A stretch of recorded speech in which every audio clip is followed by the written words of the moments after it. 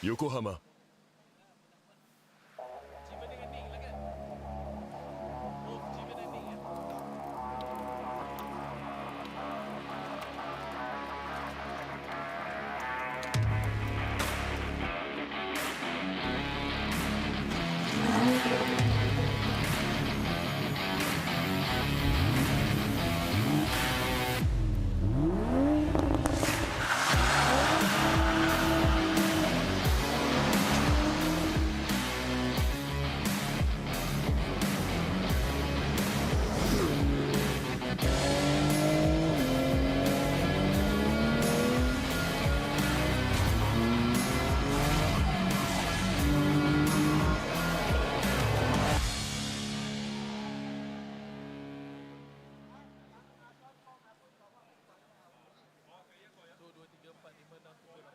Hey, you got a very nice car. What do you do for a living? Hey, I know you. You from YouTube, right? Yes. I'm Zizan Razak, Malaysia actor. Right now, I'm sell, payahnya. Saya jual tiket MotoGP, saya katakan senang. Saya jual tiket MotoGP, kita bagi buy one, free one. Mana beli satu, percuma satu. Jadi, kita bagi harga gitu untuk 2024. Bukan tahun ni, untuk tahun depan. Kita jual dah lalu. Tapi kalau tak laku kok, tak ada arah. I jual lah kereta ni.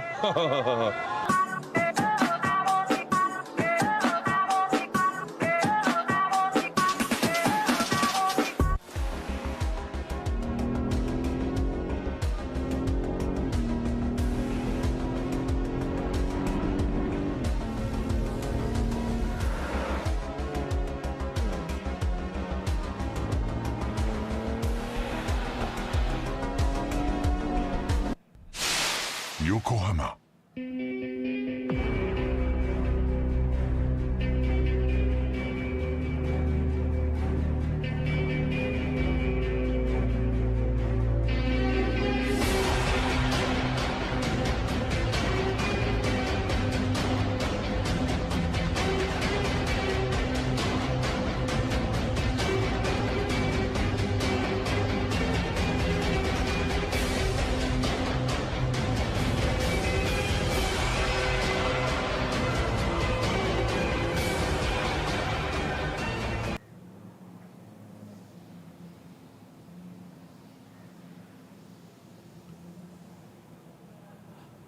Welcome to the Petronas Sepang International Circuit for the penultimate race of the year that everyone has been waiting for.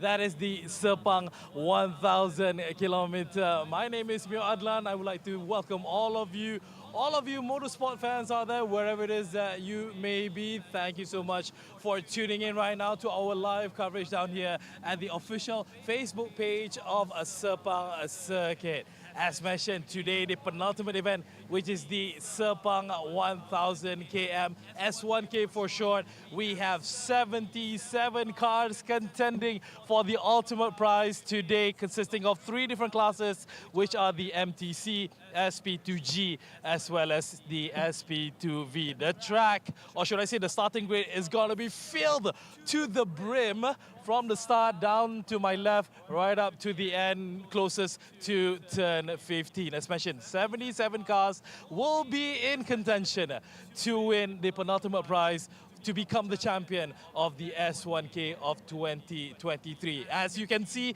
behind me down here, all of the garages are all opened up. They are ready to shoot down for the formation lap later on. We will be getting down with the drivers as well later to speak to them, to just test the water on how they are and how's everybody feeling, and also what would their strategies be in order for them to come in that first place. A bit of information that we do want to share with you as well. The Petronas Grand Prix of Malaysia 2024 tickets are on sale right now, and just for all of you out there, it is buy one free one. So get your tickets early this time around, because you could actually get this privilege of buy one free one right up until the 10th of December. And also, for all of you motorsports fans out there, the grandstand is free entry, which means that throughout the whole day today, you are more than welcome to join us down here, because we are all open right up until the 181th lap. That's it, folks. 181 laps. All the drivers will be going through for this endurance race down here. So, as mentioned, we'll be going down to the grid and speaking to a few of the drivers. But right now, let's pass it on to the man behind the mic. The men, actually. We have Nick and also the shiny brother of mine, Jeef. Thank you, Miho. A warm welcome, ladies and gentlemen. Andrew Whitelaw here alongside me, Nicholas Anil in the commentary booth. Beautiful day for racing here today. As you mentioned, 77 cars on the lineup today. What a fantastic setup we have here at the beautiful Sepang International Circuit. Nick, we're expecting great things. Yeah, it's unprecedented to have 77 cars. I mean, this is a testament to the success of the S1K, to have such interest, not just nationally, but regionally and around the world. You know, we have drivers coming from different countries, including Singapore, Indonesia, India, Taiwan, Australia, Japan, Hong Kong. They've all been waiting to do battle here at the Sepang circuit.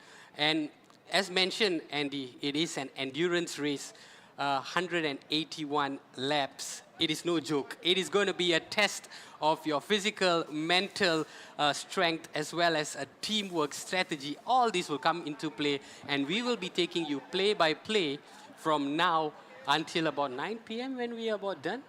Yeah, just an incredible feat of endurance. It's all smiles down on the track there. Sunny skies can get very, very warm inside the car. It's a massive test of mentality.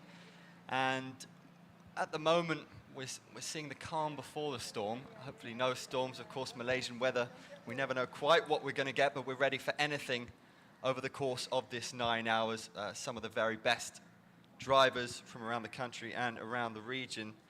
Fans coming in, please do join us here at the Sepang International Circuit. We'd love to see you, and what a fantastic day of festivities that lay ahead. Yes, indeed. We have so many different activities that have gone on here at the Sepang International Circuit. It's been buzzing with activities. I have had the privilege, to come and cover some of the events that have been happening here. Of course, it started off with the Sepang 12 hours. We also had the Malaysia Championship Series, whom most of these drivers have competed in.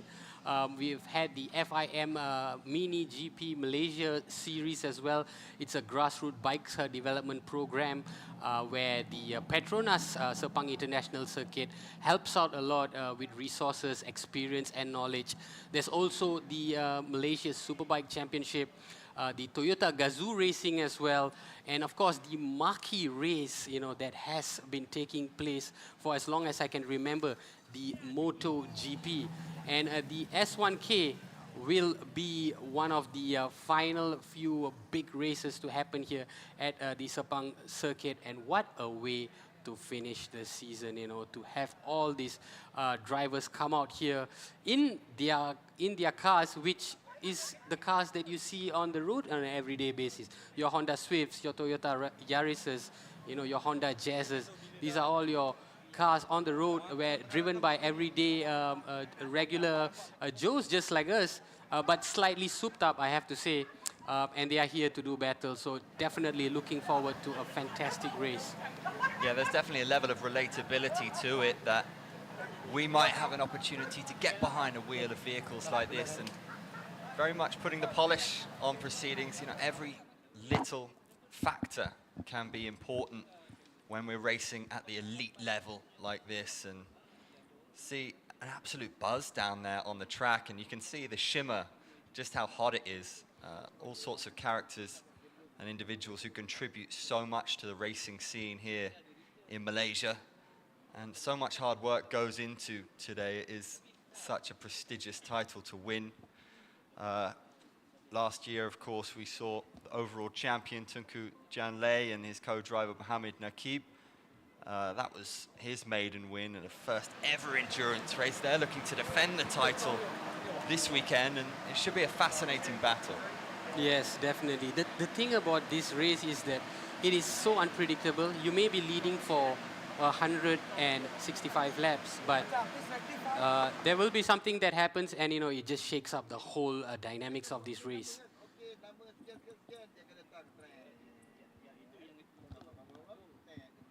Sepang 1,000-kilometer race. Look at that moisture on the track. Kick it off right early. This was how it 9:30 in the started. morning. This is how it was.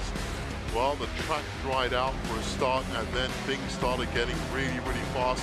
And it was this turn 13 that proved to be a big, big problem for a lot of people. That was the first car, high-rev Dream Chaser car, that was leading the road. That's what happened to the 91 Axle sports car. And what a huge shunt. Lucky that nobody else got involved with that. This was a bit of a bunch-up, and that led to some contact, and unfortunately another retirement for 777 there. Sub 240, that was Danny Chin's final act. A famous victory for Toyota Gazoo Racing at the S1K, and of course for Tengku Chan as well. Made headlines, and he made headlines the right way, finishing 11 seconds ahead of everyone else. What a fantastic job that was. And as we said, was the work of not just the two drivers, but everybody involved in that team. It's great to see. Good scenes at the end. Yeah, absolute scenes coming from last year, and joyous podium reactions, and everyone has probably had a little bit of trouble getting to sleep last night with excitement and trying to look ahead to what they're going to achieve here today. You see so many different people behind the wheel contributing, and there's one of the main men there, Hayden Heikel, Mark Darwin, Lee Wai Chung, doing the business last season. He will be looking to do the business here again. Fancy his chances, Nick? Yes, definitely. Hayden Haikal is one of the most promising drivers on the Malaysian touring car circuit. He's had this battle going on with some of the top drivers, and he's always been in contention. And I expect him to definitely, again, be amongst the best here today. But just going back to the highlights that we saw earlier, you know, it was such an interesting race. We saw Mitchell Chia and Brandon Paul Anthony. They took an early lead, and it was Tengku Jan Leh and Nakib Azlan that sort of bid their time. They bid their time, and when they came into contention, I think it was about 60 over laps in, they just dominated. They just dominated, and, you know, it was a battle of wits for them to take that position and keep that commanding lead, and they eventually finished as champions with a completion of over 8 hours. 8 hours and 32 minutes, over 181 laps. That's got to be really impressive. Yeah, just incredible. It's not far away from race time, but remember, you can attend the main grandstand for free today if you're watching at home. So not too late to get down here. We'd love to see you. And you can get paddock entry tickets at 100 ringgit, which is an unbelievable experience as the car's jostling to get ready. I mean, this is one of the elite racetracks on planet Earth.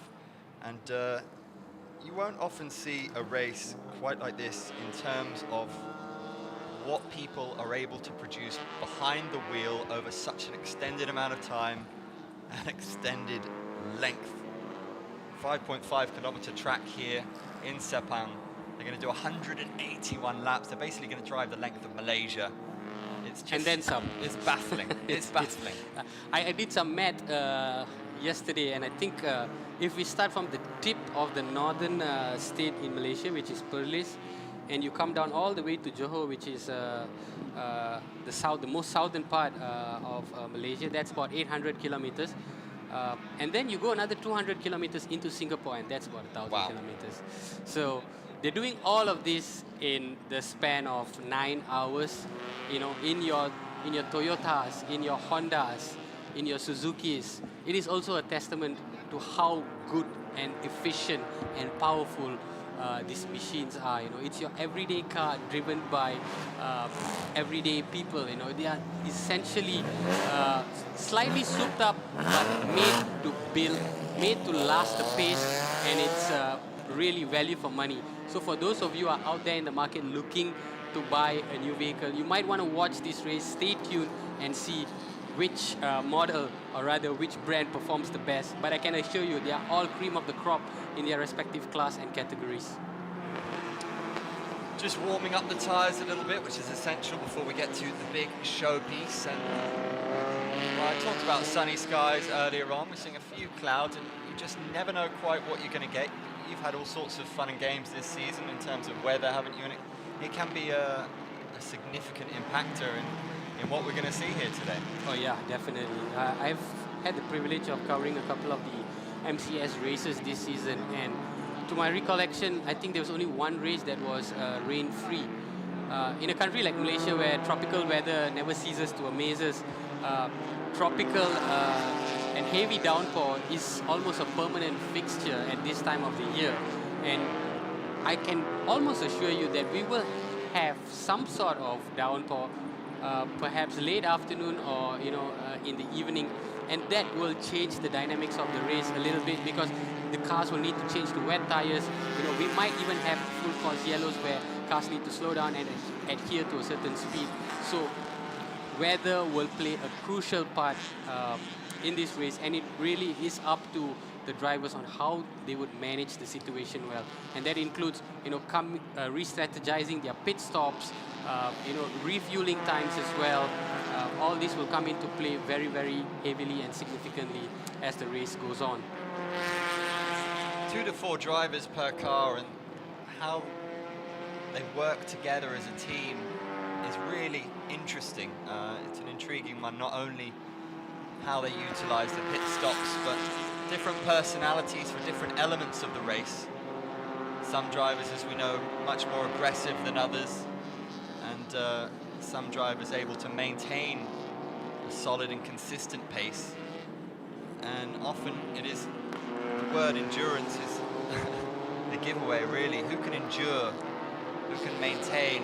And we will see those aggressive moments. We will see drivers take the opportunity, but what's fascinating is when they choose to go for the kill. Yeah, definitely indeed. And over the course of 181 laps, aggression is a word that you won't use as much, because you've got to pace yourself, you've got to plan your attacks and your defense well. And also there is the strategy of changing drivers. So the race format for this particular S1K is that each driver may only be afforded 75 minutes of drive time before he needs to change partners. So 75 minutes could be extended to 8 minutes if safety car is on track before they have to swap partners, and that's when the strategy comes into play. So maximum accumulative driving time for any one driver for a 2-driver entry is 5 hours.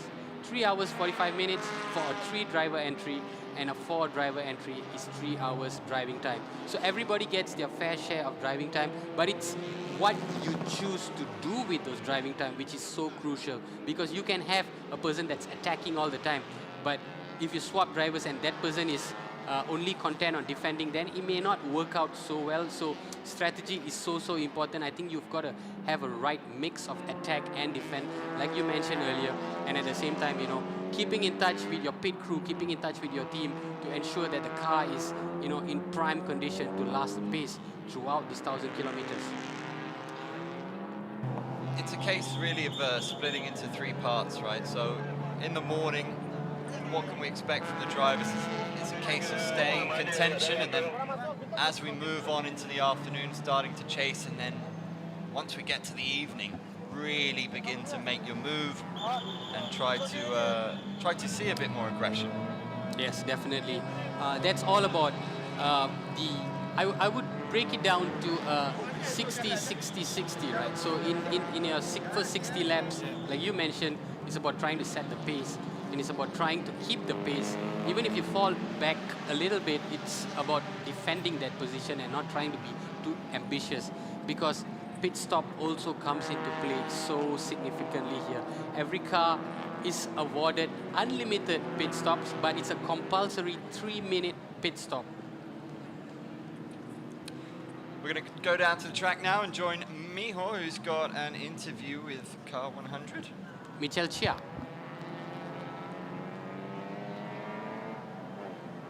All right, guys, now I'm together with car number 100. Different color, but you might be familiar with this face. We got Hayden together here. Hayden, how are you, man? Yeah, I'm fine.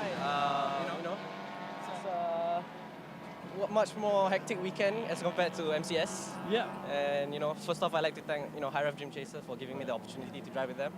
And yeah. Yeah. And it's definitely a good place to be, being at the front, for the penultimate race of the year, S1K. Everybody's looking forward to it. We got 77 cars across 3 categories, but you're at pole, so it shouldn't be an issue for you. No, I mean, I feel like we're going to catch up to them, and 77 cars, like you said. The traffic after the first stint, or towards the end of the first stint, will be madness. There will be the Vioses, the Swifts, but it's all about getting through them safe and finishing the race. So let's race. And exactly the fact that it's a 181 race, it's an endurance race, and you got Mark Darwin together as your partner. Any kind of strategy that you want to share with us? Any kind of tidbits that you want to share with our audience? We have a strong lineup, me, Wai Chong, and Mark Darwin. So I think all we have to do is just to push all of the 9 hours to be able to catch up with the Toyotas and the Hondas, because they don't have to refuel every pit stop, we do. Okay. So that's where we lose out a lot, but our car has pace. All 3 of us have pace, so it should be fine. So it's about setting that first pace on. Yes, it's all about maintaining it and catching up. All right, hope to see you after the 181 laps, man. All right, good luck to you. See you, man. Back to you guys. I was really surprised to see Hayden there, because Hayden was driving with Wingkin Motorsport for the MCS race. So I was expecting to see Mitchell Chia, but it's definitely a testament to Hayden's driving capability that he's been roped in to drive for the High Rev Dream Chaser, and that's such a formidable lineup there that he has, together with Mark Darwin as well.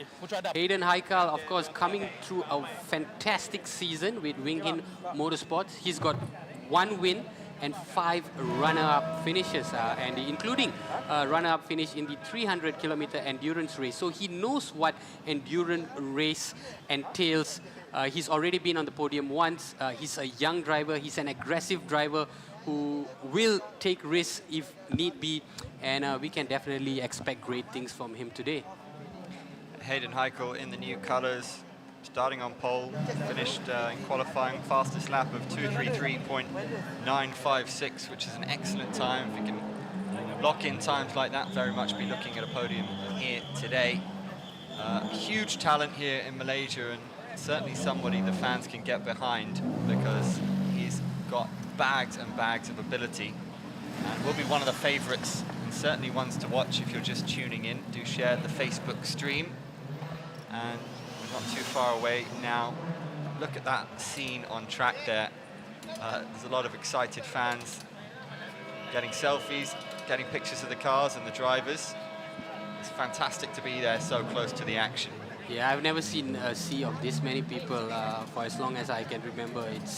It's amazing to see all these colors, all these different characters, these different individuals, all have different roles to play just before the race kicks in. But each and every one of their roles goes a long way to making the race happen, ensuring the success of this race. And it's just perhaps final team talk, final, inspection of the vehicles, and words of encouragement from team members, from pit crews. We're going to go down now to another interview with car 56, Adam.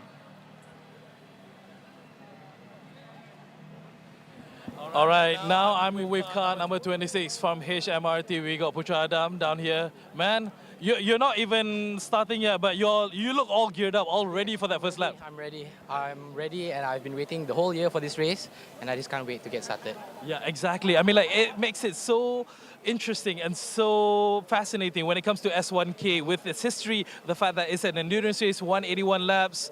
It is something that everyone, they need to be here to experience that, right? Exactly. It's not just about who has the fastest car, it's about which car can last the longest and who can be the fastest throughout the whole of 9 hours, not just a sprint. So it's very interesting, and especially with the grid we have this year, it's amazing, Yeah, initially there were more than about 90 plus cars, but through qualification now there's 77 on the track gunning for that top spot. You together with Aaron, with HMRT, what are your strategies going to be? I mean, again, with the weather being unpredictable, with the conditions of the car, anything that you might want to share with our audience? The team has prepared a good car for us this year, and I'm pretty sure everyone who is involved has put in 100%. So we just can't wait to get started, and we're ready for anything that comes in our way. All right, I wish you the best of luck and hope to see you when everything's all done. Good luck. Thank you very much. Right, guys. Putra Adam there, he's got real confidence about him, real race. calmness ahead of the race. Finished second in qualifying, fastest lap of 2:34.703. The Honda Malaysia racing team will have certainly confidence with him behind the wheel.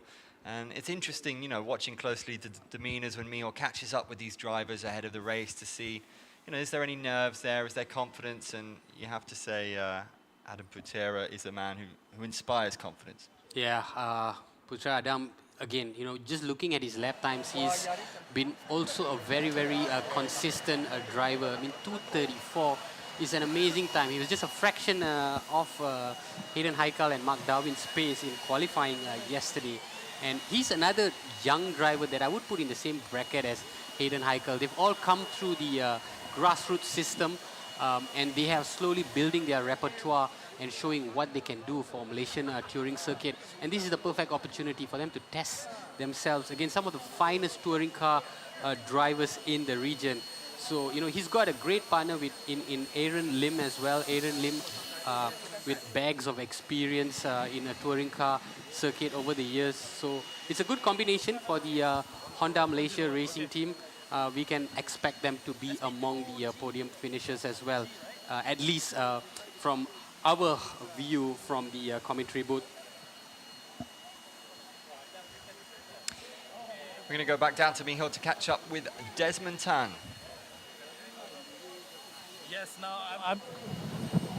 Yes, now I'm together with Jasmine, together down here for the SP2G category. He's all geared up, as you can see, he's got his helmet on. He can't wait to get the race on 181 laps. Jasmine, how does that feel, you know, coming to this S1K? Feeling very excited now. Can't wait to start the race. Okay, and the fact that you're partnering up, obviously, with Mika, with Adam Mikael, certain strategies in place to make sure that the car runs smoothly as much as possible. The endurance is key. It's not just about being the fastest, isn't it? Yeah, correct. We just want to maintain the pace and save the car. Yeah. All right. And of course, the fact that you are the pole position leader for the SP2G, you know, looking at the cars behind you, there's plenty of cars behind you, actually. Right. It's all about maintaining that throughout the whole 9 hours. So, any special preparation that you had to do specifically for S1K? No, everything we leave to the radio man, the wingman. The Let them wingman. do the job. Yeah, we just drive.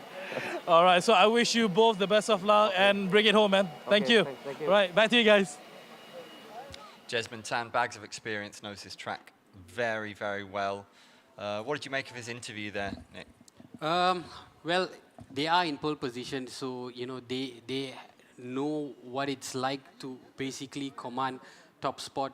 The strategies with Adam Mikael has proven successful for Jasmine Tan for such a long time, and well, while pole position is not guaranteed all the way till the finish line, these guys know how to keep pace. They know their vehicle so well, and I think it would be a case of just trying to stay ahead of the chasing pack as they get underway.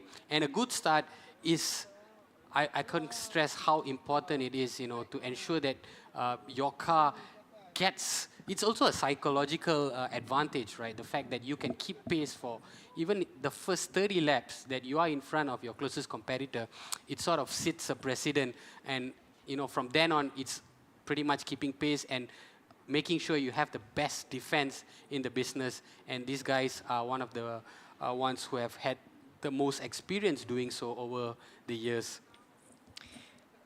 Yeah, experienced, such a crucial factor. Leon Koo on your screen there.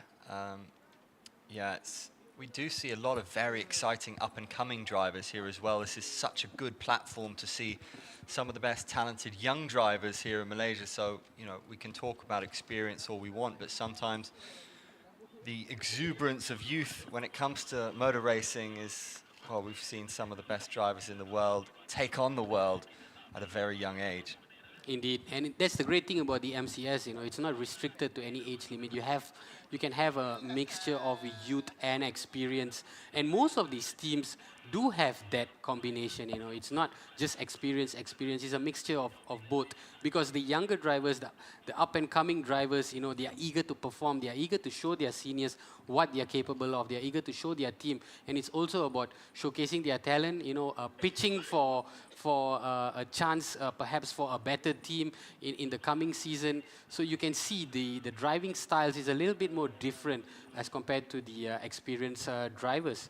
And Leon Koo, whom we saw earlier, also one of the more formidable drivers on the Malaysian touring scene.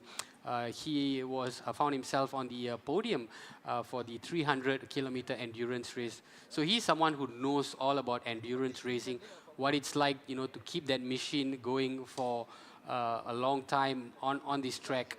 And a very good representative from Singapore, I believe, Leon Koo. The umbrella's out, just trying to provide the drivers a little bit of a reprieve from the heat, and it's going to get very much like a sauna inside that car. That's one thing you just have to admire, and maybe something that you forget about when you're sitting at home on the sofa, enjoying the air conditioning, just what kind of conditions these drivers are having to endure when they're inside the car. Not only are they, voice in the ear, pressure, expectation, but unbelievable heat. And they are going to be looking to bring the heat here today on track, as we see Leston Yeo. Yeah, track temperatures play an important role as well. I would easily predict the weather conditions to be about 34, 35 degrees. It's got to be hotter on that tarmac. And while dry conditions are more favorable for these drivers, it's again about dealing with the heat, because they are all suited up heavily, in their gear. It's waterproof, it's fireproof, complete with that helmet. It's got to be absolutely draining. And even though they're just sitting, it's got to take up so much of energies. When the car gets into full speed, all the G-force and resistance, it takes a lot out of you physically as well. And when it starts physically, then it goes up mentally, and it's again about the battle of the wits, because at any one time you are alone in that car. It's all about trying to deal with the conditions the best way possible. Firat Razani, Mikhail Hakimi, Azriel Azhar, and the Malaysians representing here on home track. We've seen so many incredible Malaysian drivers stamp their authority on this track over the years. This race has really been taken into the hearts and minds of the motor racing fans in Malaysia. It's a flagship event on the calendar, the penultimate event on the calendar this year, and just such a wonderful way to wrap up the season. Yeah, definitely. I mean, it's just evidenced by the amount of representation that we've had here, 77 cars on grid. And it will be a rolling start. As you could see earlier, there was a 10-minute notification. At this point, a lot of the pit crew members and some of the family and friends would have to exit the grid for these drivers to get started. So we'd have a 10-minute notification, a 5-minute notification, a 3-minute notification, and a 1-minute board will be put up before these drivers get into formation to go on their formation lap. Still very much a crowded grid there, as you can see. Some of the family members and friends are given the opportunity, to get this experience along with these drivers, to get on track, to experience these revered Sepang F1 circuit track. Well, it's no longer used for F1. It's now, used for so many different championships, including the S1K. And a testament to Sepang, the fact that they have, kept this track so wonderful and had so many consistent races. In fact, they recently even signed an agreement with Petronas. So for the next 3 years, Petronas has the naming rights to the Sepang International Circuit. It is now known as the Petronas Sepang International Circuit, and it's a testament to the organization that is the SIC for having the continuous championships that have been going on all year long. We are at the tail end of the year, and there's still, championships that are taking place. The S1K will end today, but next week there is another championship that is going on. So all year long, this track is filled with activities and even fans as well, you know, coming from all over KL to come and witness this S1K. It's such a colorful scene from where we are seated at in our commentary booth. We get a bird's eye view of the action that's taking place as we see some of the family and friends already making their way out of the grid, heading back to take their respective seats in the stands and to cheer their family members or friends on. Car 27, the Honda finished third in qualifying. Put them in good stead ahead of the race, and there's always a great atmosphere pre-race down at the track. The fans are what make the sport, of course. And seeing some great scenes of the teams just getting photos in with the car. And there's definitely a jovial mood here this morning among the drivers. Knowing what lies ahead, we are ready for entertainment and intrigue here in Sepang. For those of you who have just tuned in, just to give you a little bit of context on the S1K, it is an annual endurance race held since 2009, and it's for production cars up to 1,600 cc. It's born for entries for two classes, primarily in the MTC and also the S production that is divided into the SP2G and also SP2V. So this S1K championship has been going on since 2009, and it only took a break, Andy, during the pandemic year. That was 2020. There's only 1 year that this show wasn't on the road, and it has picked up from where it left off ever since. And it's become a platform for so many young talents, such as Hayden Haikal, Putra Adam, and also Nakib Azlan, who won the championship last year. And this year, of course, it's an unprecedented lineup of 77 cars, as we mentioned earlier, attracting entries from neighboring countries such as Singapore, Indonesia, India, Taiwan, Australia, Japan, Hong Kong. And there were some supporting races in the lead up to this race as well. There was the GR Bios Enduro Cup. It was a support race. That has also been held for 3 consecutive years with 13 participating cars. And the Petronas Sepang International Circuit has opened the race for fans, motorsport fans across the country. So if you are free on this Saturday morning, if you have nothing much to do, why don't you just make your way to the Sepang International Circuit and catch the action here for free. You know, the stands are available. There is still so much of seats left. Come on down, you know, enjoy the time out here, watching these cars do battle with each other. 5-minute boards are out. Not long now. Getting excited here down at Sepang. The cars looking stunning, I have to say. All looking very vibrant in their different colors, and they are some of the finest machines in the world when it comes to endurance. As we said, it's relatable that you are able to get behind a wheel, a little bit souped up, these versions, of course, but you're able to. We all know someone who's driven a Honda, driven a Toyota, and you can sort of get the feeling, and you can also come down to Sepang track days, of course, and go and turn it up and try and emulate your heroes down here at the track. Yeah, indeed. The Sepang Track Day is held annually as well. It is an opportunity for you to bring your vehicles here, you know, test out this glorious Sepang circuit and see what it's about, and see how some of the biggest names in motorsport racing, you know, have done it on this track, and you get to be part of that as well. Like Andy mentioned, you know, these cars, your Toyota Vioses, Yaris's, your Honda Swifts, your Honda Cities, these are all your regular cars on the road, slightly souped up, you know, up to 1,600 cc. As you can see, the aesthetics make up the core of the modifications, rather. The engine is untouched. It's essentially all running on the same engine, apart from the aesthetic modifications that are done to the front fender and also the back. And for those of you who are looking to attend the Petronas Grand Prix of Malaysia, tickets are available for next season. And there's a special offer here, buy one and you get one free.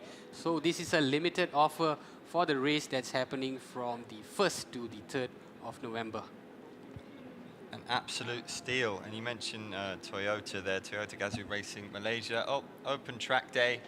A reminder, fulfill your need for speed via SIC's Open Track Day. You can book online now at www.sepangcircuit.com. Get on that. It's such a stunning circuit here at Sepang. Some gorgeous greenery around the way.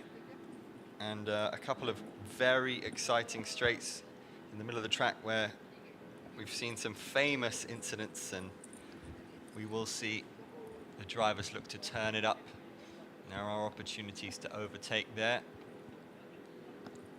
So what's going to happen now is the safety car will lead the formation lap as the drivers all file in this exact same formation.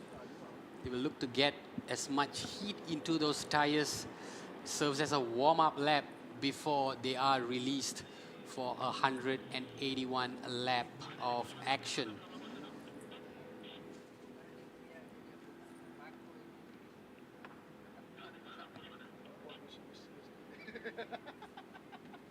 And so just to touch a little bit on the Sepang circuit, it is 5.543 kilometers long. It's made out of 15 corners and 8 straight. Just to give you an indication of what's to come for this driver, turn 1 itself will provide the first immediate hurdle. It comes with a sharp right bend. And from then on, it takes you through several sweeping corners. After turn 6, it will head back towards the pit. Turn 9 will mark the start of some technical driving as you navigate through to 6 tricky turns into the final 2 back straights in turn 14 and 15. Now, what this means is that it also provides you with plenty of overtaking opportunities.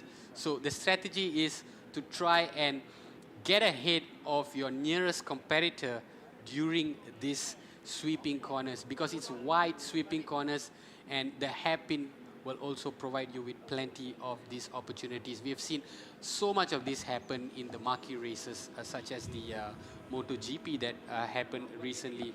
But a lot of these cars will try to emulate that as well as they begin to establish some sort of early dominance as they get this race underway.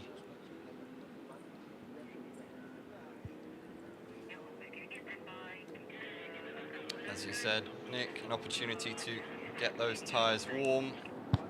And final thoughts and strategy among the teams. Final little pieces of conversation internally as to what the plan of attack will be. This is the start of the formation lap. You can see the cars are zigzagging to try and soak up as much of heat into the tires. As we get you through the starting grid, High Rep Dream Chaser in pole position with Hayden Haikal on the wheel, followed by Aaron Lim and Putra Adam from the Honda Malaysia Racing Team. In 3rd place is Akash Neil Nandi, also from Honda Malaysia Racing Team. Mitchell Chia from High Rep Dream Chaser is in 4th place. In 7th, we've got Freddie Ang, Yi Kok Jun, Go Li Heng, and Fu Yung Chia of the Tedco Racing. Leon Ku of our engineering MTC in 8th. Wing In Motorsports, we've got Boy Wong, Yu Chong, Danny's in 9th, Kenny Lee, Wan Yuen in MTC in 10th. In 13th place, we have Adam Mikhail and Jasmine Tan from R Engineering. TD Racing is made up of Lester Neo, Xiao Tunwei, Stephen Teo, Elvin Baha, and Avila Baha, R Engineering. Firhat, Mikhail, Azril, and Azhar in Arvito X-Links. 19th, Hung Chong Chin of Ukolo Racing. 20th, Omar Aban Ferrell Glenn, Bank BJB Delta Garage Racing Team. 21st, Luca Wai in the Bay Racing Team, we saw on our screens earlier on. 22nd, Ian Wong, Jin Cern. And in 25th place, we have Kencana Racing, followed by the Scuba Racing team in 26th place, made up of Jonathan Z and Leong Jia, Adi Rahimi and Kyo Chin Wise in SP2G, followed by Wong Kwan. 31st, R Engineering, Mashlino Guang. 32nd, K Honda Artworks Rioz. 33rd, MTC. And Parajun and Divesh Parajun and in DV Motorsports for the SP2V. SP2V is in 38th spot as well. SP2G is made up of Team X. Shazul Hisham in 43rd, 44th, Daniel Rian Hui, 45th, On Yu Wei. Ronnie Risman, Mohammad Hasbi make up the top 50. Ng Tek Ming from N-Plus. 52nd, Lau Seng Kiat. And 53rd, Xuan Li. Daniel Walker, 55th, Su Yan Ming, SP2V in 57th, SP2V, Lim Yao Huang. Chi Hung, Alistair Yong in 61, 62, Adul Mikhail 63, Nico Chevelli in 64, Ding Ken Yong in 65th, and 66 is David Ryu. Massive field. Tantek Czech, Yukilo Racing in 67th, and Pam Kim Tang 68th. And the final few drivers are So Chi Kiat, Tommy Chong, Kai Nur Adi, Nurul Auni, and Tan Siu Cheong. It's going to be very, very interesting to see this biggest field in the history of the race. So many opportunities for drivers and teams to stake their claim and assert themselves on this race, this showpiece of the racing calendar. And we're almost ready now as drivers approach the start line. In position, see the High Rev Dream Chaser Hayden Heikel there. Will be one of the favorites, no doubt. So it will be a rolling start. The M production will be released first, the MTC, followed by the S production with the SP2G and also SP2V. As the drivers come into their grid positions, not just quite, as you can see, I've never seen a bigger file of cars, Andy, for as long as I've done commentary here at the Sepang International Circuit. Safety car leading them through the final back straights of turn 14 coming into turn 15, and they will be taking up their positions.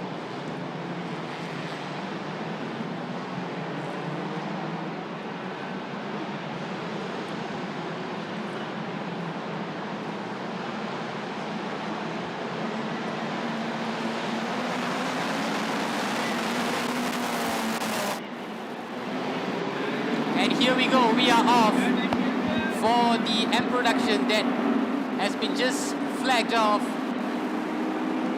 can see the High Rev Dream Chaser led by Hayden Haikal in top spot. Trying to overtake him is Putra Adam.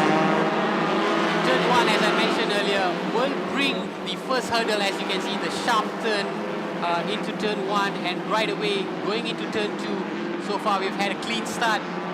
No one veering off course, no one veering off track, no one going off grid. It's been a very, very professional start by these 77 drivers. Yeah, clean start, as you say, from Hayden Heikel and the High Rev Dream Chaser in pole position. Just behind him, Putera Adam Halim with third place Mitchell Chia in the High Rev Dream Chaser. Fourth place, Toyota Gazoo Racing Malaysia, Mohammed Nakib. We will be watching him very closely.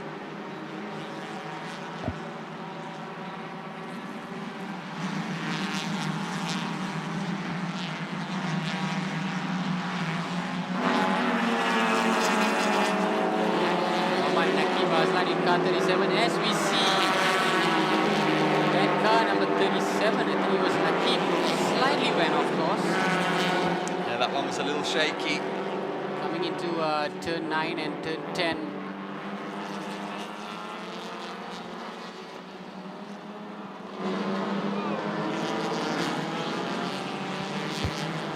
Hayden Haikal is oh, and that's into the gravel there by car number 75. Bay Racing Team. Bay Racing Team. They have been amongst the most seasoned teams here at the, not just the Sepang International, not just the S1K, but also the MCS as well. Of course, it's all about getting the feel of the track. It's about getting to know these turns and also ensuring that there's no bump and grind early on. It's 77 cars. We do expect that to happen. As we can see, there's one car that just went off track. Axel Motorsport, car number 21. We'll get that name for you.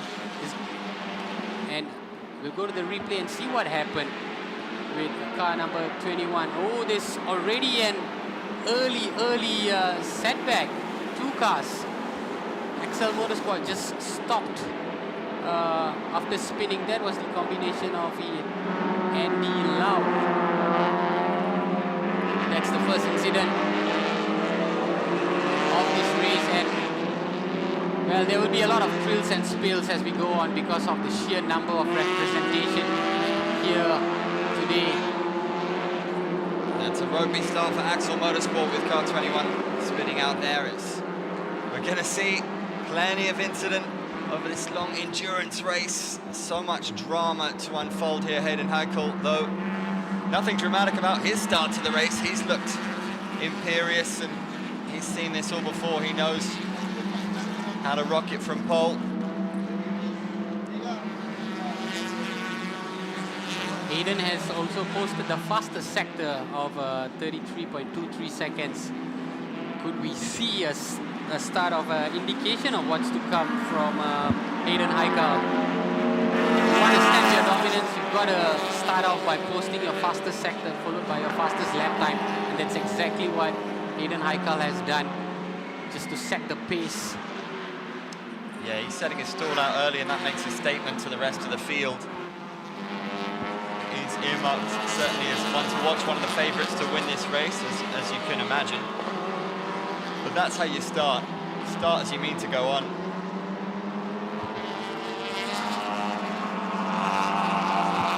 Followed closely behind is Putra Adam from the Honda Malaysia racing team. Putra Adam is not too far behind. He's a fraction of a second behind Hayden. As you can see, the car 900 driven by Mitchell Chia. Now Mitchell Chia is the most successful driver on the Malaysian touring scene for this season. As we go to the replay and see just what happened from the earlier incident. There we go. It was just shut off there. Car number 362 and car number. There were several cars who went off track for a bit, but quickly rectified the situation. Just an underestimation of the speed while you're making the turns. It could result in an incident like that. Of course, it's all a learning curve for these drivers to not, try and not repeat the same thing, to stay on course and try and keep in the racing line for as much as possible.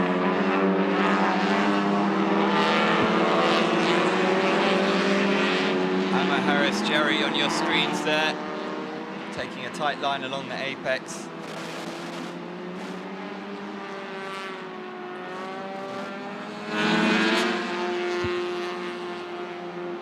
Mitchell Chia is in third place, but I expect him to come up really soon behind Putra Adam's rear, Andy, because Mitchell Chia, he's accumulated himself some big wins this season, and he will definitely be one of the drivers that we will have to constantly be on the lookout for because of the accomplishments and the driving capabilities that he's capable of. Mitchell Chia has accumulated himself 4 victories this year, including the 300-kilometer endurance race. Amir Harris Jerry following closely behind, thinking about perhaps making a move, stalking the high rev Dream Chaser.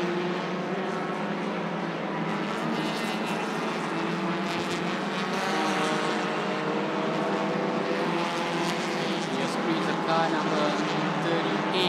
Hit Motorsports, Boy Wong. Boy Wong is no stranger to motorsport racing. He's been in the scene for a long time as well. And Wing Hit Motorsport, very, very easily identifiable in their colored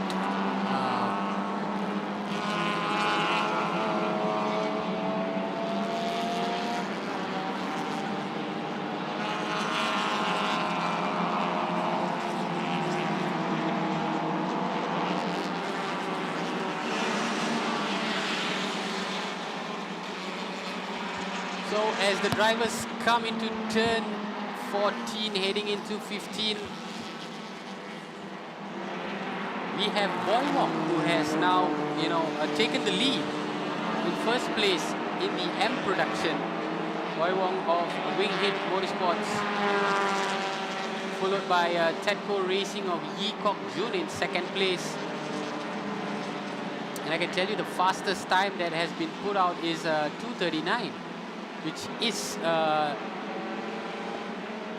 number 38. Boy Wong, might be some issues here with car number 111, Arworks Rios. That is Ken Urata. Ken Urata has been also one of the big contenders of the class that he competes in the SB2V category. Looks like an issue there because he's not going at the speed which is expected. Seems to have slowed down a little bit. I wonder what's going on there with Ken Urata. The car seems to be struggling a little bit there.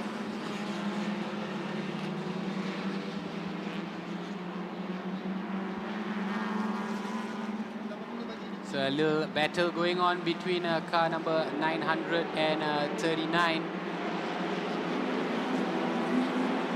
We'll have a lot of mini battles that will be happening in the course of these 8 hours, and these are what makes the S1K such an interesting drive.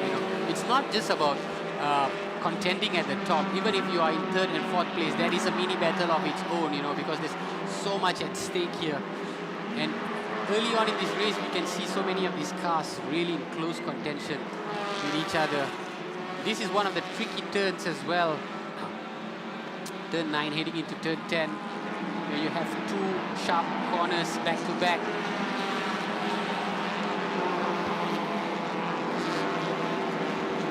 Car 66 having to see off the challenge there. As you say, some fascinating micro battles and narratives developing early on in the race. An opportunity for drivers to assert their authority on the rest of the field. And seeing Awan Abdullah there being put under a little bit of pressure by the chasing pack. Currently in 5th place. Awan Abdullah and Avila, they are both from Indonesia. Very, very seasoned campaigners as well. I think they've accumulated 1 podium finish so far this season. So they know all about attacking and defending. And it will be a case of trying to keep that racing line as far as possible from the chasing pack.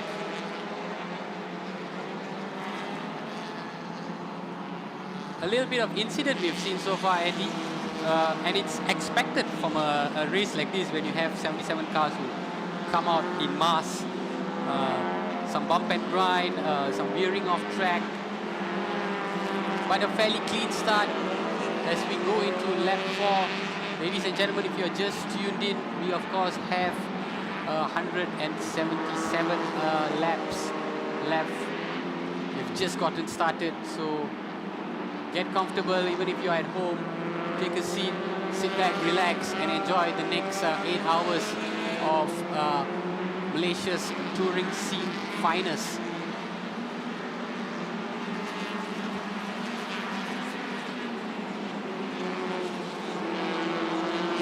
Just a glance at the classifications now. In the SB2G, we have Awan Abdullah, who we spoke about earlier, leading the pack from the Delta Garage racing team, followed closely by the Bay Racing team by Liu Kawai. In 3rd place, we have Jasmine Khan, who was interviewed earlier. He's in 4th place, and Scuba Racing team led by Jonathan Z in 4th place. The SB2G is another highly competitive category with all these accomplished drivers who have already accumulated wins on the Malaysian Championship Series. So we can expect the positions to be switching quite regularly, I would say. I wouldn't expect an outright leader just yet. Yeah, Leston Yo, 5th in the SP2G class. Behind him, Lo Ken Jun, Naji Awad, Avila Bahar, Ian Wong, Jian Sen in 9th, and Timothy Thomas Yo in 10th.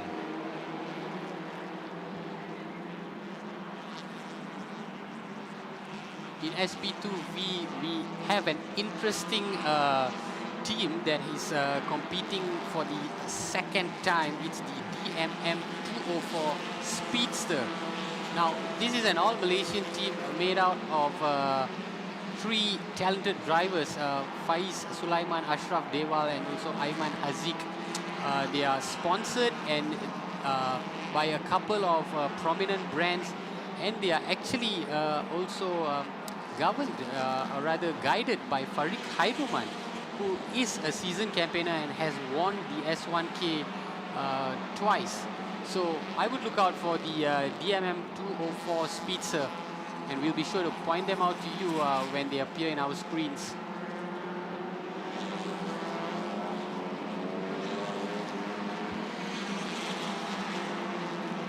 .176 laps to go here at Sepang. We've certainly seen a little bit of incident thus far, but the usual suspects looking smooth at the front of the pack.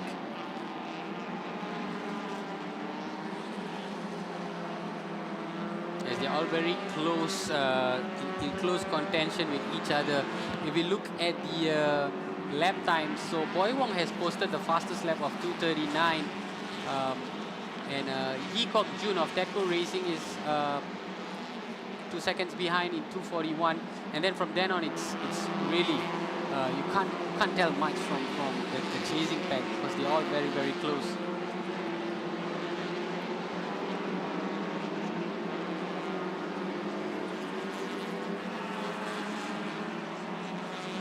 So it'll be interesting to also see when these cars come in for their first pit stop.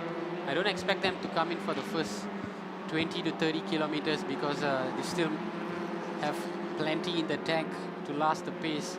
But as soon as the car starts feeling lighter, then you know it's perhaps time for a refuel and just a general check to see if everything is in place.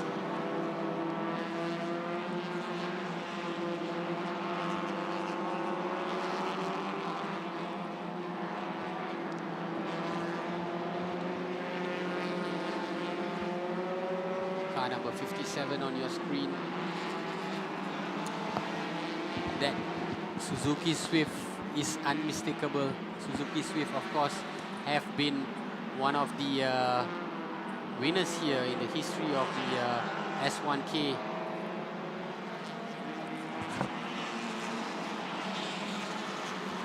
Awan Abdullah has had a strong start to this race.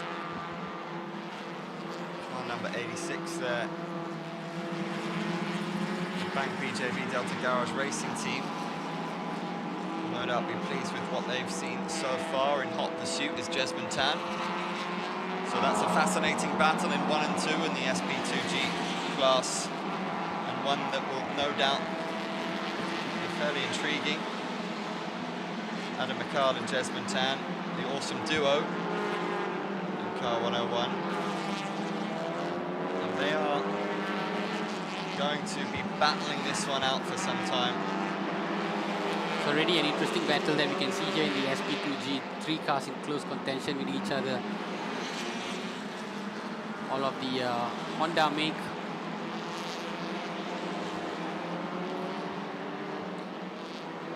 And just behind them, in the Scuba Racing Team, car number 17, that's Jonathan Z. And Jonathan Z is someone who will take risks, who will attack. He's perhaps content to stay in the chasing pack for now, but I expect Jonathan Z to be up amongst the contenders as we go on. Also, simultaneously happening is the Vios Cup, and it's being led by several teams. So a lot of action happening here at the S1K, several categories, the MTC, SP2G, SP2V, and also the VIOS. 4 different categories. Keeping an eye on Jesmond Tan. He senses any kind of opportunity, he's going to go for it. Those two, no strangers to each other.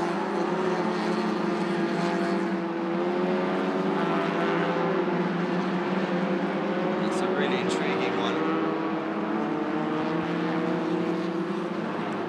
And that's the battle that you are seeing right now is in the SP2G. That 3-way battle. Like Andy mentioned, Jasmine, Avan Abdullah, and also Johnny Z. Like I mentioned earlier, it's a highly competitive field with all these drivers, you know, having done so well in the Asian Championship Series this season, and just looking to translate it into this endurance race. And even if this formation, or rather this classification, is continuous for the next 10-20 laps, it is no surprise, because this is a case of staking your dominance and trying to pull away from the chasing pack.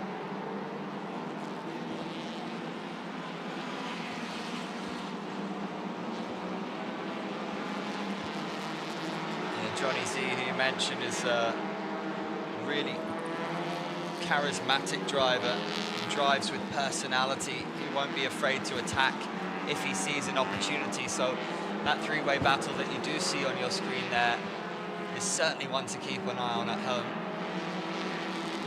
As it stands, Awan Abdullah trying to put a bit of daylight between himself and Jesmond Tan. And there you see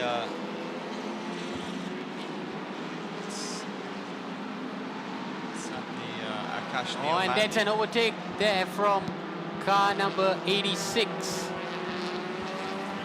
He's finally made that move. Was bidding his time. Johnny Z still in close contention, staying behind both those blue Hondas. That was Awan Abdullah. Or rather, now it's been overtaken by Jesmond Tan. So Jesmond Tan has done well to overtake Awan Abdullah, and Johnny Z putting moves on Awan Abdullah. It's Akash Nilhandi. MTC, the Honda. Very interesting to see Akash Nil Nandi. When I was a reporter some years back, I actually interviewed Akash Nil. And that time he was just starting out in his motorsport racing career. And he's gone through the ranks and done really well for himself. And now he finds himself competing in the S1K. It's a huge testament to the capability of that young driver. We talked about the aggression of Johnny Z. And seen an example of it there. He's chasing now. Yeah, he's left Awan Abdullah and in his wake now. As I mentioned, it was just a matter of bidding his time to overtake, and he's done it. And now he's got car 101, Jesmond Tan of R Engineering in sight. This is a very intriguing battle, which is why the cameras are locked in here. Battle for the SP2G, where we have 21 cars, but the focus is on these 3 competitors.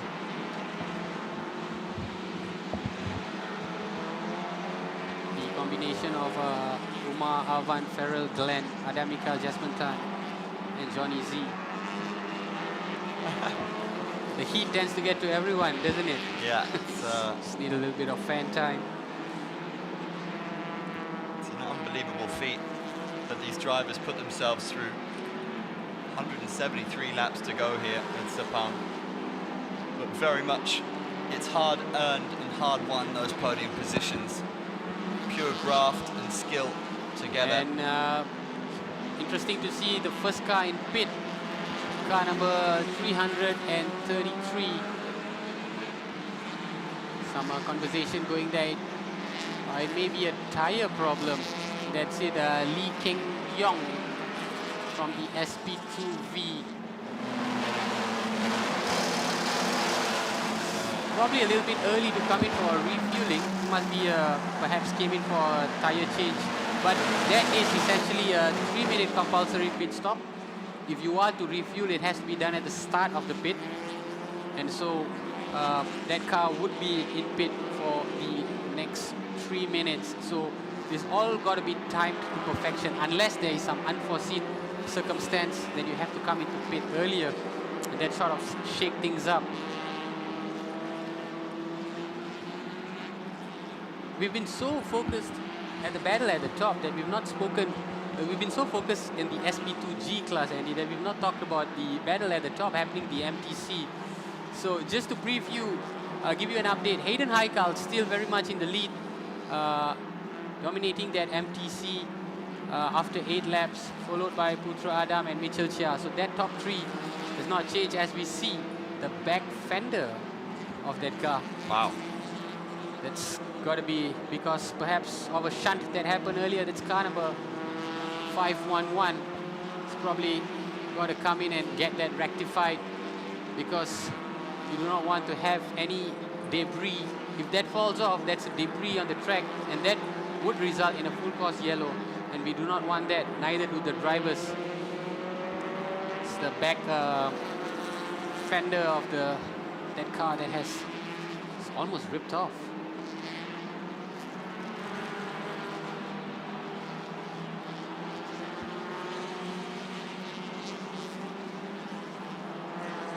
Come into turn 8. Heading into turn 9. I think it's about a matter of time. Adi Rahimi, who is on the wheel, car number 511. So how long he'll be able to keep that going for. It's the battle for 5th in the SP2G. Mahathir, Nazim, Aman and Naji. Make a move at the moment. Car 60, just looking at overtake. It's Kachana racing, Naji Ayad. They come into turn 15 to complete another lap. Will this car head into pit? Not quite. I would be surprised to see that car heading into pit soon, because again, if that back fairing falls off, then it will result in a full course yellow.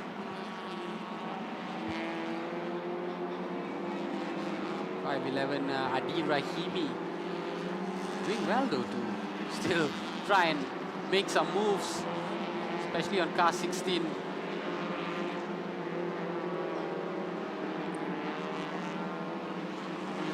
Naji Ayad having to fight off the challenge of Rahimi. Rahimi trying to find a tight line. Look for a position to overtake here. At this stage of the race, there's still so much of opportunities for overtaking before these cars, eventually settle in a rhythm and sort of pull away from the chasing pack. We can see a lot of them still bunched up very much closely together. Now, the dynamics of this will change as the race goes on.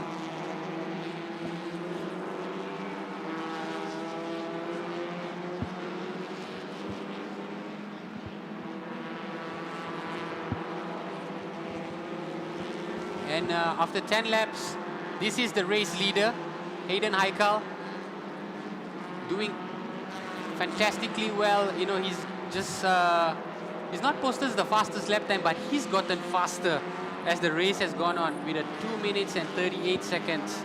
And he's trailed closely behind by Putra Adam.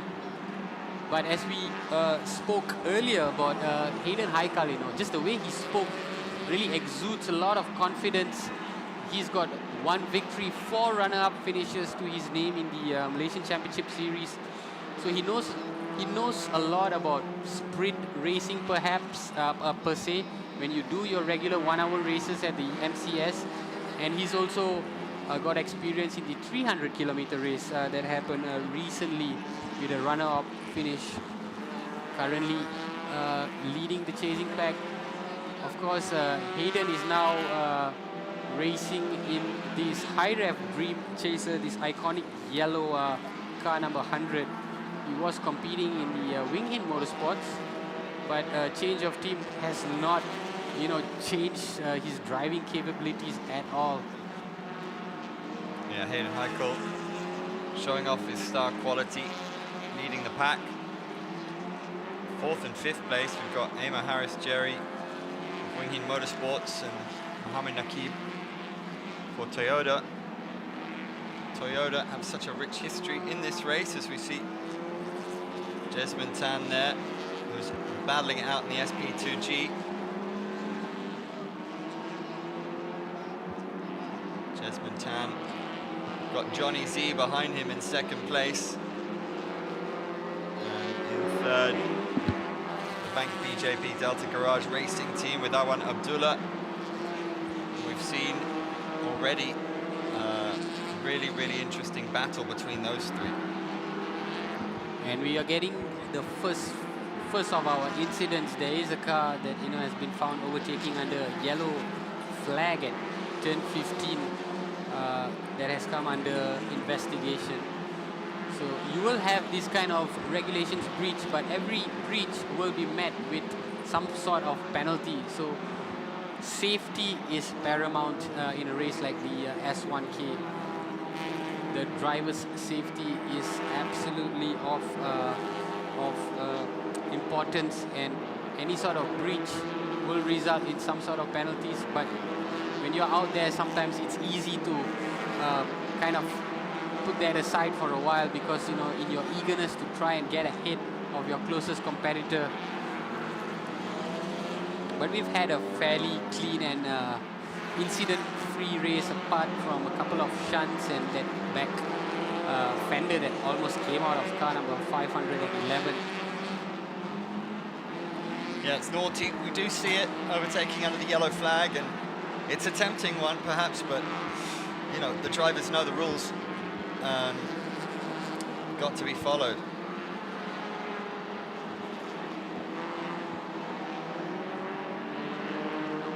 The SP2G, as you can see here, car number 101, Jasmine Tan leads the pack. He's posted a lap time of 2:44. That's about 5 seconds slower than your overall leader, that is Hayden Heichel, but still very, very fast in comparison to the field. Jasmine Tan hailing from Singapore. A lot of these drivers, Andy, they come from neighboring countries like Singapore and Indonesia, and mainly from these 2 countries. But like for Singapore, because they do not have a dedicated racetrack, a lot of them do come here early on to train and to practice in the Sepang circuit. So they know this track as well as the local competitors. For them, it's a chance for a short holiday, but at the same time, to treat the Sepang circuit as a home ground for them. So, even though they are from Singapore, these guys know this Sepang circuit like the back of their hand.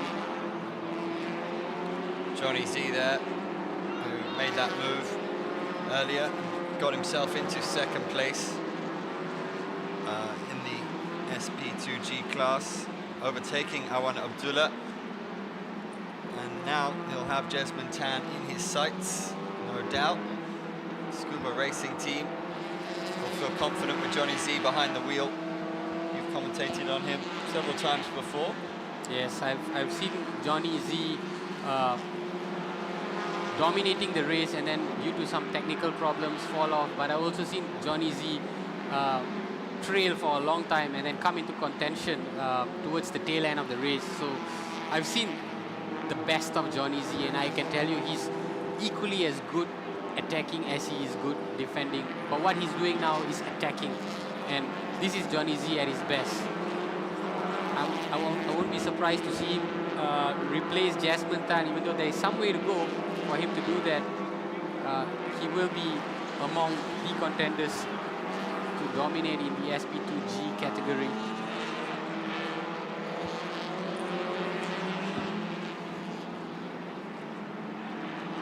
Alban Abdullah on your screen there in third place in the SP2G class, and they'll be wanting to get that back, no doubt. Look to gain some ground on Johnny Z.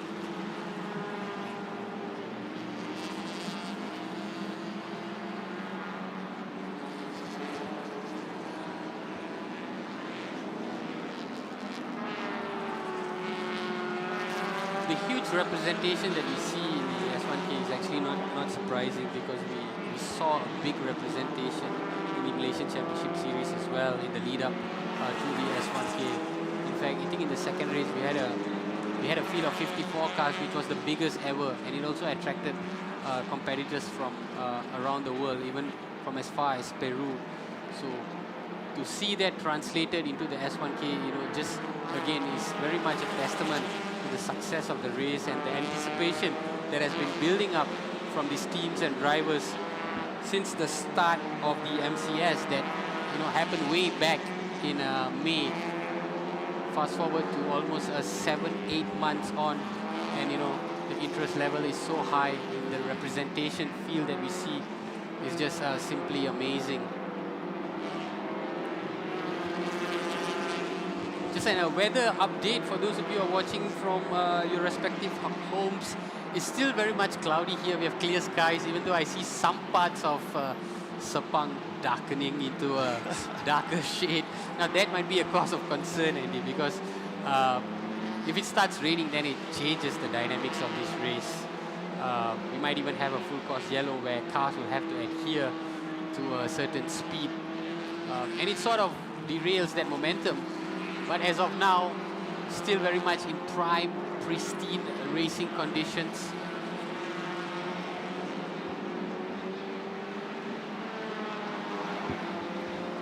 Okay, we are heading to interviews with Mio at the pit.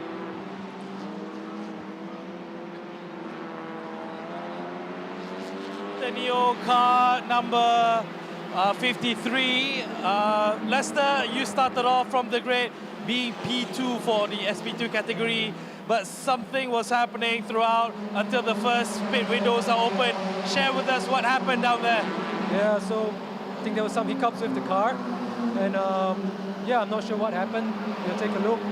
Hopefully we find out and it doesn't happen throughout the race again. Long race, and you'll see what happens from there. Because exactly, in regards of S1K, it's not about who's the fastest, who can actually manage their cars the best throughout the whole 181 laps. Now, the fact that your partner, Tung Wei, actually has taken the helm right now, how do you think he's able to manage with the current conditions of the car? He's a fast driver, so I have no doubts in him. Just hope, fingers crossed for the car, and maybe you'll make it to the finish. Yeah. And you were telling me just now earlier off camera that it is hot out there. Share with us the experience being in the cockpit of the car, driving down at the Petronas Sepang circuit here.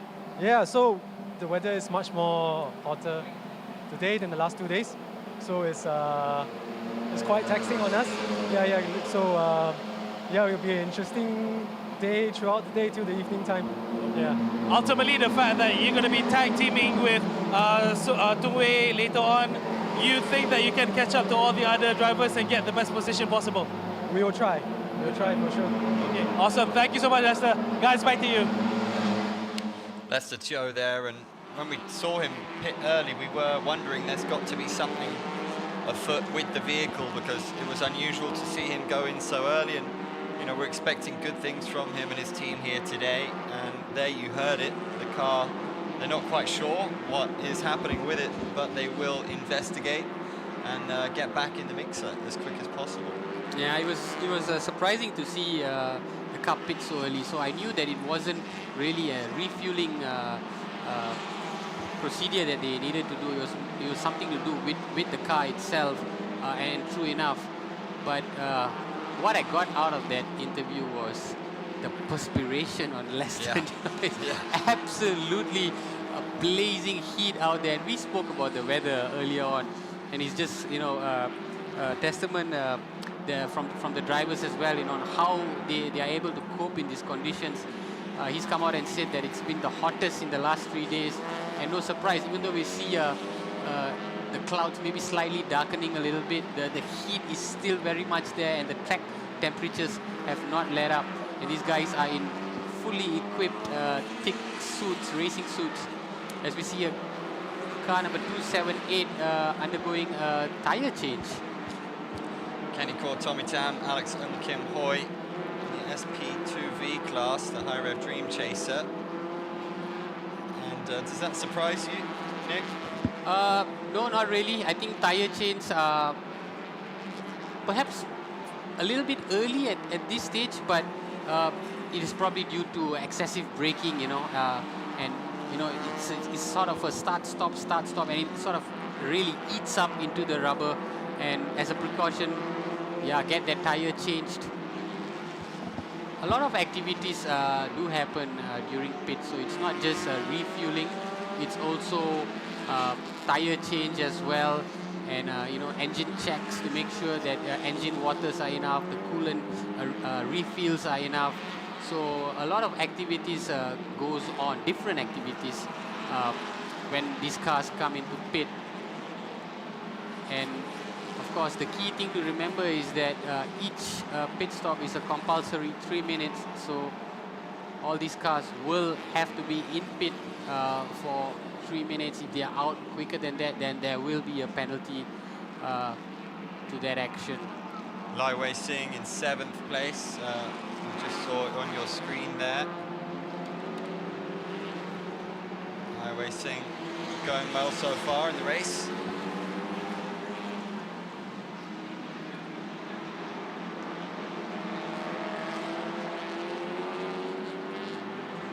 Just looking at the crowd here at the Sepang International Circuit, you see a healthy representation of fans that have come out. And I can understand why, because while there may be a lot of Formula One racing car fans, you know, millions and millions out there, a lot of them do not have that relatability factor in the sense that they do not own a Formula car, but it's different in this sense, you know. A lot of them own a lot of these makes here. And you know, it's similar to the fans' own vehicles as well, and you know, the lesser use of aerodynamics means you know, the following cars have a much easier time to pass as well. So it makes for great entertainment because of the overtaking opportunities and substantial bodies as well that are very suited to a subtle bump and grind. These cars are made in that sense where they can withstand this sort of pressure, and so all these factors really contribute to the allure of touring car championship and, you know, the Sepang 1,000 kilometers, which is why you will see fans sitting here from morning right up till about 9 p.m. When the cars come through their final lap.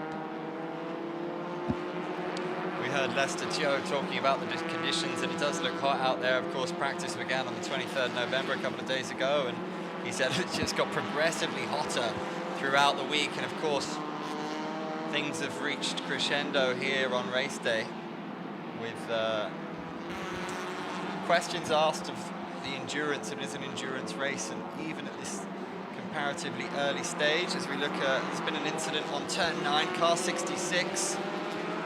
We will investigate what's gone on there. Yeah, so this is what I mentioned earlier. There'll be so many of these incidents, and the race control and race control will have to keep a keen eye out on really picking out and seeing the severity of these incidents, because when you have 77 cars on track, it's a challenging battle. It's a challenging battle to see everything that goes on, but race control are well equipped.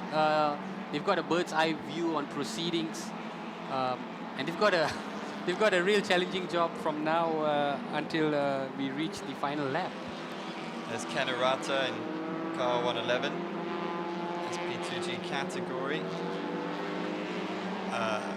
Ken Arata, we saw earlier on, go for an early pit. Kenurata is one of the more established drivers in the SP2G, coming from the R-Work Rios. And he's one of Jeevan's favorite drivers, simply because he's got the trait to be equally adept in attacking and also defending. What we see him doing here is trying to attack the car in front of him, but once he gets in front of the car, it is so difficult to displace him. So that all Japanese team, now driven by Kenurata, is definitely one to look out for. Kenurata also has gotten himself into a couple of podium finishes in the Malaysian Championship Series this year.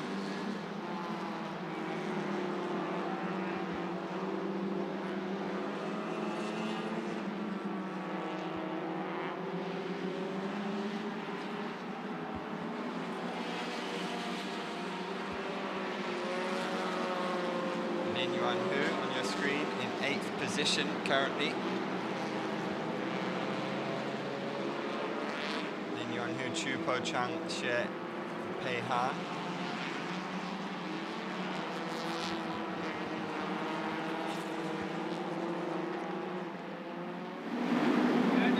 And this is the highlights from the first hour. As we can see, Hayden Haikal slowly beginning to establish that dominance that has seen him top the standings right up till now. And there were a couple of bumps and grinds, but it was a fairly clean race. And we see car 37, they're just going off track a little bit. And this was one of the tricky turns coming into a turn 6 and 7. This was one of the major incidents involving two cars, one of which just went off track. Car number 21, Axel Motorsport, just being stationary for a while. A key battle happening here in car number 39 involving Ame Harris and also Mitchell Chia. And we're going to go to commercial. We'll see you shortly.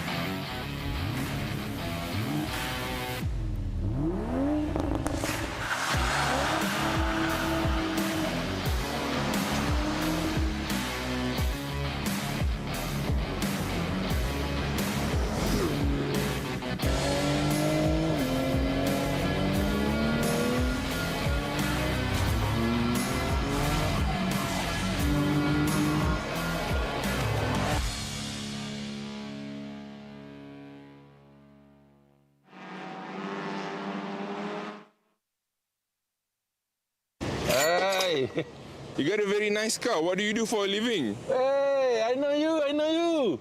You from YouTube, right? Yes, yes. I'm Cesar Razak, Malaysia actor. Right now, I'm sell, payahnya. Saya jual tiket MotoGP, saya katakan senang. Saya jual tiket MotoGP, kita bagi buy one, free one. Mana beli satu, percuma satu. Jadi, kita bagi harga gitu untuk 20-24. Bukan tahun ni, untuk tahun depan. Kita jual dah lalu. Tapi kalau tak laku kok, tak ada arah. I jual lah kereta ni.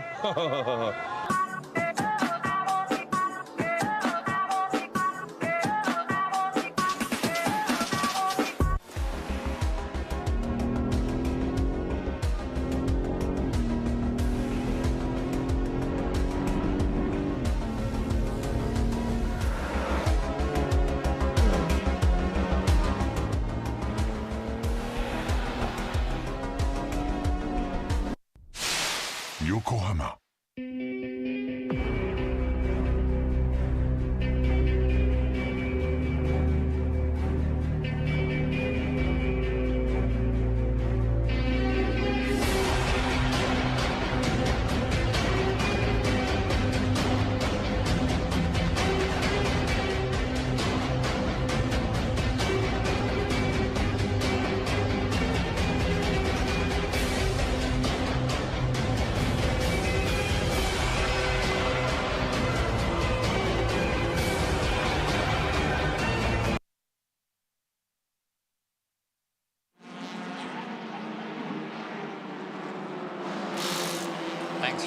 with us, ladies and gentlemen. We are at the Petronas International Circuit at Sepang here, and there's been some drama already on the field. It's a long way to go, of course.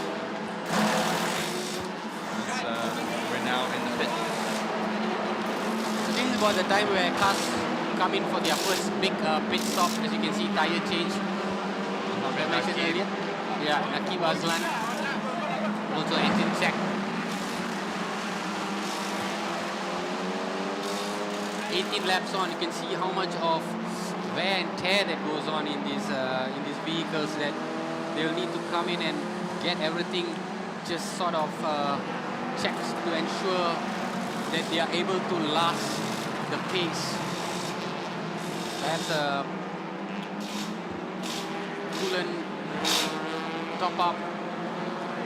The good Jan Lee, the defending champion, of course.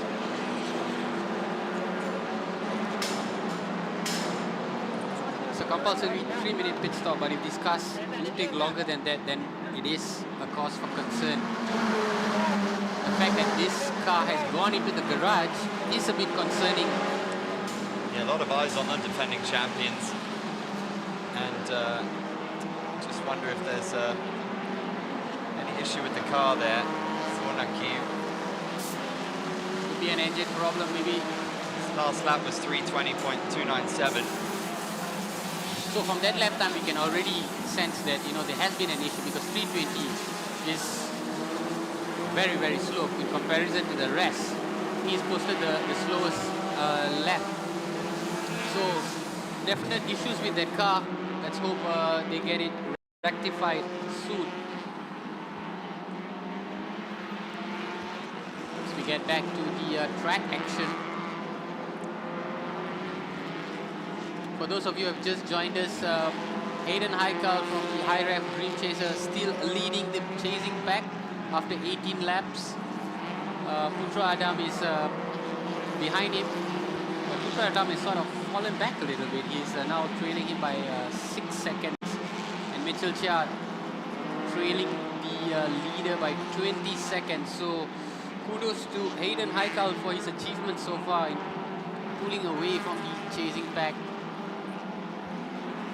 Yeah, thus far Hayden Haikal looking very much like the main man, putting distance between himself and Putra Adam. Such a talented driver, made for this race. R&D Engineering, as you see there in the black Suzuki Swift, is Nur Azfar, who currently leads the SP2V standings. There is, of course, 8 cars in the SP2V. Azfar currently leading that category with a time of 1:42. And Mitchell Chia, the unmistakable figure of that Toyota Swift. Winhin Motorsports, as we can see, led by Amir Harris, followed closely behind by Azfar. And as of this stage of the race, we can expect the top 3 drivers to already be having back markers as they come through the laps, meaning to say that they will be lapping some of their fellow drivers on the track. And it's not a surprise seeing that 77 cars are on track. So far we've not had any car that has to retire early on. Just several cars that have gone into pit.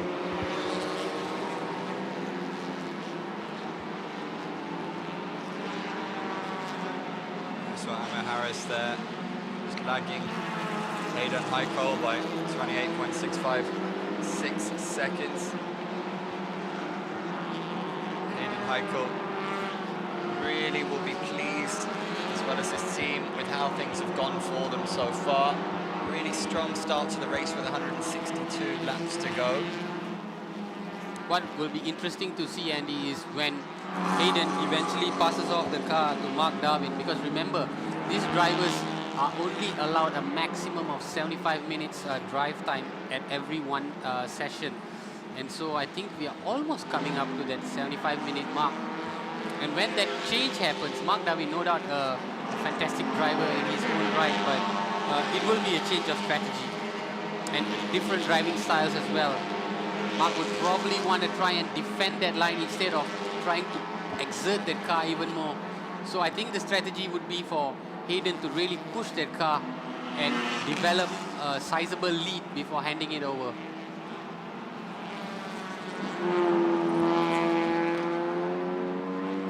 Number 46, 462, Mirza Shami. It's an all-Malaysian combination there. They are in the 10th place in the MTC category. Mirza Shami.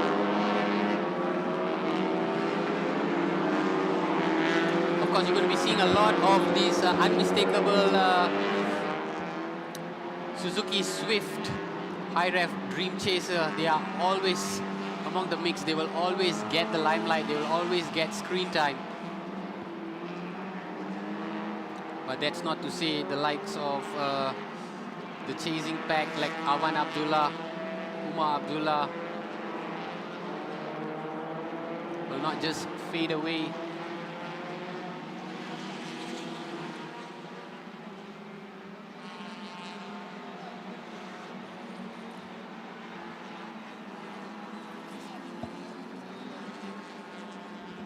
It's car number 86, driven by the Awan Abdullah of the Delta Garage racing team. There's a Shami in hot pursuit.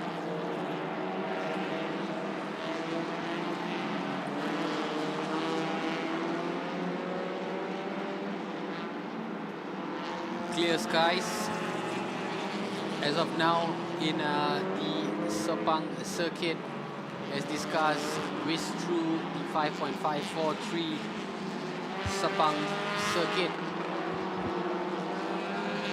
Apart from the blazing heat, it's perfect for racing conditions. Yeah, the sun is beating down on the track in portions, and the temperature inside the car has got to be sweltering. But a lot of these guys are no strangers to it. They will know it well, they know Sepang well, and it's all part and parcel of racing at the elite level here on one of the best tracks in the world.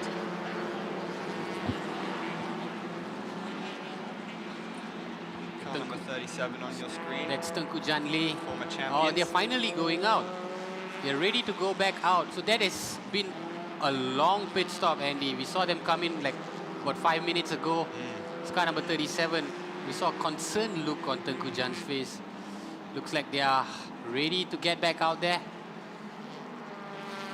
But this definitely got to affect the standings, because it wasn't just a minor pit stop. In fact, they may not be done just yet. Looks like the refueling is going to be happening as of now. So it was an engine issue, what seemed to be an engine issue at the start. And now they are refueling before getting ready to come back out on track. Yeah, that would be a huge disappointment for them, because they made such a statement last year with their performance in this race. Finishing at the top of the podium, and Toyota as well have such a rich history when it comes to this race. They've got the two Yaris's, of course, from Wing Hin Motorsports, driven by Boy Wong and Amir Harris, so they do have other hopes, of course, and it is still early. Yes, indeed. The Yarises have just come into contention in the Sepang, in the S1K, I think since last year. So in addition to the Vioses, you also have the Yarises that make up the Toyota representation. Yeah, speaking of Tengku Jan and Nakib, of course it would be a disappointment for them, because I remember last year's race where they came in to the lead less than halfway through, and from then on it was absolute dominance. You know, they just timed everything perfectly. The strategy, the pit stops, the driver change, the coping conditions with the weather, because it did rain a little bit towards the evening last year. And so it all worked out really well for them. This time, not so much. But let's see what happens. We've, of course, still got 160 laps left. Seeing that battle for 8th place in the SP2G class, Ian Wong, Lu Ka Wai and Ng Chung battling out for those 3 positions currently. Ian Wong's last lap, 2:46.967, which is not too bad.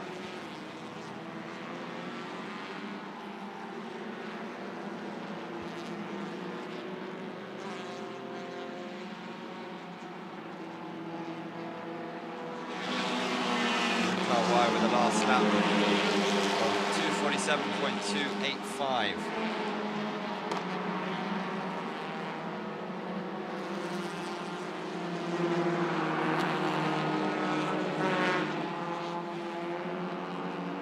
The cars come into turn 15 to complete yet another lap.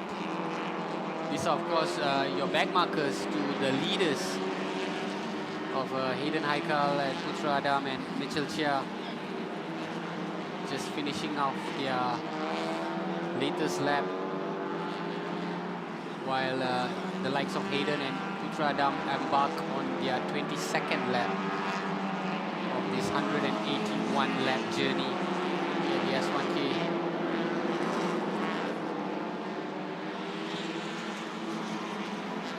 This is when sort of the mental sharpness comes into play, because you've been racing for an hour and a half, and you know, even though you have communication with your team via the transponder, it is again a battle of the wits, just to keep yourself motivated, to try and outdo your lap timings, to try and outdo the closest competitor in front of you, while keeping in mind the condition of your cars as well.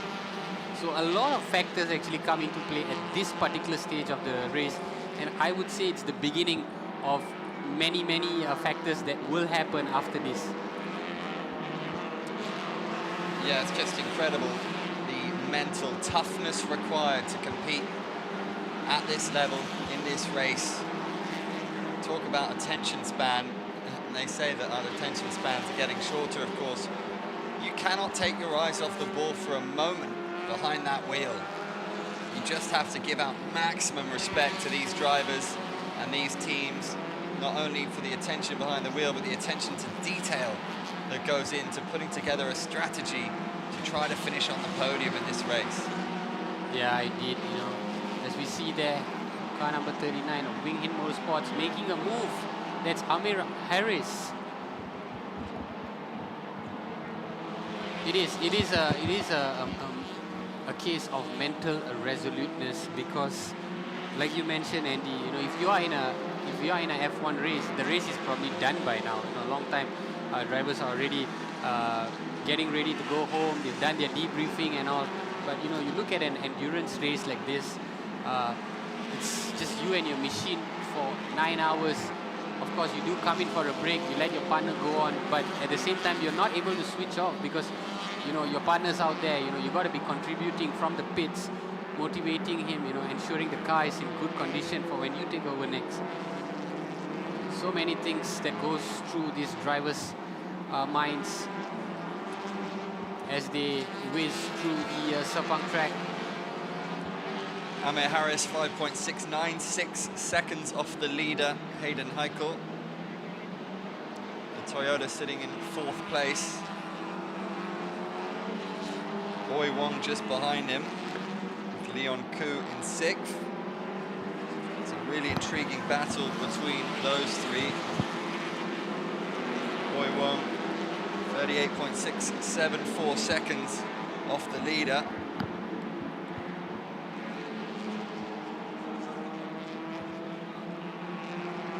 Just looking at some of the classifications in the SP2V, there has been a change in the leader now. It's R-Works Rios that's leading that classification, led by Takashi Oi, followed by DV Motorsports of Divyesh Parajun.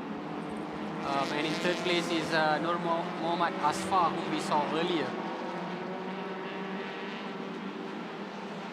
Of course, 4 categories being contested here in addition to the Vios Endurance Cup as well.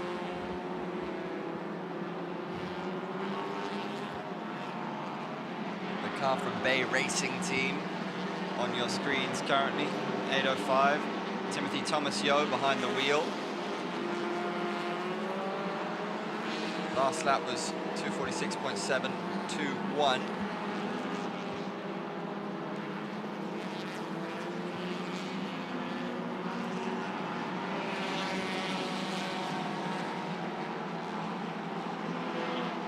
That's your leader right here in the high rev Dream Chaser, Hayden Haikal.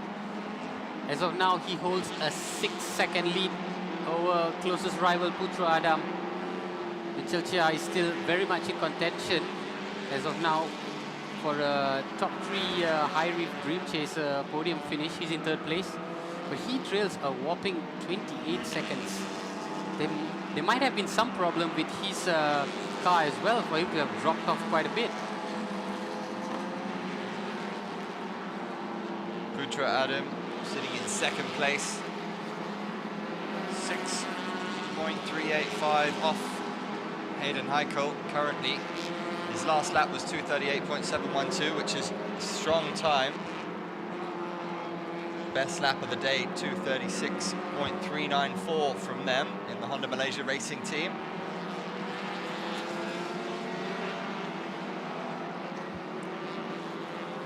Just looking at our monitor board, which we have here at the comms booth, we can see that only a handful of cars have come into pit. Most of them are still out there from the start, since the start. You know, they have just been basically doing it for the last 20 over laps without coming in. And I think the cars which came in for pit was not by choice, it's because they had to come in. Yeah.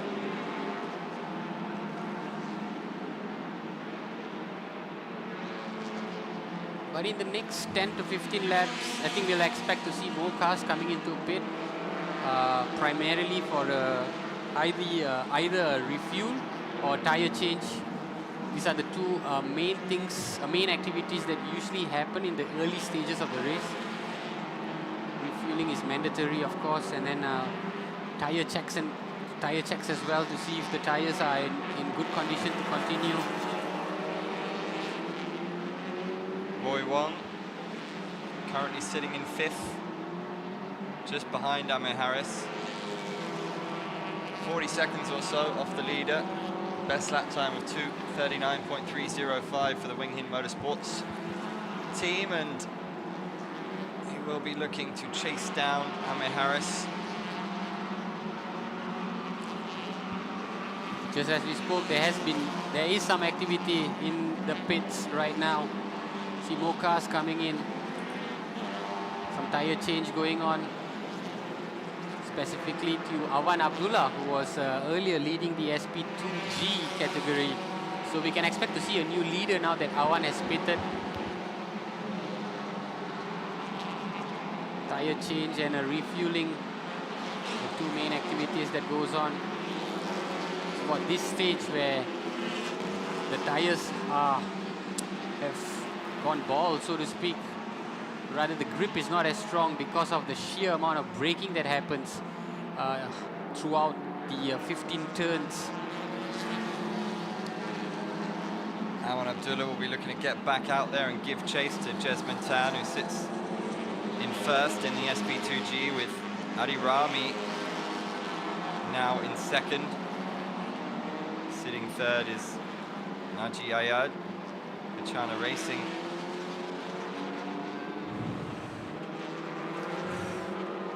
We spoke of clear skies, Andy, but if you just take a look at the skies, it's just turned a few shades darker. Yeah, it's suddenly become a little bit ominous. The clouds overhead looking very grey now. Yeah. And this is when usually light rainfall tends to come down. I mean, just looking at the pattern that happened throughout this week, it usually starts raining late afternoon, early evening, and then it rains again at night. if it rains after 9 p.m., we're good. But if it rains before that, then it's a double whammy for these drivers to have to contend in wet conditions. The headlamps come on, perhaps even a tire change as well. Strategy change.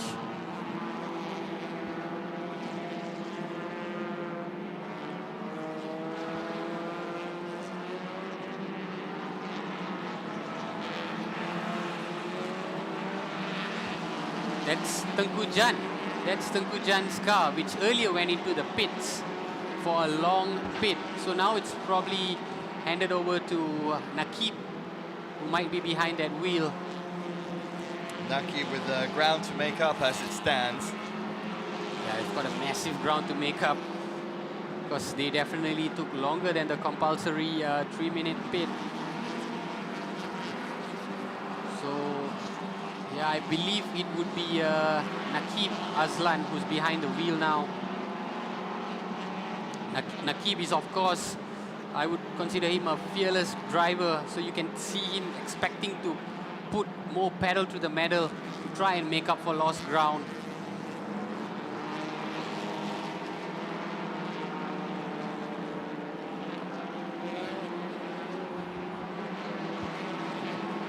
Yeah, certainly one to keep an eye on, the reigning champions.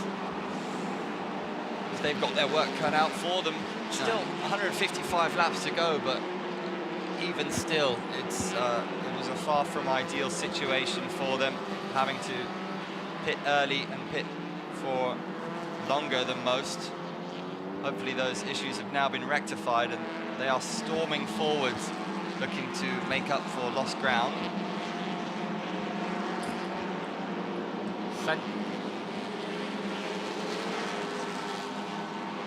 Okay, we're going to go to pits now with Mio to interview car 333.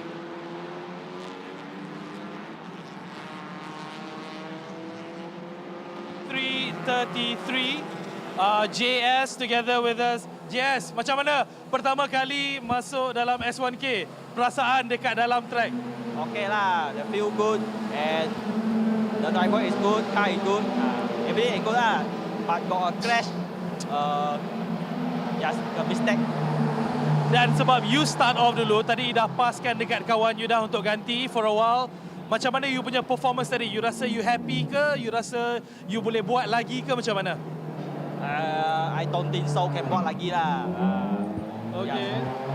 And sekarang ni kalau you tengok weather sekarang, mungkin kalau hujan turun, ada special tactic ke you punya team nak buat nanti?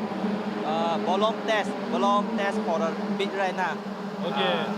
Tapi sekarang kawan you dekat on track sekarang, you confident lah dia boleh buat yang terbaik untuk dia lah. The best that he can do.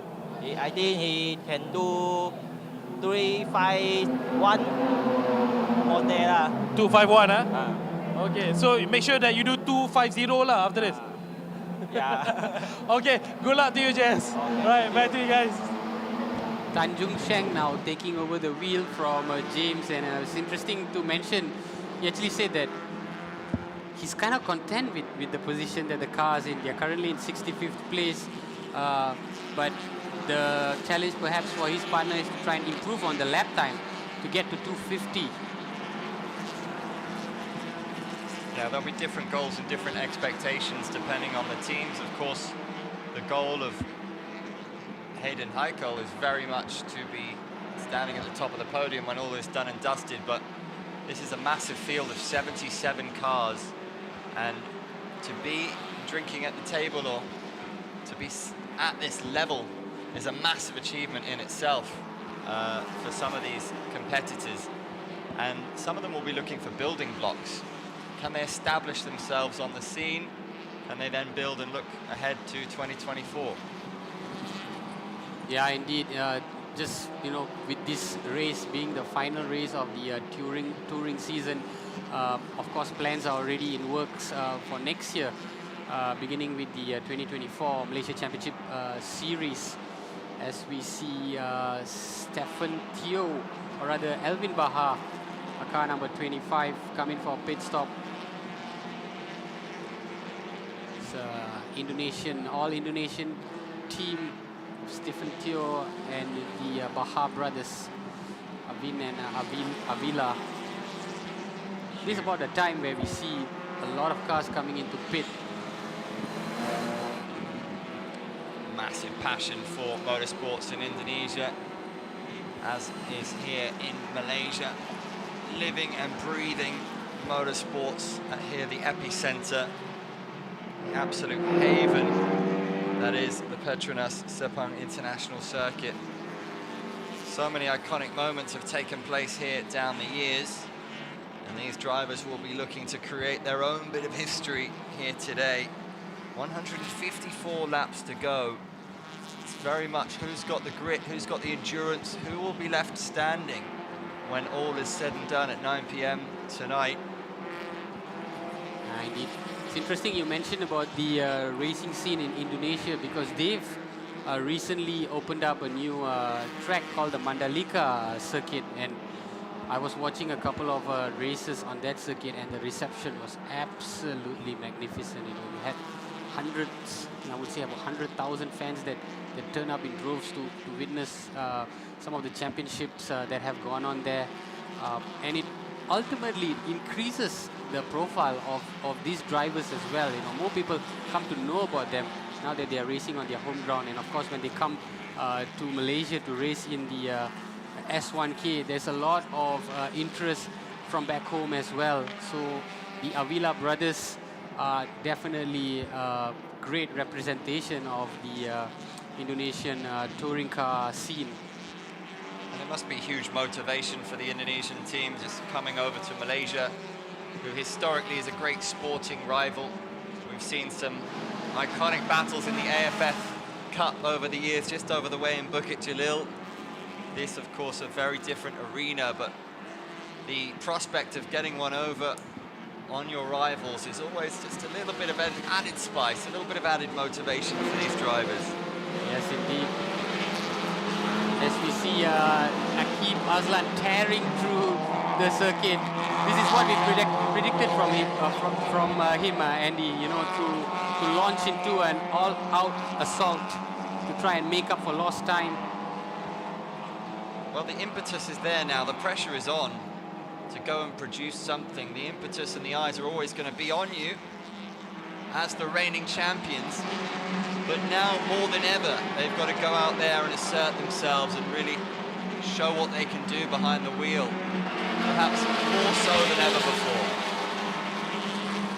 We'll get you the position of, there it is. They are in, currently in 63rd place.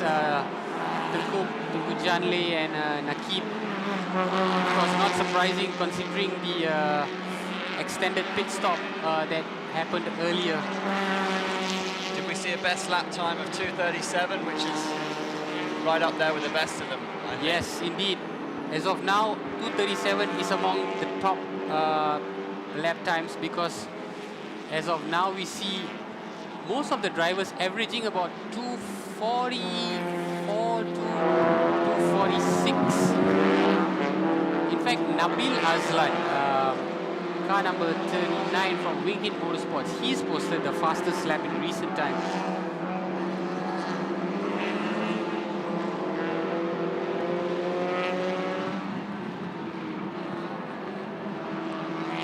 Traditionally, consistent lap time of 2:37 to 2:39 should suffice to get you up on the podium. But there are so many variables that comes along with it, so we'll have to see. But as of now, we see Nakib tearing through the tracks. That unmistakable figure of the Toyota Gazoo Racing team. Defending champions, of course, so dominant in last year's race. It's a minor glitch in this year's edition. They are currently in 63rd spot. But you can bet your last dollar that they will not finish in the top 60. I'm willing to put some money down that they will not finish in the top 60. They will definitely move up the ranks because of Nakib's daring driving style. Well, it's quite exciting seeing the push that's happening now, because he has to push. And every ounce of talent, every ounce of focus is required currently. I expect him to eat up this track as this race draws on. and they will have had ambitions of retaining their title. They will need to pull off something special here. Yeah, indeed. Anything could happen actually in an endurance race. I remember in 2021, Mitchell Chia was leading for 165 laps, and he looked on course to get that win.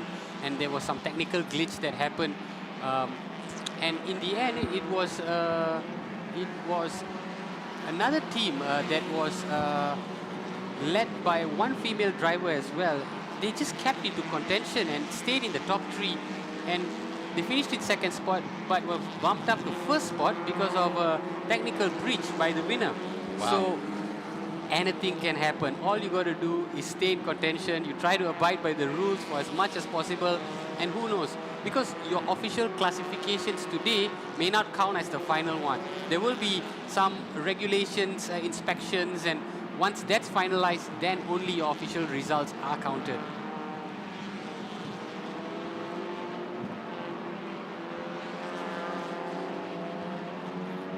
So Adam Mikhail currently leading the pack in the SP2G. In second, Adi Rami. Third place is Nazim Azman. Kachana Racing. Should be an interesting battle between those three.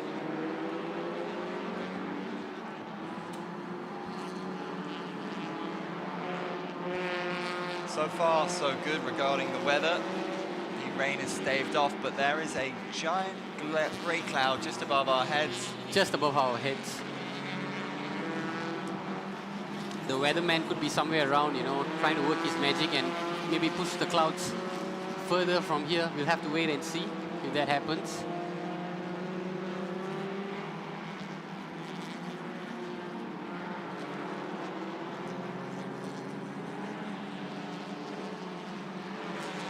...152 laps to go.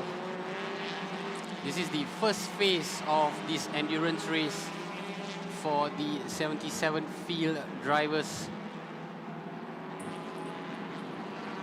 They are all probably lapping at about 120 to 130 kilometers an hour. These cars are capable of going at much higher speed, at much faster pace, but again, it's about pacing the car's limit. You know, you can't really push it all the way because then it might come with some complications. So it's about maintaining a decent but a competitive pace at the same time, and that's a challenging feat in its own.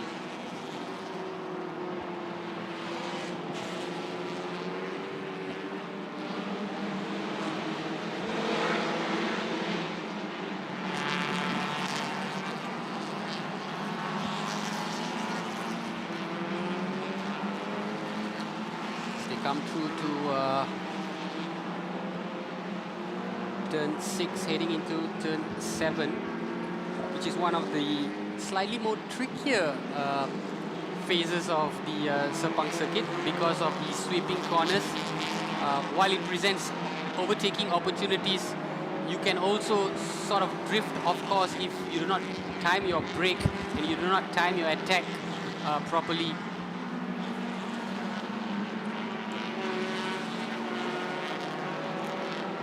Unmistakable pink car that we just saw, car number 9.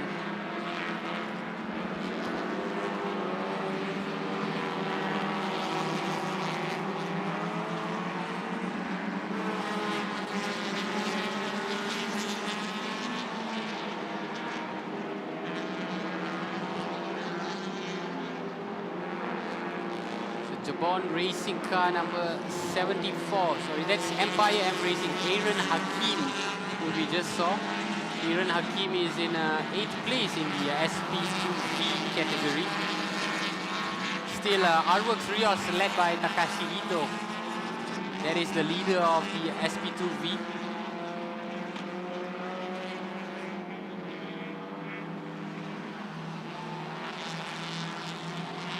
Combination of Aaron Lim and Putra Adam from the Honda Malaysia racing team. Tom, as you just saw, car number 26. Yeah, the lap time's slowing a little bit from their best lap time.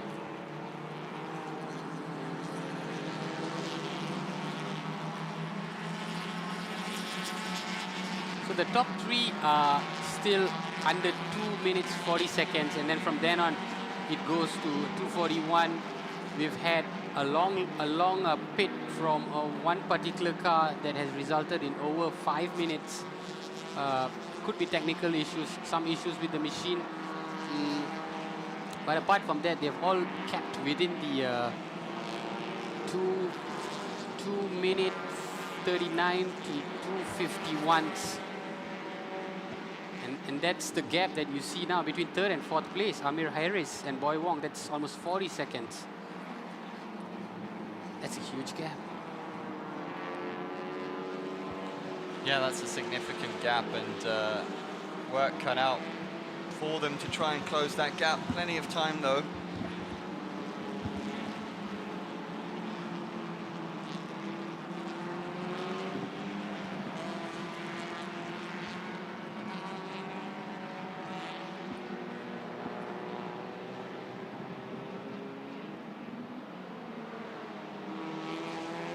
Car number 13, the orange car that you see is from Xia Pei Han, who is currently in 9th place in the MTC category. Just came off a 3-minute pit stop. So for some of these drivers, like the one which you just mentioned, Xia Pei Han, it's about trying to improve lap times rather than trying to chase the leader, because there's a huge deficit to be made up to try and chase up to Aaron Lim now, who's taken the lead.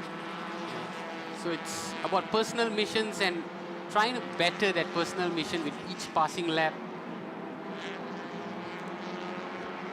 Mitchell Chia currently 8.844 seconds off the leader, Hayden Heikel.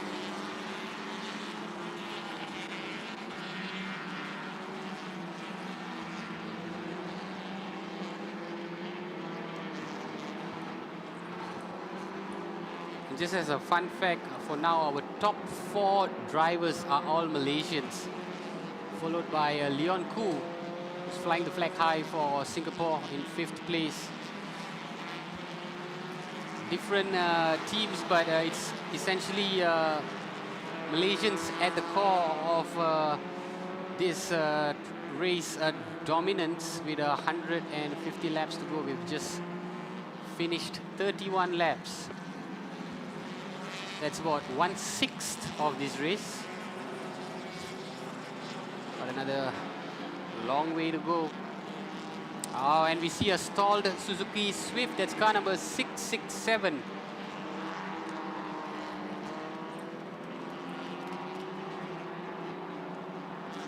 We'll try to get you information as to how that happened. Car number 667 stalled by the side of the track.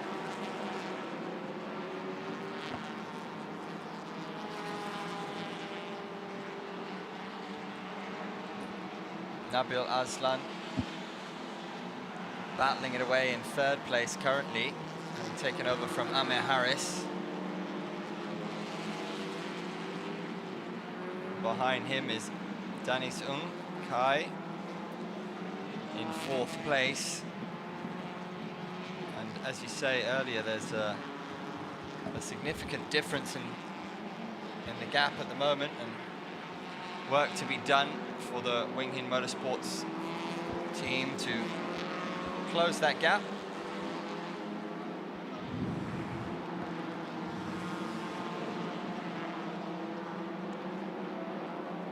Car number 69, SP2G, they are currently 46th overall. It's a 4-driver team.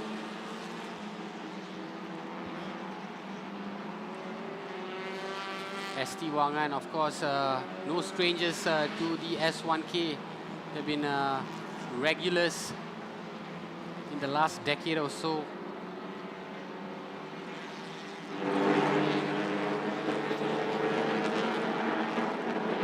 As most of these back markers come to complete yet another lap.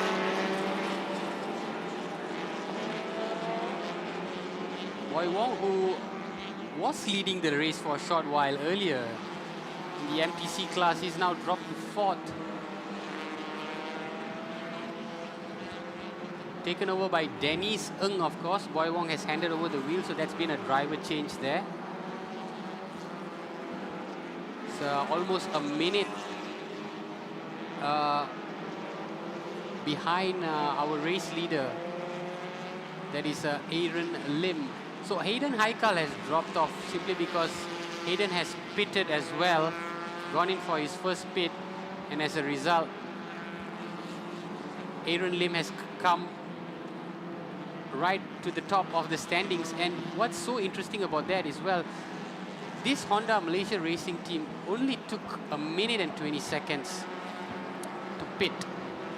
So there was a very quick pit, probably for a quick refuel.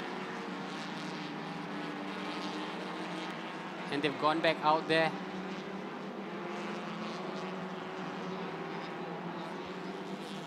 Aaron Lim's last lap, 2:41.464. Fitri Iri in the high rev Dream Chaser, 7.176 seconds behind in second.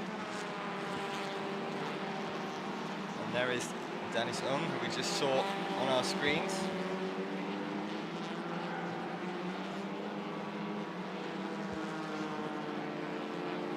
And there he is in fourth, trying to make up ground. He's quite competitive in his lap times as well. He's posting about 2:41.558.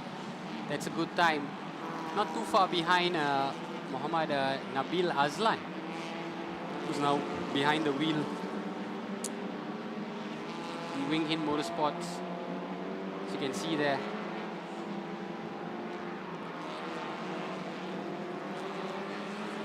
Car 38 and 39.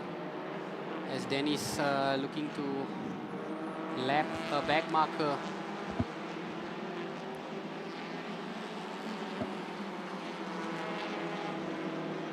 Try and consolidate fourth place and get himself back up into the top three.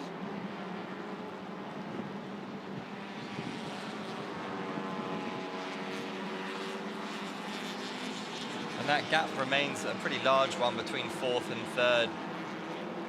About 48 seconds separating third and fourth. And Danny Zung looking to close that gap on Nabil Azlan.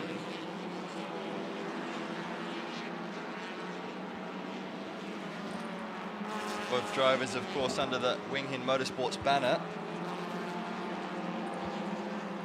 From experience, Andy, this has been a phenomenal start to this race because there has not been a full course yellow where safety car has got to come in and, you know, ensure all these drivers stick to a certain speed limit. So in that sense, it's been absolutely great to see that all these drivers have been able to push through to their full potential, except for any unforeseen circumstance. It has been great so far that all these drivers have been able to try and really, you know, make the best out of their machines and push it for as much as possible without being impeded by full course yellow. And if it stays the same, then we would finish in good time as well.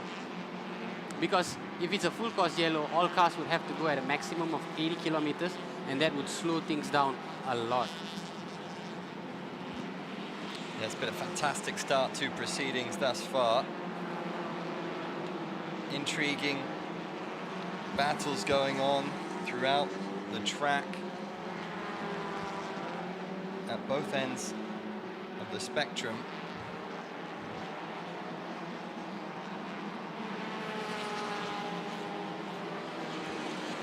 It's the Vios car competing in the Vios Cup. You see there's probably Miko Nasi now behind the wheel, leading the Vios Cup category overall in 49th place from the axle spot. There we go, in its 30th lap, at car number 62, but followed so closely behind by the combination of Mikhail and Amir. As you can see, the battle for first in the Vios Cup. That's Amir looking to put some moves on Miko. If you're looking to buy a Vios, this is how you might imagine yourself blitzing down the road, but don't do it in your regular highways. Do it in the Sepang International Circuit. Of course, there is the open track day happening sometime next year where you could bring your cars, take it for a spin. Really daring move there, just looking to put the moves and overtake on the outside. Interesting to see if Miko can keep their racing line intact. They come through to turn 6. Going into 7 and 8 now. This is a fantastic battle that's happening. Abdul Mikhail, the black Vios. Mikhail doing really well there. Yeah, he's done it. Maneuver. It's fantastic. Took him out on the inside. And now it's up to Fitra to sort of follow that racing line and try and break the stranglehold that's slowly being developed.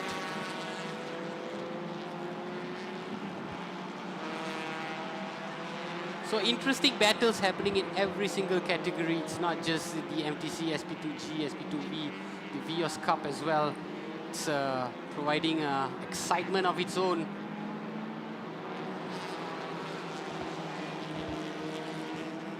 Vios, of course, successful last year through the Toyota Gazoo racing team.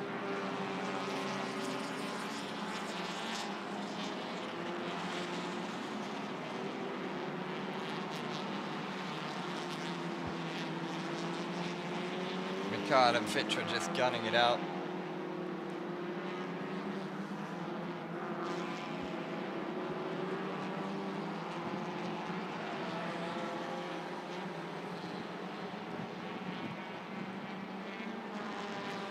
He's managed to hang on to his lead there, Mikhail. He's done really well.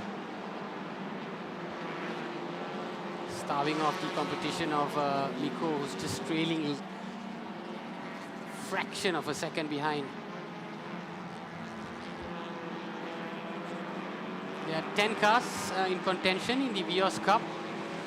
These 2 cars which you see in your screens are the top 2, followed by the pink Vios, led by Nurul and Lok. Alistair and Arif in 4th place, Salwal and Hafiz in 5th. There's a 3-driver team in 6th place. Shah, Nat and Kel, followed by a 3-driver combination in 7th place as well. And there's a 2-driver team in the 8th, 9th and 10th spot.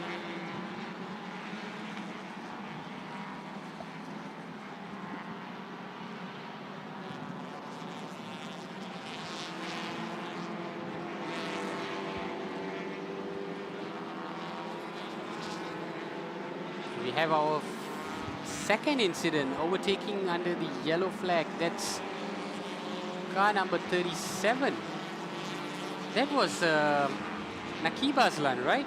Who had come out all guns blazing earlier. Yeah, that could be really interesting in terms of permutations for the bigger picture. There could be another blow for Nakib after that long pit stop with engine troubles, and now there's a incident as well, which could result in some sort of penalty.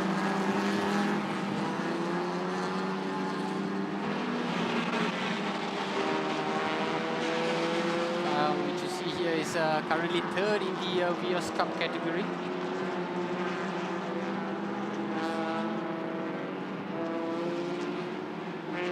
Not many female drivers around this time, so it's great to see the likes of Nurul, Auni, battling out among her male compatriots. Putting on a great showing thus far to be 3rd in the mix-up for that Vios Cup. It's an unmistakable car, as you said earlier on. Standing out from the pack in pink. And now she'd love to stand on top of the podium. All about consistency at this stage.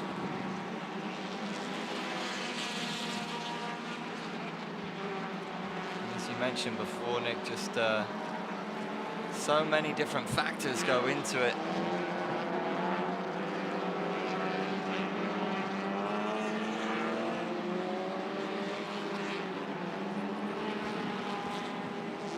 Even in a 10-team battle in the Vios Cup, there is so many different storylines that's happening. Like for instance, Nurul is now looking to get herself into the top 2.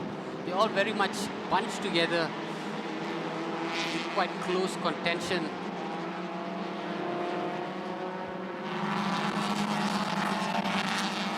Of course, car number 900, which you just saw there, Fitra Eri from the High Rev Dream Chaser, who's in a 2nd place. If you look at the top of our leaderboard, and it's very interesting, you know, you have these 3 teams that are just separated by 5 seconds of each other. So really, we could expect them to even be swapping places at some stage. Fitra Eri's last lap, 2:39.359. Solid and one of the faster laps at the moment.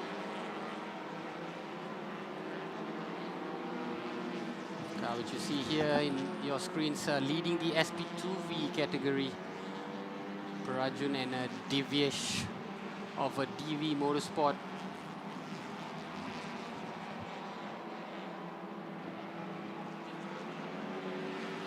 They have a slender lead over Takashi Ito, who was leading earlier. So they've done well to overtake Takashi Ito from the R-Works Rios. And here we have it.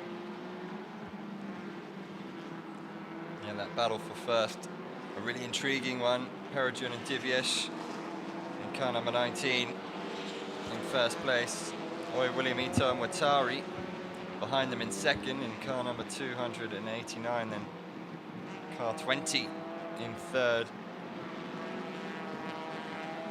It's very much on between those 3.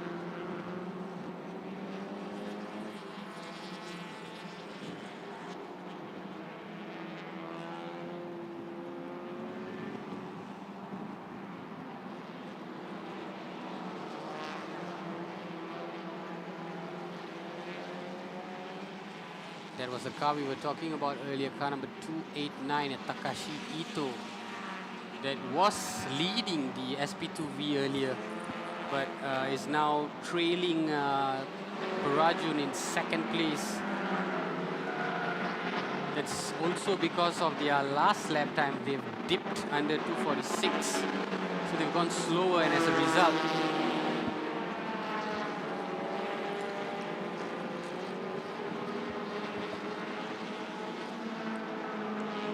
and here we have it, the highlights for the 2nd hour. As you can see, still a lot of battles going on.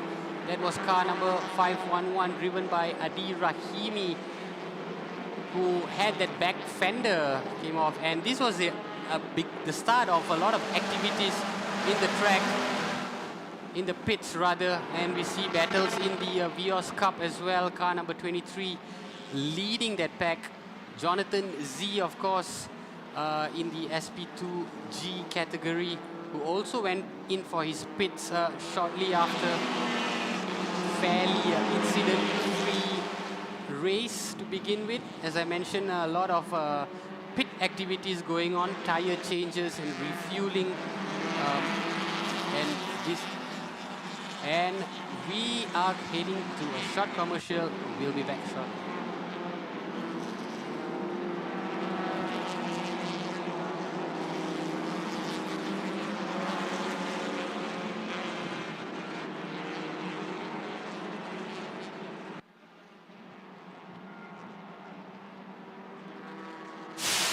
Yokohama.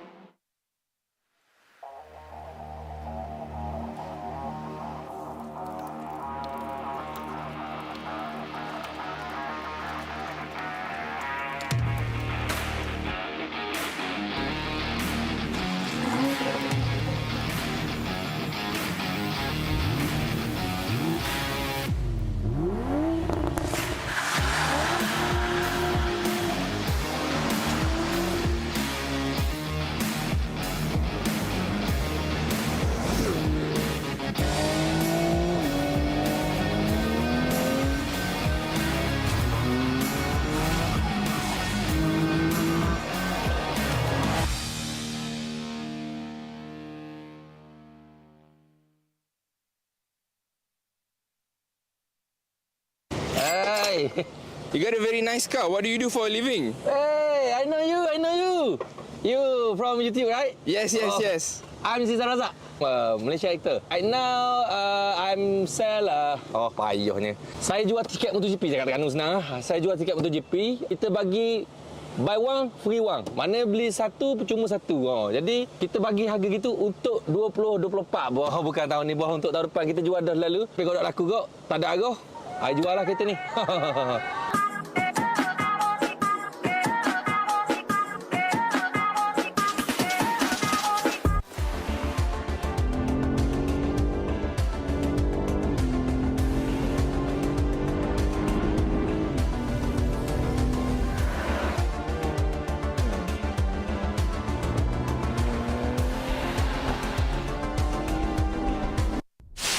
Yokohama.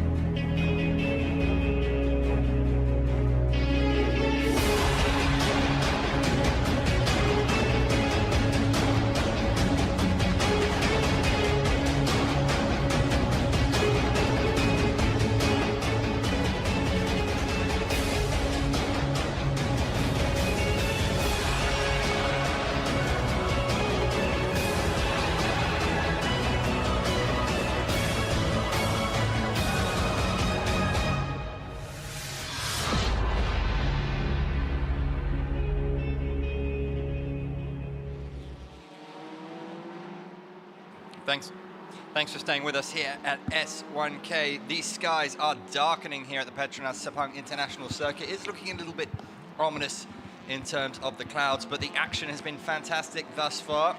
There is an incident at turn 14 under investigation currently, so we'll look to see what the outcome is there. So many factors that go into this race. 9 hours of high-octane action. Yes, when we left before commercial, it didn't seem like the skies was so dark. 2 minutes later, and look, it's about, and we have a stalled car here. What do we have here? Driver out of car. It's another incident there. We'll get confirmation on which car that is. But it is a stalled car. I'm not sure if it's a, doesn't seem like an engine problem. It's a probably yellow flag, so so we might go into a full course yellow if there is a major incident. We'll get you confirmation on that. We've seen a couple of incidents of cars overtaking under a yellow flag, and it's naughty. You will get penalised.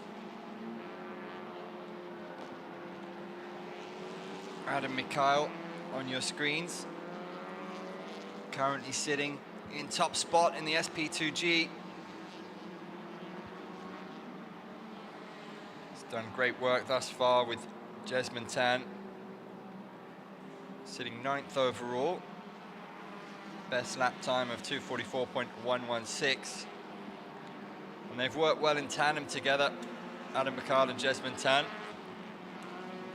And they will fancy their chances of going home with all the marbles. Yeah, indeed, the lap time of 2:44 is fantastic given the timings the rest of the competitors have posed so far. And as a result, we can see them topping that battle for SP2G. Ian Wong and P. Sai Fan sitting behind them in second spot.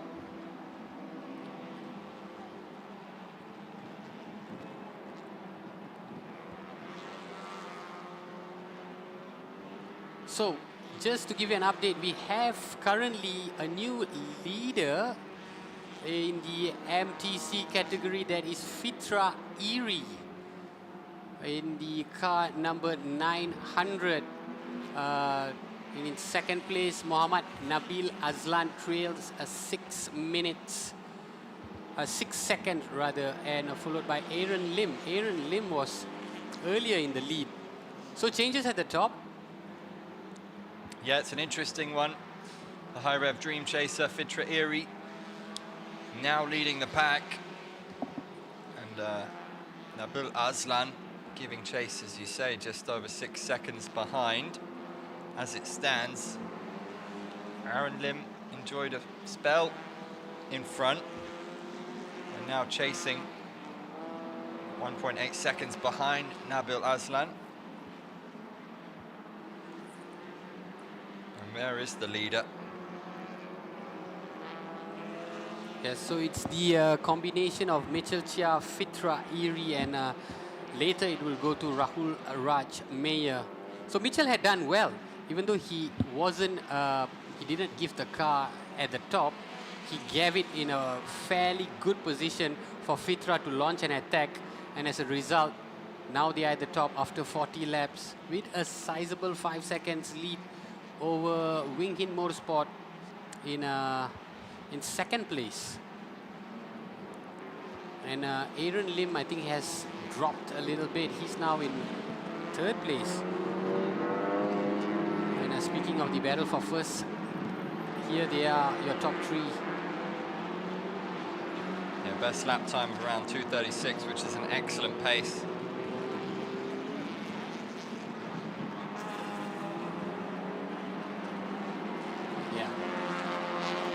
Conventionally, 236, a consistent 236 would be able to deliver you a championship. But again, you have to keep at it 236 for 181 laps. Of course, that's not possible. So for them to be lapping at 236 to 238 is a great deal. It would be sufficient to land you on the podium. But lap times have dropped a little bit. Earlier we saw cars lapping at 236. Now with the weather slowly darkening and more cars coming into pits for all sorts of different changes, we can see that the lap times have slowed just a little bit. And it's understandable because new driver comes in, it takes time for them to get used to be acclimatized into this whole racing scene. And it will take a while before they really start producing best lap timings. So blue flag overtaking signal.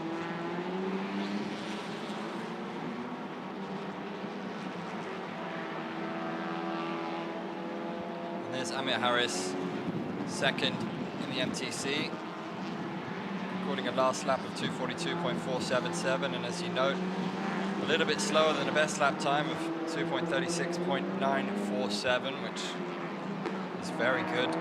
They have slowed a little bit, and the top six clocking in around the 2:40 mark as it stands. And there are the standings.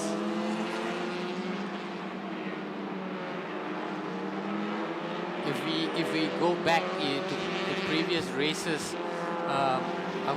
I would say the High Rev Dream Chaser team, they are in strong position to try and maintain this lead, because once Fitra hands this car over to Rahul Raj, he's another experienced, very skillful driver that is capable of taking it all the way till the finish line in top position.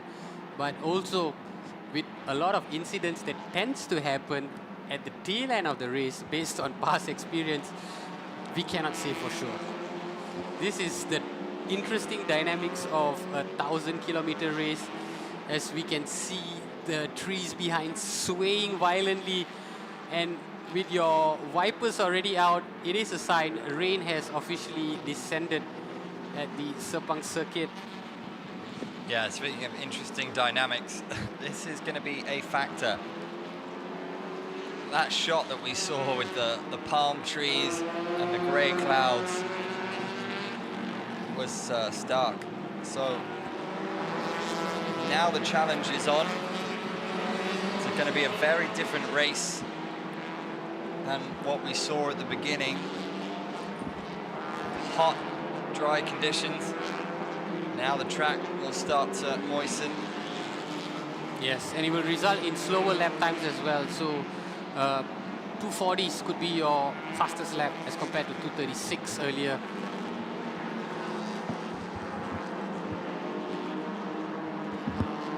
From where we are seated, it's still yet to come down, the rain. still fairly dry, the track. But again, this is a big circuit, so it may be raining on one side of the track, but dry on the other side. Only the drivers would know which part of the track is already moist.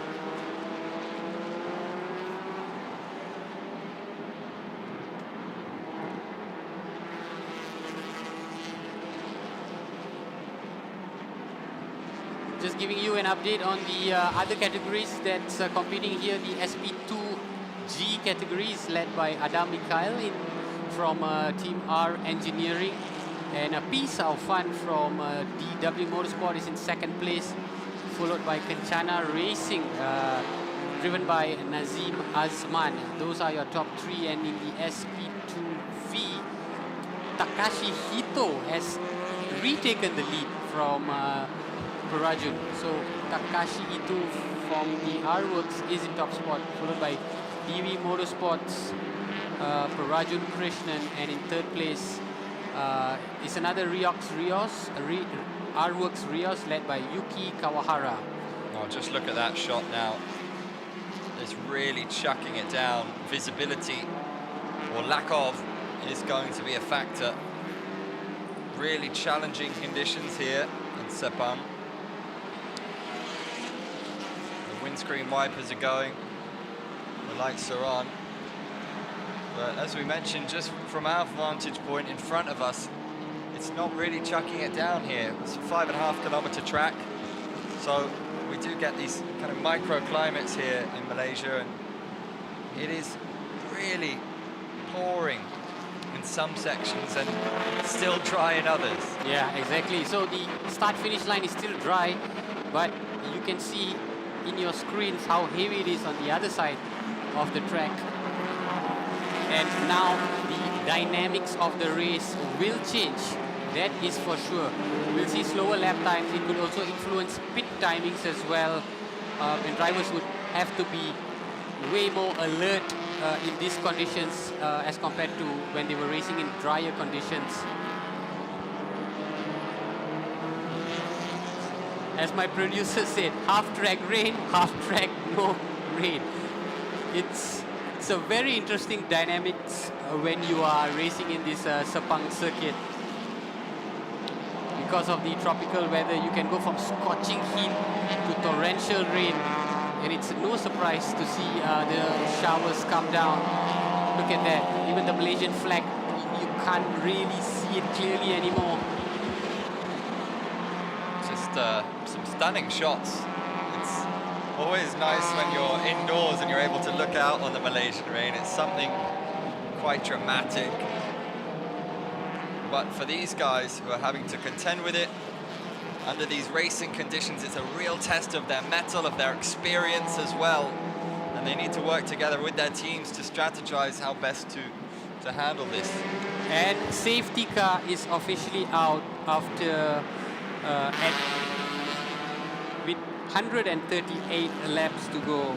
We see our first sight of the safety car, and that would result in a full course yellow because of the rain. So this will result in all drivers sticking to their current standings. No overtaking is allowed. They will have to maintain a speed of 80 kilometers an hour.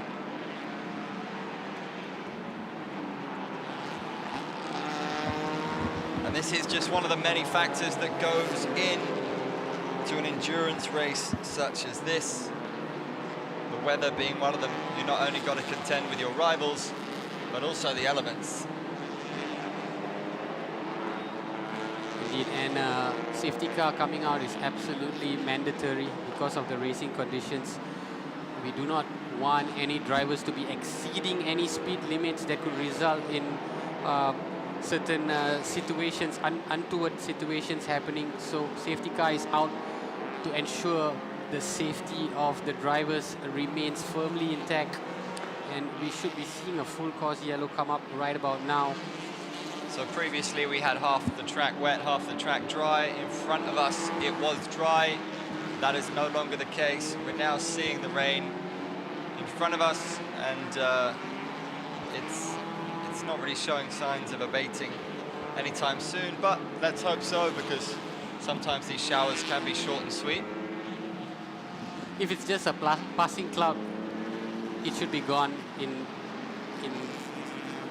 less than an hour, but it really remains to be seen. If the clouds are stubborn and they continue to hover above us, we could have these conditions for an extended period of time, as the safety car is now being deployed to play its primary function of ensuring all the cars remain in a single file. No overtaking is allowed at this juncture. We've also got to adhere to the speed limit of 80 kilometers an hour. Well, it's certainly something that they have all gotten used to in the cars, and as well the teams. This is the tropics. This is nothing that they haven't seen before, but what do you think it does to the mentality behind the wheel? I think it's sort of it's a permanent fixture. As you have the podium finishes 1, 2, 3, the rain is also a permanent fixture of every race in Sepang, and so all the drivers probably saw this coming and they've already started preparing for this. Now it's a case of the current standings that they are in and what are they going to do to sort of maintain that lead. Of course, no overtaking is allowed, but it's just to re-strategize whether you come in for an early pit to get extra fuel in the car so you don't have to come in anymore for an extended period of time. As you can see, a lot of these cars are slowly beginning to come into pit. So we might see a stoppage for now, where the race will not continue for a while because of the rain, and it will restart as soon as the rain stops. Well, you've called it, there's the red flag, so we will see a stoppage for the rain. And there we go. As car number 38, Denise Ng, he'll be coming into pit, so no cause for concerns there. Danny Sung currently sitting in fourth. It's an opportunity, of course, for the teams to strategize and take stock and discuss their next plan of attack when we do resume. Yes, indeed. The rain has gotten to a stage where it's not safe for driving conditions anymore. We were just talking about dry tracks in our earlier conversation, and then look at the situation now. You know, it's just pouring, and the safety car has also come into pit, which means there are no longer any more cars on the track. They have all pitted, and now it's a case of heading back to your respective garage. You can see the pit attendants out there from where we are standing. They're all just being directed into their respective garages where they'll be parked. They'll probably head into their garage to have a short break, have a re-strategize debrief session with their respective teams. You can even see the raindrops on the camera lens, and this is proper. This is a real Malaysian rainstorm, as we oh so know and love. It's all well and good if you're sat indoors, but this is having an impact, and this will ask a question or two of who responds best when they do get back into action. But it also gives the teams an opportunity to regroup, take stock, and figure out their next plan. Yes, indeed. It will be a case of trying to defend the lead if you are, in the leading position.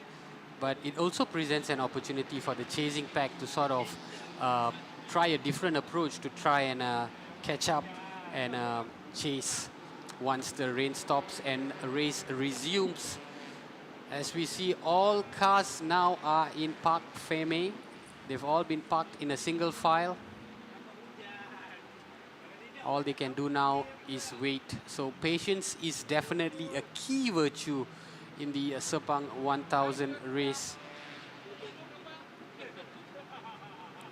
Trust me when I say this, the conditions is much worse out there than from what you see on screen, because what you see on screen is really doesn't tell half the picture. It's just absolutely pouring here at the Sepang International Circuit.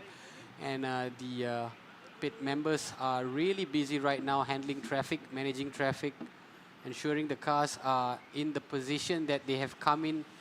No overtaking, of course, is allowed. Yeah, the level of organization and planning that goes into this is impressive. Much respect to the whole team here. They certainly know what they're doing. It's not their first rodeo. And all the cars lining up in front of us in all their splendor will no doubt be playing back in their mind how the race has gone so far and plotting ahead for what's to come. It's been an intriguing one for sure. As it stands in first place, the High Rev Dream Chaser, number 900, Fitra Iri, with Nabil Aslan in second and Aaron Lim in third. Really fascinated to see how that one pans out when we do get back underway. Elsewhere in the SP2G, Adam Mikhail in first, second, Pisau Fan, and Nazim Asman sitting in third. Again, it's been quite fascinating to see those three battling it out, and just trying to see who we've got in front of us here. Well, parked in front of the commentary booth is Danny Sung,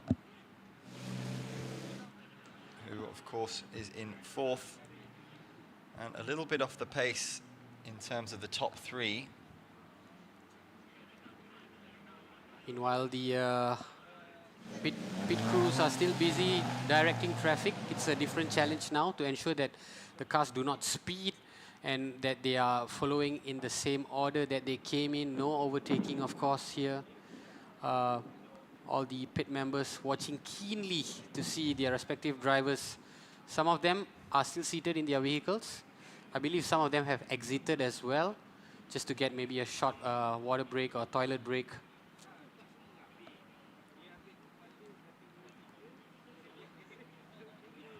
It's never a S1K race without rain. To my recollection, there's always been rain at some point of every race that I've been a part of, especially. But it adds to the intrigue, it adds to the challenge, it adds to the excitement of the race because, you know, it presents a whole different challenge, but at the same time, opportunities as well. Yeah, part and parcel of motorsports. And we're going to go for an interview with Nakib, car 37, Mihor, down on the track. All right, guys, I'm together down here with the driver for car number 37, Nakib, with me. Nakib, as somewhat expected, it has fallen, rain has fallen upon us. I was told also by a few of your crew members, you were hoping for rain. Is that true? Well, we had a wet practice session a couple of days ago at the night, and we seemed quite good during that time, so we were low-key hoping for a bit of rain to try and spice things up. And as we've seen the start go as of now, should really help us because we've got dropped back a bit due to some car issues. Yeah. We rectified it. Now it's just all about getting back that positions and a lot of lap time to get back. Yeah, share with us that issues that you had with the car earlier because it was in the garage for quite a while when your mechanics were looking into it. Share with us what was actually the problem that you were facing at that moment in time. It was a simple hose that came loose, allowed the car to overheat and really limit us for power. So I was kind of on limp mode for the whole lap before coming into the pits. They tried to fix it as quick as they could. We lost, I think, 4 laps in total. It's a long race still. Anything can still happen, so we're still pushing for it. Yeah, exactly. The fact that it is an endurance race, it is the Sepang 1,000 kilometers race. It doesn't mean that if your car is the fastest that you're going to win it. It's all about making sure the maintenance of the car, the performance of the car, maintains throughout the whole 181 lap. But the fact that right now, the rain has fallen, there's red flags on the track right now. Where do you go from here then? From your own perspective, with Jan in the car, not able to come out yet. For me, obviously it was a bit annoying when it happened because we lost a lot of ground, but nevertheless, I think I'm still fully motivated. Still, all I want to do right now is just go full beans ahead and try to get as many positions as I can. Sure. Hopefully that we can start the race back again, you jumping back into the car. All right. sure. Good luck to you, man. Thank you so much. Back to you guys. Really fascinating interview with Nakib there. Did he say full beans ahead? I'm not sure. That's a new one for me, but he really was. He was bezzing it, which was wonderful to watch. I was finding it very, very interesting to see him and the team being given that push and really taking on the mantle. Every racer kind of has that in them, don't they? It's innate, it's that instinct. They want to go for it. And it seems like he's relishing this challenge. Doesn't seem too downhearted by what's gone on. We're hearing what, a loose hose caused the car to overheat. Again, it just all provides another added element of spice to what is already a very spicy race, which has just been made spicier by this heavy rainfall. Something that they were hoping for, he and his team. I found that also very intriguing. Yeah, indeed. To hear that they actually trained in a wet surface yesterday shows that they are absolutely prepared to go at this full tilt, even in these conditions. And they've made out a lot of ground, actually, because when they came into pit, they were in 63rd place. But just now when we saw the classifications, they were 38 overall. Of course, they had lost 4 laps. But with Tengku Jan in the car right now, you can expect him to sort of try and make up ground. As we saw the safety car earlier go out, just to assess the track conditions, there it is. And if the conditions are favorable, we might see all these cars back on track and ready to resume business again. It depends on the safety car and what is the report coming from this inspection. Difficult to tell from here, but I'm just having a look at the track now. It doesn't look as if it's pouring as heavily as it was about 10 minutes or so ago. So, yeah, we're optimistic, you have to be. But this has all been planned for across the board. Indeed, indeed. And I think the weatherman is doing a great job. He sort of moved the clouds away from the track, and it has reduced significantly, I have to say. It looks pretty dry now. In fact, a lot more activities going on. Some of the drivers are heading back into their vehicles. It looks like we might be starting pretty soon. That is, of course, upon a confirmation from the safety car, who's still on track. We will be keeping a close eye then on the Toyota Gazoo Racing Malaysia team, the reigning champions. Tengku Jan will no doubt want to attack this and start to eat up more ground on the rest of the field. And you say that, Nick, quite impressive for them to claw their way back up to 37th after having to endure such a setback. And fascinated to see where they end up. Yeah, indeed. To claw up almost over 20 spots to get back in the top 40 is no mean feat, but they have achieved it despite losing that 4 laps due to the car issues which they had earlier. So it looks like the safety car is out again for another lap just to check on the conditions. But I have to say it looks promising. The rain has pretty much lessened quite a lot. As you can see, some of these drivers heading back to their respective cars. Not so much of a break. But it's a restart. It's a first restart. Well, if that's all the rain we get for the day, then we will certainly take it. Yeah, definitely. I remember it was the second race of the Malaysia Championship series, and it rained for about 40 minutes. Massive rain. And it took a large chunk out of competitive racing, because when you are following behind the safety car, you got to adhere to that speed limit, but it also counts as a lap. So these cars were essentially racing in limited speed, not being able to show their full potential and go full tilt. And it influenced lap times, it influenced finishes. So that was the longest stoppage that I've seen. And we are going for a short commercial. We'll be back shortly.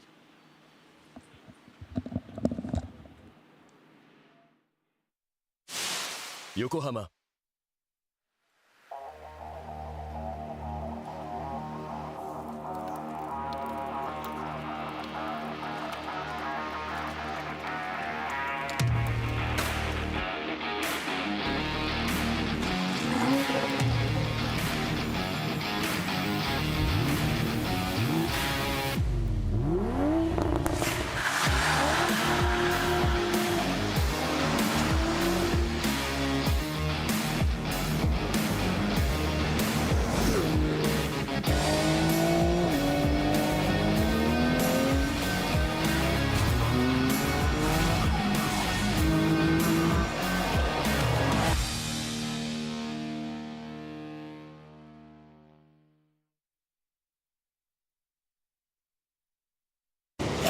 Hi.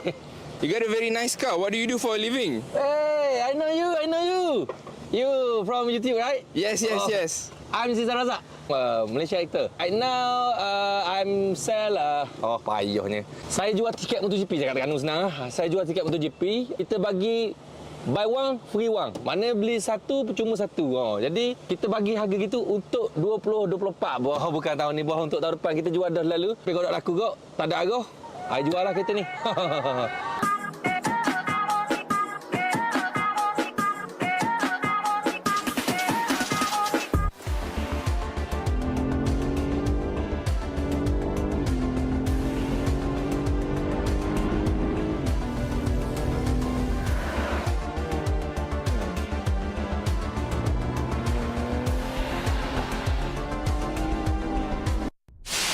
Yokohama.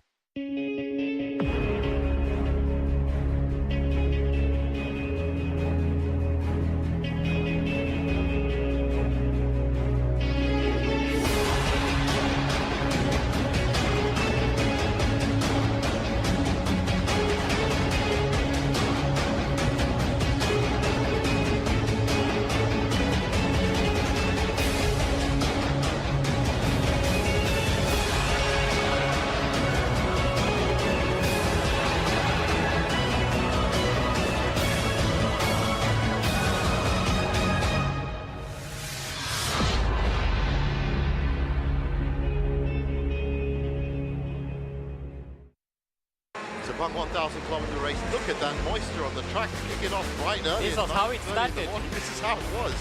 Well, the track dried out for a start, and then things started getting really, really fast. And it was this turn 13 that proved to be a big, big problem for a lot of people. That was the first car, high-rev Dream Chaser car, that was leading the road. That's what happened to the 91 Axle sports car. And what a huge shunt. Lucky that nobody else got involved with that. This was a bit of a bunch-up, and that led to some contact, and unfortunately another retirement for 777 there. Sub 240, that was Danny Chin's final act. A famous victory for Toyota Gazoo Racing at the S1K, and of course for Tengku-chan as well. Made headlines, and he made headlines the right way, finishing up 11 seconds ahead of everyone else. What a fantastic job that was. And as we said, was the work of not just the two drivers, but everybody involved in that team. It was great to see. Good scenes at the end.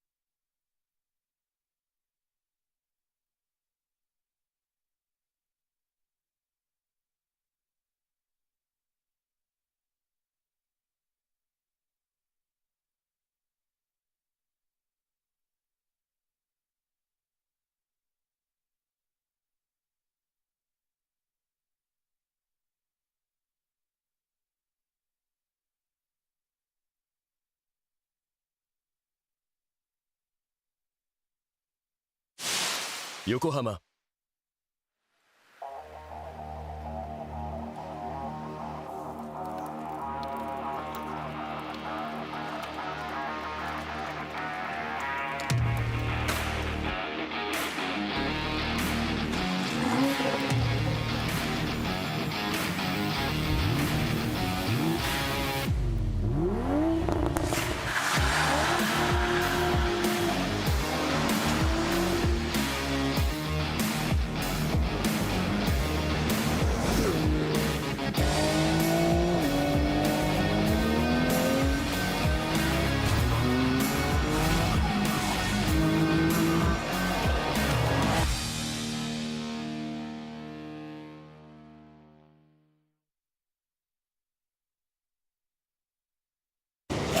Hey, you got a very nice car. What do you do for a living? Hey, I know you. You from YouTube, right? Yes, yes. I'm Cesar Razak, Malaysia actor. Right now, I'm sell. Payahnya. Saya jual tiket MotoGP, saya katakan senang. Saya jual tiket MotoGP. Kita bagi buy one, free one. Mana beli satu, percuma satu. Jadi, kita bagi harga gitu untuk 20-24. Bukan tahun ni, untuk tahun depan. Kita jual dah lalu. Tapi kalau tak laku kok, tak ada arah. I jual lah kereta ni.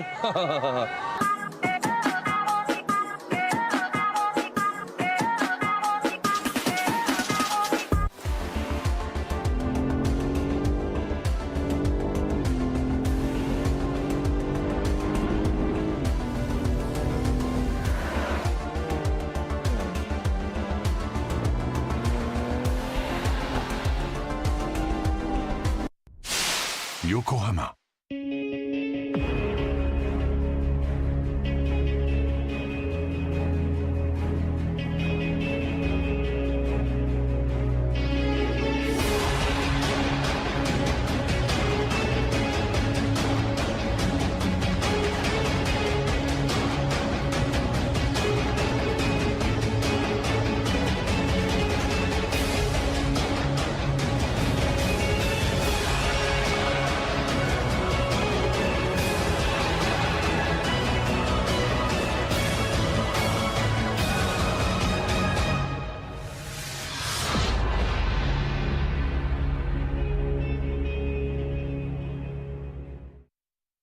Sepang 1,000-kilometer race. Look at that moisture on the track, kicking off right early. This was how it started. This is how it was. Well, the track dried out for a start, and then things started getting really, really fast.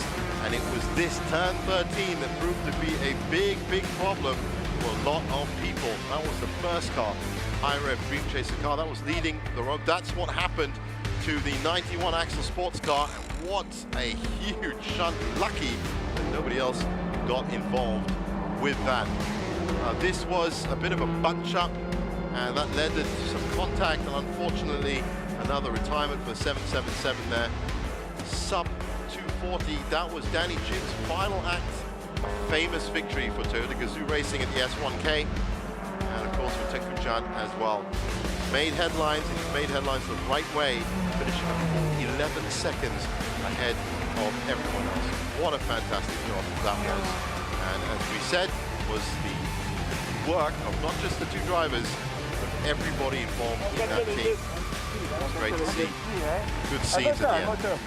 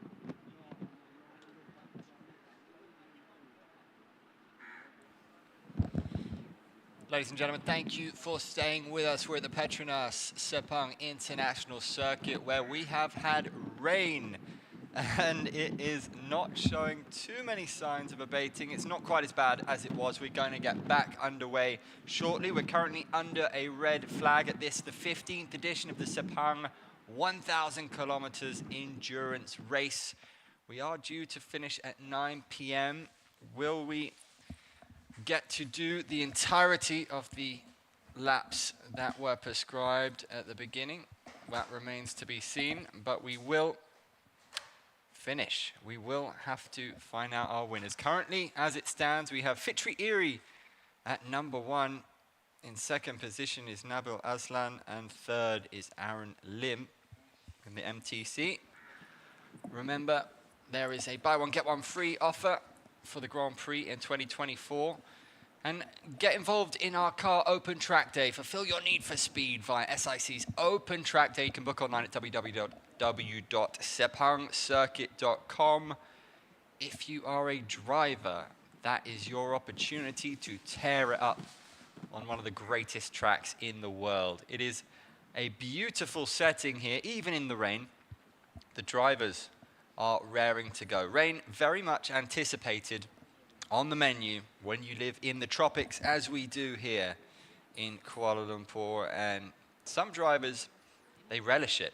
They enjoy driving in the rain. It's a different kind of challenge. And this, perhaps like no other race on planet Earth, is all about challenge, endurance. It is about being able to embrace all of the elements, all of the various factors, both known and unknown, and coming out on top of the pile. 77 cars in this race, which is a high. It has created all sorts of fun and games on track. It means that there's additional obstacles to navigate for the favorites, and a big challenge for those less favored entrants to try and compete with the very best in the region. Drivers, not just from Malaysia, but from Japan, Indonesia, and beyond. There was a meeting previously to discuss the latest goings-on with the rain, with the red flag. And there was a little bit of back and forth, as I understand it. I'll check in with my co-commentator shortly. I'm Andrew Whitelaw, Nicholas Anel, alongside me in the commentary booth. And we are pretty soon from getting back underway. Top spot in the SP2G, currently held by R Engineering, Adam Mikhail. Second is DW Motorsport, Pisau Fan. And in third, Nazim Azman of Kachana Racing. So we had all the drivers up here right near the commentary booth, and they were being briefed on what's been going down. And there was a little bit of tension, as you can imagine, with so much on the line, so much at stake. And Nick, you were able to pop in for a moment and find out what was going on. Yeah, I was a keen eavesdropper when the briefing was going on with the drivers. They had all just come into the media center a short while ago. And so from what we understand is that the race will finish at 9 p.m. Whether it reaches 181 laps by then, it's remain to be seen. But from past experience, it will not reach up to 181 laps, but it will finish at 9 p.m. So shorter laps, and also there will be a drive-through penalty for teams that have been doing works in the garage when the red flag had come on.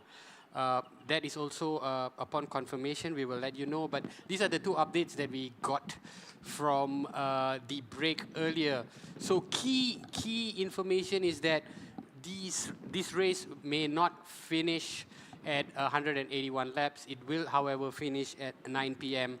and we will stop at whatever lap we are in, which is interesting in itself because then it also influences pit stops and strategies and driver changes as well, because we are essentially on a half an hour break already.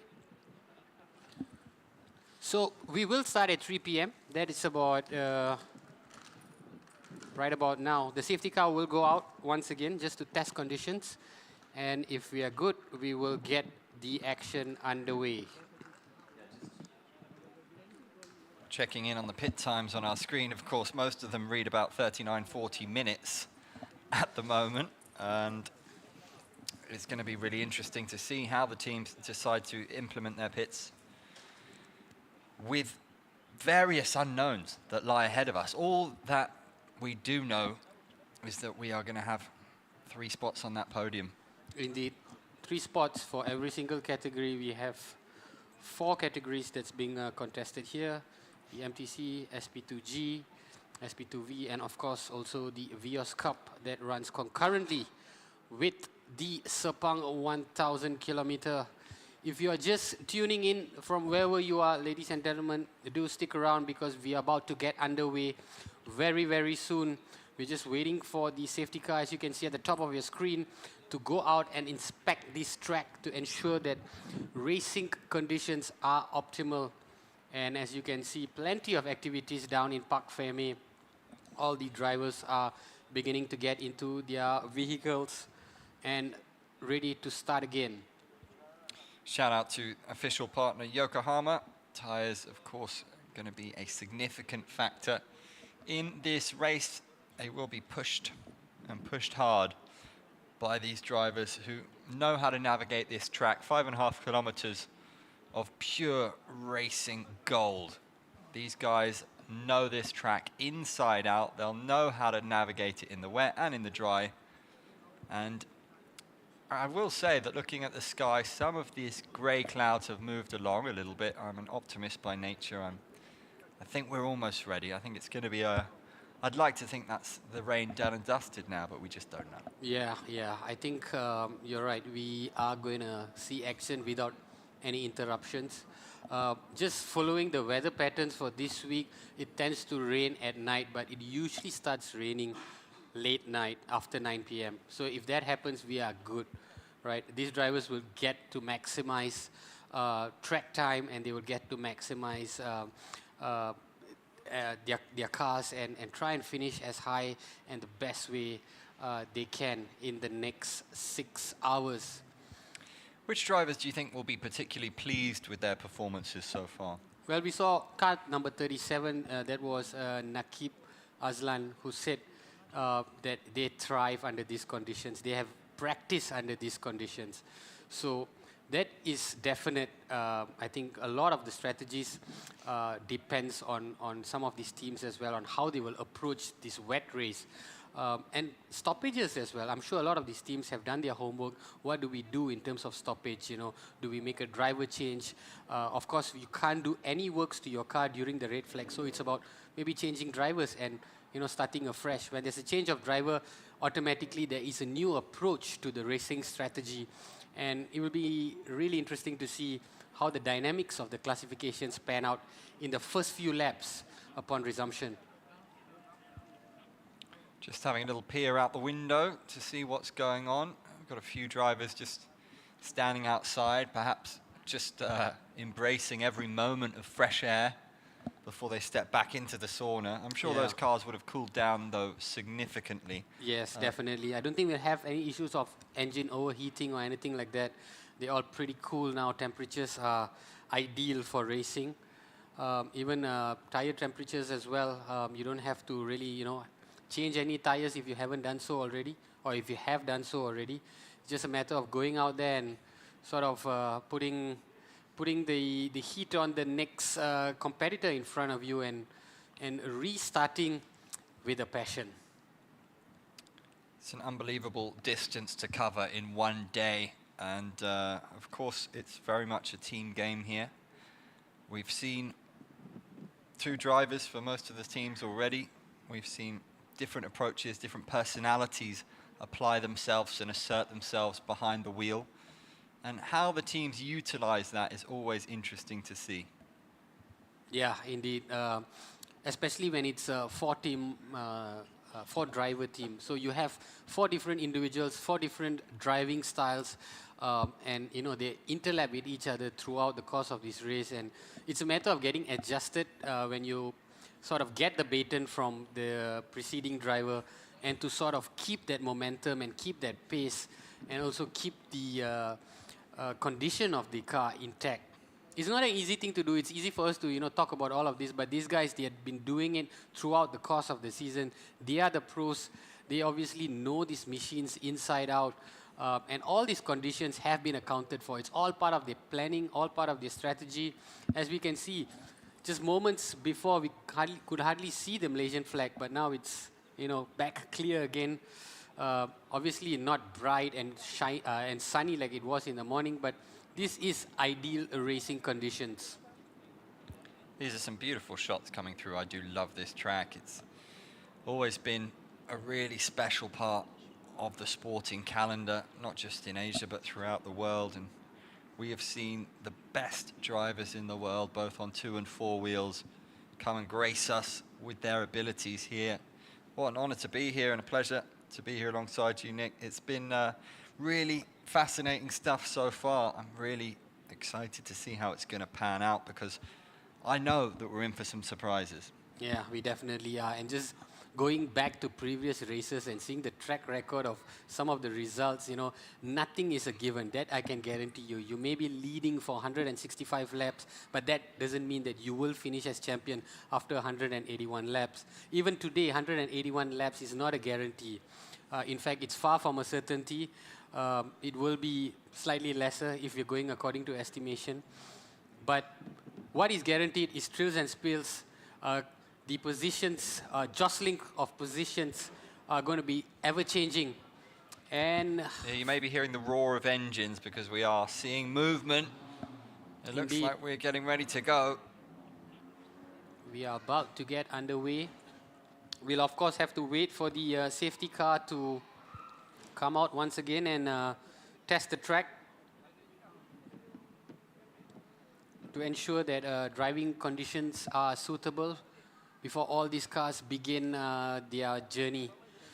Bearing in mind, they've only completed 43 laps so far, so there's a large chunk of racing left to do.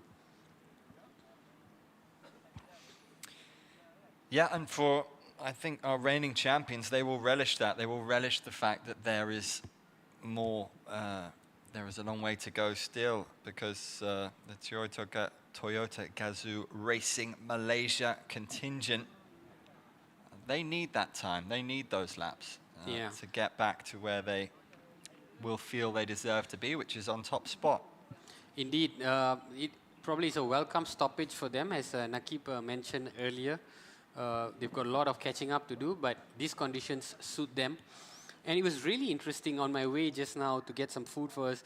I overheard a conversation of one driver talking to the other driver, and he said it was so bad out there that the rain, the volume of the rain was much, much more than the pace of the Viper. So the Viper could not contend with the sheer volume of the rain, which is why the rain was stopped, because Viper at full tilt was not enough to even give you a shard of visibility. That was how heavy it was earlier. Yeah, that sounds very dangerous. That is why we had to stop, why we got the red flag. These cars going at immense pace, 77 of them on the track. It's a bit of a recipe for disaster when it was chucking it down like that. It was really very torrential. But as we say, now it's looking nice and clear. Yes, indeed. We're just waiting for the safety car to come back out to inspect the track before we resume business here at the Sepang International Circuit. For those of you who have just tuned in and wondering what this red flag is about, it has been a 45-minute stoppage due to heavy rain earlier, but we were privy to some of the conversations that was happening from race control, and we understand that race will begin shortly.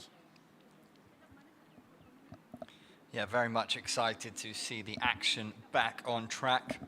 We saw some very interesting subplots going on with different attacks taking place throughout the field. It's not just a fight for those 3 spots on the podium. A lot of these teams are fighting to establish themselves. There's some exciting young drivers in the field, and it's all about building a legacy, a reputation, and establishing a future in this very competitive very difficult sport. It takes a special kind of individual to be able to perform at this level, in this environment, and on this track. Yeah. Right, so we've just got the news that it will be a wet surface race. Of course, we're still waiting for the safety car to go out. And just back to your point, Andy, from whatever you had mentioned was absolutely spot on. As we see, birds are beginning to, a crow rather, having a day out, enjoying the weather. At least one of us is. It's also about jostling for new teams, perhaps. Is pitching and showing your potential to potentially attract a new team next year.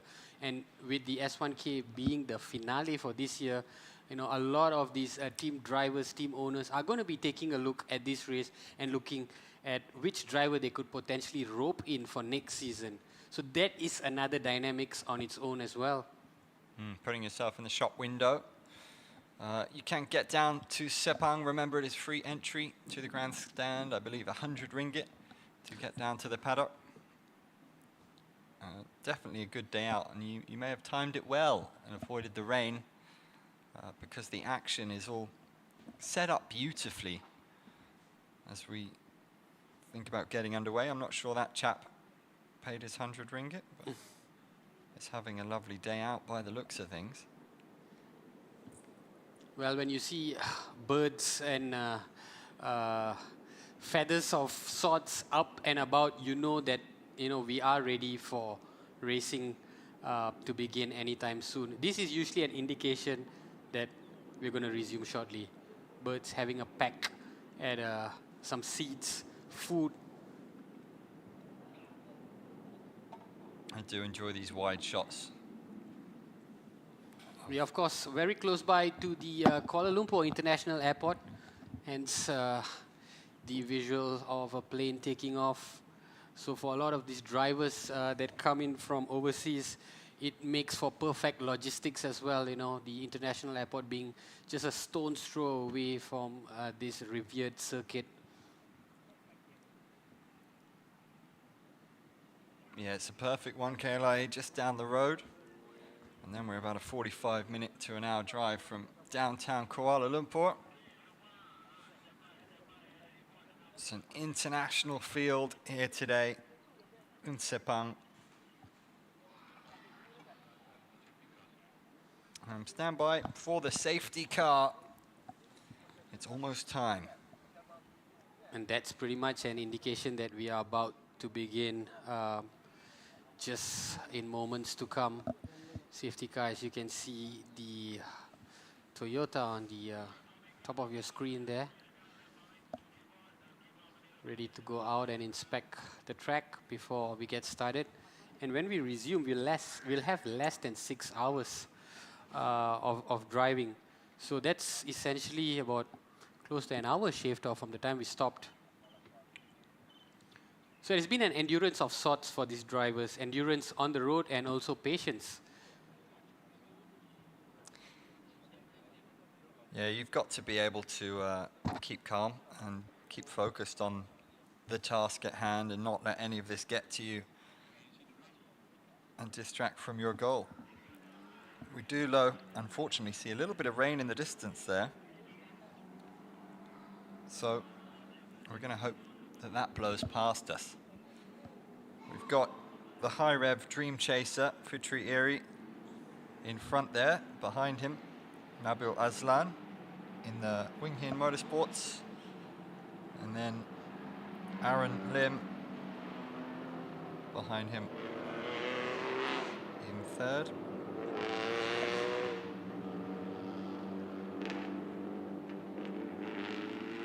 So the safety car will only be out for one lap before it turns into the pit and racing resumes. So the protocol of this is that all vehicles will have to go in a single file. No overtaking is allowed, and they will have to adhere to the speed limit as well. Only after the safety car drops off at the pit, only then these drivers would be able to resume business as usual. So this could also count as a formation lap of sorts where you're getting warmed up again before. Yeah, that's it. Both car and driver need to warm themselves up and get back into race mode. And that's one thing you have to admire about these drivers, because to be in full tilt, in full race mode, and then have to come inside, regroup, start again, you've got to get your game face on once more. And that can't be easy. No, definitely, it's far from easy. You know, when you are already in a momentum, you're already in some sort of flow, and you're being halted to no circumstance that you wish for, and then it's about, you know, taking a break and restarting again. It's always a challenge to do so. And, you know, really the ones that separate the leaders from the chasing packs are the ones that are more adaptable, they are more agile, and they are able to get back to pace as fast as possible. Some do it faster than the others, which is why it makes for such a fascinating race. As you can see, some of these cars going in that zigzag formation just to get some heat up in those tires, for them to get a better grip for braking.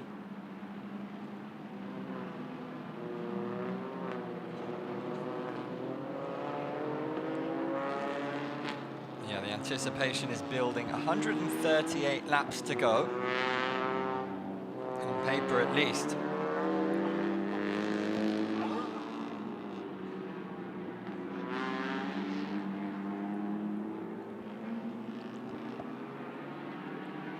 Let's see if the weather can hold up here. There is racing to be done. I'm really encouraged by the fact we do not see massive amount of puddles. If it's a massive rain, then puddles will be very prevalent, but it seems fairly dry and smooth out there. So I think the drivers would be really happy to have these sort of conditions as they just pass through the behind the safety car, as we see the final batch of drivers ready to get out of Park Feme and join the warm-up lap before racing resumes.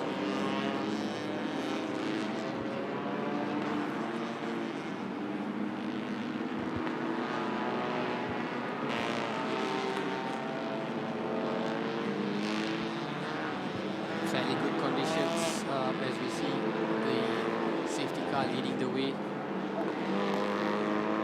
as they come into this turn 5 and 6. This is where the track heads back to the start-finish line.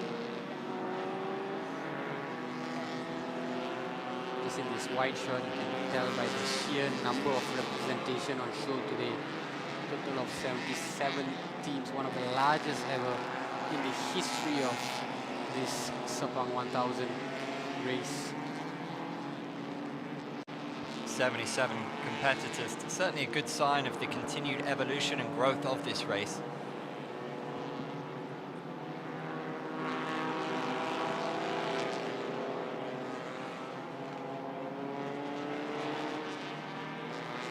No overtaking is allowed, as much as some of the drivers would intend to, you know, get back to full tilt as fast as possible.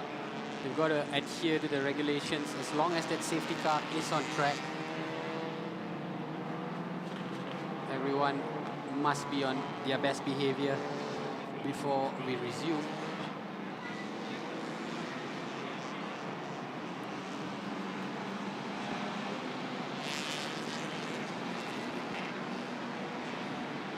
So just to give you a view of what's going to happen. So we just understand that safety car will continue for another lap, just to ensure that the track is absolutely safe for racing. And just looking at our standings here, Fitra Airy leads the MTC production, and Wing Hin Motorsports and Honda Malaysia Racing Team completes the top 3. DW Motorsports, Kencana Racing and R Engineering are in the top 3 of the SP2G, and SP2V is led by R-Works Rios, followed by R Engineering and Bay Racing Team. So these are the teams in contention for a podium finish. Far from guaranteed though. We'll see Mark Darwin behind the wheel of the High Rev Dream Chaser, car number 100, who led for a good spell at the start of this race. He has an opportunity to show what he can do, another household name in this sport and in this country.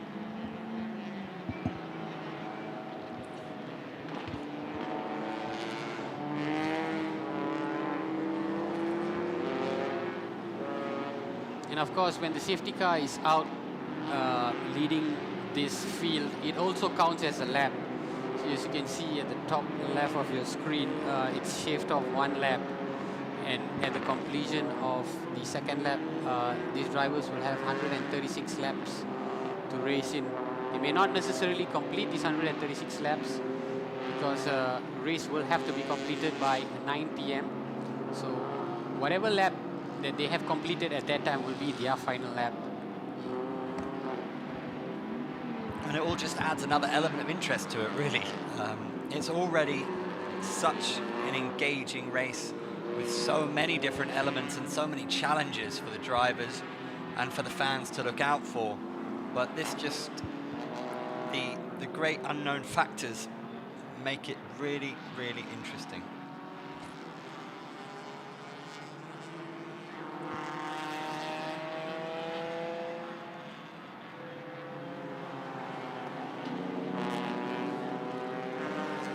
We'll get an indication soon if the safety car will drop off after this or if another lap is needed. We'll keep you posted on the proceedings. So a couple of warm-up laps for all these drivers before they get up to speed and try and either maintain their position or attack. And we also see some movement down at the garage. Some works are going on. We see refueling from a couple of teams, some tire changes as well. This is, of course, the perfect time to do so. We just saw the defending champion, Tengku Janli, get out of pit. He'd be one to watch out for. He's got a lot of making up to do in terms of catching up. Currently in a 38th place overall. Okay, I understand we are ready to go green anytime soon. As soon as the safety car drops off, we are back with the racing. We're moments away now. And this is where the safety car will drop off and allow racing to resume. There we go. We are back on course, ladies and gentlemen, with Fitra Erie leading the pack after 44 laps. Here we go, Fitra Erie leading the pack. We are back underway here at the Petronas Sepang International Circuit. Back where we belong very much in terms of racing. Those fans relishing this in the grandstand here today. Yeah, it's so encouraging to see the fans stick around as well. No one is, budged from their seats. Maybe just some have gotten to go and get some refreshments, but they're all still here, still waiting to cheer their family members and friends on.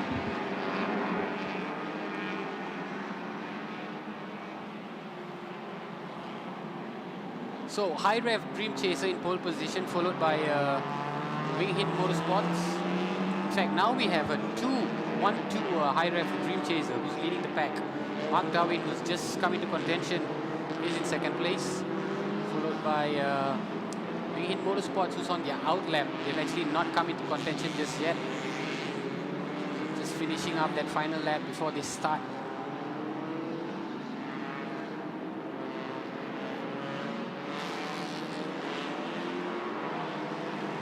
High Rev Dream Chaser and Wing Hit Motorsports dominating the top 4 spots in the race. They have a 1-2 High Rev Dream Chaser and Wing Hin Motorsports with the 3 and 4 as it stands.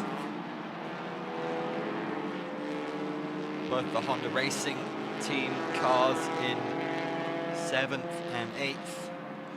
As you can see, the final pits for some of these teams have just been completed. It is, of course, the ideal time to do so. Now that racing has just resumed, we won't expect to see many cars go back into pit anytime soon. They've had enough of the pit for some time. All they want to do is just get to racing.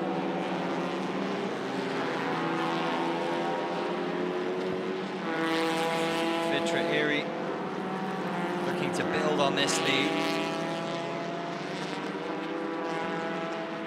Certainly have designs on that top spot on the podium. Mark Darwin behind him. A difference of 48 seconds between first and second.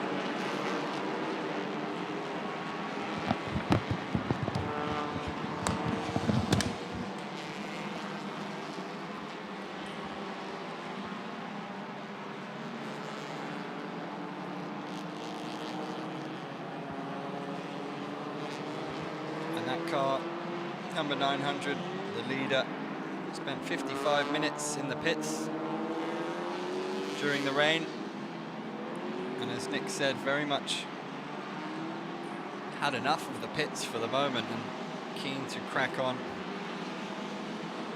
with evolving this lead.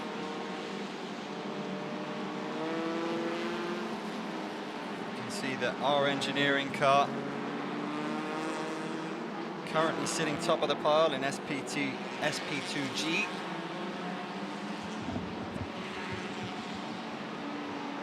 Adam Mikal and Jesmine Tan have raced excellently in the first section. We'll be now looking to build on that.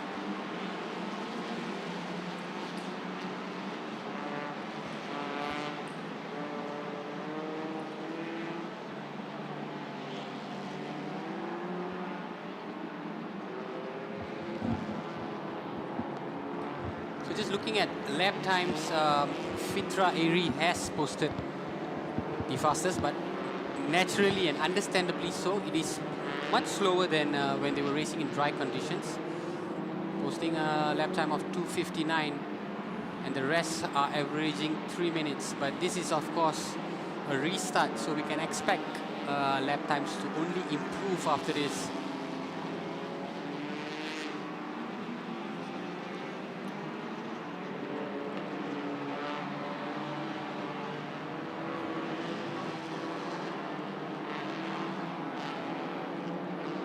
A lot of these teams and drivers, it's about recalibrating the strategy and looking to attack. I think at some point, perhaps very soon, we will start seeing the attacks from the trailing teams.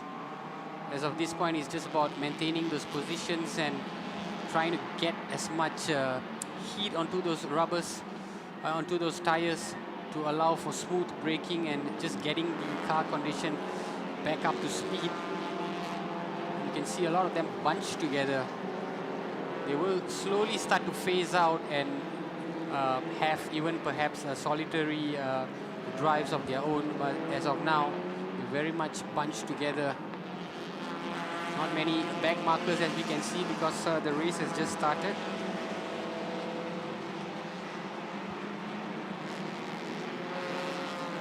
Yeah, a little bit of time needed to adapt to the conditions. As you say, recalibrate the car, get those tires heated up.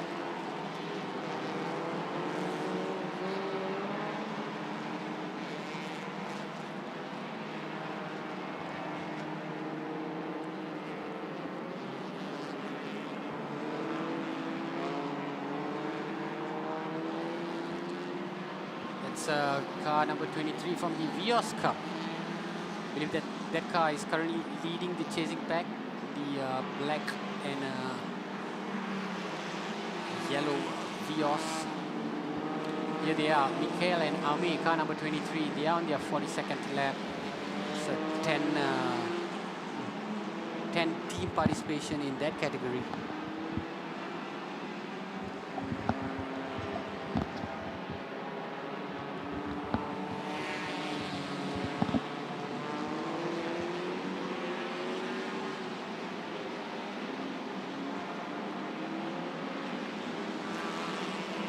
So it's an interesting scenario for high-res Dream Chaser.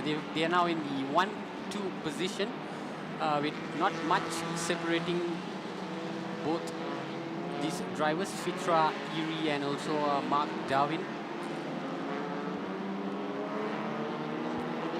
49.850 seconds between 1 and 2 currently. Best lap of the day, 2.35. That's looking awfully fast compared with what we're seeing at the moment. Yeah, I wouldn't be surprised if 2:35 remains the fastest lap, but it remains to be seen. As of now, they're all lapping at an average of 3 minutes. Fastest lap still being held by Fitra Erie at a 2:57.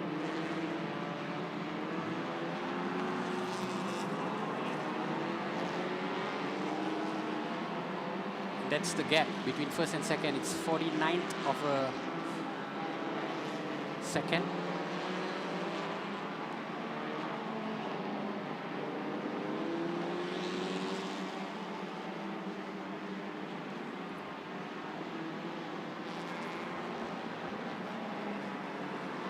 So they are in their 47th lap,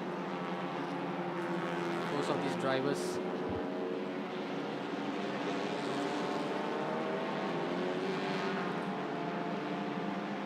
Getting back up to speed and slowly trying to re-establish their dominance.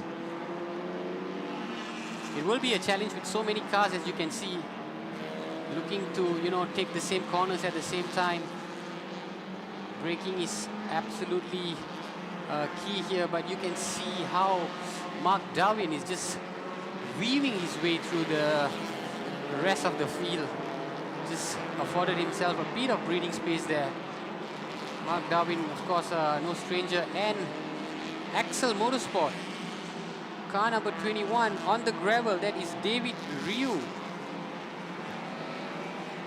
Could have just slipped off the track, and that is a cause of concern because that car is not moving. Even the tires are not moving. There could be some sort of issue there with either the ignition or even trying to get some power generated into the car. So unfortunate to be dealing with that situation so early on after the restart. There's the R Engineering car of Adam Mikhail and Jesmine Tan. They are looking good at the moment in first in the SP2G. Handling the rain well. The best lap time of 2:44.116.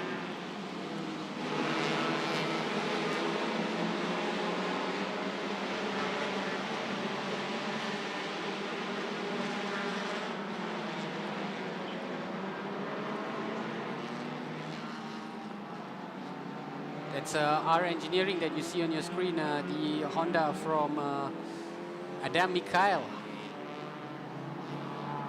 Adam Mikhail is currently first. That is your leader in the SP2G category.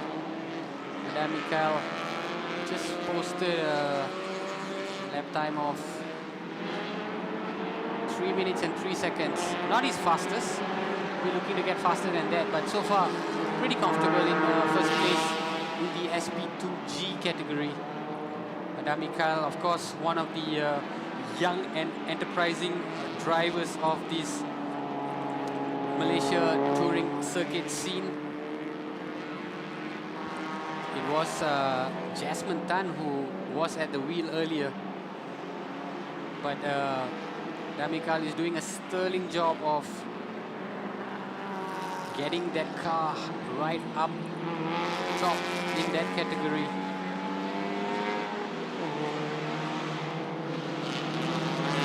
These are the overtaking opportunities that we will see, Andy, as these cars go through these sweeping corners, especially when they are bunched together. It's much more easier to sort of strategize and attack mode rather than if you're just, you know, depending on a solo drive. As you can see, that orange Honda almost going wide of the mark. Did well to come back into contention. Yeah, we saw a shot there of the R-Works Rios 289 Takashi Ito, who's currently leading the SP2V.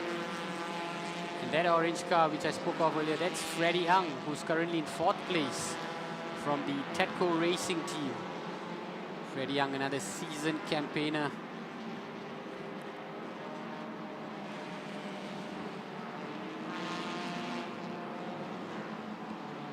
So these are the makes of your cars, as you can see on the top left of your screen. It's your Honda Cities, your Suzuki Swifts, your Honda Yaris's. These are all the cars that you would see on your everyday travels. If you are looking to purchase one of these makes, just keep an eye out on the performance of these drivers. They are representation of these machines for this race.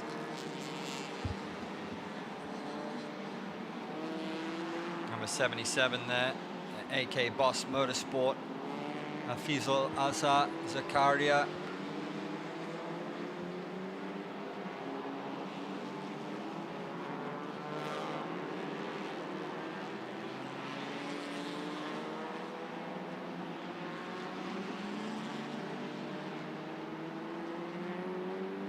And we've got a new leader. Just looking at our standings, Mark Darwin has now taken the lead in car 100 of the high ref Dream Chaser.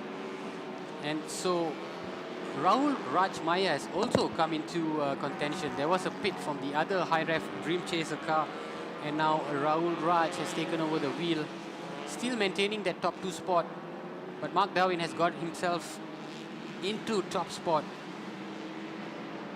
It was a very daring drive from him, as we saw earlier on, just weaving his way through the pack to get in contention and try and lead this race. He's also posted the fastest lap time as of now, lapping at 2:53. Nazim Azman on your screen, 9th overall, 2nd in the SP2G.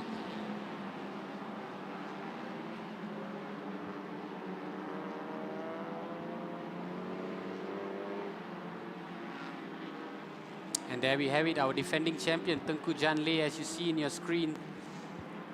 He's got a lot of making up to do. Earlier, his colleague Nakib spoke about driving under these conditions, which for them is very suitable. And as a result, they've made their way. Now they're actually in 56th place. They've got a lot of catching up to do. 11th in their class in the MTC. But it was due to a car issue early on, which saw them pit for more than 3 minutes. It was a loose hose, I believe, that resulted in the engine overheating. Tengku and Nakib, of course, are defending champions. They were dominant champions last year. If I remember correctly, they had already seized the advantage at this stage of the race, and they would not let it up, and they would eventually finish as comfortable champions. Now it's a different scenario altogether, where you have to try and make up with the chasing pack. 11th in their class. It's not going to be an easy feat, but at this point, I guess it's about trying to finish, trying to do your best, trying to better your lap times, trying to keep the car in pristine condition before it goes back to Nakib, and really hoping for the best result.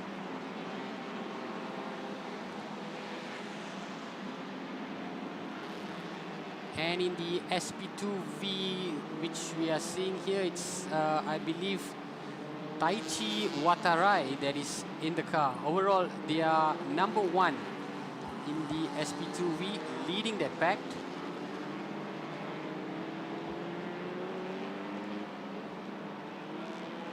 It's been an intense battle happening in the SP2V as well. And this R-Works Rios team has done well to actually move up the ladder fairly quickly. They are currently in 11th place overall.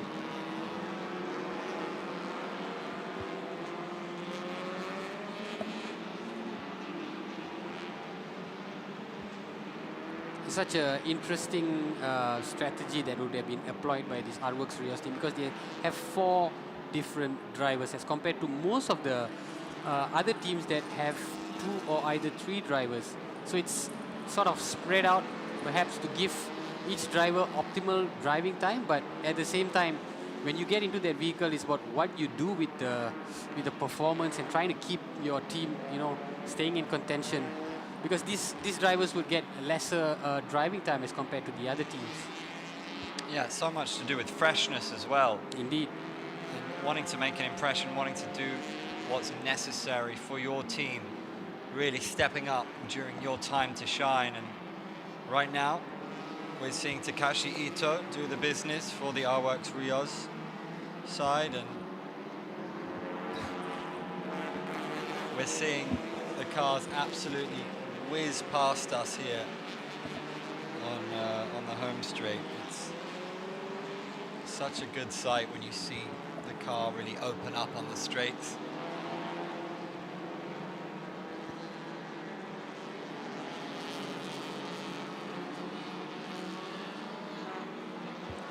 That high ref Dream Chaser car number 100 is accustomed to always holding on to the lead. It's such a consistent sight for me to see this high ref Dream Chaser leading the chasing pack. Only this time it's a different driver. I'm used to seeing Mitchell Chia, but this time it's Mark Darwin who's behind the wheel. Mark Darwin posted 2:54.236 on his last lap. Doing a good job as a custodian of this lead thus far. It's the Wing Hin Motorsports, driven by Amir Harris, in second. Amir Harris has done well. He's actually broke that 1-2 combination and got himself into second spot now. Car number 39, who's just behind Mark Darwin's car.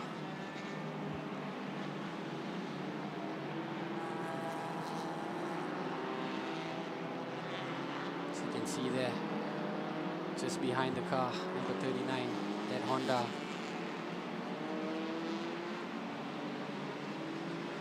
Looking to keep Mark Darwin in close sight.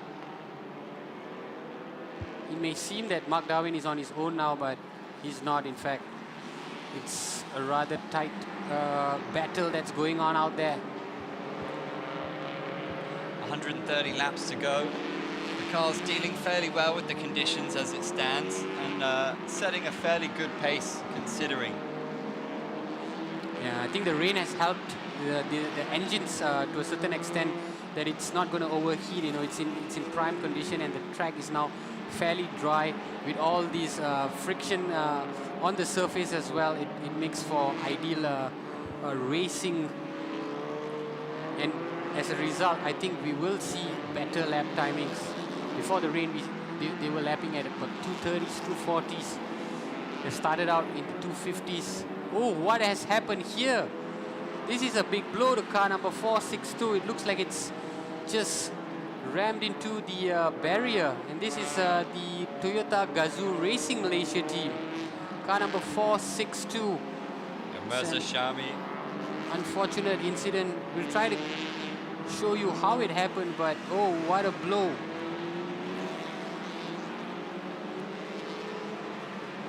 Devastating for Mirza Shami and his team. Gone into the barrier there, and looks like their day could be over.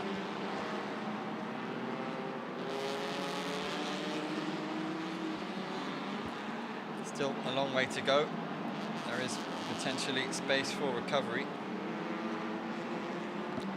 Janli, it'll be interesting to see how much he can make up ground to.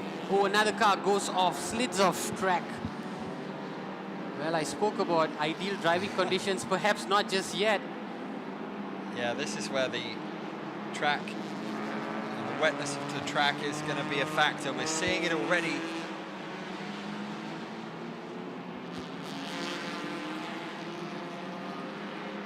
So a couple of slip-ups, so to speak, and here we will have the footage of the incident. Tunku Janli, as you can see, and the car right in front of him just slipping off into the gravel, almost into the gravel. That's car number 737.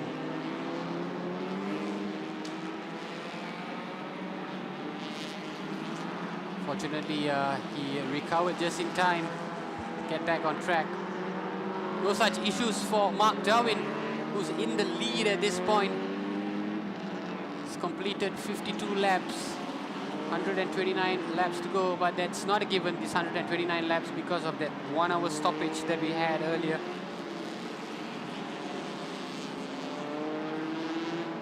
Very assured and confident driving for Mark Darwin.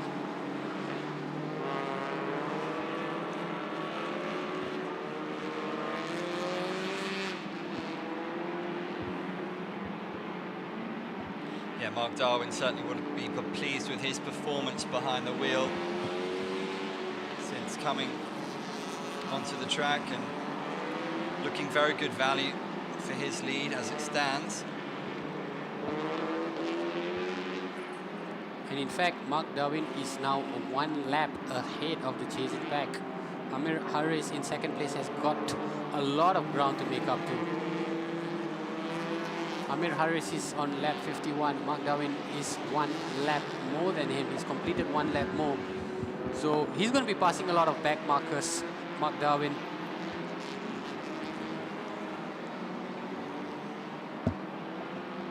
Yeah, we'll be looking to extend this lead even further. The High Rev Dream Chasers will be pleased with what they're seeing. Rahul Rajmaya sitting in third for them. These cars come into turn 1 after just completing yet another lap, going into turn 2. This is another tricky phase of the Sepang circuit because you have 2 sharp turns and braking, and also just navigating through the bend while not going too much on the outside and keeping with the racing lines is so crucial.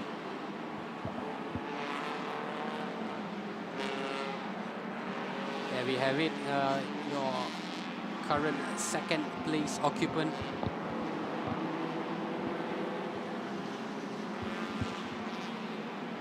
And as we speak, there are already a couple of incidents that's been going on in turn 4 involving car number 60 and 462. These are also a common theme where there are incidents, so it's really up to the race control and their expertise to manage the situations.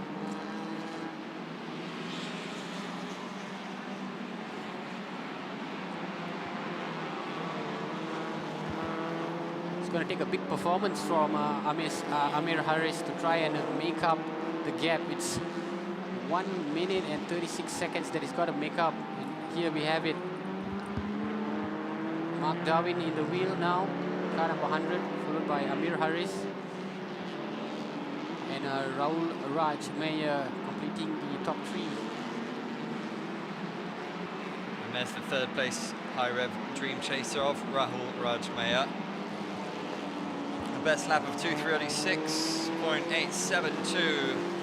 They'll be lucky to get anywhere near that as the race progresses. That might well stand unless we do see slightly sunnier climbs later on, but that would be a surprise. I'd be surprised to see the sun out anytime soon. We might be heading in for early night race. Looking at the weather, you know, the floodlights will come on a little bit earlier as compared to usual days when it's not raining. The sun usually only goes down in KL at about 7:30, as we see. There's been an incident at turn 14 involving cars number 60 and 462. That one is under investigation. Car number 60 is the Kachana Racing vehicle, driven by Nick Z. This was the car driven by Freddie Young that went off track earlier.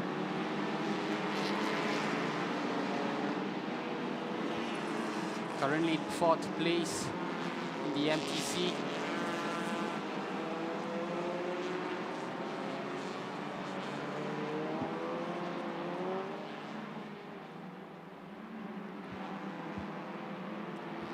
Freddie Young has got quite a bit of making up to do if he intends to get into the podium spots. He is trailing Rahul Rajmaya by quite some distance. It's almost a 25-second disadvantage.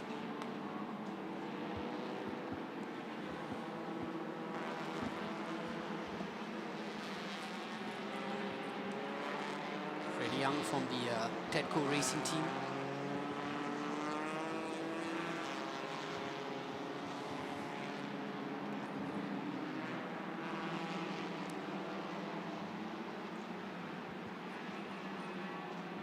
Freddie Young just bypassing the Axel Sports vehicle in the number 242 there.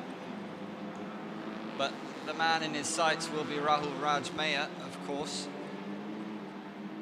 And like you say, Nick, he's got a little bit of ground to make up there.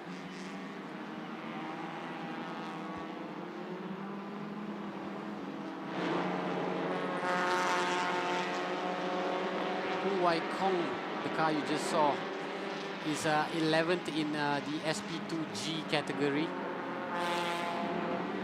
As I mentioned earlier, the SP2G is a highly competitive category of its own. So for the likes of Hu Wai Kong, it is all about, perhaps the immediate target would be to try and get into the top 10 at least.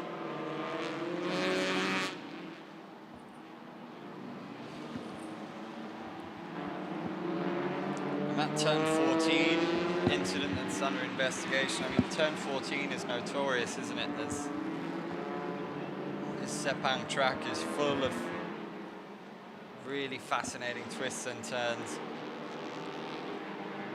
Yeah, indeed. 14 is the back, one of two of the back straights, but that is where a lot of overtaking tends to happen because of the width and, you know, the long straights. And I can understand why there has been incidents in turn 14. This is the battle for first for the SP2G. Adam Mikhail and Jesmine Tan in first. Ian Wong, Pisai Fan in second, and Ung Chong, Lo and Nick in third place.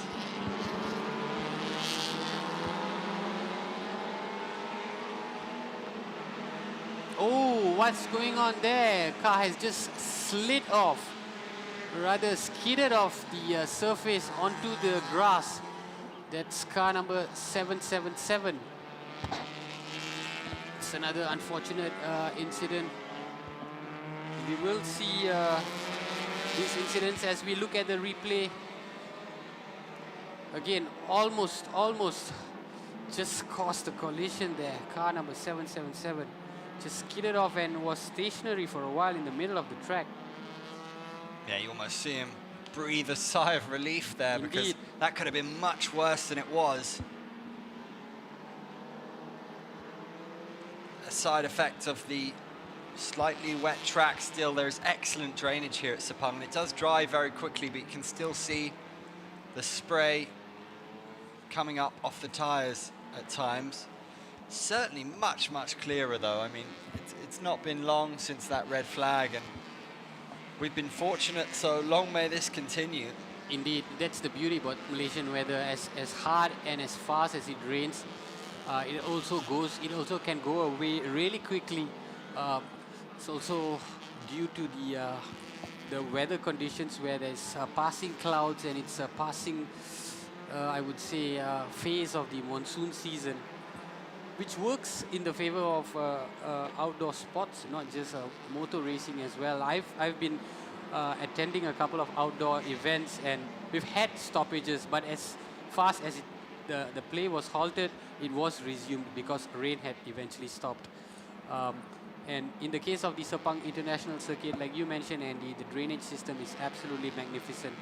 The track dries up really fast, and it allows the drivers to showcase their potential in quick fire time. We're seeing that battle taking place in the SP2G, the Oculo Racing. Car by Nick is sitting in third place, just ahead of the DW Motorsport, driven by Ian Wong, Jian Sen.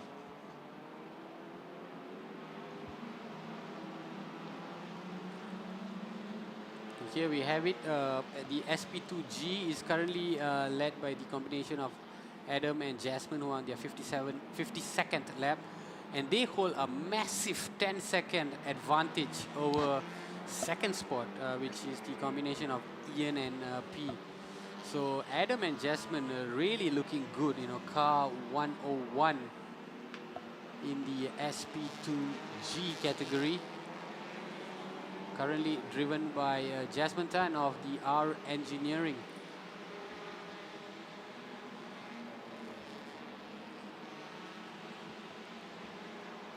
To have a 10-second lead at this stage of the race, I would say is really commendable because the cars have just come out.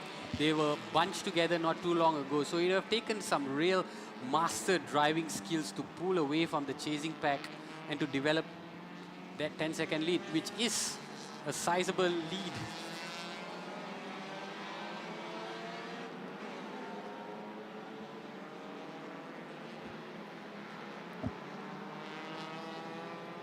There's that Suzuki Swift, car number 57.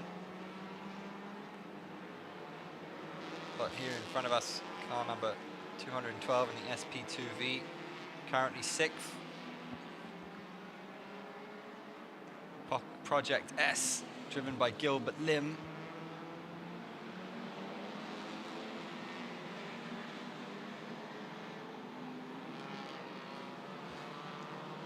Lim's last lap was 3:03.874.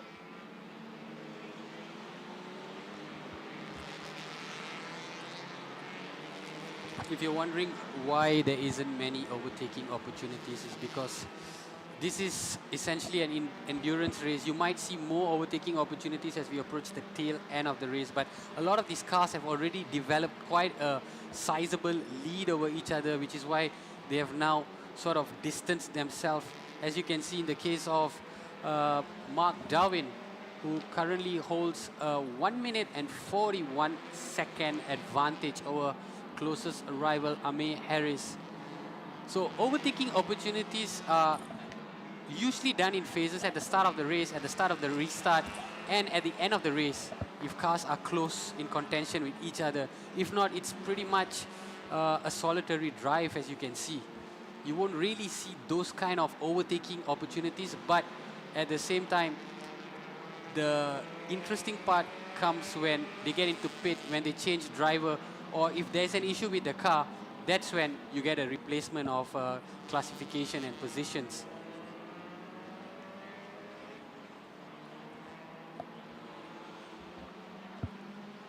But just to give you an idea of what's going on at the top, we have Mark Darwin, who's on 56 laps, and trailing him on 55 laps, almost 2 minutes behind is Amir Harris. Now, that is a sizable lead, Andy. That is a sizable lead, even at this stage of the race, because now it's about maintaining and defending. You don't really have to defend so much. It's more about maintaining and just ensuring that the distance remains as far as possible. Yeah, it's absolutely impressive, the drive done by the High Rev Dream Chaser. Mark Darwin, excellent custodian behind the wheel right now.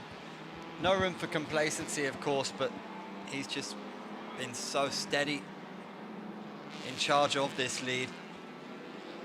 His last lap, 2.51.755, which is one of the best, only bettered by Freddie Ong, I think, who's done 2.51.567.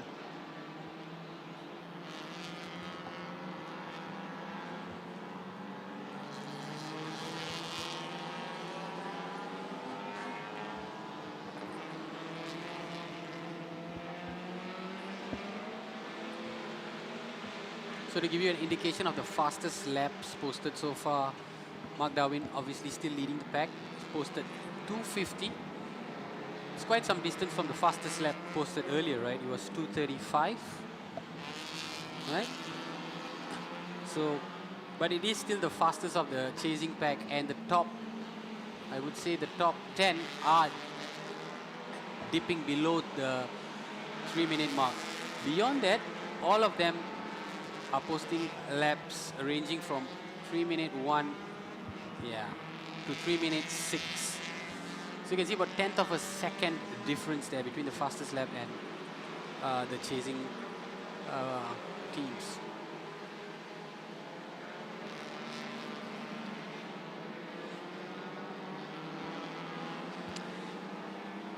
Well, a lot of the cars have now gone in for a pit since the red flag, but the leader, car number 100, has not. So that could be interesting and one to keep an eye on.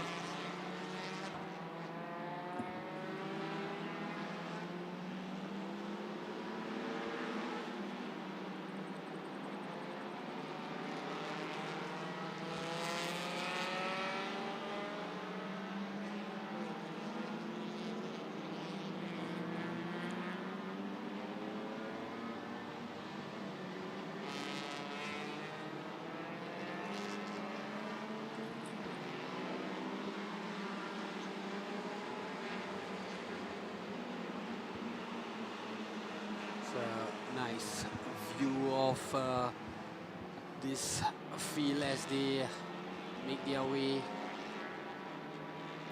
back into the start-finish line for yet another completion of a lap. Of course, the man you see at the top of your screen, Mark Darwin,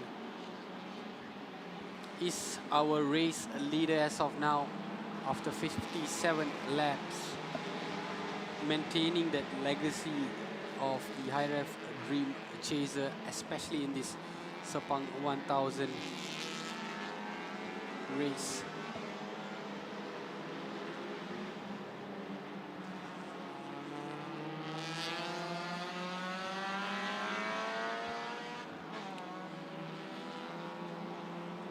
It's Gilbert Lim's Project S car, 212, sixth in class at the moment.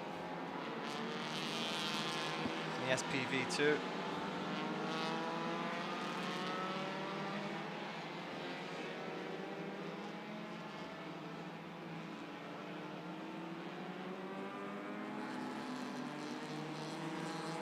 Gilbert Lim currently chasing the Axeworks vehicle. Lee Chi-Hwa is ahead of him. Difference of 3.384 between the pair.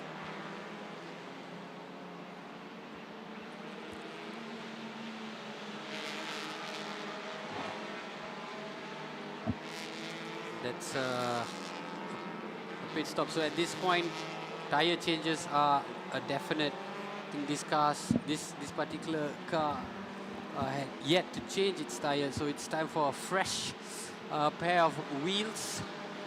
Car number 67. Time for the pit crews to get busy again. They were busier earlier when it was stopped. And that was Tae Chi Seong, currently sitting at 20th in the SP2G.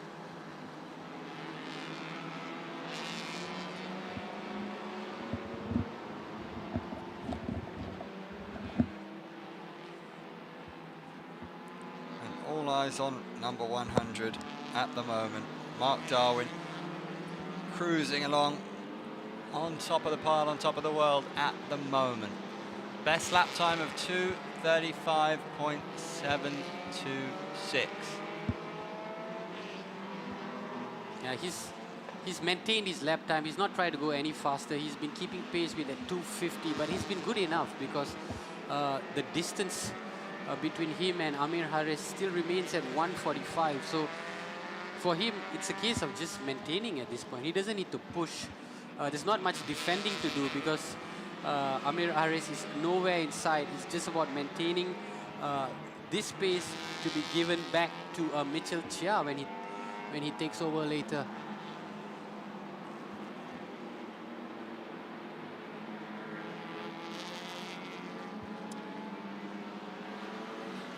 Yeah, intrigued to see when they decide to make that change. All going well as it stands for the High Rev Dream Chaser. They are, of course, rocking a third place at the moment as well in the hands of Rahul Rajmeya.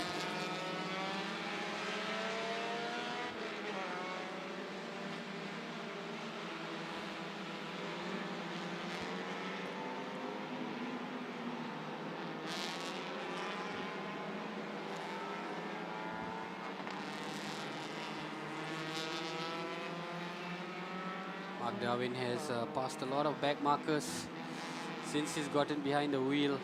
And we just got a glimpse of what he's capable of earlier at the start of the race, after it was resumed from the rain, where he just weaved his way through a swath of cars to give himself a little bit of breathing space, and in the process he did that just to pull away from the chasing pack.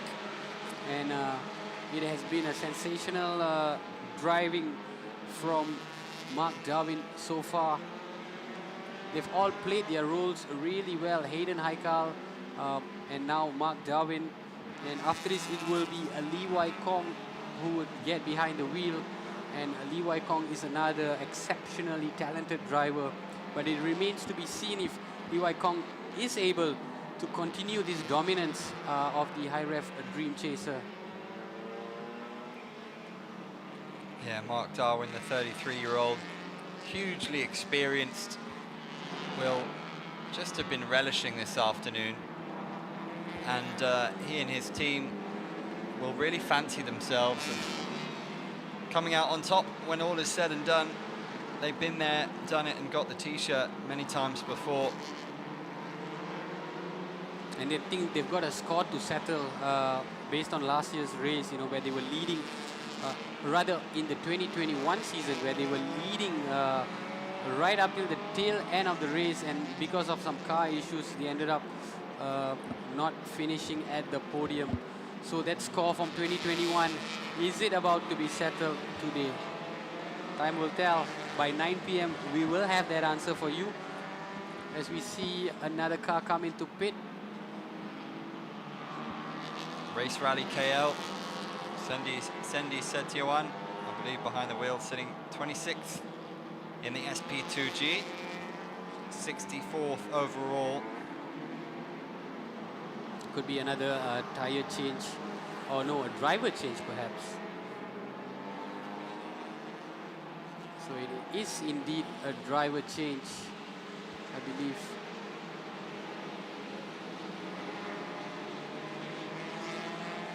You see that unmistakable pink Vios from the Vios Cup, which is concurrently running with this Sepang 1000 race.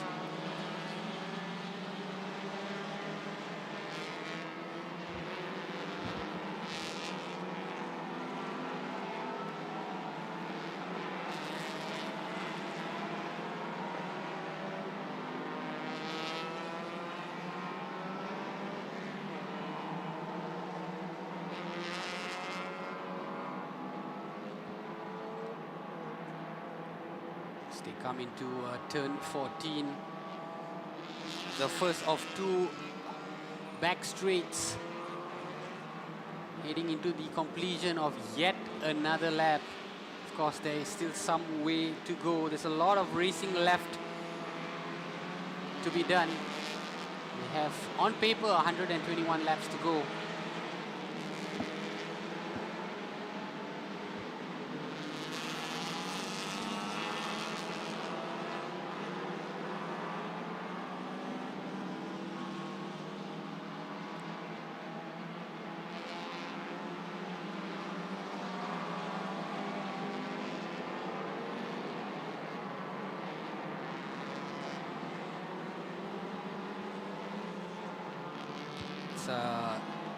Daniel Walker, Jeffrey Lawrence, and also Alfonso Shrika, the Axel Shrika. Sports.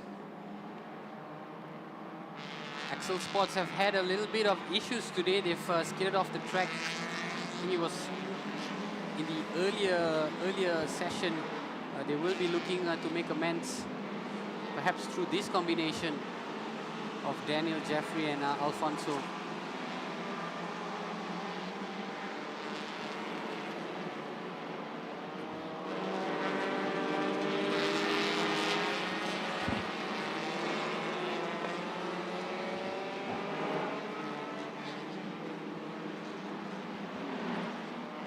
I believe most of these drivers have settled into some sort of rhythm now. They've already established some sort of positions, either defending or attacking. As you can see, they've all now been filed out and they all have a lot of breathing space between these cars as compared to earlier when they were bunched up.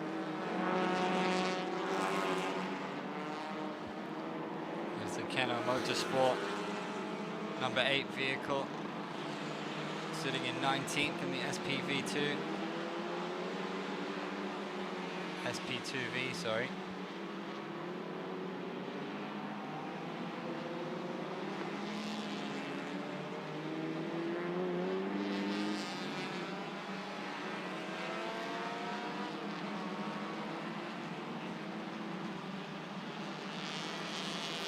Car number 8, the combination of Adi, Adli and also Kai.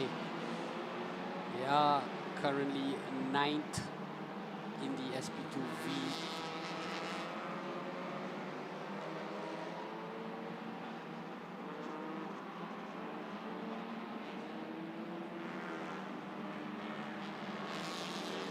There's confirmation on your left-hand side of our top 3, which remains Mark Darwin in the High Rev Dream Chaser, Amir Harris in the Wing Hin Motorsports, and Rahul Raj Mayer in 3rd, also in the High Rev Dream Chaser. Behind him we have Freddie Young of Tedco Racing, car number 15, and in 5th it's Akash Neil Nandi, the Honda Malaysia Racing team.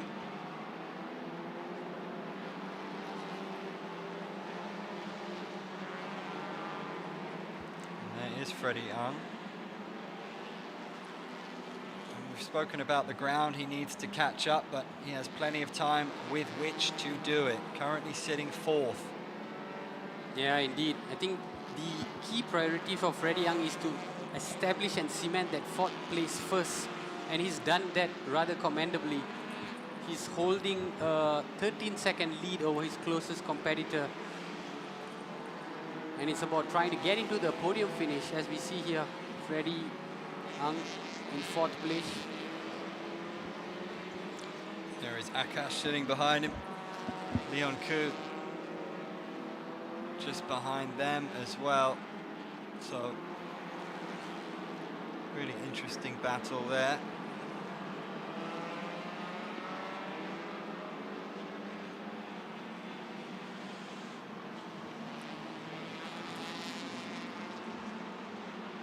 Been another incident at turn 14, car 60 and 462. I think this is where drivers get excited when they see the back straights and they see the opportunity to really put the pedal to the metal and try and overtake the closest rival, and this is where the incidents will stem from. The back straights of this Sepang circuit provides plenty of overtaking opportunities. Turn 14 and you have a sharp bend heading into turn 15. That's another long straight before you come back to the sharp bend of turn 1. But a lot of the incidents have happened in turn 14. The R Engineering vehicle. Stephen Teo behind the wheel, 4th in the SP2G currently.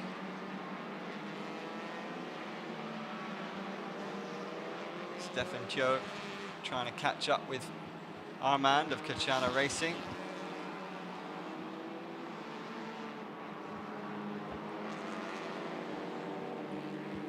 And there is that battle for 3rd. Armand sitting ahead of Stefan Teo, and then in 5th place currently it's Ahmad Mikhail Hakimi, Artivo X-Links. And what we spoke about, we're actually seeing now, and these cars are lapping at a much faster pace. Mark Darwin is now lapping at a 247 as compared to a 250. And a lot of these cars have already dipped below that 250 mark. In fact, I would say your top 7 cars. So we could see a 235 again.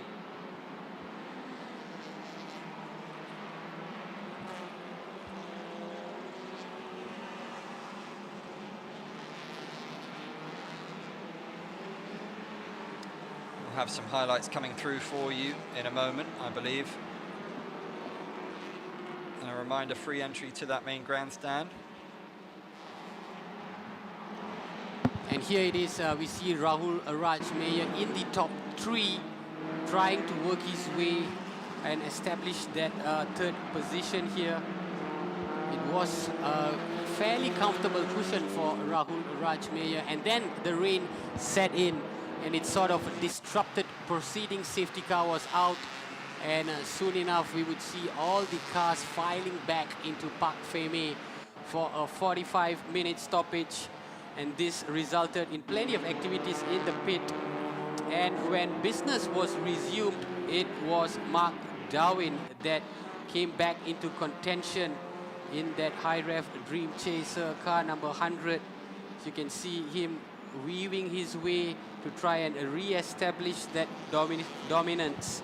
And he is our current leader. As we go into a commercial break, we will be back shortly.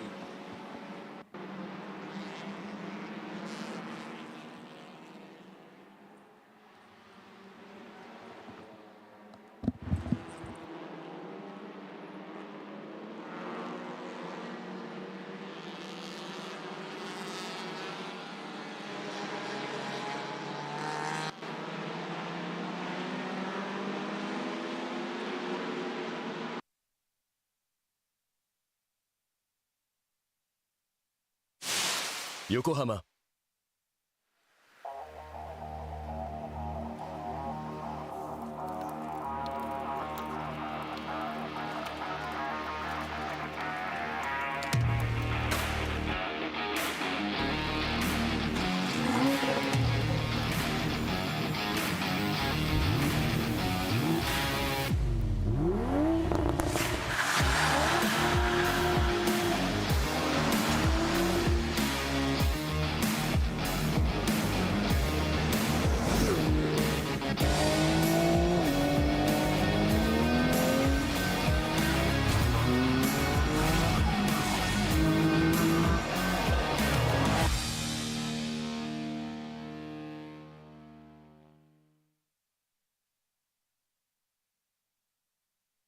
Hey, you got a very nice car. What do you do for a living? Hey, I know you.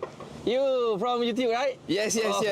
I'm Zizan Razak, Malaysia actor. Right now, I'm sell, payahnya. Saya jual tiket MotoGP, saya katakan senang. Saya jual tiket MotoGP, kita bagi buy one, free one. Mana beli satu, percuma satu. Jadi, kita bagi harga gitu untuk 20-24.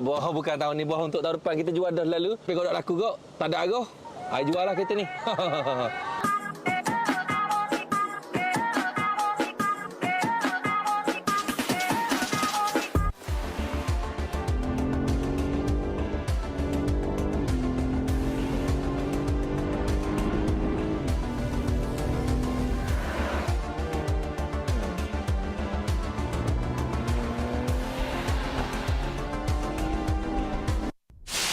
Yokohama.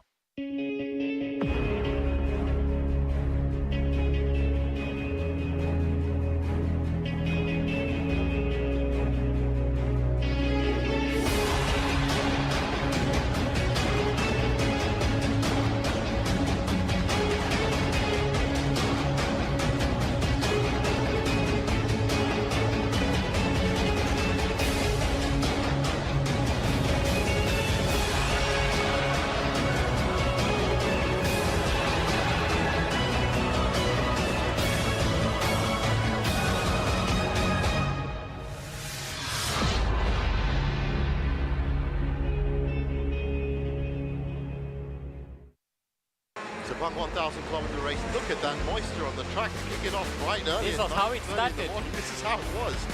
Well, the track dried out for a start, and then things started getting really, really fast.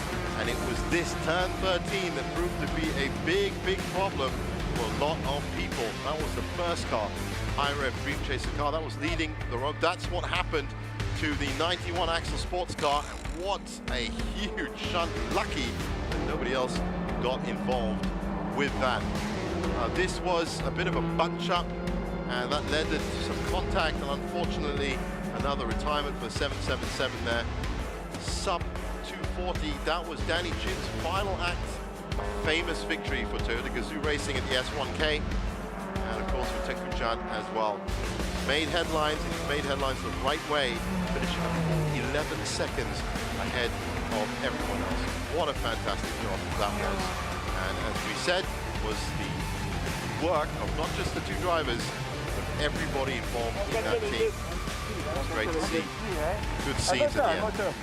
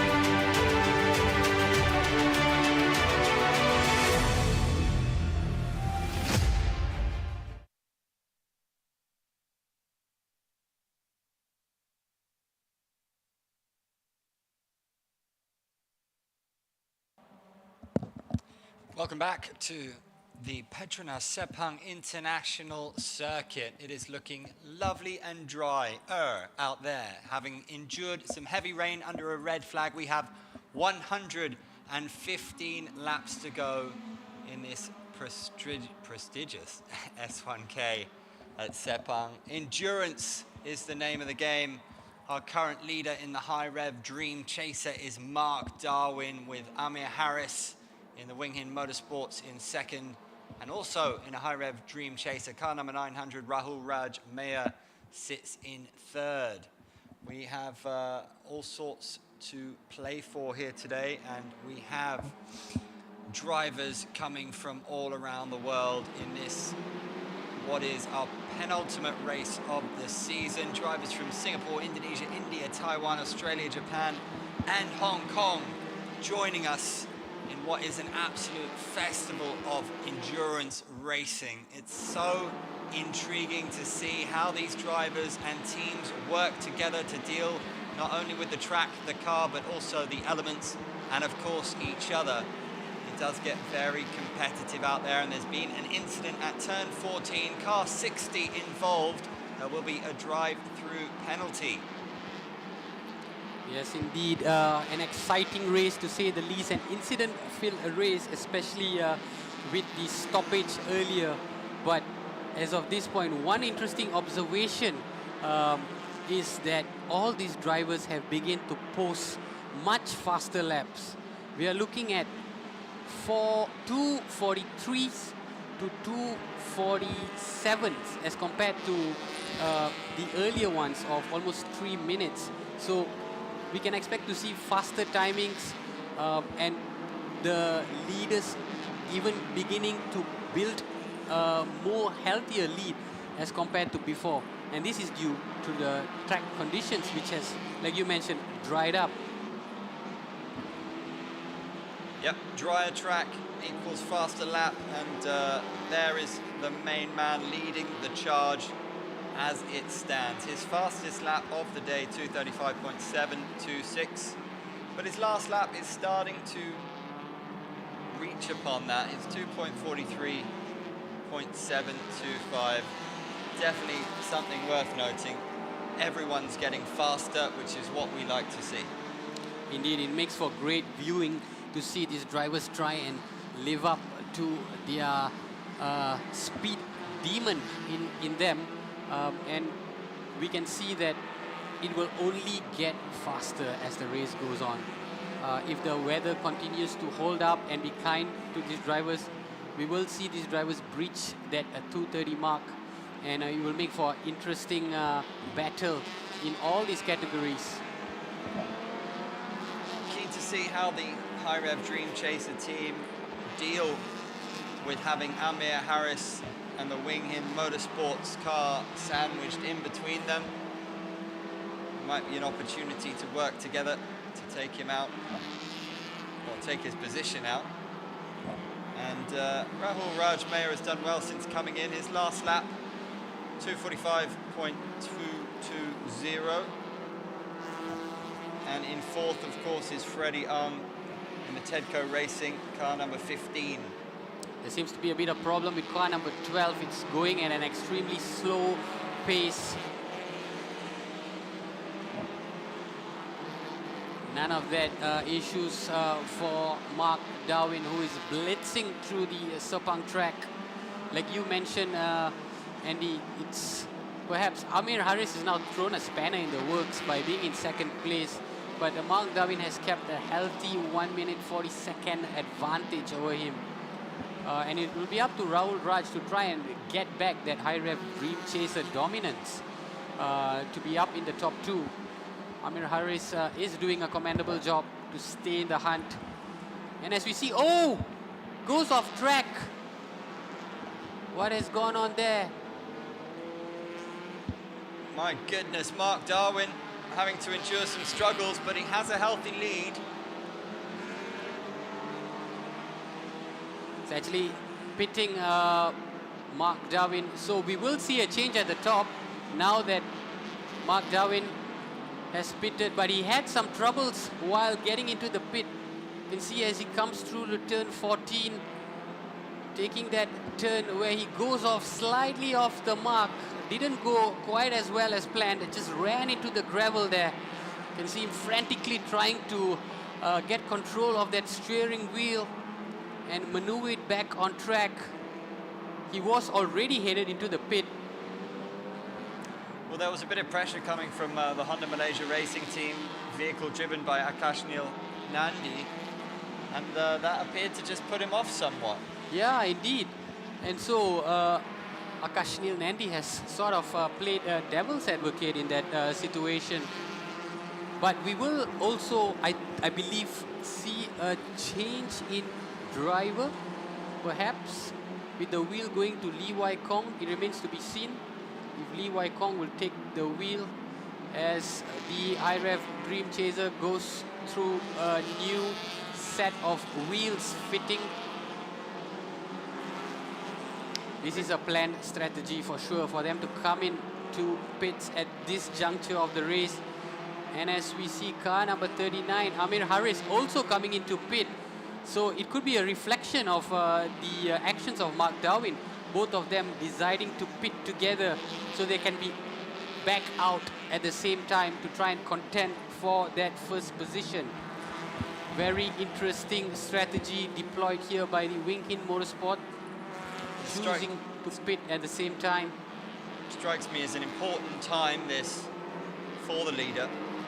And indeed, Amir Harris, the change of driver, the timing of the pit, how they come back out is going to be really important for the outcome of this race. So what that means is that Rahul Raj Meyer will now assume top spot as the car that has is still on track at this point after 67 laps. And Freddie Young will get into pole position, podium position in second place, and that will also bump Akashnil Nandi up into third. So a change of dynamics slowly shaping up here as we get into the 68th lap. This is your current new leader, Rahul Raj Meyer.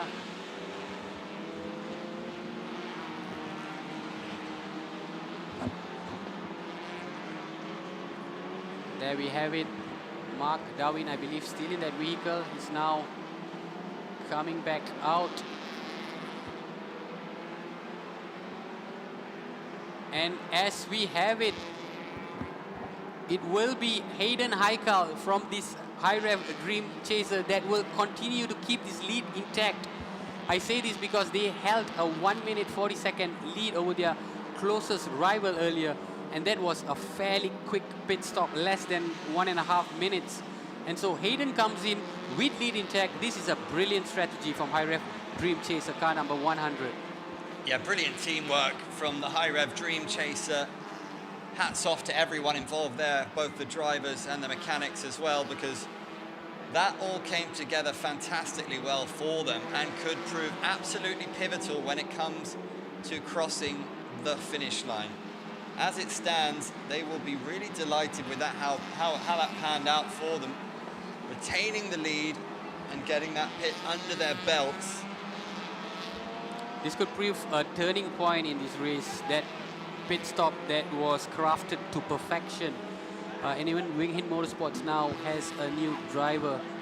Nabil Aslan has taken over the wheel.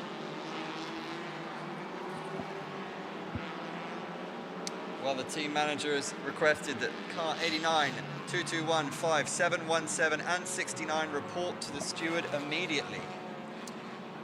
Probably due to some infringement. So much to keep an eye on here at the Petronas Sepang International Circuit. 77 cars, a record here for this race.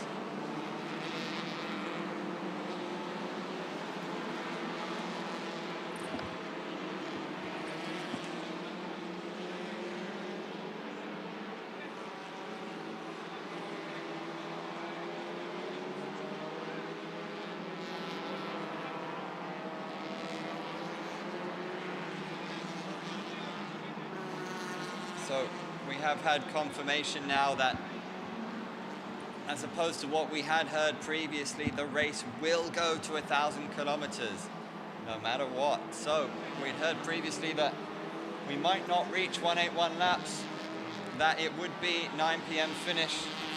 But that is not the case. It'll go to 1,000. Yes, indeed. They are going the full distance to reach 1,000 kilometers. And that would mean that this race might stretch on beyond 9 p.m. That's not a concern at all because the SIC track is equipped with sufficient lighting, and it's not a problem for these cars to finish 1,000 laps. But we will have an extension of the timing at least, as these cars, most of these drivers have a lot of racing left to do. As you can see at the top of your screen, there's 112 laps, still in triple digits. Yeah, and that's, I'm sure, what the drivers would want. You know, this is an unbelievable achievement just to compete and finish in this race. But to say you've raced 1,000 kilometers is something that most people could only dream of. And they will want to have the ability to say that. Indeed. And for them, it's all about going out there and getting the job done over 1,000 kilometers. They wouldn't mind that additional time that they spend on track, as long as they get out there and get to showcase their fullest potential and hopefully end up at the podium, as is the case with the combination of Amir Harris and Noor Azlan, who are currently in that podium standings as of now. Car number 39, Wing Hin Motorsports, that has just assumed top position. So there must have been some sort of incident that has happened for... Yeah, Hayden Heichel's fallen back to 5th position.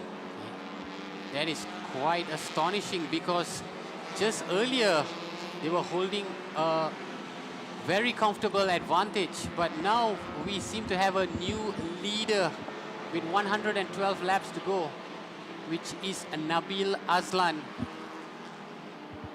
And Rahul Raj Meyer has now come into second spot. So very, very interesting developments here. Keen to find out what happened to our earlier race leader. That was Hayden Heikel, who's now dropped to 5th place. Amir Harris now having to see off the charge from Rahul Meyer. And we may well see another turn 14 attempted takeover. Because now the impetus might well be there for Rahul Meyer to grab that lead back from Amir Harris. Amir Harris will certainly feel the pressure. Rahul Meyer breathing down his neck.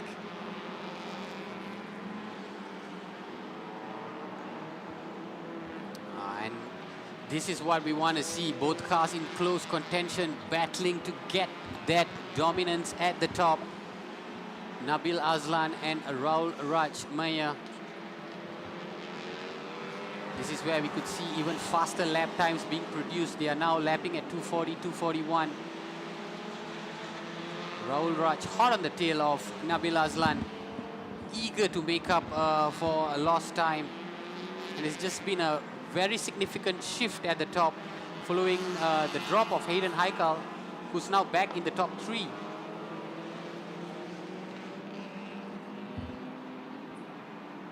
Must have been some sort of incident with that high rev Dream Chaser for Hayden to drop off, because they had pitted at the same time and Hayden came out with his lead intact, and a fairly comfortable lead at that.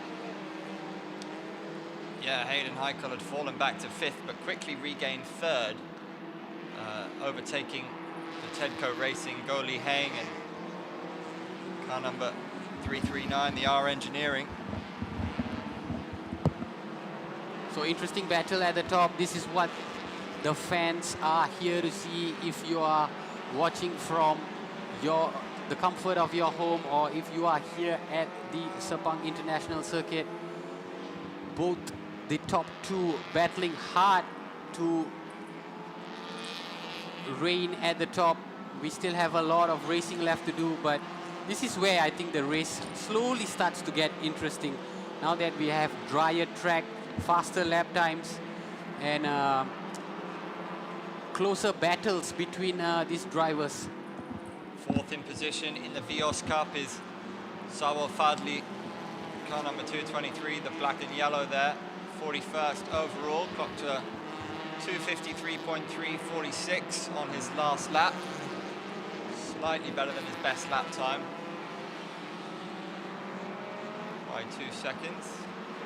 This Vios Cup is, of course, running concurrently with the Sepang 1000 circuit. And that's your battle for second spot. I have to say, though, car number 62 that is leading the standing holds a commendable, or rather commanding 21-second lead over the chasing pack. That's quite a gap to make up.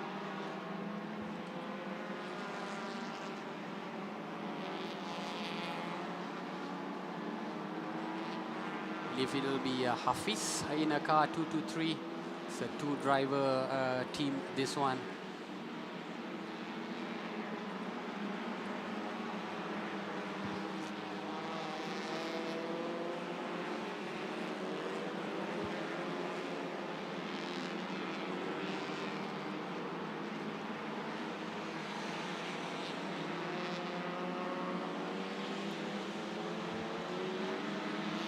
There is Raul Rajmeya, still hot on the heels of Nabil Aslan. I don't believe he's made his move just yet. He's just perhaps biding his time to see when he can sort of launch an attack on Nabil. He's been given a reprieve ever since Hayden's drop-off earlier. Not much to separate them at the moment. Nabil Aslan, his last lap clocked in at 2:40.794. Raj Mayer clocked in at 2:40.090. But interestingly, Andy, Hayden has just posted the quickest lap time of 2:39. He seems to be the only one that has dipped below that 2:40 mark. So if he maintains this pace, he could be right back up there again. Very, very interesting developments to see if Hayden can sort of make up for that drop earlier that saw Nabil capitalize. So now Wing Hin Motorsports is the one putting the spanner in the works. Sitting on top of both the high rev Dream Chasers. Yeah, it's something we touched on earlier. It's great when you see that added impetus suddenly bring the car and driver to life when they need to battle for something and not just maintain. Indeed, indeed. There is something to fight for. There is something to gain. And, you know, the incentive of it is that you will lead the pack if you capitalize at the right time. And I'm sure if you're watching this live stream, you can sense the excitement in our voices as well. Now that the race is slowly heating back up. This is what we want to see in this touring car series.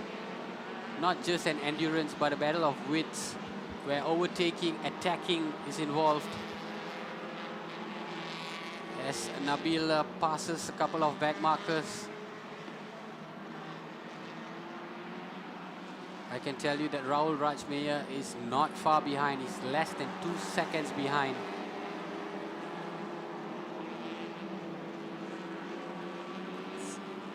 Yusadi Sepang, the AK Bus Motorsport, 5th in the SP2G. Car number 77. So 5th in the SP2G, 13th overall. His last lap came in at 2:50.028. So about 10 seconds slower than the leaders in the MTC. There's been a drive-through penalty for car number 19, that is a DV Motorsports, driven by Parajun Krishnan, who was earlier leading the SP2V category. But as a result of this drive-through penalty, he's now in 5th place. And there's that battle for 5th confirmed for you in the SP2G. Yusadi in 5th currently. 6th, the car driven by Ung Chong, Lo and Nick. And then in 7th place, Stefan Alvin and Avila in car number 25. So we'll see how that one unfolds.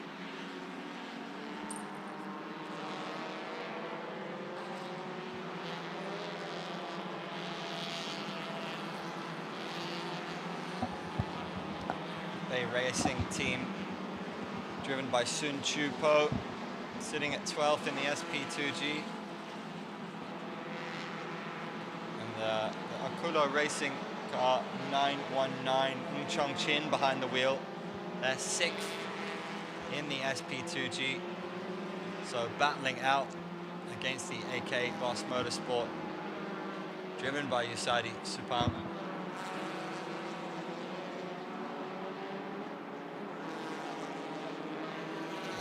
Waiting for an opportunity there.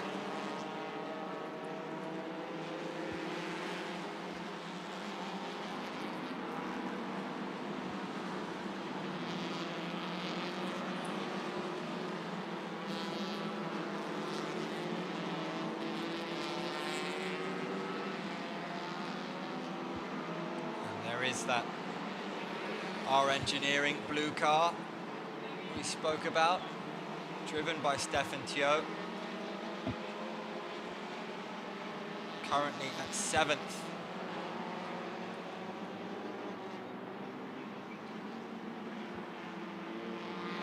It's an all-Indonesian team, this car number 25 of R Engineering, driven by Avila Baha, who have had some degree of success in the Malaysia Championship Series.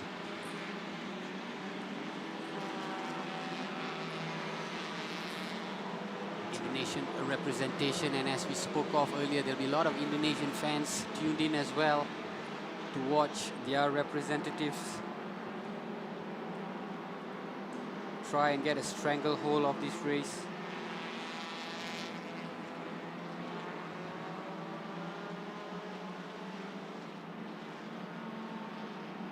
There's that DV Motorsport. This is the drive-through penalty that I was talking about earlier. Finally coming in to get this drive-through penalty, car number 19. They were, of course, leading the SP2V category earlier on.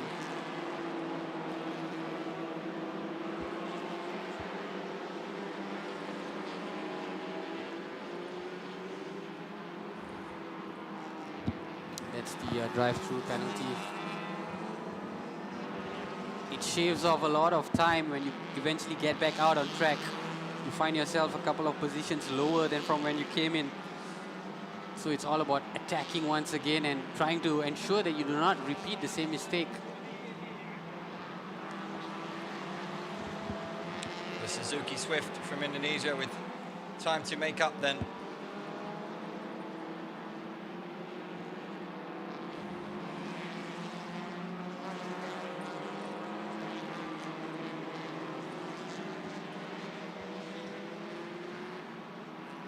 SP2V leader, R-Works Rios, doing the business currently.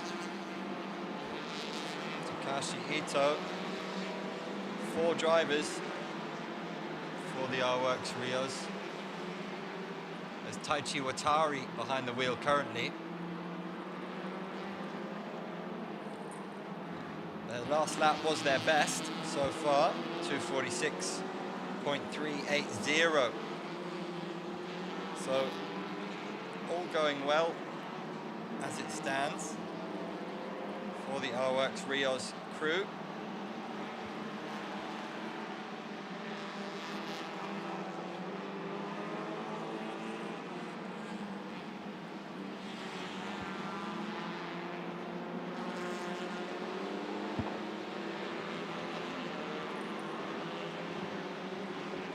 Japanese side hoping to come away with glory from their visit to Malaysia.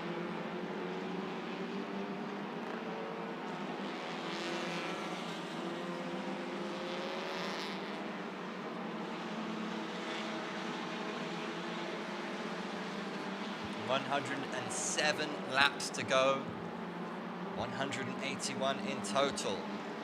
The Sepang 1,000 kilometer endurance race 2023. If you are joining us on Facebook, a warm welcome. Our current overall leader is Nabil Aslan of the Wing Hin Motorsports. And here we have the replay of this little shunt here by car number 75, you know, just looking to overtake and almost losing the balance. You get a confirmation of that. There was Bay Racing team, it was a Sun Chu Po, and it resulted in car number 69 being a stationary.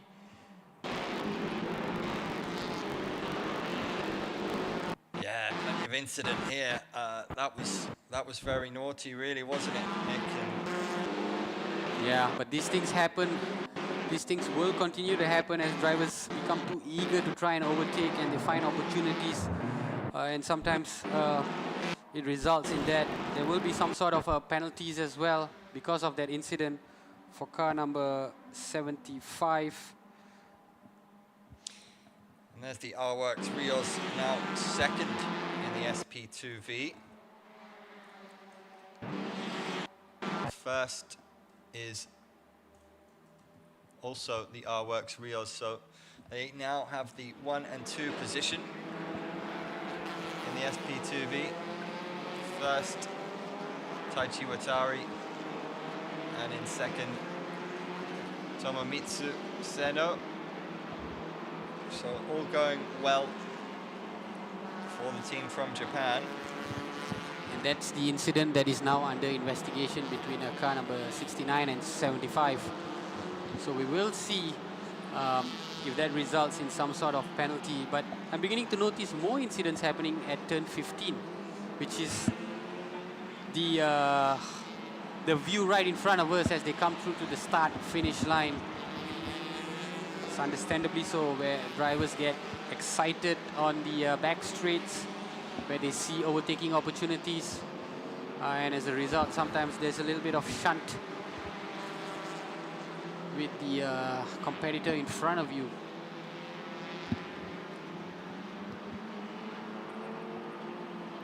Car 99 just going off track slightly there. It's also because now the track is much drier and these drivers are able to drive at a much faster pace, which is why I think there's a little bit more risk-taking involved, and we are seeing, as a result, more incidents that is happening. It all adds to the color of this race. Yeah, it all adds to the intrigue, where we get to see different variations of incidents. We're seeing those faster lap times as well. They continue to get faster. The top 3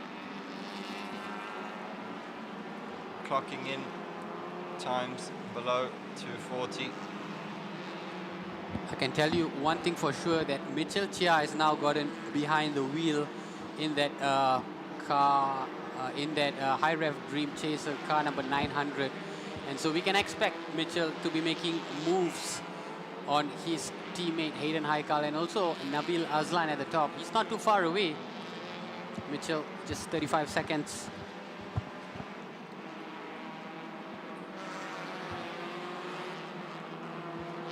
Car 242 currently sitting 4th in the SP2V.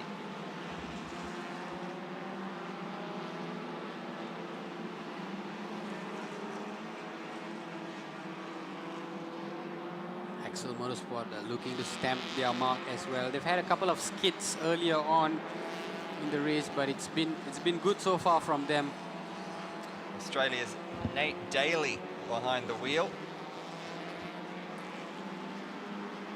Again, good to welcome so many different nations here to Sepang.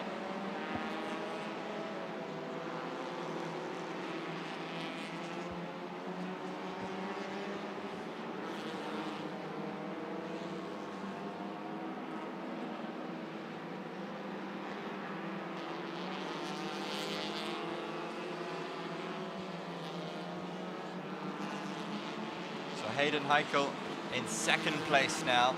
And we see a bunch of cars all having to go through the drive-through penalty, Andy. This is going to get interesting.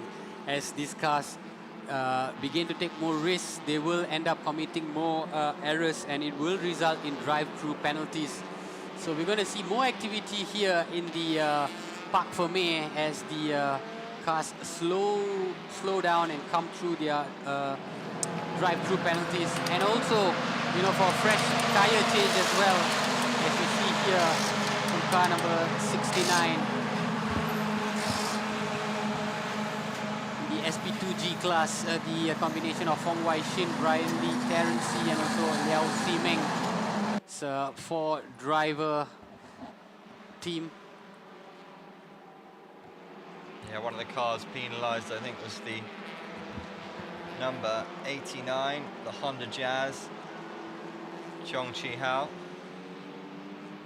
But this is your leader as we speak after 76 laps. Muhammad Nabil Azlan, who is currently clocking 241, holding a almost 30-second advantage.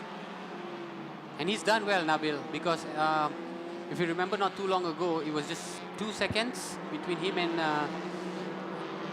was it Rahul Raj Mayer? But there's been also a driver change as well in the high rev Dream Chaser, which is why Rahul has gone off and is now replaced by Mitchell Chia.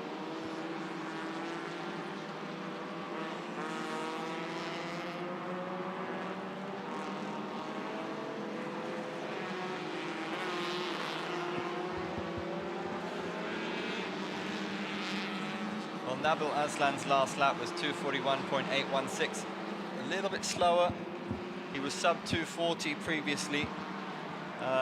He will be feeling the pressure. He will be feeling Hayden Heikel and Mitchell Chia behind him. The two high rev Dream Chasers.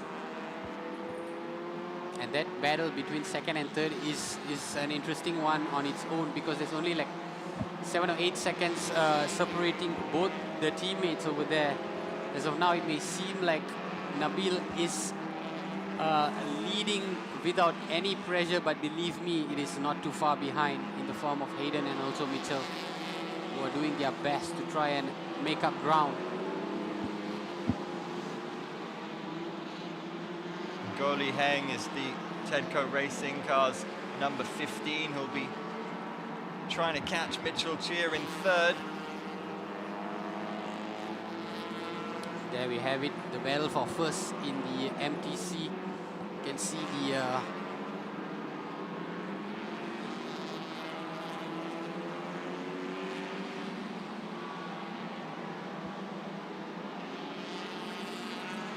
Just looking at those lap times, Hayden Heikel is clocking in at 239.974, so quite a bit faster than the leader. Hayden has done really well since he dropped off to 5th place. He's made up a lot of ground, and he's now in 2nd place. And he's, like you mentioned, clocking the fastest time as of now, 2:39. But he's got this man to overcome if he intends to get back on top of the lead.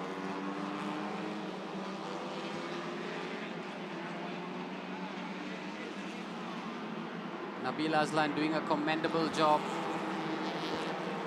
And Mitchell Chia, the unmistakable figure behind that high rev Dream Chaser.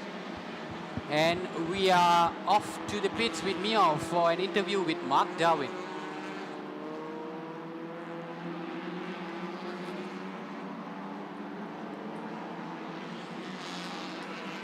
All right, now I'm with Mark Darwin, car driver for car number 100 from High Ref. Dude, we are about 100 laps to go. How's it feel, 81 laps so far? Yeah, so far it's been great with the red flag and the strategy. Everyone is on different strategy now. And I hope so that we have the winning strategy at the end of the race. Yeah.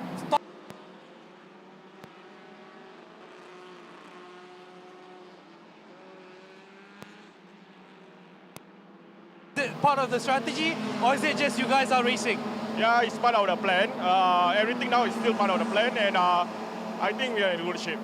All Right, and the fact that this is the endurance race, 1,000 kilometers, not just yourself, you're also, hoping for Hayden as well as your other double, Wai Chong, right? So it's a three-man partnership down here. Everybody brings something to the table. What do you bring to the table yourself?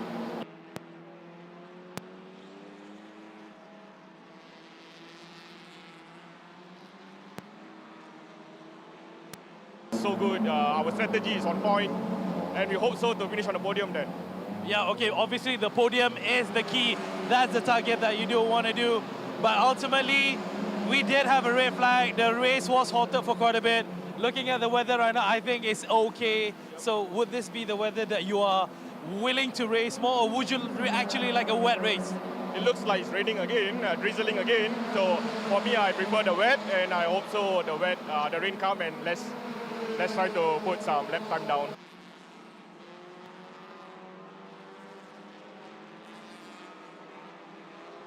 Wow, bullish stuff there from Mark Darwin. Thanks, Miho, for the interview. He seems like a really confident guy. He's been here and done it before, the 33-year-old who's bags of experience racing at Sepang, bags of experience racing endurance, and very much to me looks like a man who has trust in his team, not just the other drivers, but his whole team, that they know exactly what they're doing. It's all going according to plan was the overall message.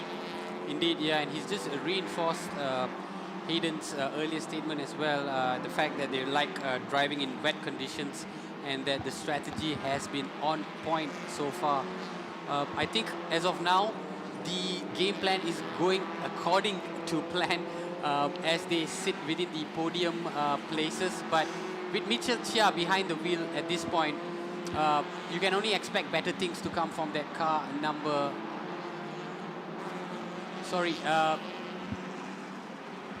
100 is, yes, to come from Hayden Haikal, rather. And it will be really interesting to see if Hayden can now make up ground to catch up to Nabil Azlan. But yeah, from what we got out of that, High Ref Dream Chaser, they love racing in wet conditions. Do you think it's a case of the rain is what separates the men from the boys in some regard? It kind of throws a cat amongst the pigeons, and some relish that, don't they? Yeah, some relish that because the harder the conditions, I think they are more equipped to deal with it better. And we just saw Mark Darwin speak so promisingly about the prospect of having another wet condition. So yeah, I would say it really sets some of these drivers apart, because ideal driving conditions are, of course, meant to be dry where you can post faster lap times, but these guys obviously have a different strategy to cope with wet conditions, and they're doing it remarkably well as of now. Those who master the wet conditions surely have an advantage racing in this part of the world, because rain is an inevitability, and we've seen it already. And I'm not quite sure if there is currently any rain falling. I don't really see any here, but of course 5.5 kilometer track, there could be a little bit of rainfall elsewhere. Indeed, it could be raining on the other side of the track, but from where we are seated, it's still very much in the clear, dry tracks. And it's a reflection of the lap times that's being posted as well. A lot of these cars slowly beginning to dip under the 2:40-second mark. But what's interesting also is that Hayden Haikal continues to make up so much of ground. He's now only 26 seconds behind Nabil Azlan. As we see our leader in the Vios Cup category, currently driven by Shafiq Shamsuddin. Car number 88 holding almost 4-second lead over their closest rivals. Of course, the Vios Cup is also running concurrently with the S1K. 10 teams, 10 drivers rather, competing. And this is the battle for first spot.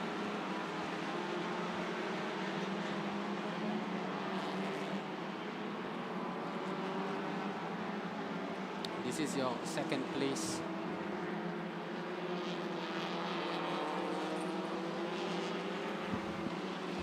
And there is that Race Rally KL car, number 88. Shafiq, Nadsri and Kelvin sharing driving duties here. And they are looking to see off the challenge of Team Miko and Wu. Then in third place, Alistair and Arif looking to keep Mikhail and Amir at bay in fourth in car number 23.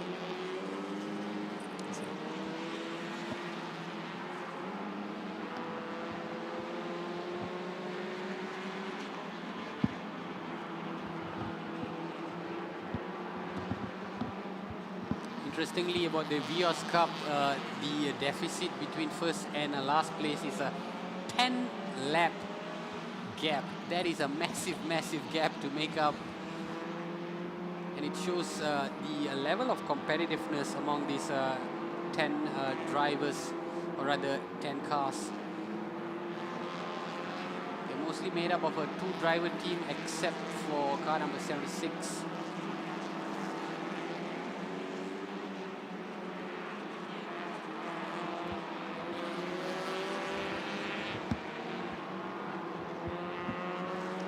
Axel sports car driven by Woo Hin Lun, currently second in the Vios Cup.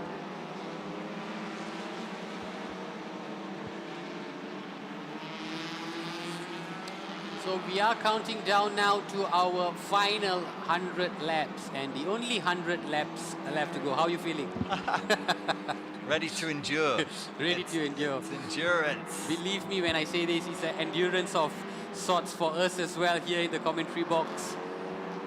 Coffee is a good idea. Coffee is a good idea. We have that though. The media center is equipped as well with refreshments. 81 laps done, 100 laps left to go. Still a lot of racing to be done here at the Sepang International Circuit. It's just very hard to fathom how these guys do this, how these guys and girls do this. Just, it takes something almost superhuman, physically and mentally. Just, I really can't get my head around how they endure, how they focus. One slip and the cost could be catastrophic. Indeed, and just now when there was a stoppage, they had all come in, and I was just trying to read the expressions as much as possible, and they all looked so energetic, so fired up. It was as if the race hadn't even begun. And you know, I think a lot of it boils down to self-motivation and personal goals. That they were not affected, they were not downcast by the fact that they had to stop the race and the fact that they had to go back out and restart. They all looked like they were raring to go. And when the race marshal informed them that race was going to start at 3 p.m., there was a round of applause reverberating throughout the media center. So from that, it tells me from their body language how excited they are, you know, to participate in this race. And for them, it wouldn't be 100 laps left to go. It might be a case of there's only 100 laps. They might be even determined to do even beyond that to try and finish as high as possible. I think the primary reason, aside from, you know, glory and potentially financial reward, is absolute love of the game. Being behind that wheel, feeling absolutely alive when they're driving these cars. And a lot of them want to continue. They do not want to retire even when they get to age 50 plus. And you often see it with elite sports, men and women, footballers, boxers. They feel most alive when they're in that boxing ring, or when they're on that racetrack, or when they're on that football pitch. Incomparable, really, and I think the common person on the street can never really relate to what it must feel like to be competing behind that wheel, because it just must be exhilarating and very difficult to replicate in everyday life. Indeed, you know, these athletes, I consider all these athletes, they go through sort of a regimented schedule that takes a lot of discipline, that takes a lot of sacrifice, a lot of perseverance as well. to be doing this season in, season out, because it's not like you can go for an extended break, like you go on a holiday and then just come back and expect to be back at the top. It takes daily training. Even if you're not on track, your diet comes into play, sport science to a certain extent as well, and the mentality on how you approach every single race, consistency has to be at a premium. And these guys have been doing it for such a long time, like you mentioned earlier. So many of these athletes, do not sometimes even retire, even when they are past their prime, simply because of the love of the game. And it's the same with motorsport racing as well.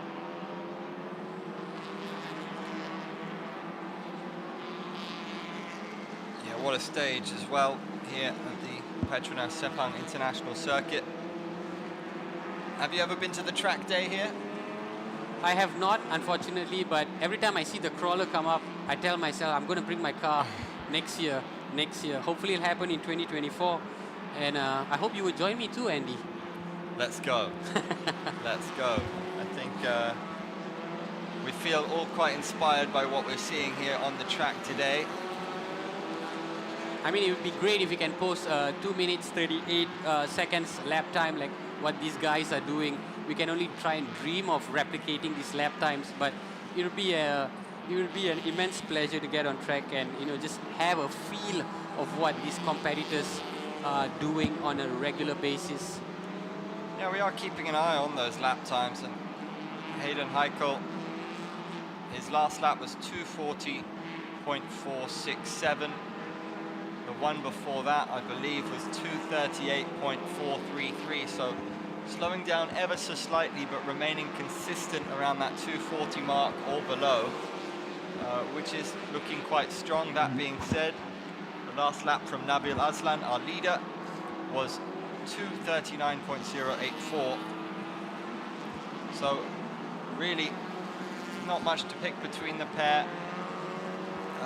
There is 98 laps to go, so plenty of time for movement, and we won't just be talking about those two, I'm sure. There will be other contenders, namely the other high rev dream chaser, Mitchell Chia, who's not so far behind, and then of course the Tedco Racing number 15, Go Li Heng, whose last lap clocked in at 2:39.730. That's Hayden Heikel, who is currently posting the fastest lap of 2:37. So he's just trying to outdo everyone by posting the fastest lap, and eventually that will be enough for him to overtake Nabil Aslan in top spot.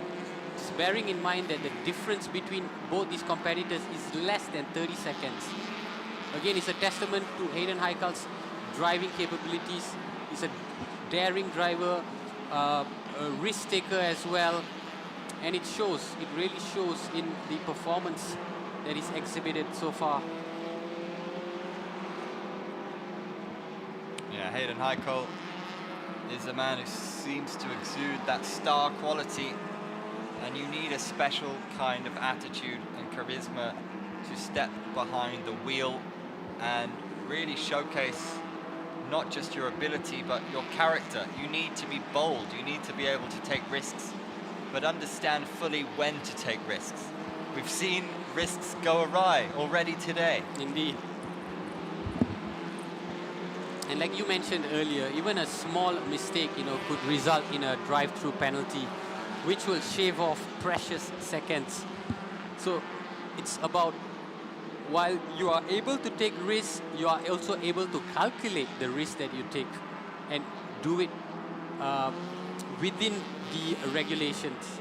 And that is a challenge of its own.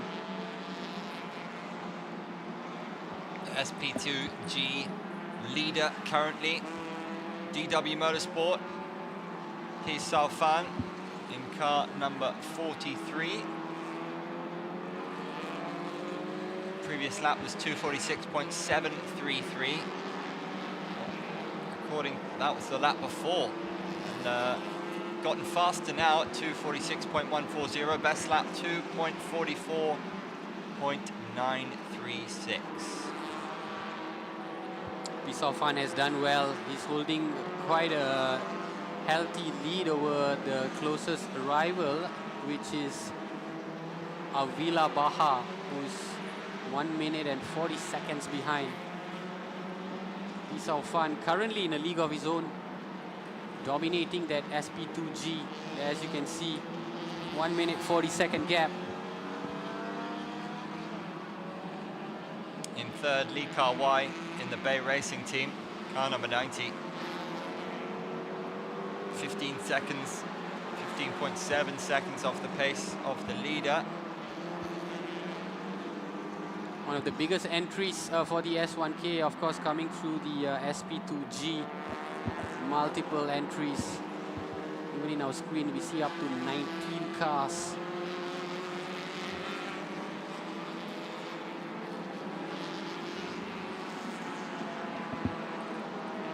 These cars are all, of course, up to 1,600 cc.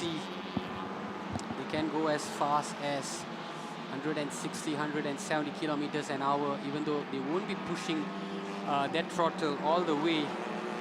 Most of them are averaging about 120, 130 kilometers an hour. That is essentially good enough over the course of 181 laps.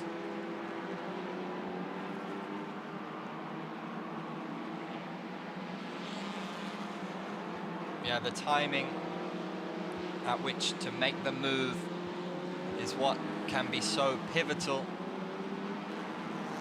Making sure that you spread yourself well over the course of this race.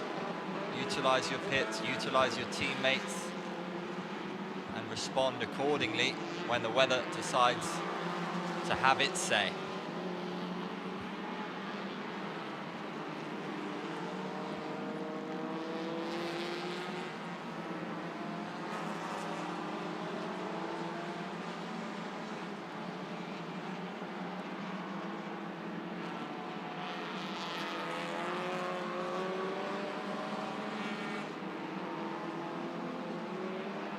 Car number 25, currently driven by Avila Baha, if I'm not mistaken.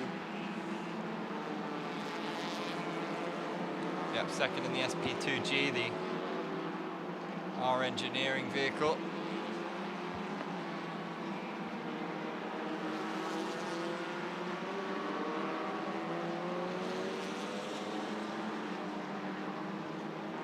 Last lap was 2:45.837.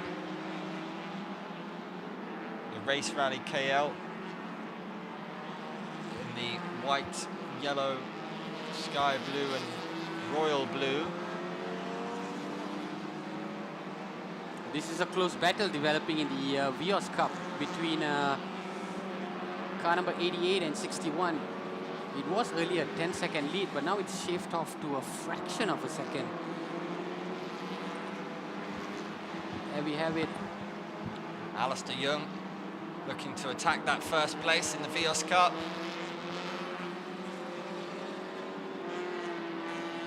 Alistair Young, of course, the son of former Malaysian Formula One driver Alex Young, whom I saw earlier in conversation with his son.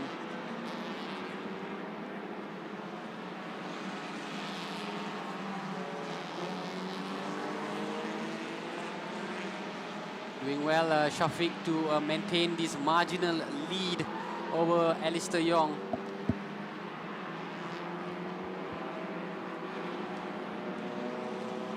And as you can see, the high ref Dream Chaser just looking to outlap both those leaders in the Vios Cup. That's how fast Hayden Haikal is going. He's just breezed past them, allowed them to engage in their own battle, not wanting to disrupt matters. He's just going about his business so efficiently. Well, Hayden Heikel's last lap, 2:40.124. Nabil Aslan's last lap, 2:38.976. So Nabil Aslan setting a good pace and doing well to keep Hayden Heikel at bay. That being said, the other high rev Dream Chaser, driven by Mitchell Cheer, clocked his last lap at 2:38.964, which was the fastest previous lap. Oh, it's almost bumper to bumper here. Battle between Shafiq and Alistair continues to heat up. It's separated by 0.358 seconds. That's how close, as we see Alistair looking to make a move, trying to take him on the outside. I believe Shafiq will keep his lead intact, closed him out. Maybe now on the inside, Alistair will look to try again.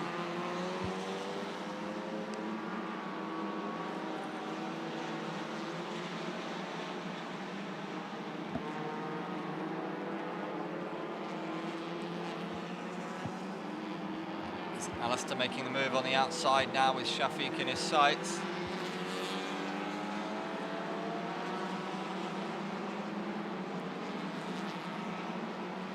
And he tries to go from the inside.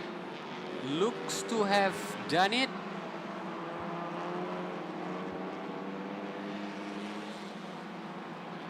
Shafiq may have done well to just keep that marginal lead intact. It's very tight between Alistair Young and Shafiq right now. Almost level body to body, both these Vioses, as they try and battle for top spot. Two Malaysians, the Axel Sports and the Race Rally KL cars going tit for tat.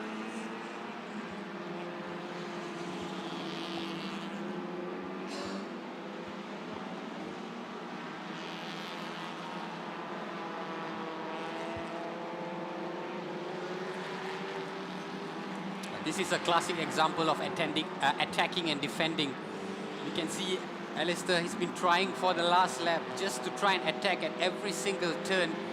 But Shafiq doing his business as the leader of this Vios Cup, just keeping Alistair inside, ensuring that he sticks in the racing line and not crossing him.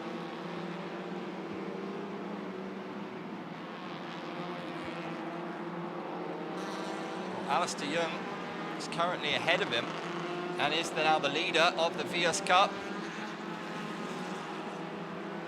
He's done ever so well to wrestle that lead away, but a long way to go to maintain it.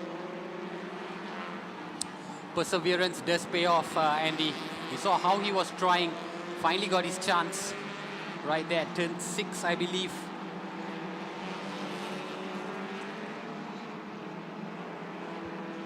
Certainly a big name in Malaysian motorsports.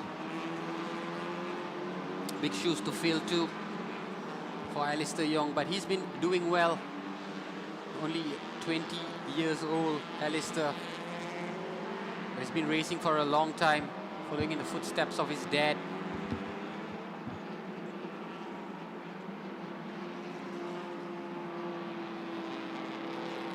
Now the attacker becomes the defender with Shafiq. No doubt looking to get that lead back.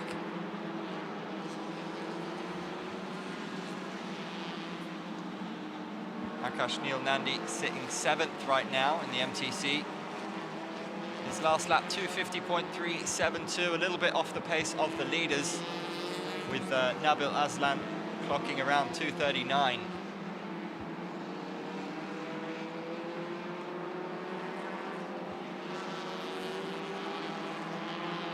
The Honda Malaysia Racing Team driver has had his moments today though. Yes, indeed. Akash Neil Nandi, I believe in the same age category as Alistair as well. They probably cross-path on many occasions.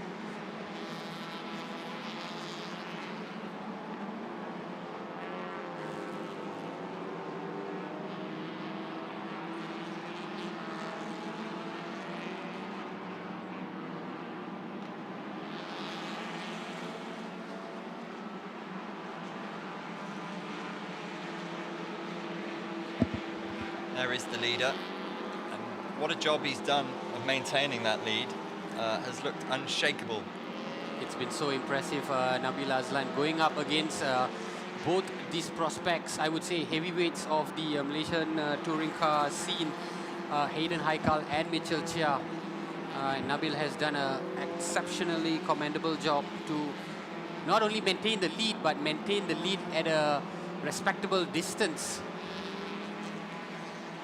best lap, 2:36.947, which is excellent. Indeed, and Nabil is, while he's not lapping the fastest, as of now, he is lapping the fastest. Before that, it was Hayden Haikal who was dipping below 240s.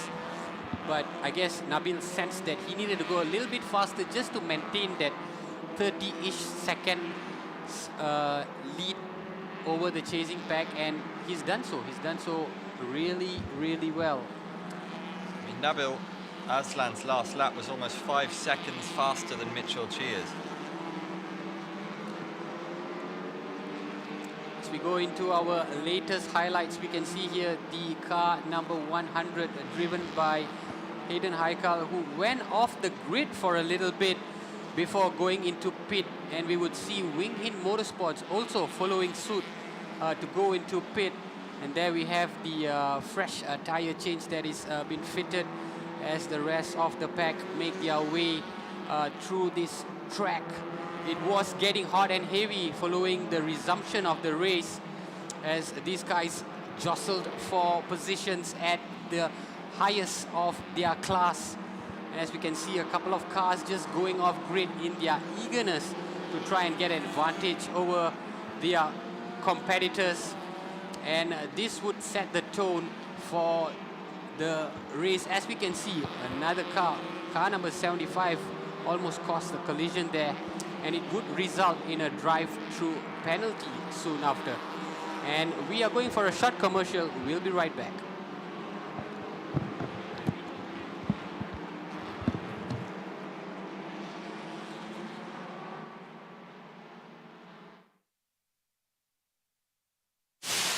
Yokohama.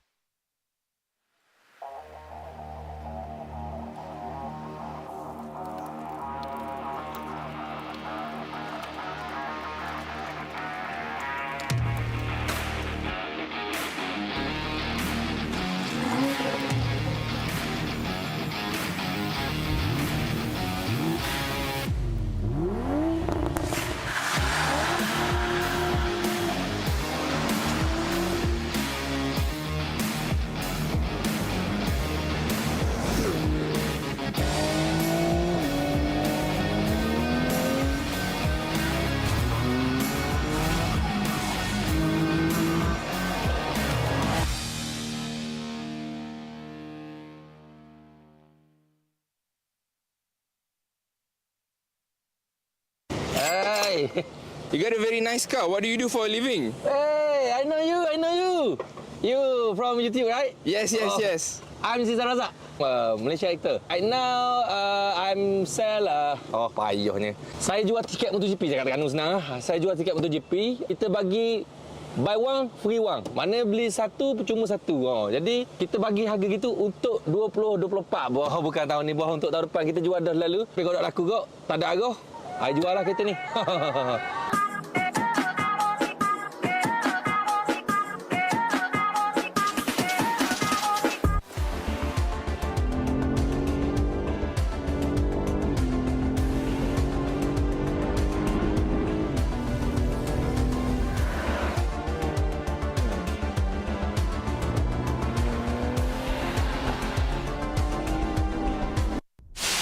Yokohama.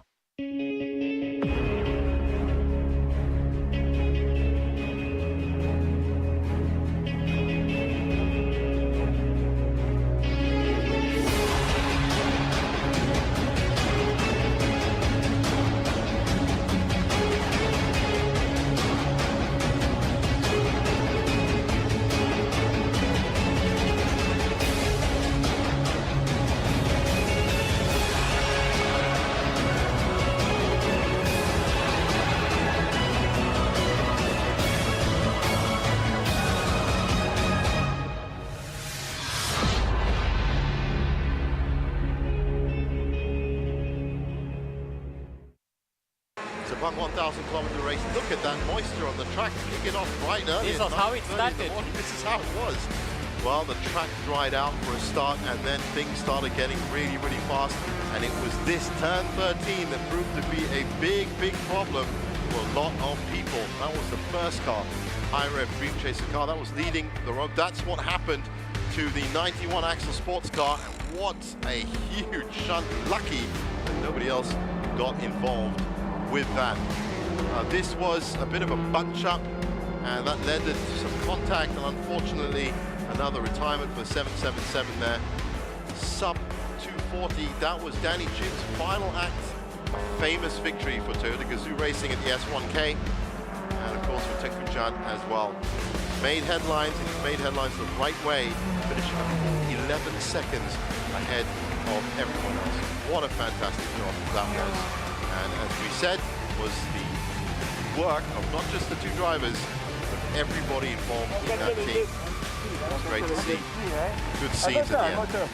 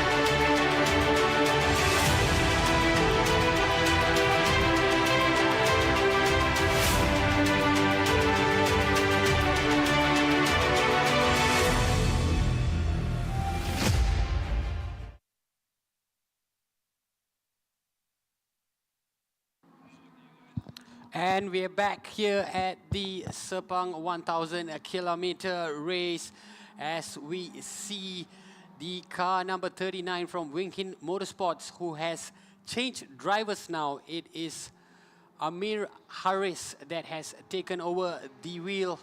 Couple of pit stops that has happened since we went to commercial.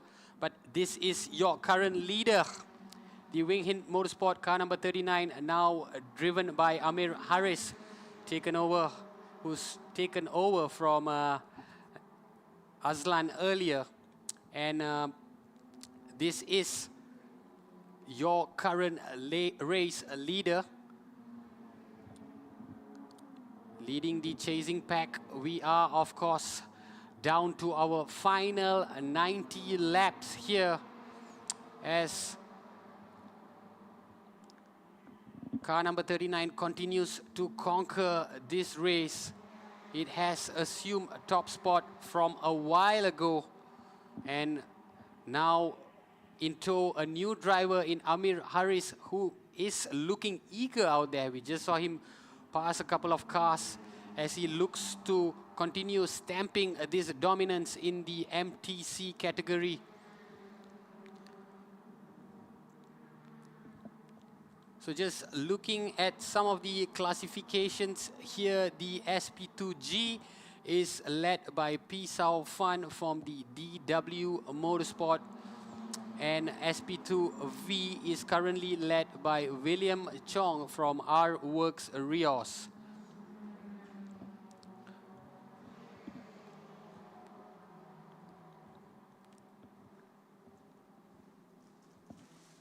Amir Harris, who earlier assumed the wheel, would have had a nice break to just recuperate and recharge, and now has returned to try and keep this lead intact.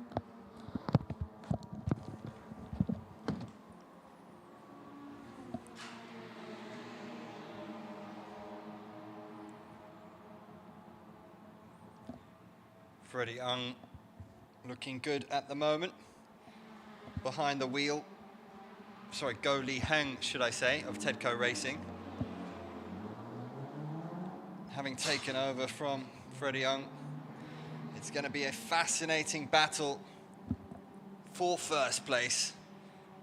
Amir Harris sitting behind with a difference of 50.850 currently.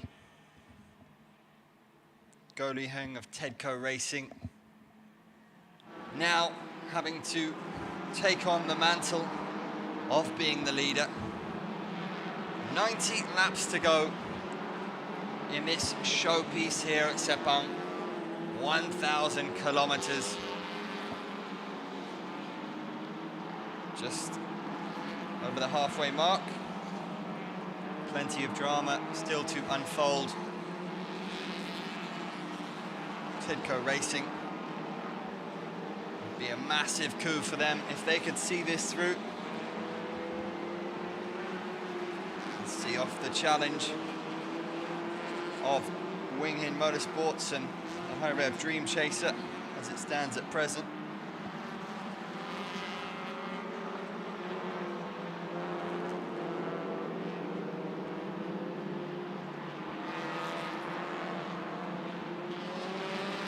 Mark Darwin in the High Rev Dream Chaser, clocking a last lap of 2:42.836. Amir Harris looking much faster.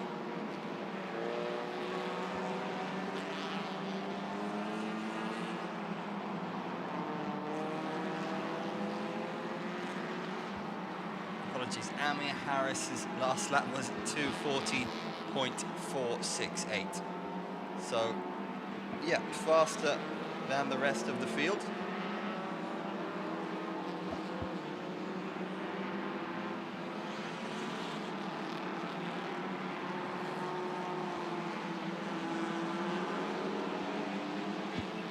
Last lap then, 2:44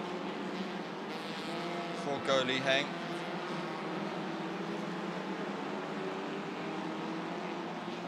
And the gap between the first and second place, 47.879. So work to be done for Amir Harris and the chasing pack. Go Li Heng will be looking to extend this lead.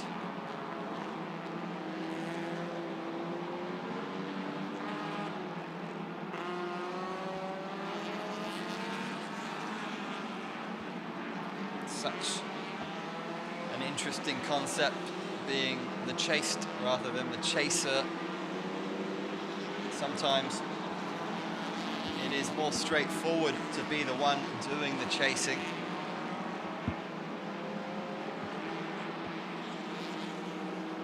Looking smooth out there is Go Li Heng at present. And the rain thus far looks to have stayed from falling too heavily. You can see the windscreen wipers there going for Mark Darwin. But I got an opportunity during the commercial break to step outside, and it's a very light drip, pitter-patter. Hopefully nothing that will affect the racing too much. We want to see action, and we want to see the drivers have as much opportunity as possible to do what they do best, and they will no doubt prefer it that way as well. But we have heard from Mark Darwin saying that he definitely embraces the wet, so he will surely welcome this light drizzle that we're experiencing right now.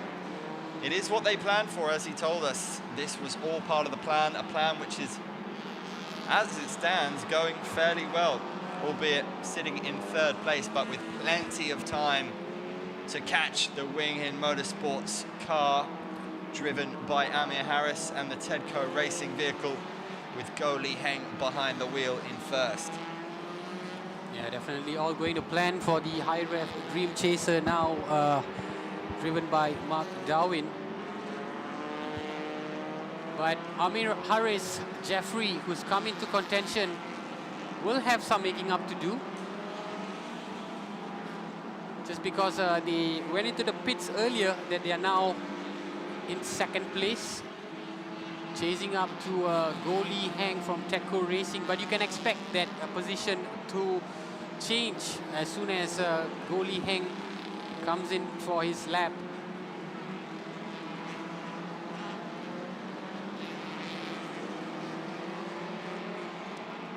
The rain, as Andy mentioned, coming down in drizzles, but we don't foresee that it would be a major hindrance to the racing that's going on.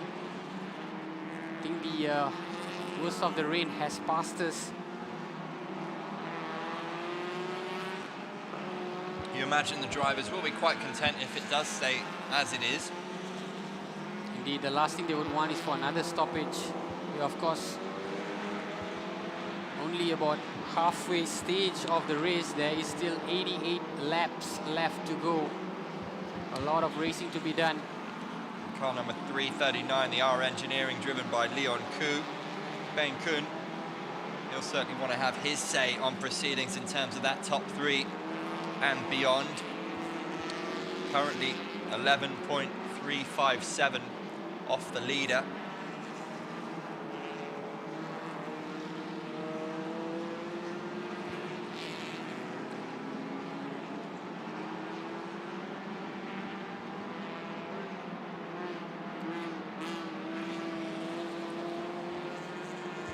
Keeping a keen eye on that battle for third. Mark Darwin will want to make sure that there is a bit of space between himself and Leon Koo. There is quite a, not so much of a sizable gap. I think they're just separated by about 11 seconds at this point. But in Leon Koo, they have a very stable driver, Singaporean who knows a lot about this Sepang F1 circuit.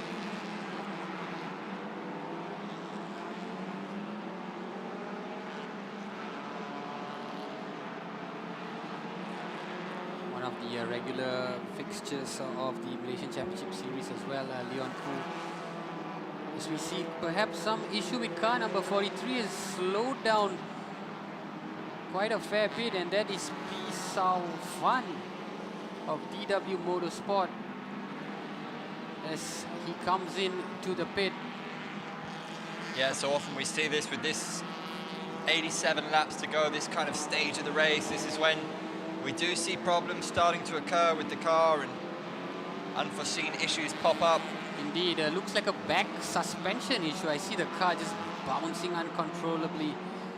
Remains to be seen what the issue is, but clearly looking in distress, this car number 43. Again, a lot of pit lane action here. Car number 43 slowly makes his way to the pits. Yeah, just trickling along there.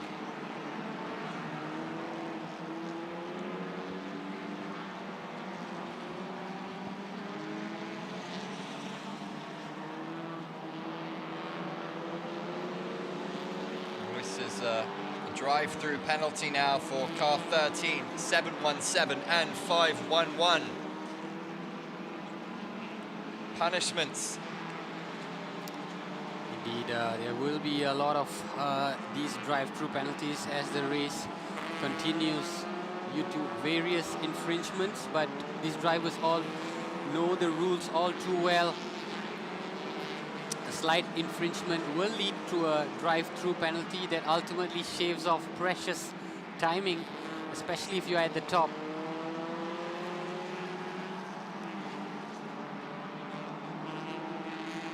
Again, it's a testament to the race control for keeping an eagle's eye view on proceedings.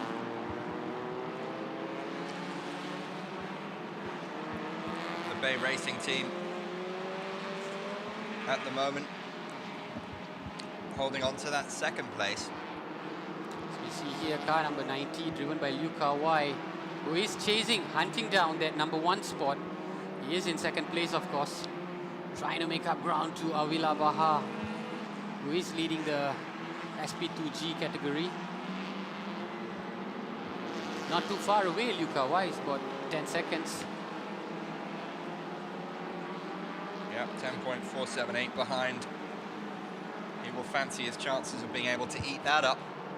Again, all these are permutations. As soon as the drivers head into the pits for either refueling or a fresh tire change or to deal with any technical issues, then, you know, its position changes right away, and when you come out, the whole dynamics of the classification in your category ultimately changes again.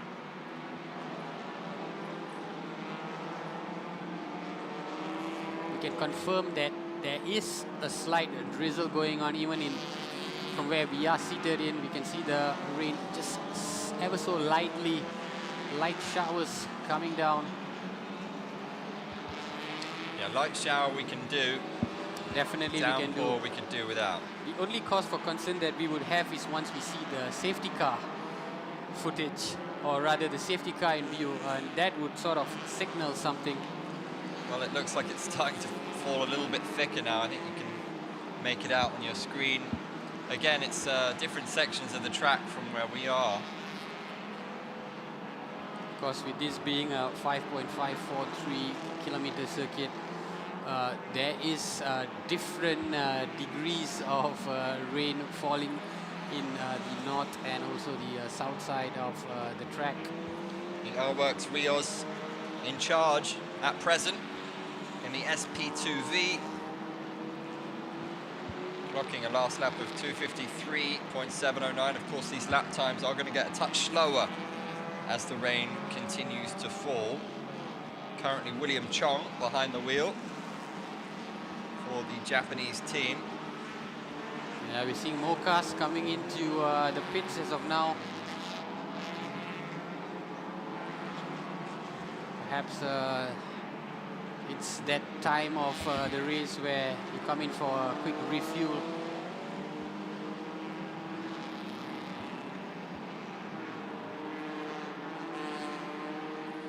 No change at the top as it stands. Tedco Racing's Goh Lee Heng of Singapore. Goh Lee Heng is currently on the out lap, having just come into the pit, so I expect some changes to happen at the top. We could see Amir Harris returning back to the top. We will give you a confirmation as soon as he does his out lap, and true enough, we see Amir Harris now returning back to the top. That's due to Tedco Racing being on the out lap, and as a result, Mark Darwin would also most likely jump up to second spot.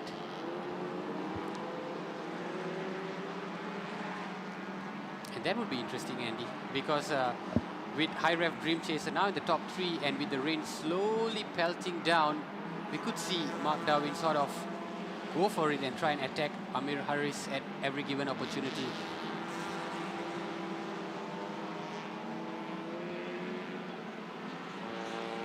So business as usual for Wing Hit Motorsports. Amir Harris back in the ascendancy. That was due to the great work put in by Hayden Haikal, or rather Nabil Azlan earlier, handing the car to him in top spot.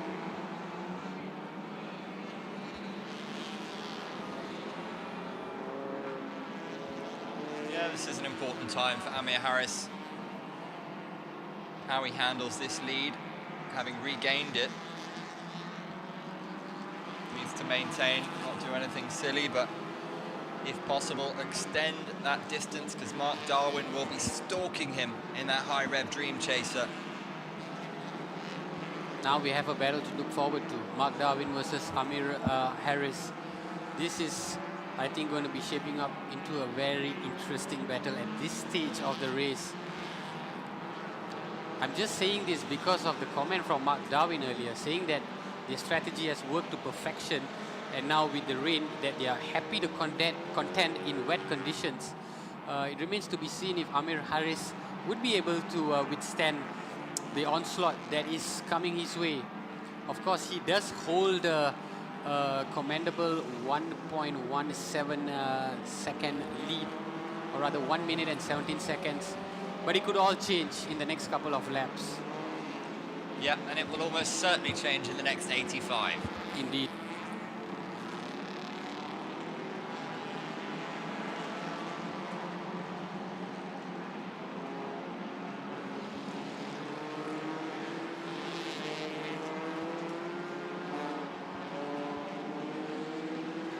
So you see car number 39 posting the last lap of 2:48.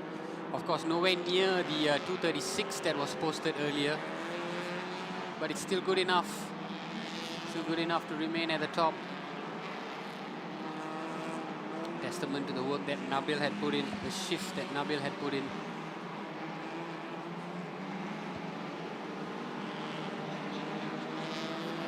There's that Leon Koo pit stop for the R Engineering.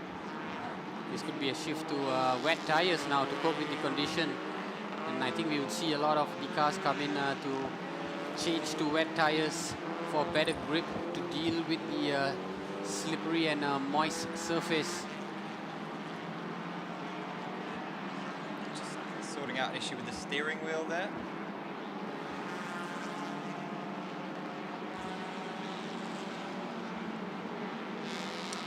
We also have a bunch of drive-through and stop-and-go penalties involving 4 different cars. Drive-through penalty for car number 13 and 511. Stop-and-go penalty for car number 43 and 88. This will be a common theme between now and the end of the race. Drivers get a little bit more too eager to try and rack up better positions as they jostle for higher positions.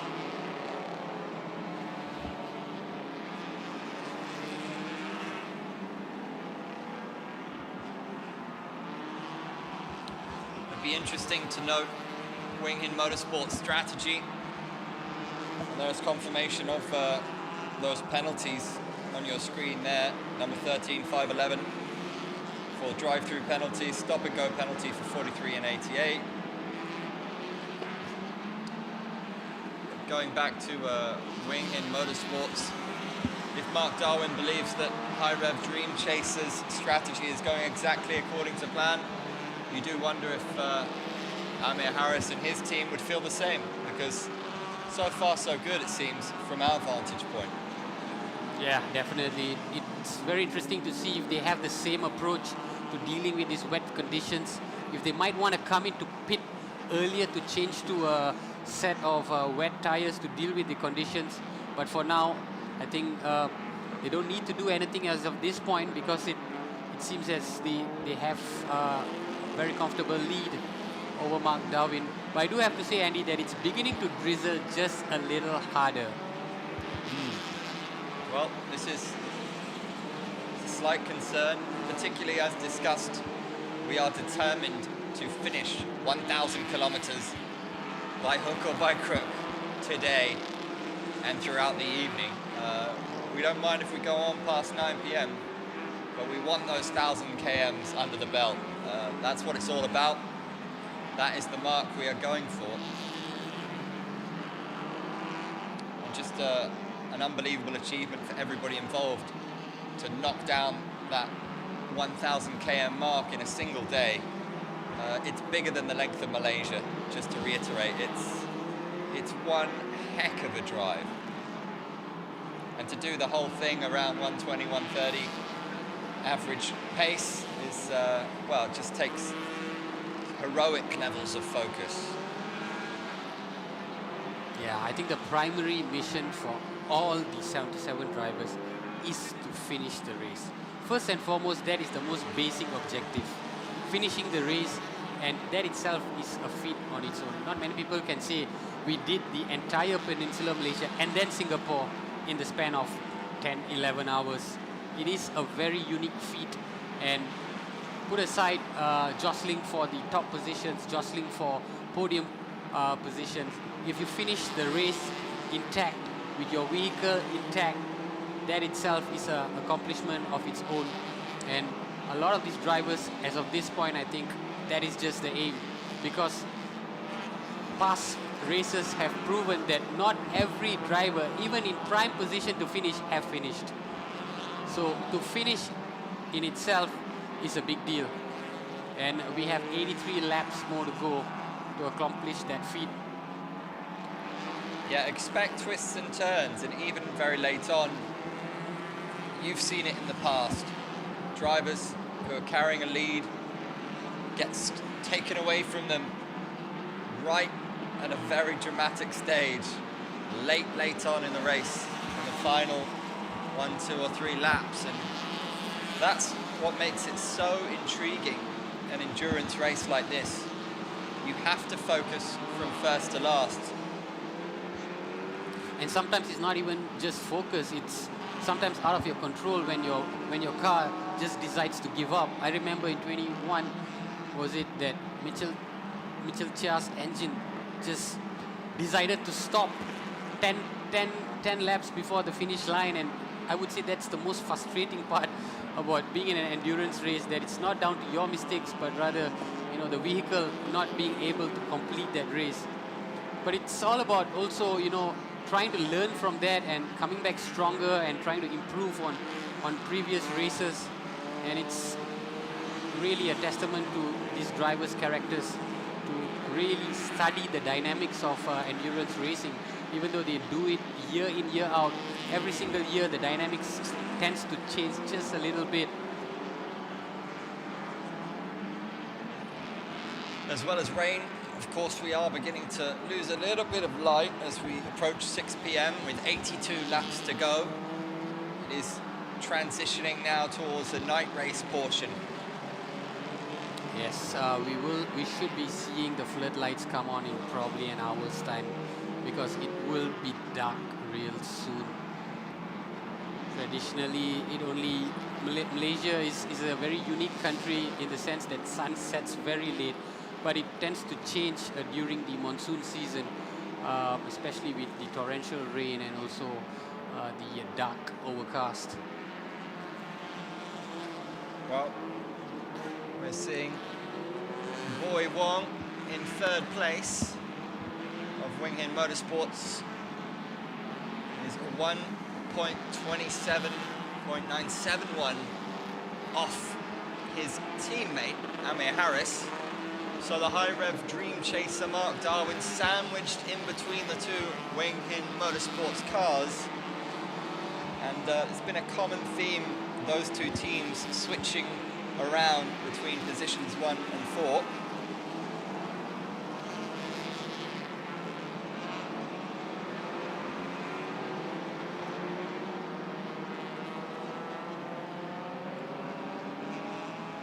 Well, we can tell you that Amir Harris at the top holds more than a lap lead over Mark Darwin.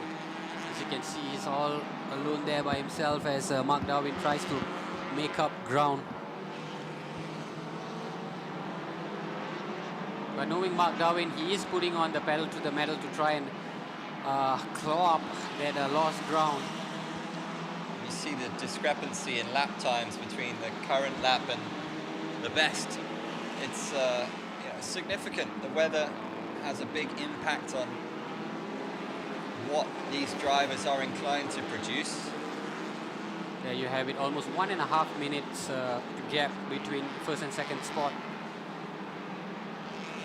And it's also a reflection of the lap times. Like they were lapping below the 240s and now they've gone much slower. Yeah, it's around the 3-minute mark now. Although, that being said, Amir Harris is still proving elite compared to the rest of the competition. Most of his lap times coming in quick.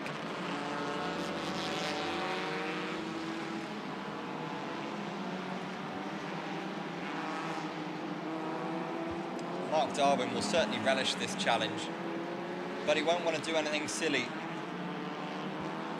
He'll look to balance out his aggression with 81 laps still to go. Controlled aggression, I would believe, is the key word for Mark Darwin. He knows that the conditions is in his favor now. He would have Amir Harris within sight if he continues to keep this up, but it's a case of not being too eager to try and chase him because he has time on his side. Everybody has time on their side with 81 laps left to go.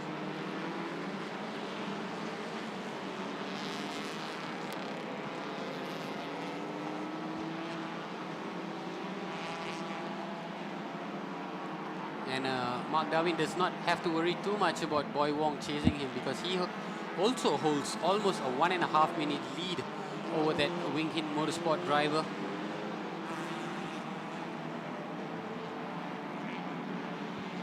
Yeah, the gap between third and fourth is not so large, about 9 seconds between Tedco Racing's Yi Kok Jun and Boy Wong. We'll keep an eye on that battle. Car number 15 now, whoa! Spinning into the gravel. That was a big skid off the track into the gravel by Yi Kok Jun. We just spoke about him. And he's struggling to get the car back up and running. Oh, massive skid off. And we're going to go to a replay to see how it happened. It happened while he was making that turn. Probably did not brake enough, and when he slipped on the brakes, that's what happened. Just skidded off the tarmac right into the gravel. And the car grinding to a halt. A terrible blow there for Tedco Racing and Yi Kok Jun, who were trying to chase down Boy Wong. You can see him trying to press on the accelerator, but the car's not moving. Big blow for Tedco Racing. The clock is tick-tocking away.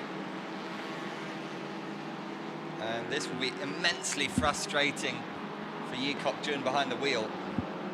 Not being able to move the car out of the gravel.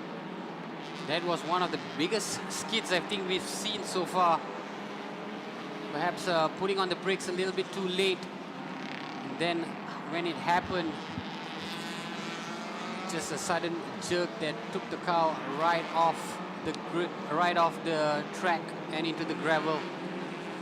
Tedco Racing's fortunes elsewhere sees them 10th in the Vios Cup. That last lap, 3:17.520. Nazmir Aslan.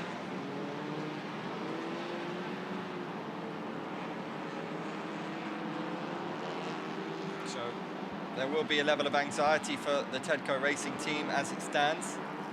Work to do. Shows you how quickly things can change, particularly in these conditions. Mistakes will be punished.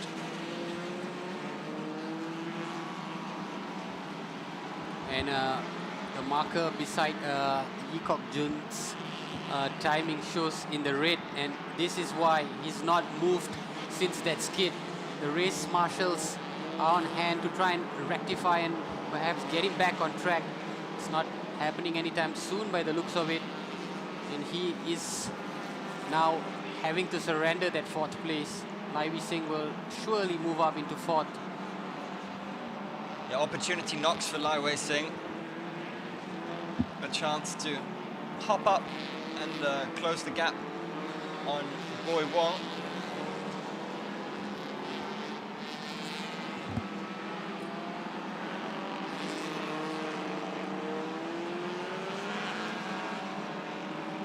There's a nice close-up of Mark Darwin in the black and yellow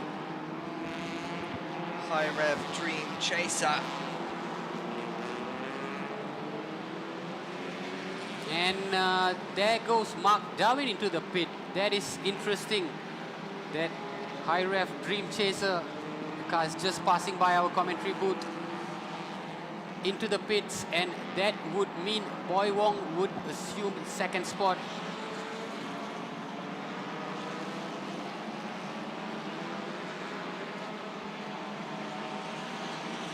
Didn't think that they would come into the pit so early.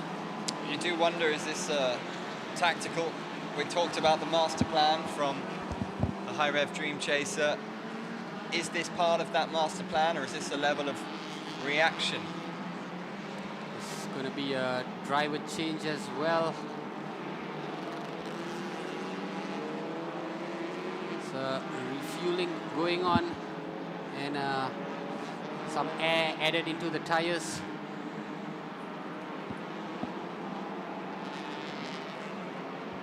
Well, Mark Darwin will be fairly pleased with his showing during that stint behind the wheel. Yeah, surely. Now it just remains to be seen when they come back out on their outlap, how far they are behind from Amir Harris. Could be part of the strategy that he was talking about, perhaps to come into pit earlier and maybe throw Wing Hin Motorsport off their game, thinking that they will have a bigger lead. But Wing Hin Motorsports, bear in mind, will also have to come into their pit. I'm not sure when. It could happen in the next 10 laps.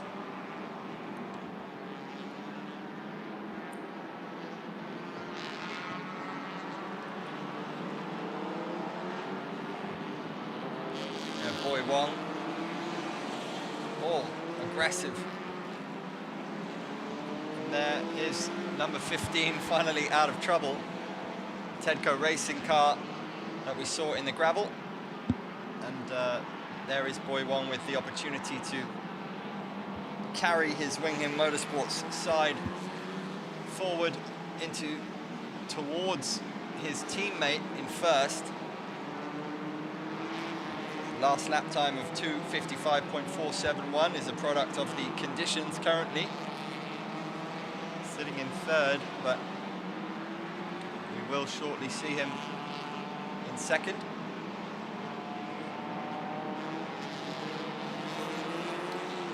Oh, this is a little concerning for the High Rev Dream Chaser car number 100, who are still in pit.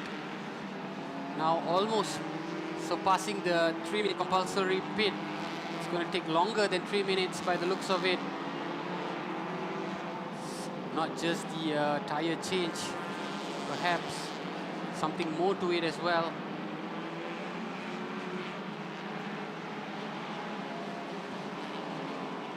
What this means is that Amir Harris of Wing Hin Motorsports will open an even bigger advantage at the top.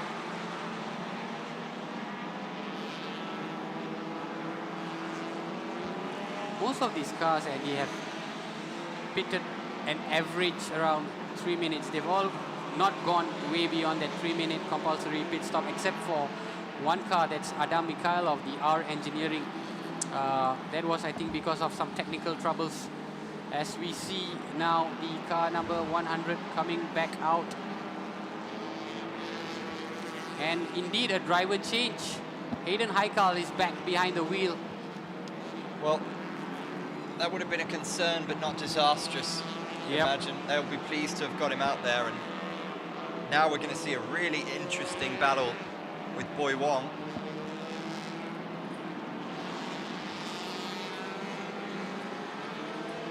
Hayden Heikal was absolutely immense in his last shift.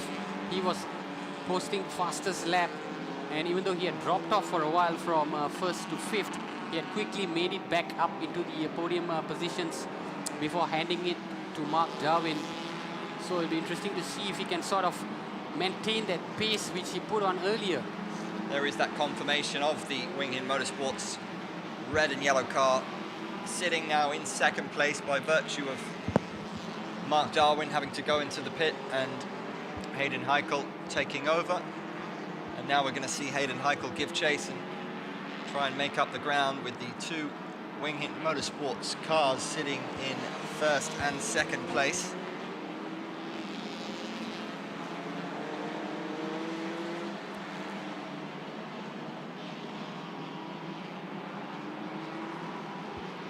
And it does look a little bit precarious out there, like as if going around these corners the cars could slide into the gravel at any given moment. Indeed, it's not as smooth sailing as it was when it was dry. You can see it takes a little bit more effort. The braking timing has to be absolutely spot on. If not, we'll see what happened to Yi Kok Jun earlier from the Tedco Racing team, just skidding off the surface.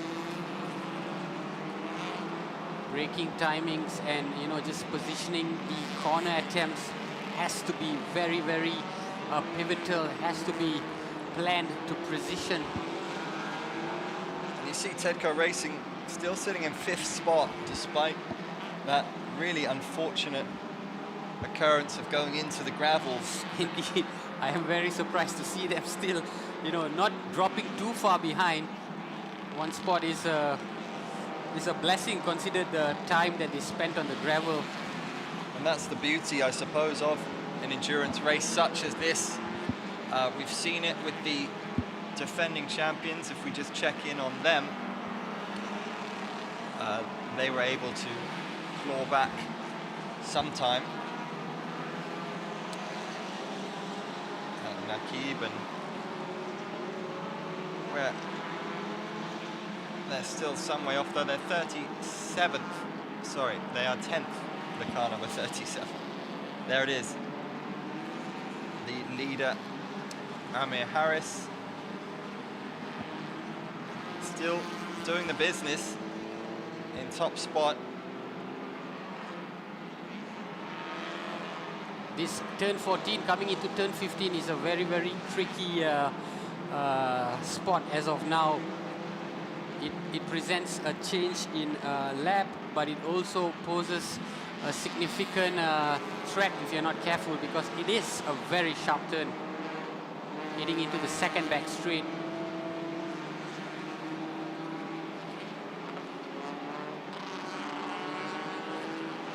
You see car number 101 going through a wet tire change. Perhaps even a driver change as well.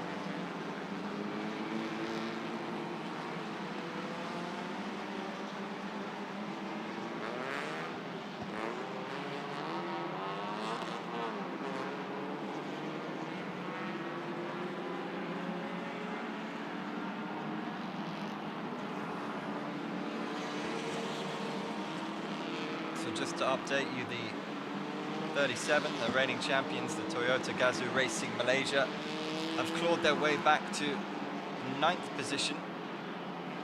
They are 7th in the MTC, which is a remarkable fight back from the issues that they faced early on in the race. It just shows you when you have time on your side, you can get back to where you need to be. There's time not to panic, That's amazing. I thought I saw them in 63rd place overall not too long ago. They've climbed back into the top 10 in 7th spot. Gotta hand it to the combination of Tengku Janle and also Nakib Azlan. We will be keeping a keen eye on our defending champions, who are now in a 7th spot in the MTC category. Even a podium finish is not out of sight, I would say. If they can keep clawing up these lost grounds, they will find themselves back in contention. To give you some context, they were amongst the top, but dropped off after they had car issues. It was a loose hose, I believe, that resulted in the car overheating.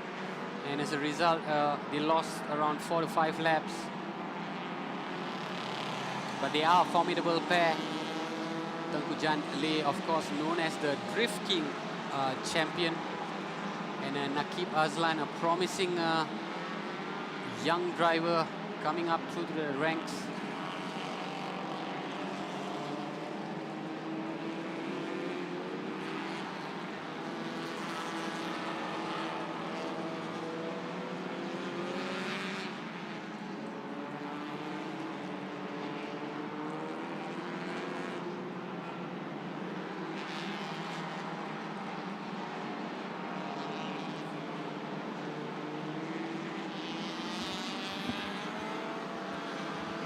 Out lap there for car number 289 of the R-Works Rios from Japan.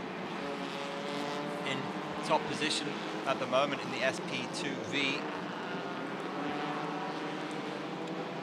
They still hold that top position as it stands.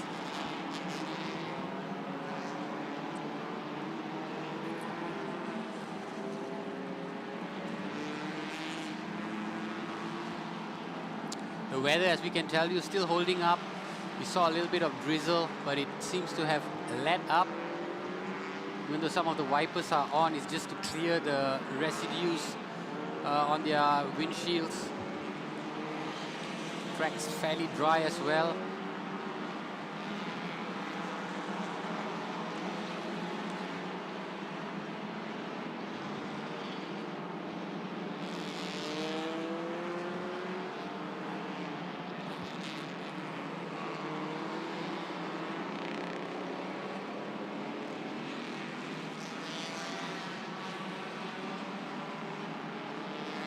This is Nurul Auni from the Vios Cup, still going strong.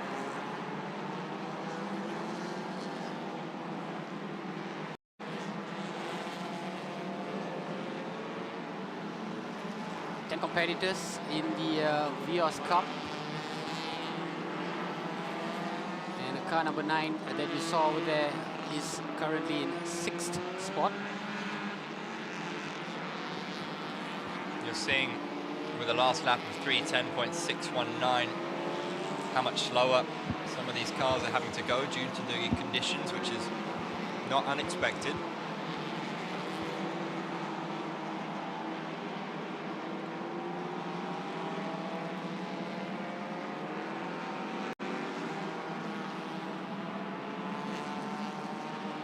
Just looking at the classifications of the Vios Cup, we saw Alistair earlier taking pole position from Shafiq, and now he has opened up a 26-second advantage at the top. That is absolutely amazing.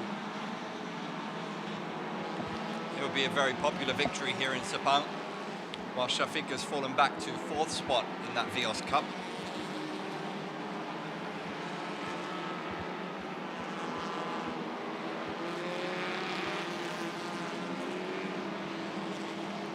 Shafiq falling back to 10.595 off Alistair Young. And it shows you how pivotal that overtake was. It's really great manoeuvring from the 20-year-old Malaysian. That is what you call capitalizing in the moment. He saw the opportunity, took it, and eventually set the tone from then on.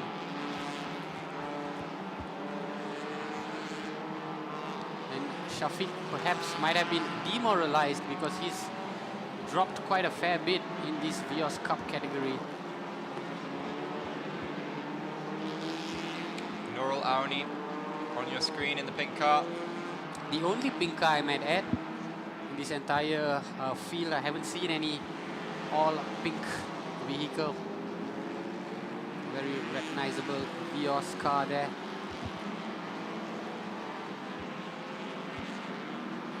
Would you like to drive a pink car? Why not? If you put me on track together with these competitors, even if I finish last, at least people will take notice. It's kind of hard to not notice a pink car. And there is the leader of the Vios Cup, Axel Sports, Alistair Young. Looking good value for that lead at the moment. Yes, with a 26-second advantage, that is absolutely immense. 75 laps to go. Okay, we're going to go to interview with Mio in the pits with car number 5, Nakib. All right, guys, I'm now down here with Project Piston. We have Ihsan together with me, an Indonesian coming down for the S1K. First question I do want to ask you, your first ever appearance for the S1K, how has it been? Don't mind the weather, don't mind the condition of the track, but how has it been for you? Okay, first time, this is our first time, our team first time to join the S1K. And this is a very, very competitive endurance race. Yeah, we know that, yeah, okay.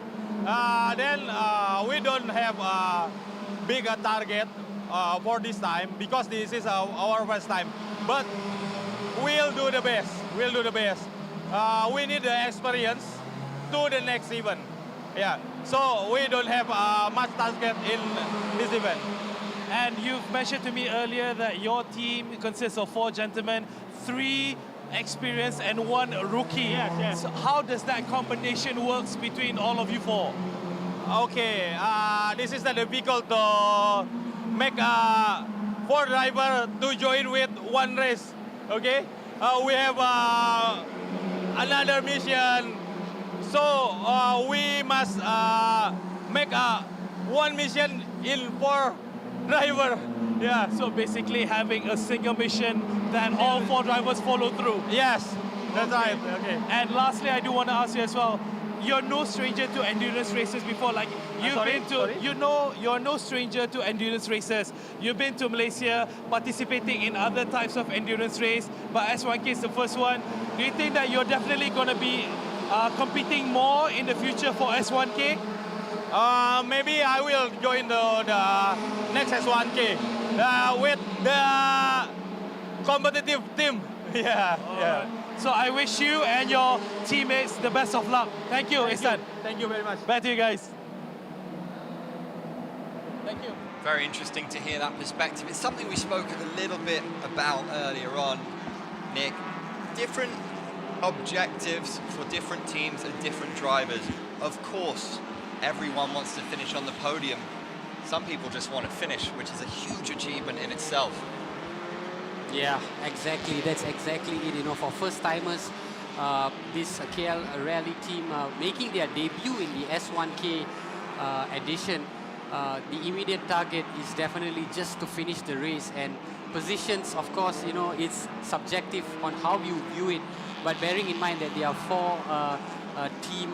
4-member team as well with 1 mission, so it's really about trying to keep everyone's goal aligned and finishing at the end of the race. And it's so refreshing to hear so much of positivity coming out from these debutants and the eagerness to come back for the next edition, perhaps.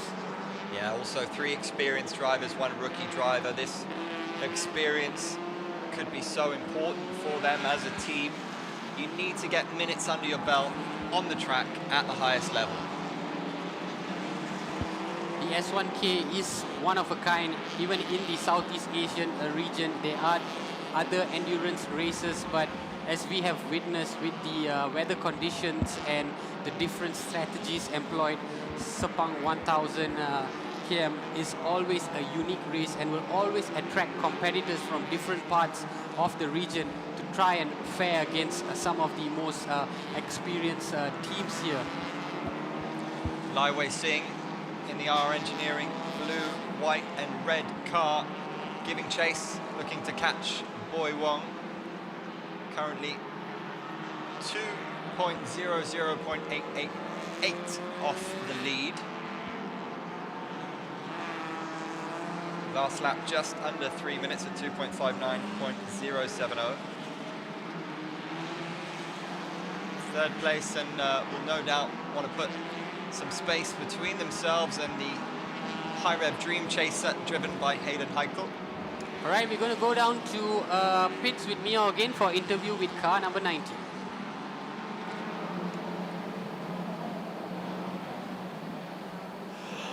All right, guys, now I'm together at the Bay Racing pit.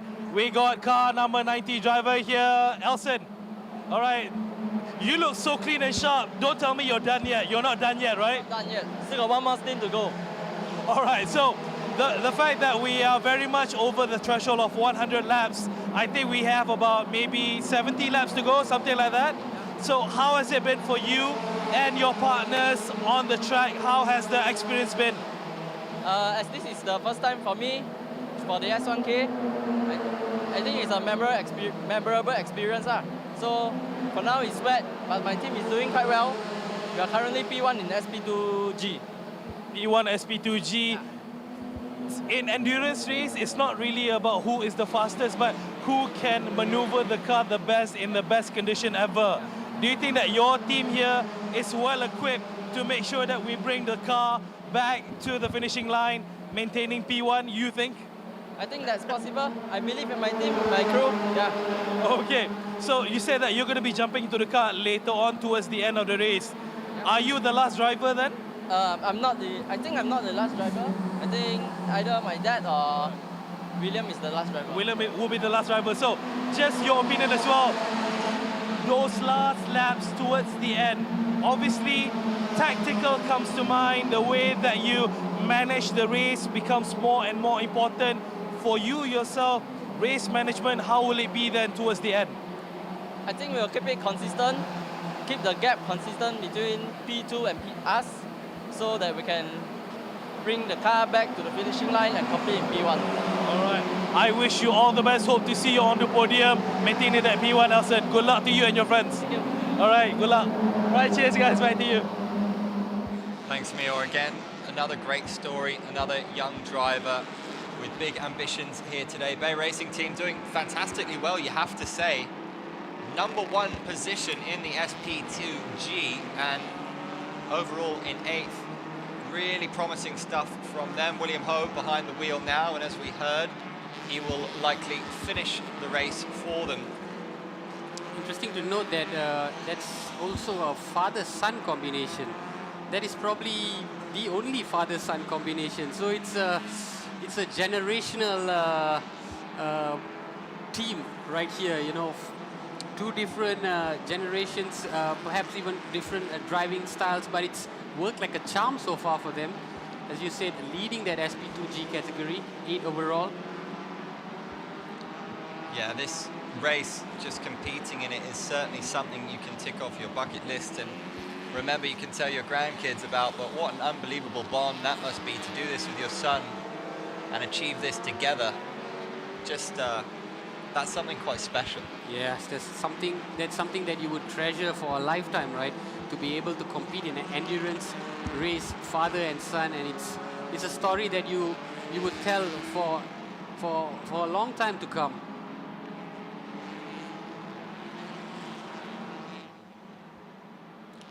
As we look back at some of the highlights, we saw car number 39 Wing Hint Motorsports that was driven earlier by Nabil Azlan, and here we have car number 15 by Yikok Jun that sort of ran wide of the track. A couple of cars coming into pit. This car had some problems as well, and so was this car. This was when the rain started to come down once again. It really put a spanner in the work, and a lot of activities going on in the pit lanes, but it was business as usual at the top as we see Yikok Jun coming back onto track. And we shall head to a commercial and we will be back shortly.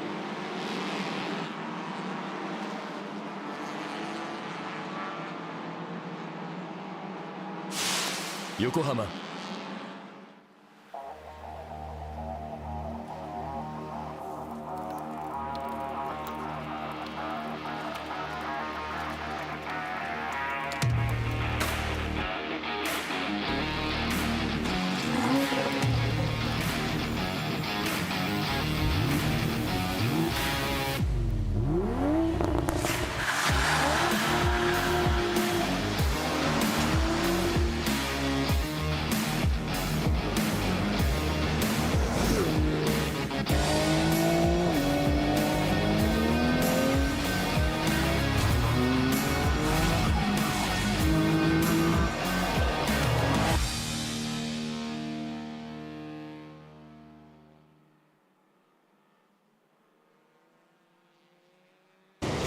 Hey, you got a very nice car. What do you do for a living? Hey, I know you.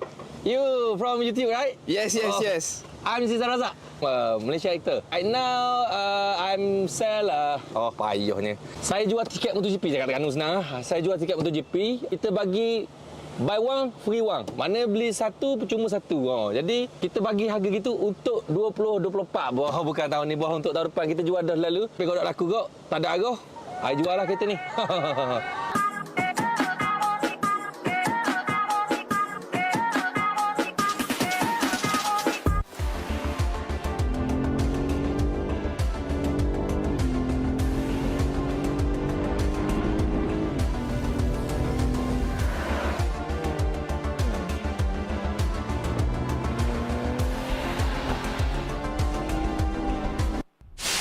Yokohama.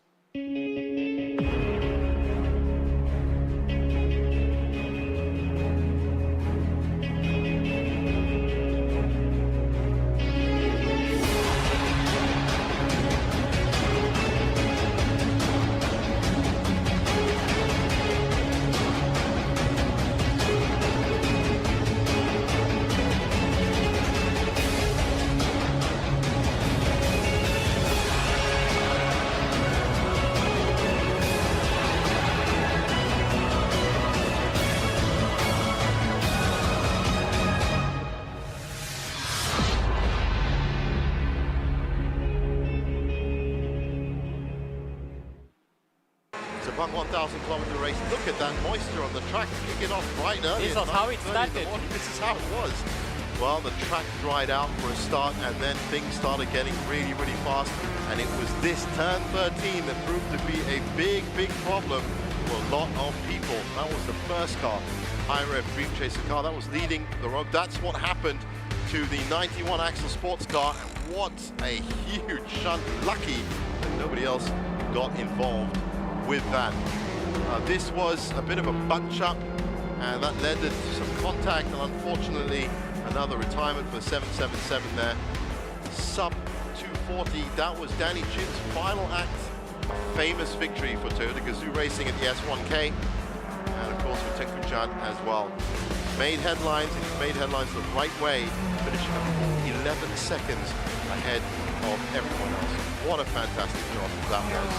And as we said, was the work of not just the two drivers, but everybody involved in that team. It was great to see. Good scenes at the end.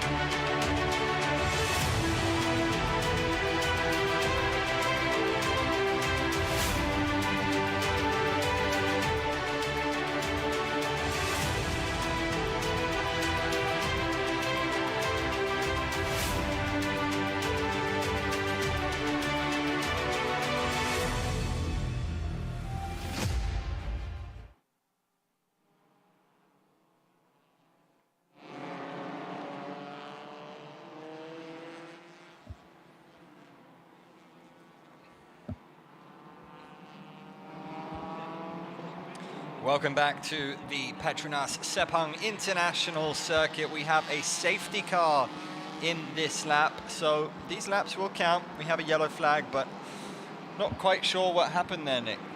Yeah, not quite sure what happened. The safety car came on while we were on break. Perhaps it may have been due to a couple of reasons, debris on track, and oil spill. We'll get you confirmation on that. But what's certain is that all these cars now have to continue in this single file formation. No overtaking is allowed, and we've just got confirmation that the safety car is going to go out to pits, and we are back on green. It's Nabil Aslan behind the wheel on the Wing Hin Motorsports number 39, but they are in their outlap. Both Wing Hin Motorsports vehicles are in their outlap, so they've used this time to take their pits strategically, and we're back underway.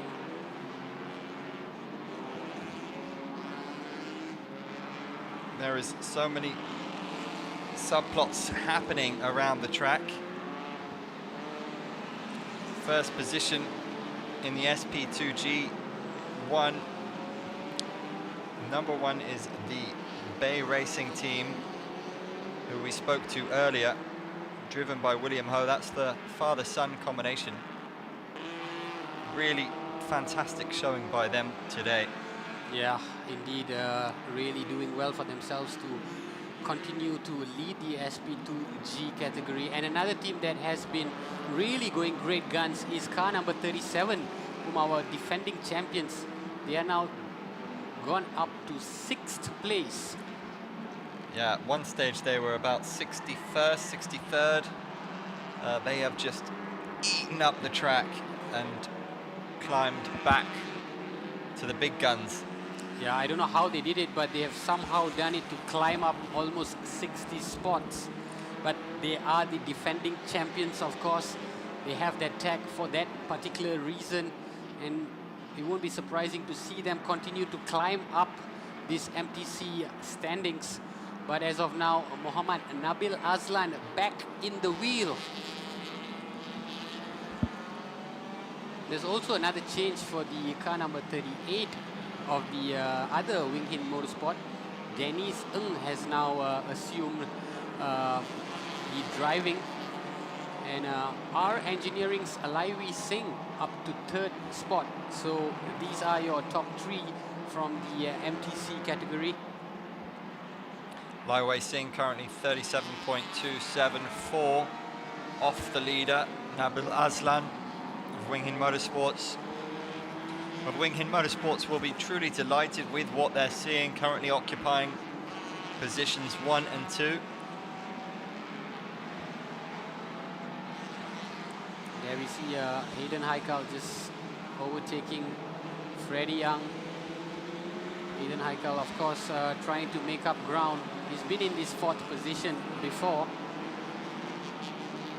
Freddie Young taking a very wide racing line there. I'm so surprised to see this car number 15 back up amongst the top 5, especially after that skid off the gravel. They've done really well. And now Freddie Young will be a task to get them back up as high as possible. Nabil Aslan taking over from Amir Harris, clocking his last lap sub 4, which is good going in the current conditions. Indeed, Nabil Aslan, of course, is no stranger to motorsport racing. He was the rookie champion of the Toyota Gazoo Racing last season, and he's just showing what a quality driver he is.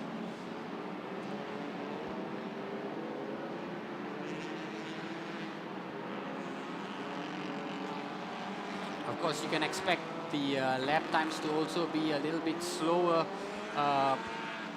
because of the safety car being deployed earlier on. Most of these cars are now trying to get back up to their fastest laps, but they are averaging around 3 minutes per lap.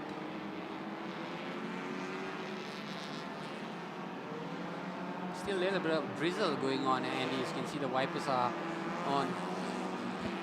Yeah, as we said, drizzle is doable.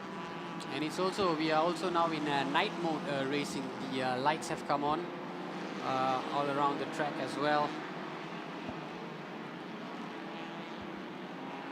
So much of dynamics just in terms of weather conditions in this S1K. When we started out, it was bright and sunny, and then we had a dark overcast followed by heavy rain, which resulted in a 45-minute stoppage. Dry tracks right after that, and now a slight drizzle. And we are into night racing, essentially, as we approach 7 p.m. A little bit of maintenance required, perhaps, from Nabil Aslan. Just maintaining the current flow for his team. Now is the time to ensure that it doesn't do anything silly. It's a really important time with 68 laps to go. Now is the time to actually start thinking about the finish line. I think it's perhaps approaching that final phase where you start to think about consolidating whatever spot that you are in and really trying to go for it.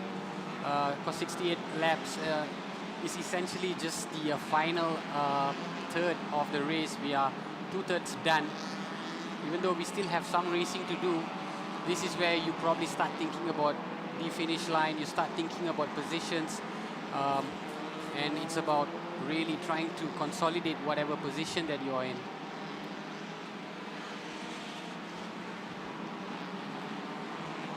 Danis Ung and Nabil Aslan both have a responsibility to ensure that this is an historic night for Wing Hin Motorsports. If it stays as it is at the moment, it will be something truly incredible. But I'll tell you what, Lai Wei Singh and Hayden Heichel, as well as the likes of Freddie Ung, will certainly have something to say about that, as well as Mitchell Cheer, of course, and the rest of the chasing pack. Yeah, speaking of Mitchell Chia, he's not really climbed up, hasn't he, since he's came on. I expected him to perhaps make his way quicker than predicted, but maybe he's biding his time to try and launch that attack. He's currently in a 7th position.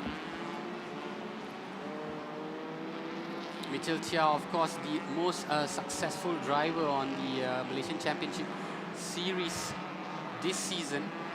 Racked up a couple of top spots in the season and really coming into this Sepang 1000 km finale in great form. So currently we see Nakib behind the wheel of the Toyota Gazoo Racing Malaysia number 37 vehicle. They are not too far off the lead, you know, 6th place. And as you may notice, all the cars' headlamps are on. It is mandatory that all cars must light on because we are now in night race mode. It has been a gloomy day, I've had to say, apart from the morning where it was bright and sunny. As soon as we reached the 2 p.m. mark, it sort of started to turn gloomy. checking in with Alistair Young, who still maintains that lead in the Vios Cup. Going great guns, the young Malaysian. What a performance it's been for him here today. We saw him just gun down the competition earlier on. Shafiq in the Race Rally KL looked really aggressive, really confident, and since he's gotten that lead, he hasn't shown any signs of letting it go. Yeah, exactly. It's now his colleague who's behind the wheel, Arif Azmi, who's doing the business, trying to just maintain that lead at the top. Axel Sports, of course, owned by Alex Yong. What an achievement it would be for Alex to see his team finish top of the podium. Of course, Axel Sports are represented by three different cars here. Yeah, hogging the top two positions as well as all three actually. Axle spot 1, 2, 3.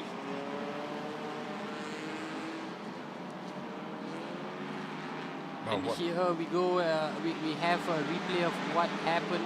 I think it's just seeing how that, ooh, there's a slight skid off from car number 30, just again due to the slippery surface. That was car number 30 sliding off the track.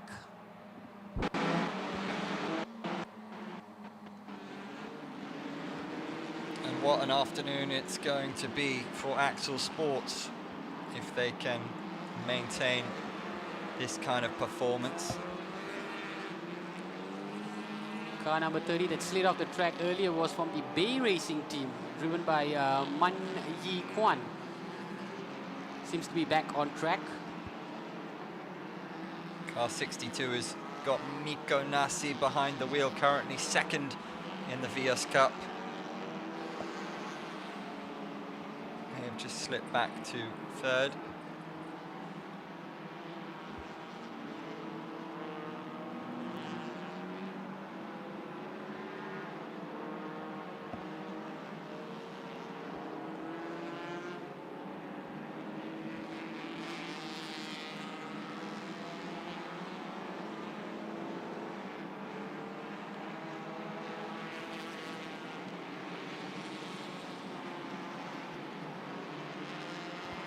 That is Miko Nasi, who you see in car number 62. They are in second place in the Vios Cup. Just about 5 seconds behind the leader, Arif Azmi. So the Vios Cup competition is still very much alive. Of course, we saw Shafiq leading the earlier race, and there was that brilliant overtake by Alistair. And ever since, that combination of him and Arif Azmi maintaining this lead.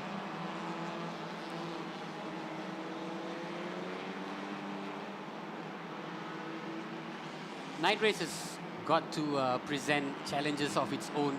Of course, track visibility is not the greatest as it would be during the day. So extra caution to the wind for all drivers, and bearing in mind the slippery surfaces as well. But it could be an advantage to certain drivers who may prefer night racing as to day racing. I remember last year it ended at 6 p.m. so it was a day race throughout. But this edition, because it started at about 11:30, we would definitely move into the night section of the race. The Bay Racing team, car number 90, maintaining their lead in the SP2G. William Ho has been great for them behind the wheel. Very smooth performance from him thus far.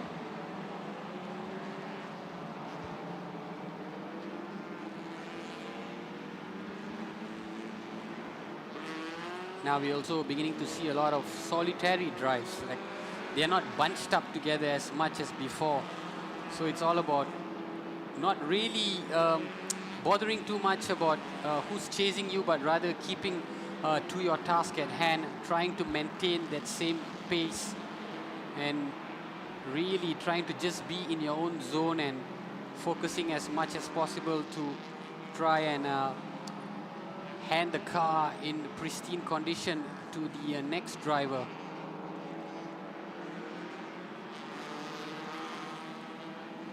'77 cars, of course, competing in this edition, one of the biggest ever. Really a testament to this race and the stature that it has developed over the years to attract such a large field of drivers.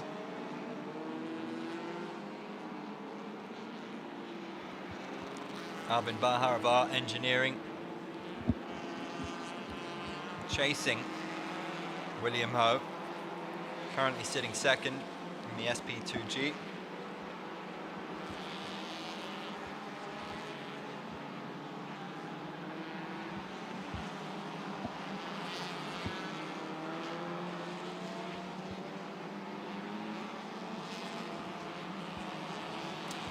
An interesting development. Hayden Haikal has just gone into pit. So he's going to lose that 4th place. And Freddie Ang would assume 4th place. And that would also bump up the Toyota Gazoo Racing Malaysia team, the defending champions, into 5th spot.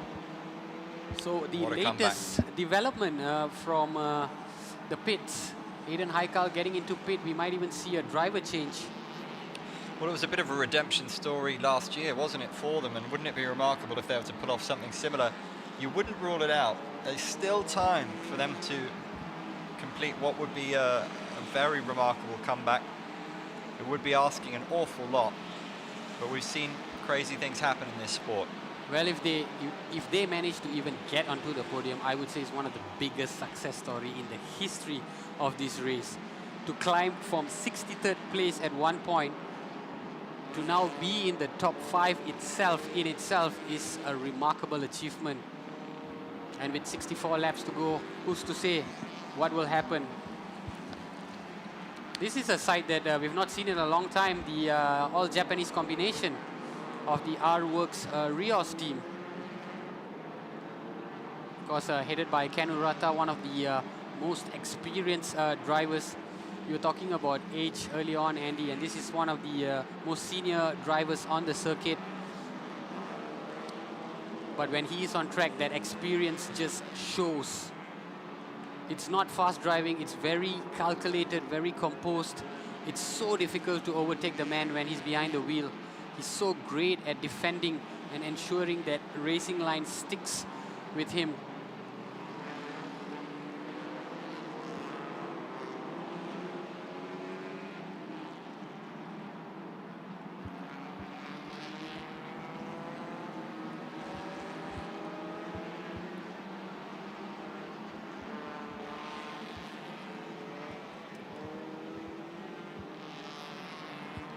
As you were saying previously, Nick, now is the time where strategies will become oh so important. 64 laps to go. Now's the time where you start to think about making your move, really take stock of where you are, what condition the car is in, and what drivers you've got at your disposal. Yeah, we are in the final third of the race, of course, and there is a lot of communication that will be going on between the drivers and their respective teams. Of course, the teams are always feeding information as to their standings, and it will influence driving strategies. It is an ever-changing situation that will be happening from now right up till the end of the race. That was Lai Wei Singh, who stands at 32.957. Off the leader, Nabil Aslan, looking to crack that top 2, currently occupied by the Wing Hin Motorsports duo. Yes, Lai Wei Singh and the R Engineering team are one of the most successful racing teams of the touring cars here in Sepang. He obviously runs this R Engineering team, and they always have multiple car entries in different classes, made up of the High Ref Dream Chaser, Wing Hin Motorsports, 23 Motors, Tedco Racing as well. So really you're looking at a car owner who's also an experienced driver, who's been accustomed to the highs and lows of Malaysian touring sports racing, and he's always in the mix. Lai Wei Singh, it's a name that will never escape you each time you come onto the Malaysian touring scene championships.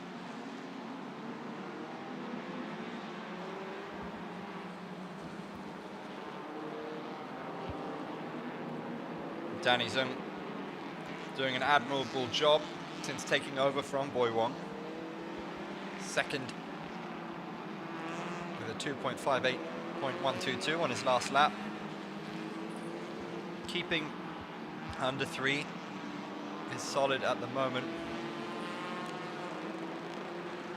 But we're looking at Nakib from the reigning champions. The fastest previous lap, I believe, was 2.53.844.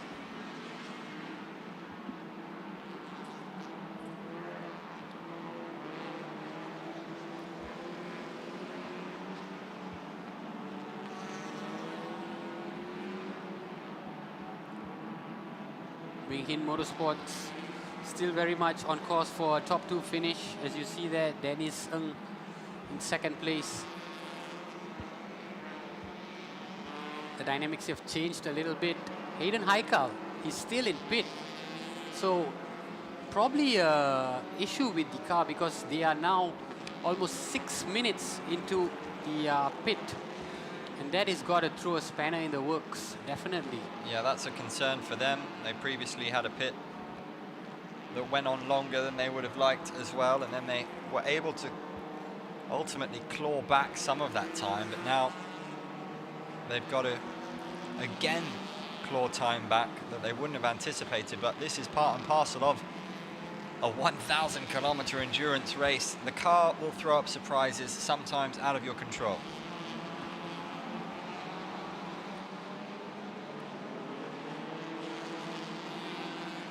Definitely concerning for Hayden Haikal and the Wing Hin, the High Rev, a Dream Chaser team to be in the pit. Could be some car issues, but it benefits Muhammad Nabil Azlan, who is fairly comfortable leading this chasing pack. He doesn't have to worry about anyone in front of him. It's all about the defense right now, ensuring that the car remains consistent, composed driving.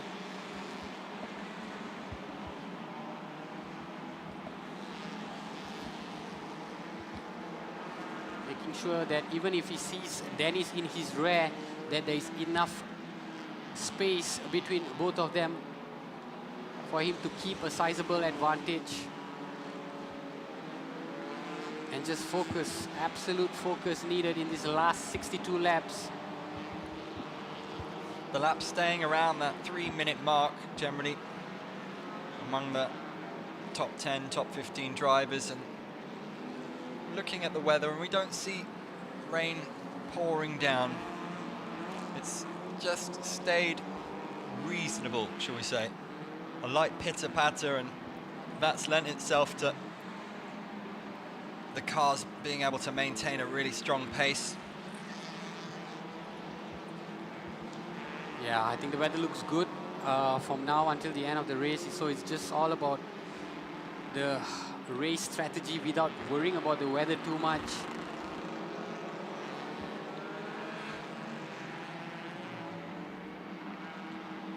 And there will be a penalised vehicle, number 74, who's been ordered to report to race control immediately. It's Empire M Racing, currently handled by Aaron Hakim, that will have to report.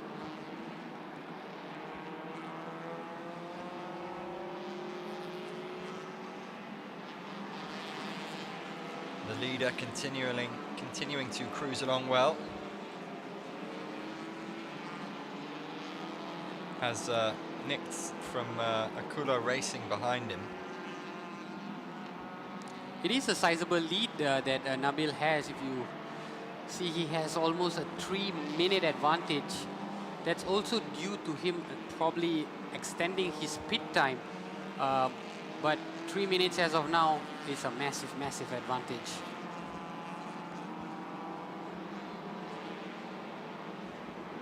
So it's all about just keeping those lap times fairly competitive. And he is doing so. One of the fastest on the track as of now at 2:54. And the High Rev Dream Chasers are really enduring issues in the pits. If we look at Hayden Haikal now, over 9 minutes is spent in the pit. And Mitchell Cheer's last pit was 8:37. That is massive. It's definitely issues with the car. It's no longer a tire issue or a refueling issue. We'll have more clarity on that, I'm sure, as we continue with this race. But what's for sure is that that car number 100 is losing precious time.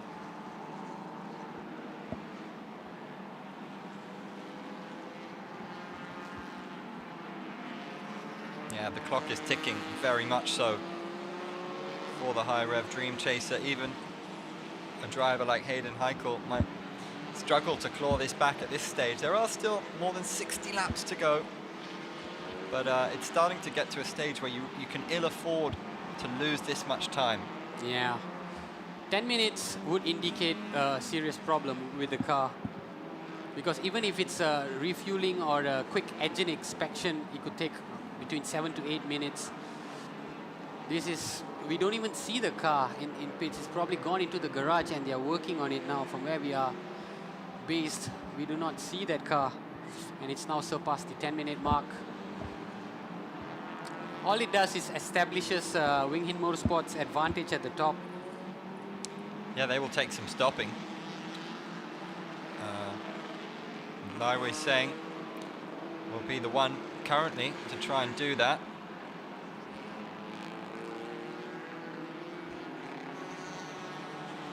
And in the Vios Cup, we have Kasashvina Motorsports Racing in 9th position, 53rd overall. That last lap though, 6:06.398.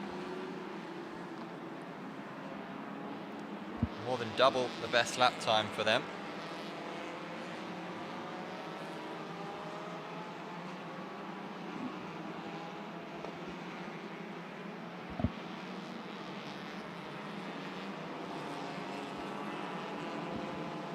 In comparison, we see our defending champions who are on the out lap. They had just come into pit earlier, but I guess it was just for a quick refuel, because now they're back on the out lap, looking to get back into track, into the race at 7th spot.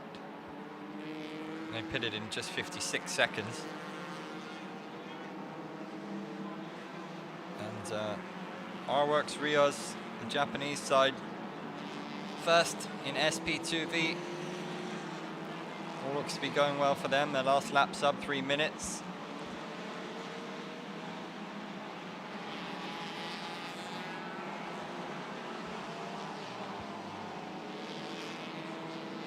Hayden Heikal still in pit. R-Works Rios holding 1 and 2 positions in the SP2V. They will be delighted with that. Takashi Oi in vehicle 289. Meanwhile, Yuki Kawahara in vehicle 389. So we have a 1 and 2 in the SP2V for the R-Works Rios, and a 1 and 2 in the MTC for the Wing Hin Motorsports teams. There we just saw Mitchell Chia looking to get back up among the mix. It's not to mention, of course, the 1 and 2 that we're seeing from Axel Sports in the Vios Cup. So there are a few teams right now that really will be smiling and hoping to maintain what they've produced so far. As we take a look at the DV Motorsport number 19 vehicle, sitting 4th in the SP2V, driven by Parajun Krishnan and Divyesh Parajun. They were once leaders of the SP2V, but they were impacted by that drive-through penalty earlier on. Now looking to claw their way back into a podium finish. 21.904 off of the leader.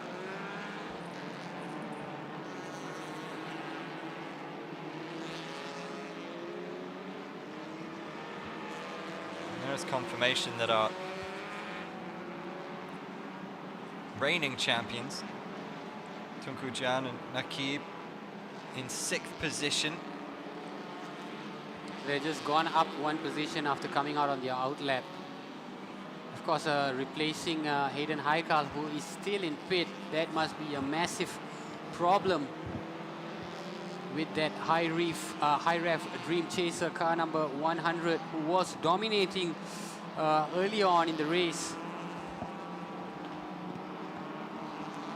I won't be surprised to see them even not being able to resume it. It remains to be seen, but if you are in pit for this long, that tells a lot about the condition of the car and the amount of work that has to be put in.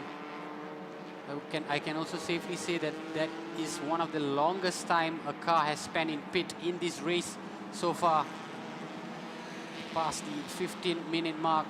way past the compulsory 3-minute compulsory pit stop.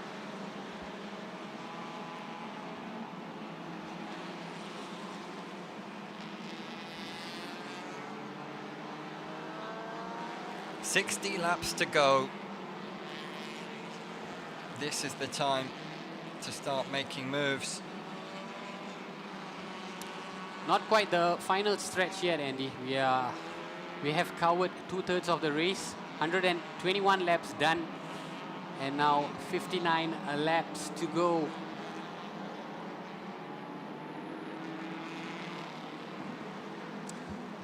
By my estimation, I would say that we are still on course for a 9 p.m. finish, at least with the winner coming through by 9 p.m.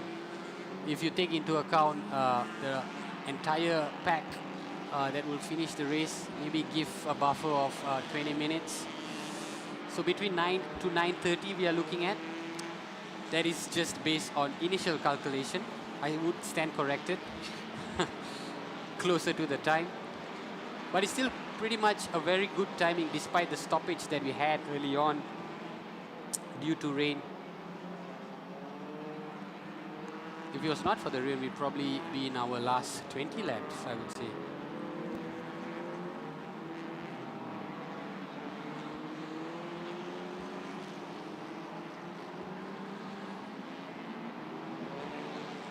Danny Sung there, sitting second.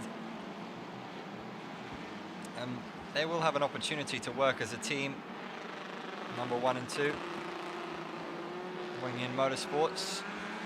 And no sign still of 17 minutes now. Hayden Heichel's been in the pit stop. And Lai Wee Singh has also come into pit. Lai Wee Singh, who was in 3rd place. So there will be changes in the top 3. Tedco Racing's Freddie Young should move up and take that spot, provided he doesn't come into pit. And it could inspire Mitchell Chia to try and launch an assault for 3rd place. Really, it remains to be seen how long is this our engineering team going to be in pit. They've all averaged between 3 to 4 minutes in pit, most of them anyway.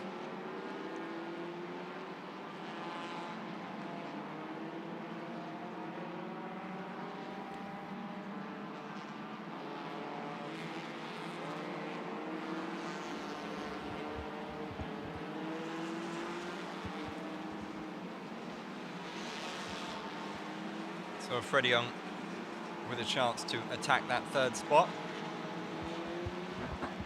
Currently 6.37.546 off the leader, Nabil Aslan.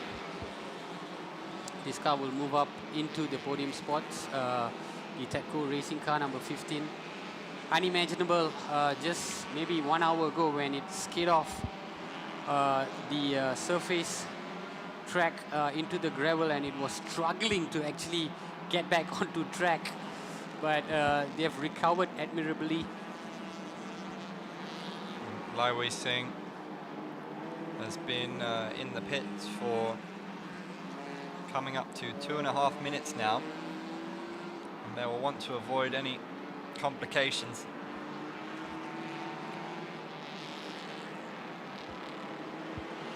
Almost 20 minutes in the pits now for Hayden Heichel and the High Rev Dream Chaser.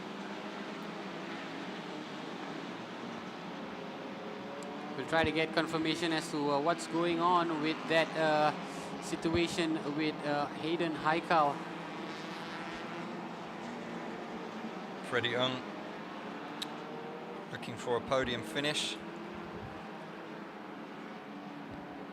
We'll look to show a little bit of aggression perhaps in hunting down that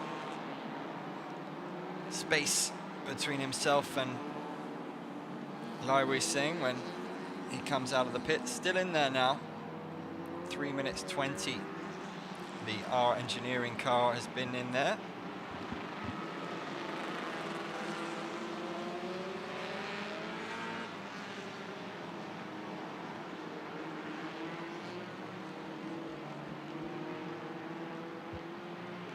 real opportunity then for the Tedco Racing vehicle to cut down this gap.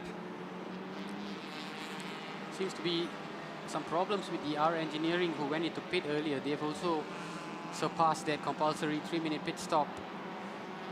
We saw a couple of the crew members working on the R Engineering car.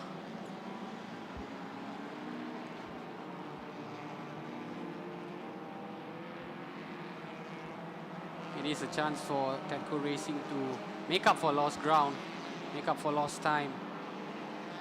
The pendulum swings back in their favor after that stint they spent in the gravel. This should even things up a little bit.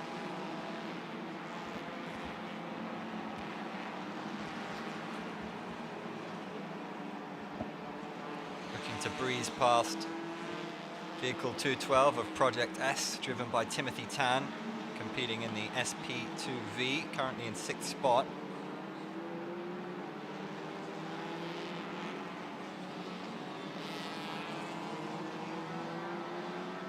Freddie Ung clocked his last lap at 2:52.514.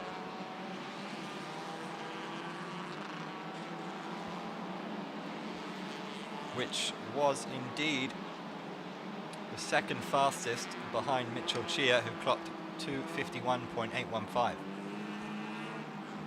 Aiden Haikal has now dropped to last spot in the MTC category as a result of this extended pit, surpassing the 21-minute mark. Yeah, it's a great shame, really, because as we heard earlier from Mark Dryden, it was all going perfectly according to plan, but that is the beauty and the agony of endurance racing. Sometimes it all goes to plan, and then just as swiftly it all gets taken from you by the car, or an unforeseen failure of the car. Yeah, a stark contrast to their fortunes early on, where Mark Darwin, as you said, spoke so promisingly about the strategy that was being employed. But again, you know, this is the beauty of the S1K. It will spring a surprise when you least expect it, maybe even if you expect it, but sometimes powerless to do anything about it. Now it's all up to the pit crews to try and get that car back on track, and really just, it's all about maybe just finishing this race. So that mission has now changed for car number 100. Different mission for Freddie Young in this Tedco Racing team. Perhaps a shot at getting into these podium places.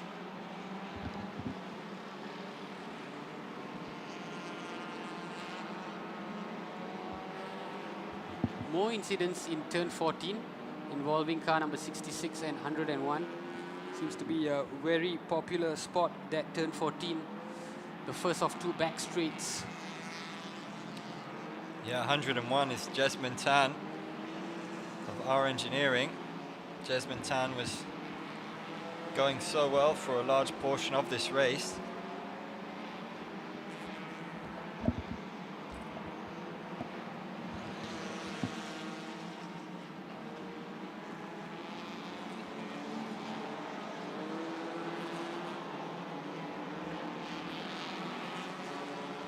Sepang circuit here, as you can see, well equipped to handle these night races as well.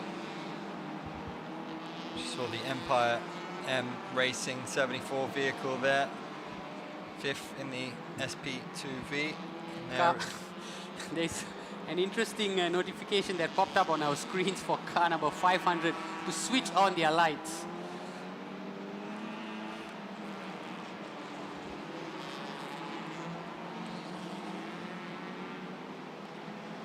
In these conditions, headlamps must be turned on. It might have been an oversight for car number 500, but again, keen eye by race control. It's popped up again. Car 500, switch on your light.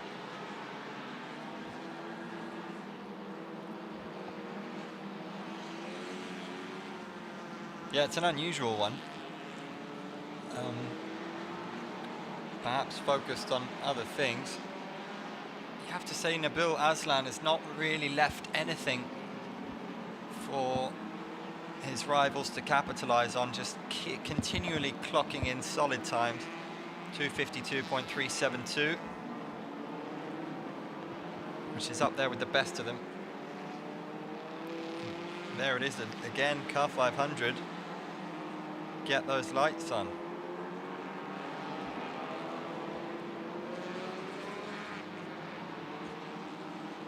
So different sort of situations, incidents being investigated. Few cars under investigation, one car being told to switch their light on. These are some of the scenarios that is prevalent, or rather what might happen in the final leg of this race, as we are well into our night race, as floodlights bar the track here at the SIC.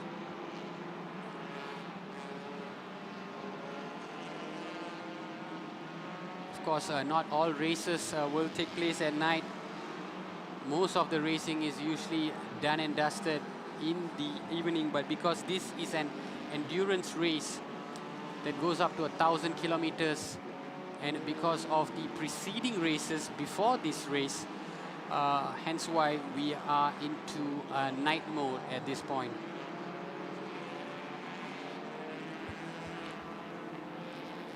Car 500 of Ho Wai Kun sitting 8th in the SP2G. Has been climbing despite the lack of headlights.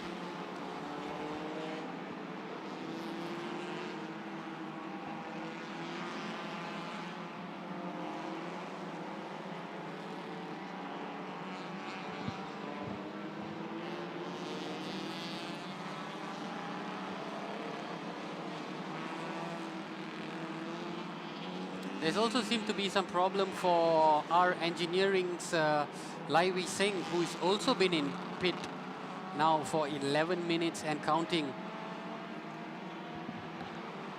That's certainly one to keep an eye on. We did wonder, as soon as we saw the issues that were being had by the High Rev Dream Chaser, that our engineering could be the ones to capitalize, but going through their own struggles, it seems. This is a phase of the race where different cars will run into different sort of problems, and it really is now the testament of the pit crew to try and resolve these problems as soon as possible. Some problems will resolve quicker than others, but bear in mind these cars have been on the road now for almost 8 hours and counting. Just remarkable. Meanwhile, in that blue and yellow, Nabil Aslan has looked imperious. I don't want to jinx him, but at the moment, very much looking like the winning mentality is there behind the wheel. He's not giving away anything now, has he? Nabil Aslan, ever since he's assumed the wheel from Amir Harris earlier on. This is, of course, last season's Toyota Gazoo Racing rookie champion. Nabil Aslan, if you were to go on his Instagram page, it is filled with postings on his achievements. And it says a lot about the driver. Racing is all he thinks about at this stage of his career. I was just scrolling through his Instagram feed earlier, and I did not see any other postings of his personal life. It was just all racing, racing, racing. And it's showing right now. Nabil Aslan really in commanding form, getting ready to perhaps celebrate another title here at the Sepang International Circuit. So, car number 500, still without the lights on. He's not got the memo. ST Wangan's car number 500. The notification is still up here on our screens. Car 500, switch on your light. Sitting at 8th in the SP2G. Has his light just come on? No, not yet. Still not got the memo. Well,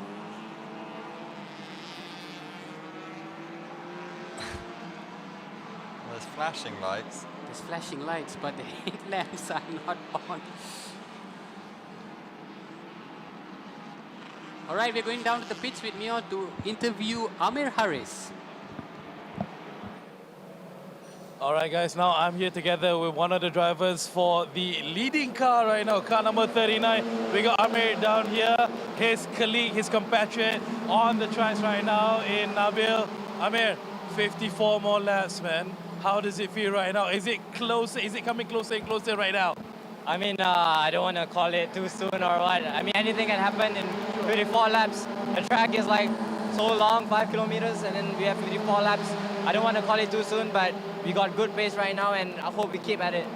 All right, you obviously had a chance to already drive the car when it was dry and when it was wet. Then, how was the condition then for you specifically?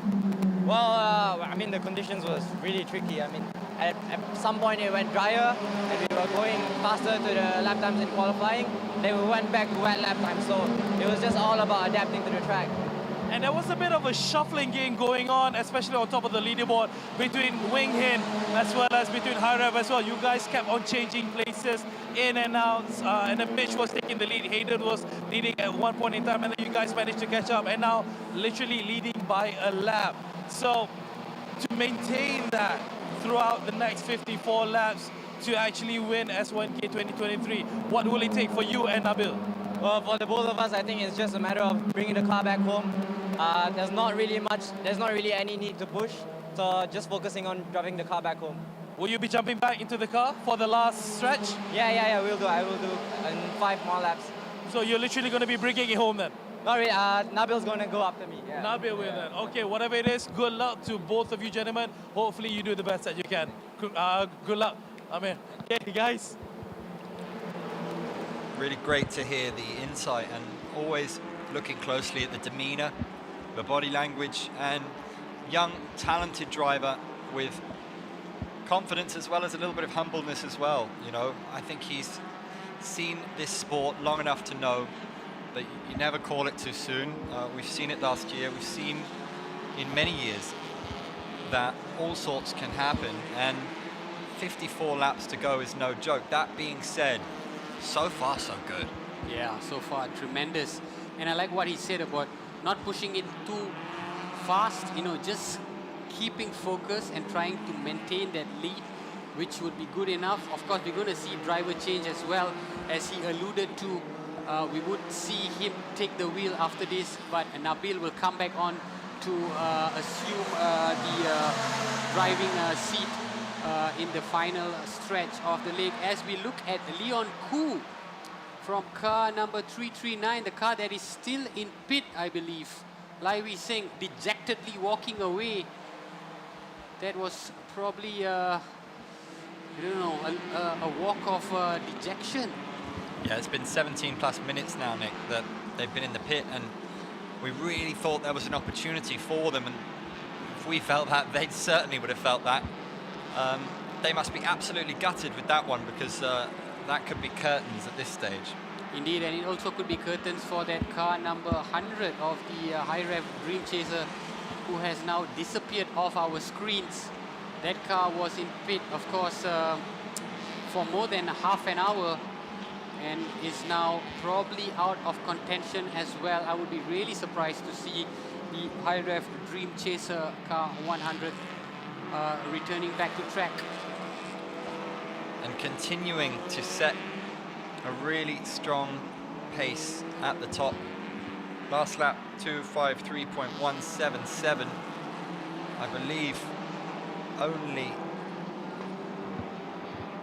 that's certainly one of the fastest. I believe Freddie Ung was slightly faster, but it's the consistency that's getting them there. And like we heard, there's no need to push. They don't need to be setting the fastest lap times. They just need to ensure consistency and ensure that they finish this race. If they do it at the current pace and somebody stops them, well, you're going to have to take your hat off, aren't you? Yeah, definitely. The only car that is going faster than Nabil's car is Mitchell Chia in the car number 900, who's lapping at 2:49. But having said that, Nabil Azlan has been absolutely consistent in his lap times. He's always been at least the top 3 fastest lappers. And so it really speaks about the position that they are in as well. Really not having to push the machine too much, but rather now, focus on handing over the car to Amir Haris, perhaps in the next lap or two, for him to take over and really consolidate that first spot. Yeah, as it stands, they've got a really healthy lead, and it will take something special, but more than 50 laps still to go as Jesmine Tan comes into the pits, sitting 14th in SP2G.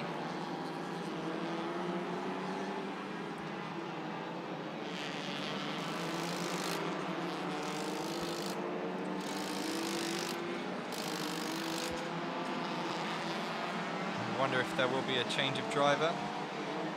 We'll see Mikhail come in. And that car number 500 with its lights off, it has been given a mechanical flag. And as a result, we don't see that car anymore as well on our screens. Oh, we do. He's currently in 8th spot. So that is a warning to car number 500, still with the lights off. Astonishing, really.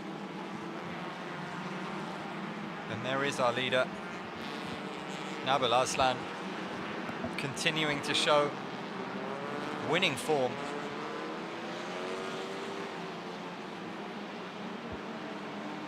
It's very smooth driving indeed.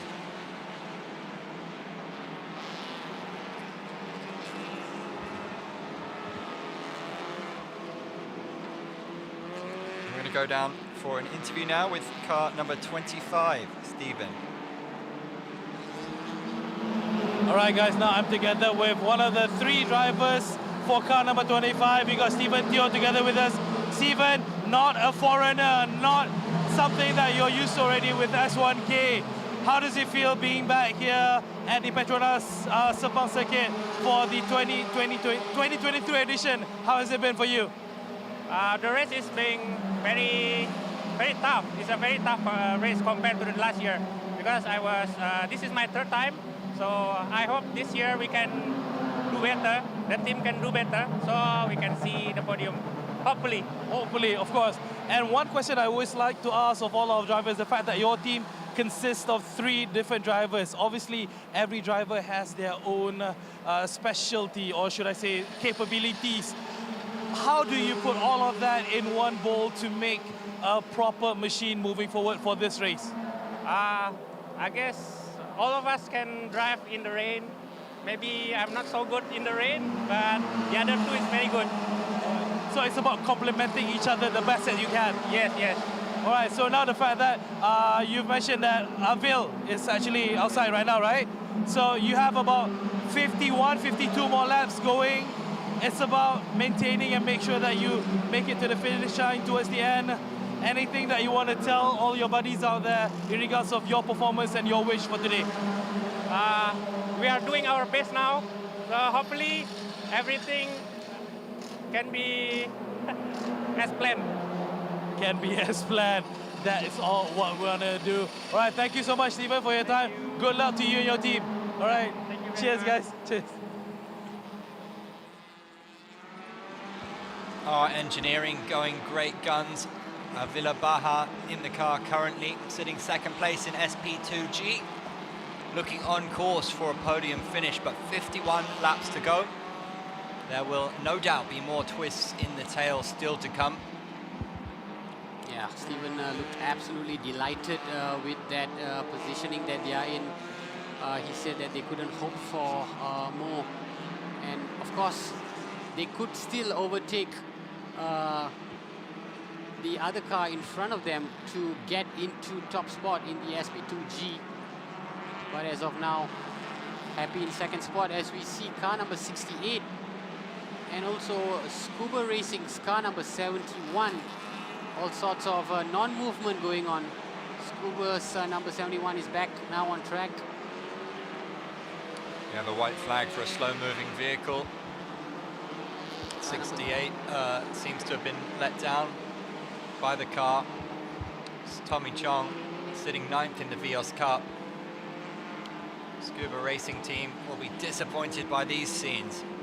Yeah, you can see the front of the car, the right part that is heavily patched up there, just keeping that fender intact with that black tape, and it's moving really gingerly, trying to get back into pit.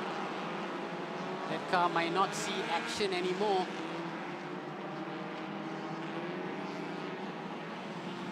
Yeah, the blue flag, overtaking signal, and the Scuba Racing Team may well have ran their race, so to speak, at this stage, and that's what endurance race will do. Not all 77 cars finish, I'm afraid. Yes, we are slowly beginning to see a lot of problems affecting some of these cars. Different sort of problems on track, having even bigger problems while in pit as well. Lively Singh's car number 339 and also the high ref Dream Chaser, who are now nowhere to be seen. Your biggest absentees as of now.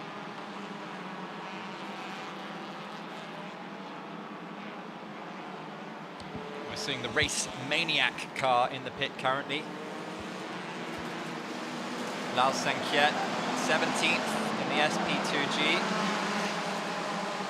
It's a driver change for them.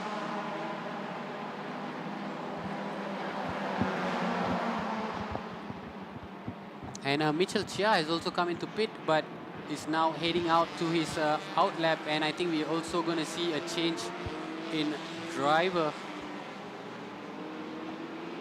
Perhaps we'll be back to Fitra rather.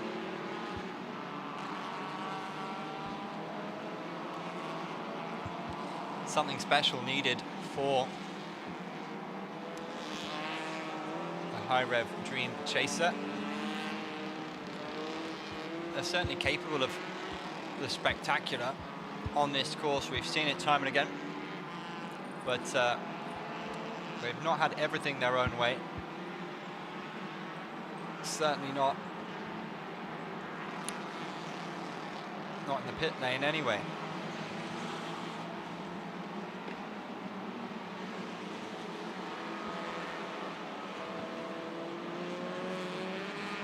Mitchell Chia, I have to say, did a commendable job to keep that car number 900 in the top 5 positions.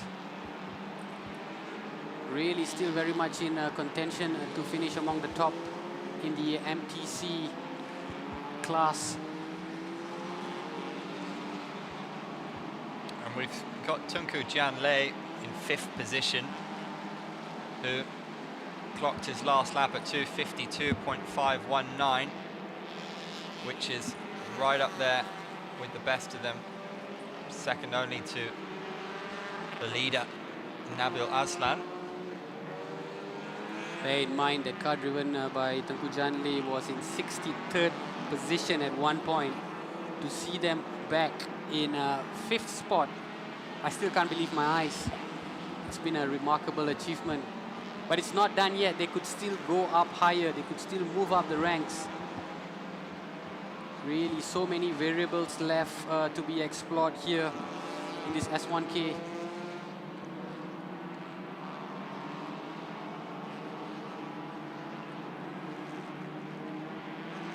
So we see Fitra Erie passing through a back marker.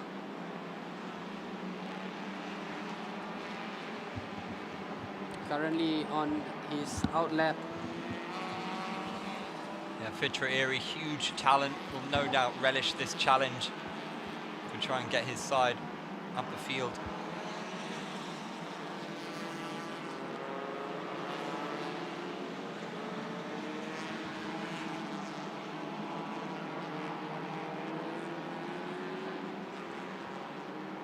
Right, we're going to go down to Mio for an interview with car number 86. All right, guys, now I'm here together with another representative from Indonesia. We got plenty of Indonesians down here racing at the S1K. We got Akila Chandra, car number 86-104, who's actually out here. Akila, you spoke to me prior.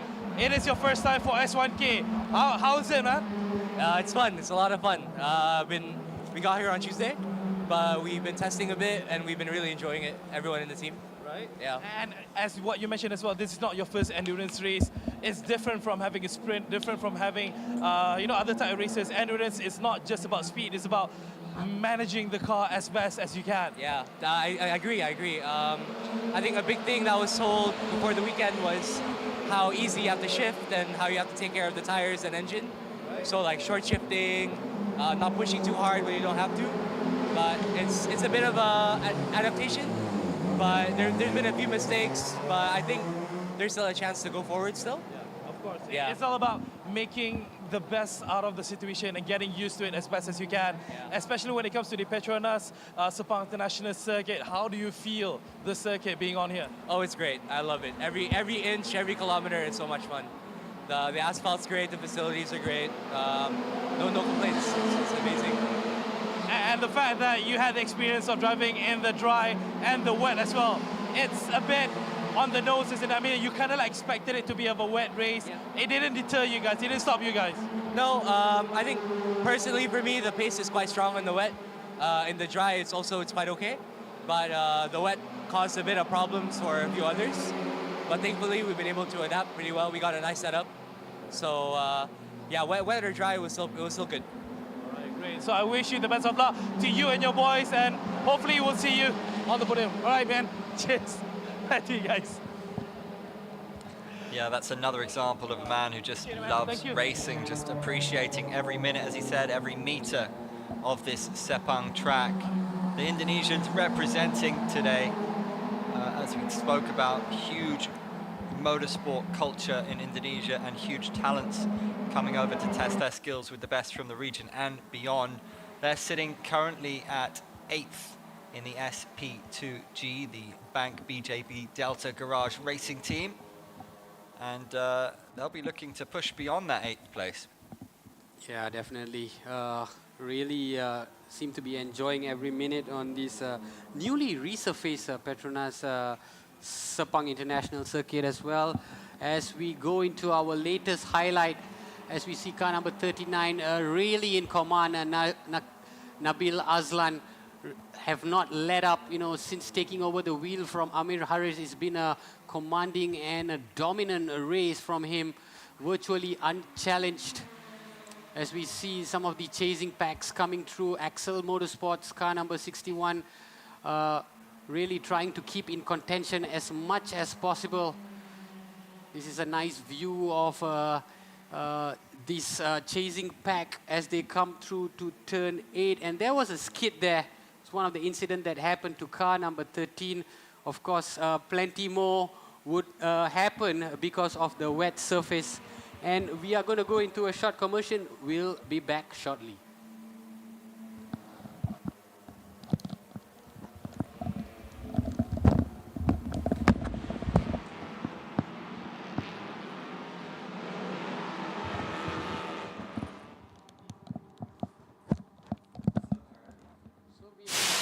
Yokohama.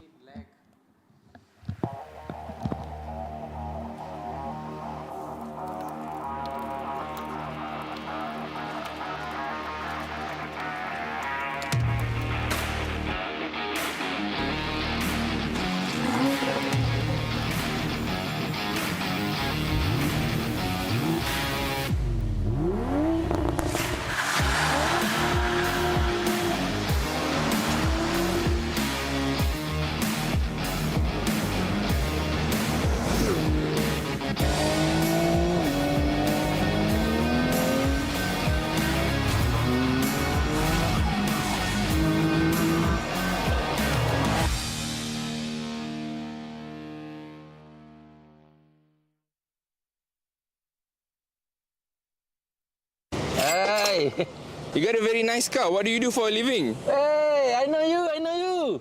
You from YouTube, right? Yes. I'm Zizan Razak, Malaysia actor. Right now, I'm sell... oh, payahnya. Saya jual tiket MotoGP, saya katakan senang. Saya jual tiket MotoGP. Kita bagi buy one, free one. Mana beli satu, percuma satu. Jadi, kita bagi harga gitu untuk 2024. Bukan tahun ni, untuk tahun depan. Kita jual dah lalu. Tapi kalau tak laku kok, tak ada arah. Saya jual lah kereta ni.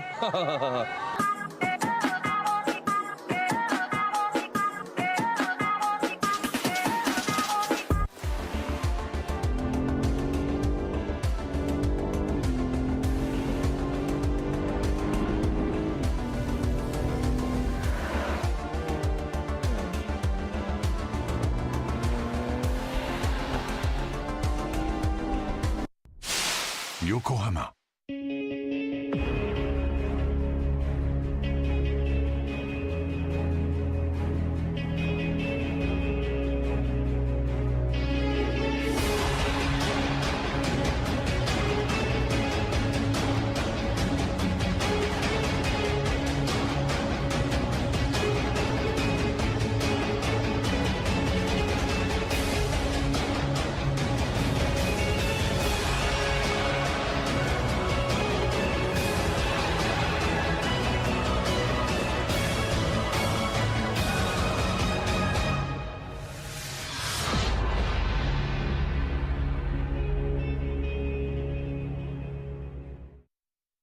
Sepang 1,000-kilometer race. Look at that moisture on the track. Kick it off right early. This was how it started. This is how it was.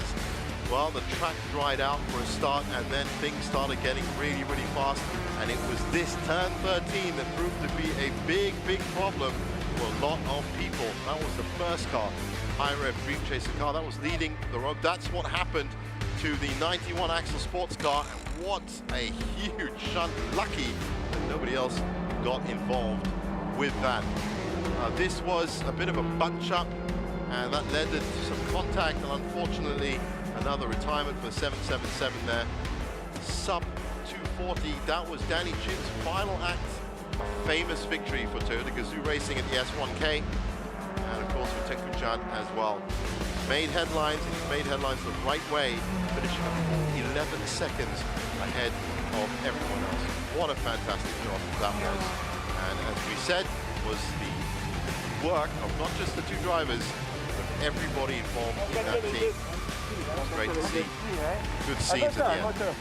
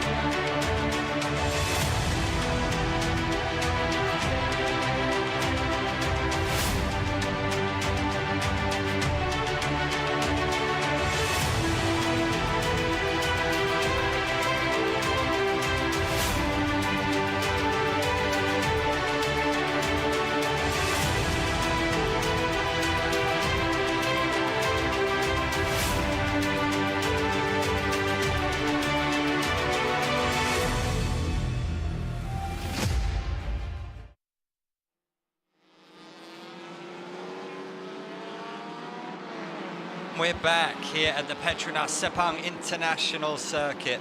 There has been drama all day long here in this Sepang 1,000-kilometer endurance race to bring us to a close at 2023. One more event to go at the end of the year. But this today is a big showpiece of some of the best drivers in the region and the world, and certainly some of Malaysia's finest.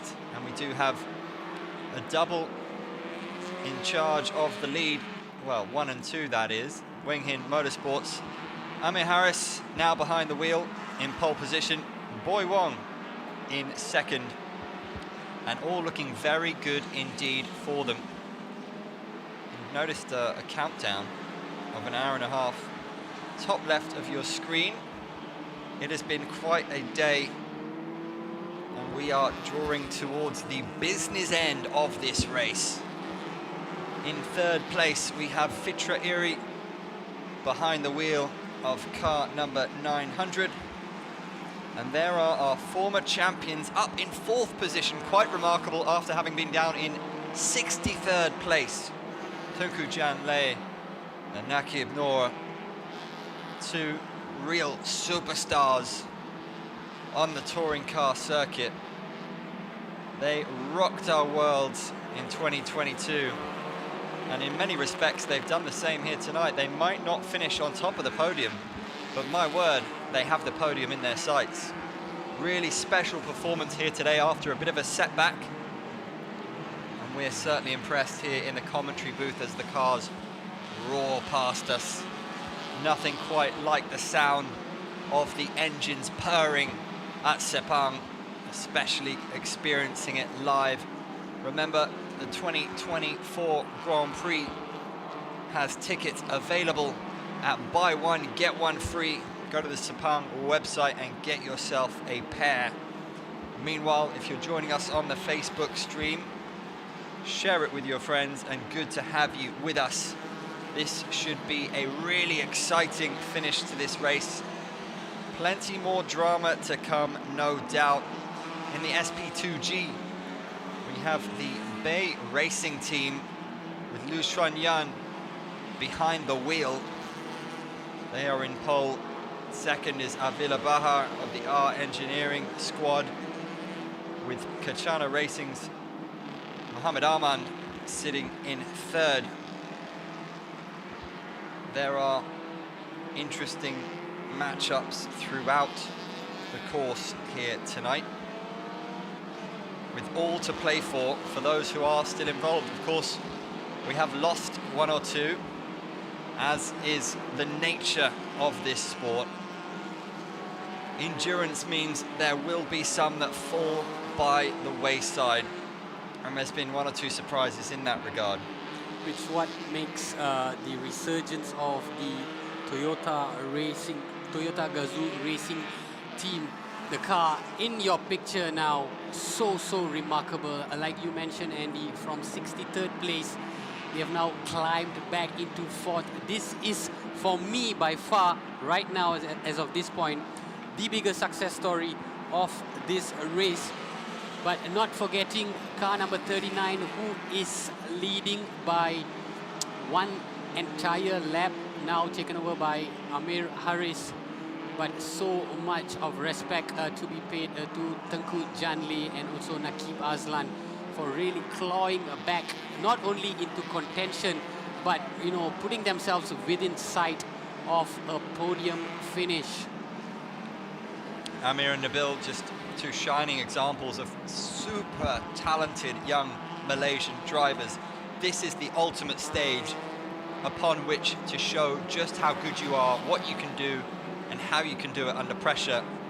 These two have been shining examples of that here today. It'll be very interesting to see if they can see it through, because it's really an historic race, and it really is something to shout about if you're able to see this through over 1,000 kilometers. The last lap though, 5.47.177. So that one is an anomaly. But they have been really, they've really established that sort of dominance that when they went into pit and came out, they were still very much in the clear as the top team. And also for car number 38 from the Wing Hinh Motorsport, who also went into the pit about the same time. And Boy Wong has emerged with a second place quite firmly intact. Really speaks of the dominance of the Wing Hinh Motorsports. They were being given some pushback by the High Rev Dream Chaser earlier on, and perhaps High Rev Dream Chaser might still launch an assault as we continue this race, because they are in third place. But really, it's all about this 1-2 standing right now of car number 39 and 38. Drive-through penalty for car number 17 and car number 19. So a couple of infractions there.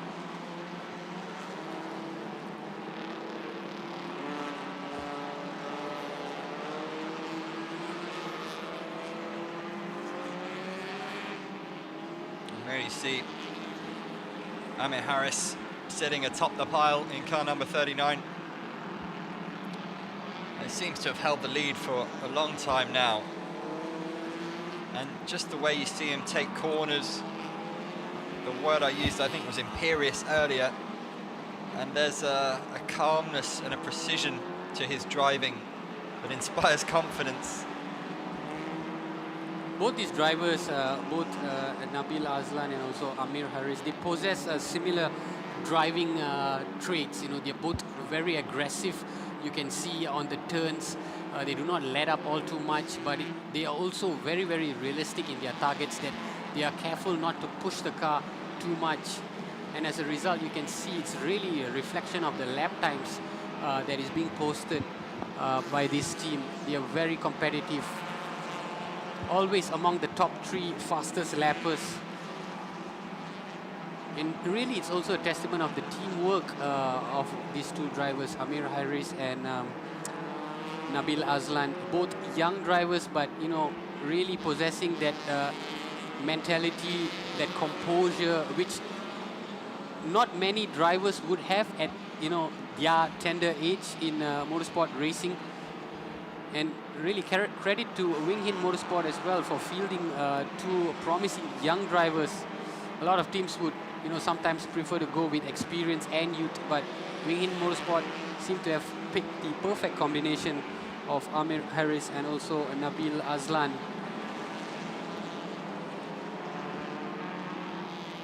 The USJ Motorsport car sits in 5th place, the last lap, 2:57.872. A little bit slower previously. The lap before they had the fastest lap.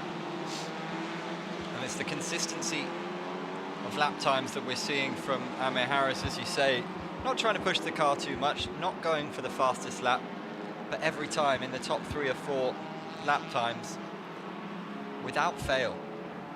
And it's been good enough to keep this guy at bay, Boy Wong of the other Wing Hinh Motorsport, who has got 1 full lap to try and catch up.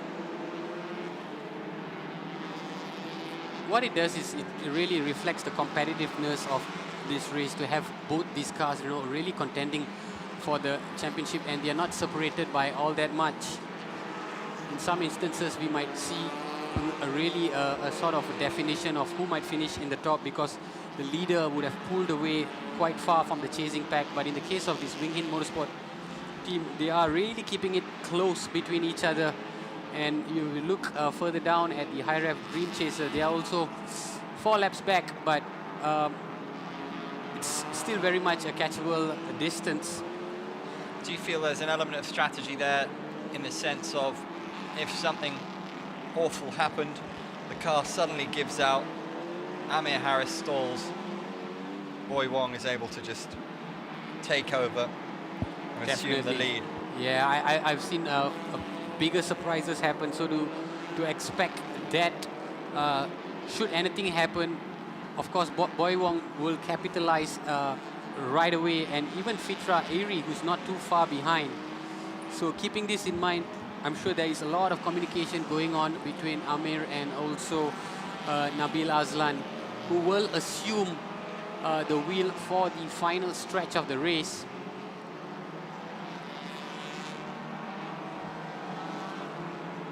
Boy Wong there just breezing past car number 500, who I believe finally was able to turn on their headlights. Finally. Kind of a requirement at this stage in the evening. Drive-through penalty for cars 17 and 19, remember.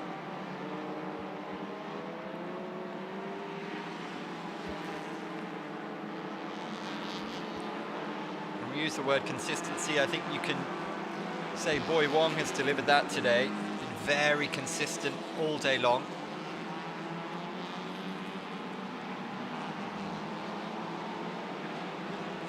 Yeah, he's lapping about the same time as Amir Harris. Also for him, it's not about really throttling the car and pushing it to its maximum, keeping in mind the distance that is left to be completed. I'm sure there'll be another pit coming in for this car number 38. So it's really about, I think, trying to maintain this second position, and when he hands it over to his partner, then it could be an assault to try and finish at the top. Yeah, and of course we never quite know what's going on inside the car. There are often telltale signs, but they will be hoping, those front two, for another smooth pit. And they've kept their times to the 3-minute mark, there or thereabouts, and you just don't know what happens to the car after having to endure lap after lap after lap at a furious and arduous pace. Yes, spot on. They have been absolutely really precise with those lap timings, and I think that's what has set apart Wing Hinh Motorsports from the high ref Dream Chaser. We saw Hayden Haikal, car number 100. I think they are no longer in contention, but Wing Hinh Motorsports, they have not really gone straight too far away from the required lap time. They've all timed it to perfection. The car has been really in the command, as in there hasn't been any major glitches. So it's really a smooth transition from pit back to the outlap, and it's all about then assuming that front position. There's Tunku Janle, Nakib Noor, 4th position. Their last lap, 2:49.245. The reigning champions, and that 4th spot looking very respectable, but they will no doubt want more. They will be chasing more, and Tunku Janle will be hunting down Fitra Airi. Well, to put into context, he's just 1 lap behind Fitra Airi, and just looking at the driving patterns, I would say it won't be too long before Fitra sees him on the rear end. Really is about biding his time for Tunku Janle, and he's really pushing it at this point.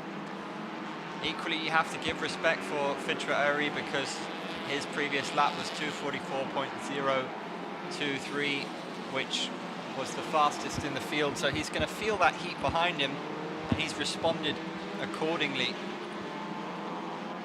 We're seeing the leader of the SP2V, R-Works Rios from Japan, sitting pretty at the top of the pile, 10th overall.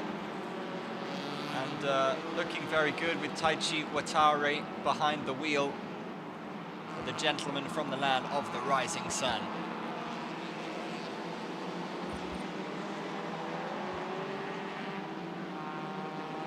Yeah, that's Kanu Rata in that R-Works Rios, and you know, he's really an experienced competitor, even though they aren't currently doing all that well in 14th spot in the SP2G. But you can bet on Kanu Rata at least maintaining that position.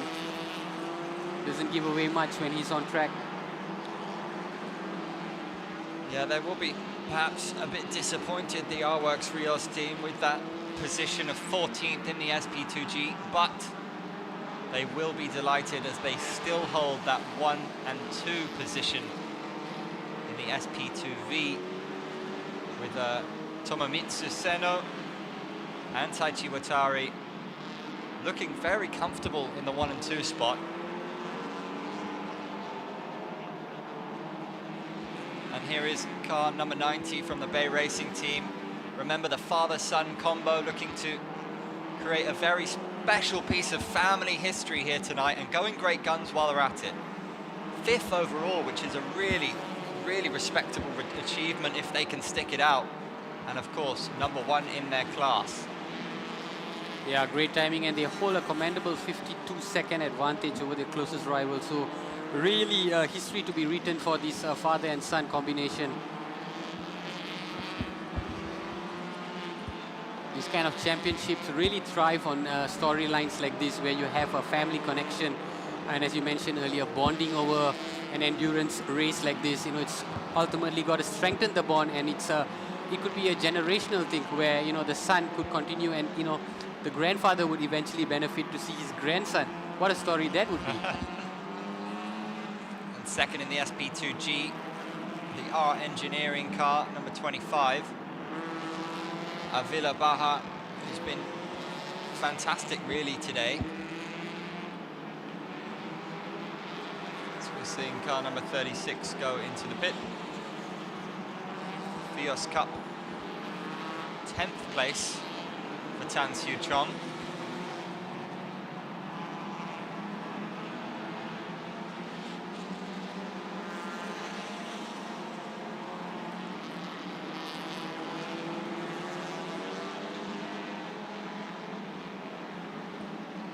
Avila Baha again there.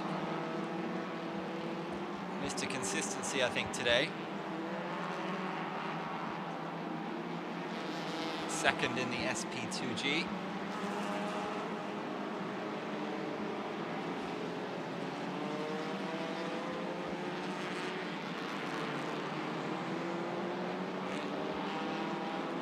That black and yellow Race Maniac.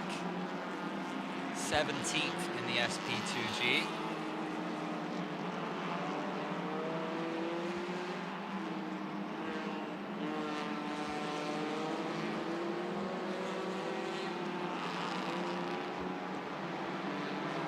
.805 in the orange from the Bay Racing team. Tiwo Luin sitting 9th in the SP2G. So we'll be quite proud, the Bay Racing team, if they can get those two to continue their progression.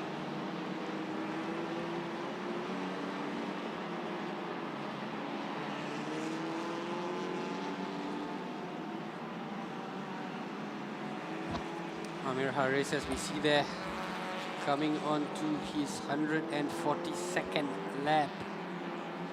Still very much in command. One full lap ahead of his closest rival.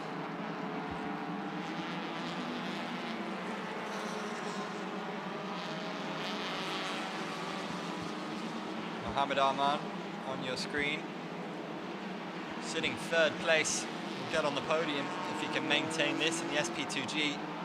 The China Racing have played their hand rather well thus far.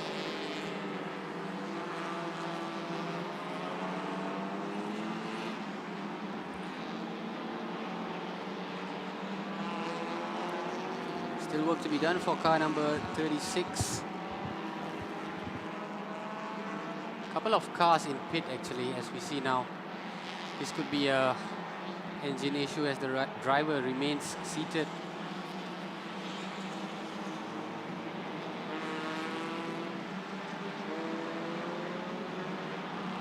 There you have Fitra Iri hanging on to that 3rd position. Really, there's a lot of catching up to do for Fitra if he tends to get a hold of Boy Wong. 3 laps behind. And all you seem to have is time in the 1,000-kilometer race, but you might say time is starting to slip away in that regard. That gap is appearing much bigger now than it would do, say, 20 laps previously. And we have great news for you that have tuned in and been with us since the start of this race. Race Control have just informed us that we are on course to finish on time. And that would mean in less than an hour. So our predictions are pretty much spot on, Andy. We predicted that it would end by 9. And yeah, in good time. It is also a testament to these drivers that have been putting in great shifts, really eating up at the laps. Of course, headed by the Wing Hint Motorsport 1 and 2.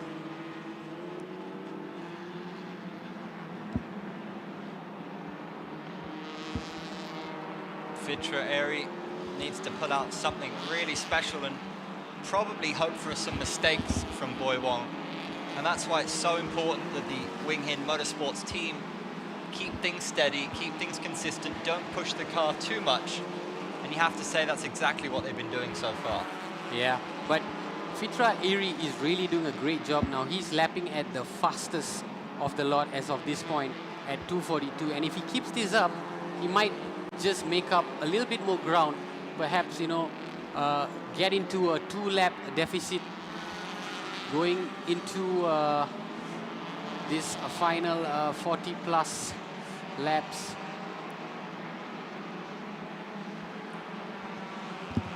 It's really all about the lap times that is being posted by these drivers and remaining in that same speed and consistency. Easier said than done, of course. You have so many different circumstances and variables that happen. Sometimes things also are really not in your control. Really got to depend on your car and really hope that it gets you through this race in the condition that is expected. A lot of focus is going to be on Fitra Airy at the business end of this race. A lot will be riding on him to continue to push this pace, continue to apply the pressure. To give context, the deficit between the top 3 is only 4 laps. Now, they may seem a lot in the context of this race, but 4 laps can be diminished in an instant. One slip up, one moment of lapse, and it's really, you know, losing that loss of focus could result in you losing that lead. Nothing can be taken for granted, that's for sure. Well, he has his whole team behind him, Fitra Airy. They will be putting their collective knowledge together as to how they can break this stranglehold on the top 2 positions.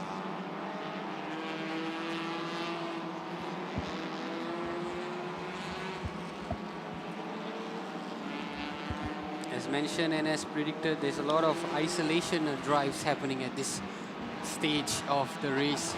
Really now it's a case of, you know, just being in your own thoughts and really trying to maintain focus and not being worried too much about who's at the back if there's no one in sight. Sometimes it can get a little bit awry for you if you are, you know, really driving on these isolated drives and not having so much to be concerned about, be it for the driver in the front and the back. But these guys are really doing a commendable job.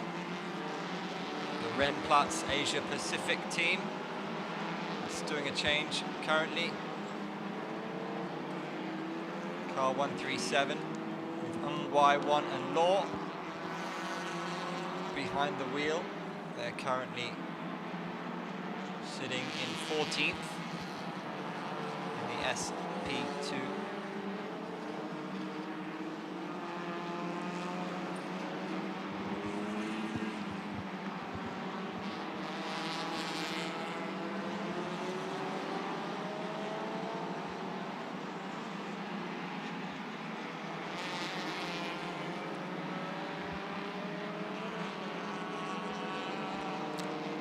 Fairly incident free situation we have here. No drive-through penalties, no reporting to race control, no cars under investigation. They are all really on their best behavior, I have to say, at this stage of the race.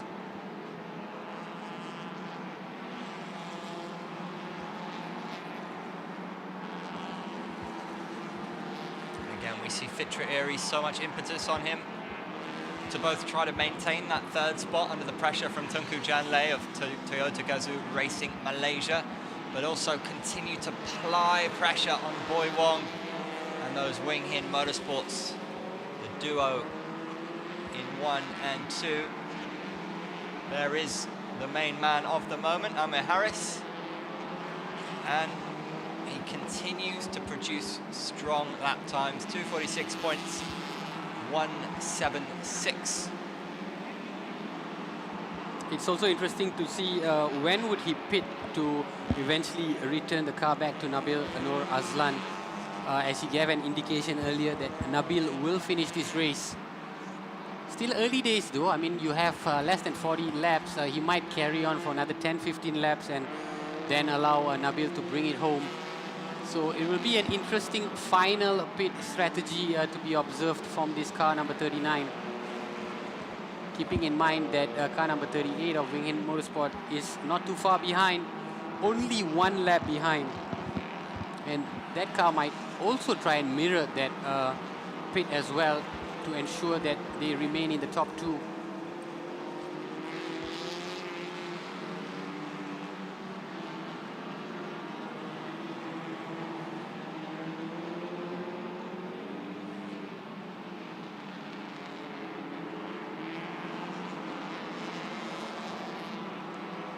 Just as I spoke about it being an incident-free race so far, team manager from car number 389 has to report to race control.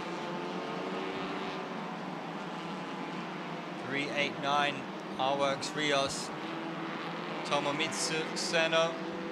They are sitting second in the SP2V, and that could have an impact.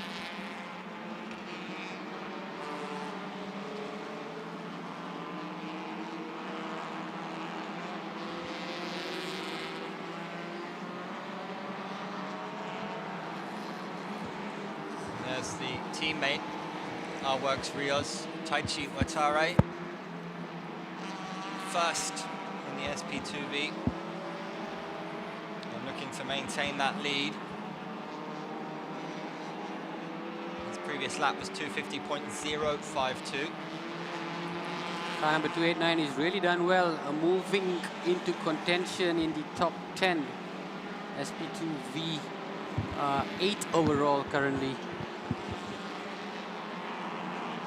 Of course, at the start of the race, the S production classes were given a rolling start after the M class production, so they've had a lot of ground to make up.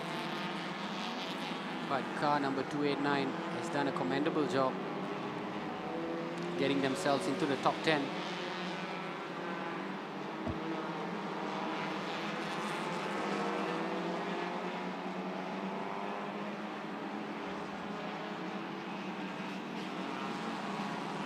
There's that orange car, 805 of the Bay Racing team.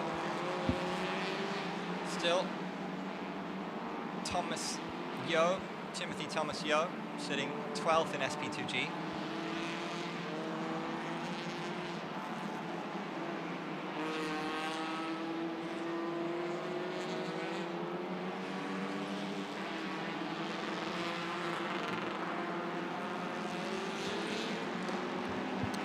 We are now in lap 145, less than 40 laps to go. Saw a white flag there for the slow-moving vehicle.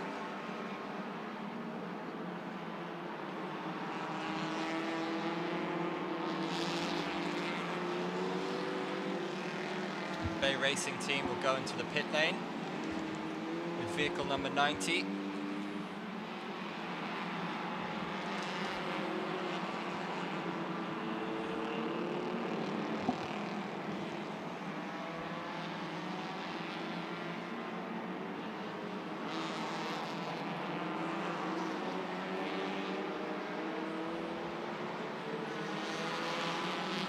These are, of course, our defending champions, Tengku Janle and Nakib Nur Azlan.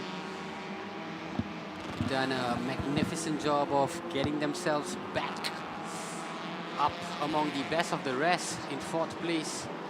Just to recap, they were in 63rd place a couple of hours ago due to a loose hose, I believe, which resulted in an engine overheat. But when Mio spoke to Nakib, he was in high spirits. He was really confident of him and Tengku Jan really making up ground, and really they've kept to their word.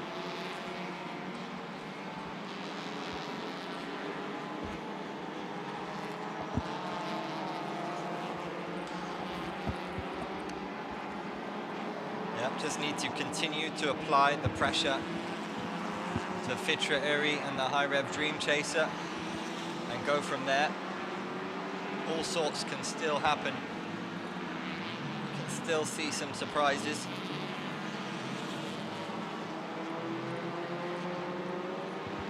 Some of these drivers have finished their shifts, just taking a seat and relaxing and hoping for the best outcome for their teammates who are still on track, looking to do the business the best way possible.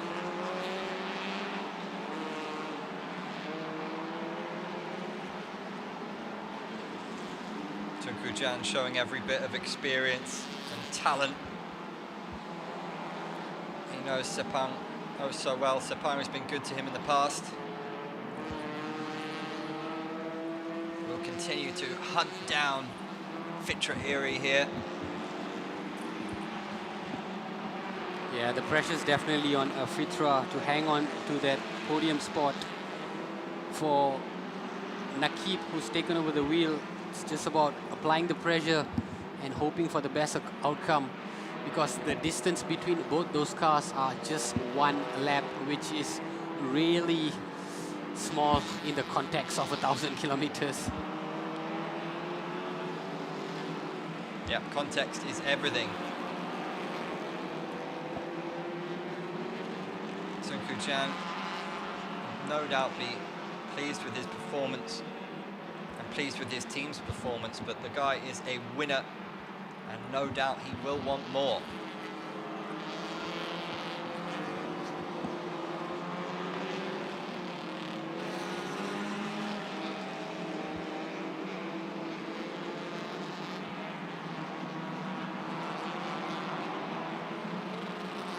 Empire M racing vehicle there, driven by Mohammed Hasif, 4th in SP2V, vehicle 74.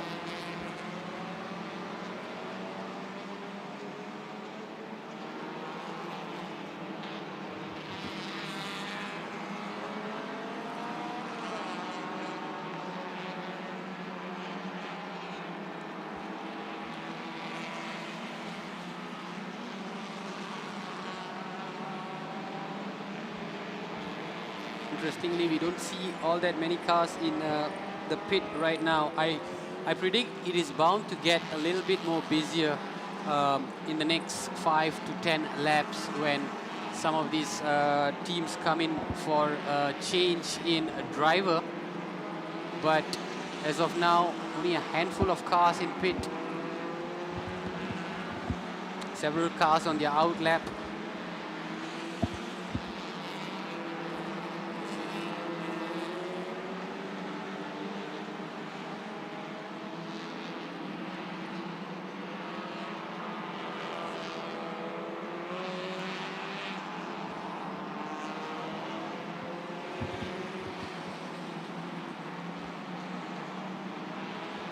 So Race Rally KL's Ahmad Nazri Ahmad sitting in number 3 in the Vios Cup.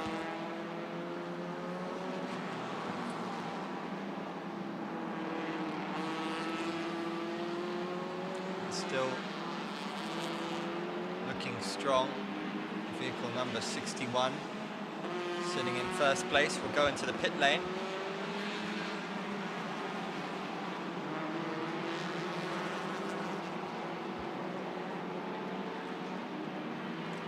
Boy Wong still behind the wheel for car number 38.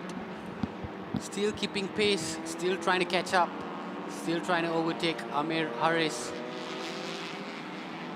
on his 146th lap.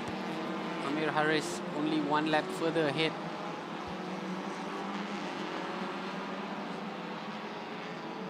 So you can see him passing through several back markers.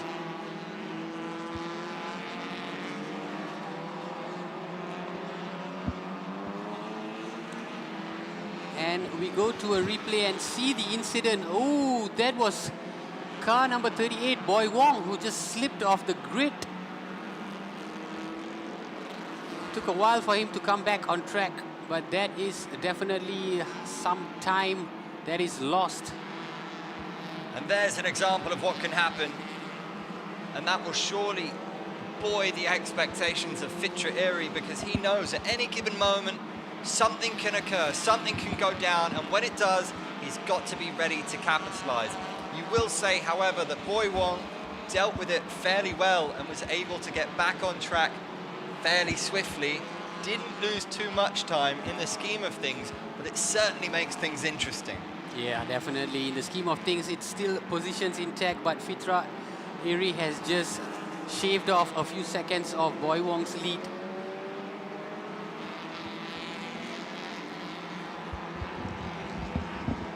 And so the dynamics of the race could change just a little bit. The team manager has requested that vehicle 511 reports to race control. And speaking of Boy Wong, who has just gone into pit, so there we go, a change of tires, perhaps. Perhaps a change of driver also. Yeah, perhaps a change of driver as well. And it could be due to the tires that he's skied off. We're going to look at the replay once again, and the incident that happened with car number 38. Just making this turn and going slightly wide. And really fortunate to not get other cars involved. Credit to him. Yeah, credit to Boy Wong there for dealing with this situation, but you just wonder if there might be an issue with the vehicle. Yeah, it could be an issue with the tires, because he's immediately gone to pits, and the tires are being changed right now. Tire change done, and he's now getting onto his out lap. Well, from a Wing Hin Motorsports perspective, they would have expected a twist in this story, and if that was the twist, they'll take it, because they still retain their 1 and 2 lead, and they'll still surely be confident of seeing this through. That being said, there's still time.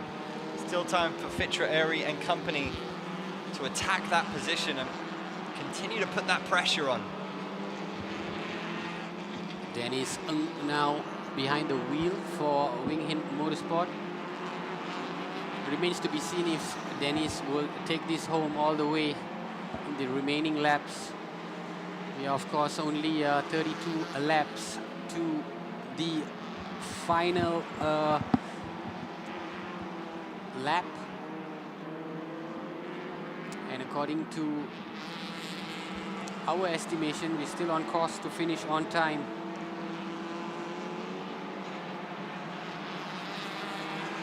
There you have it, the notification that race will finish by time plus an active leader.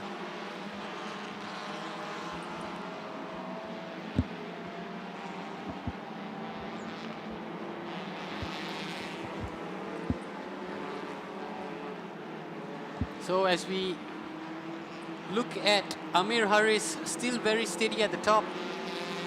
No such untoward incidents affecting him.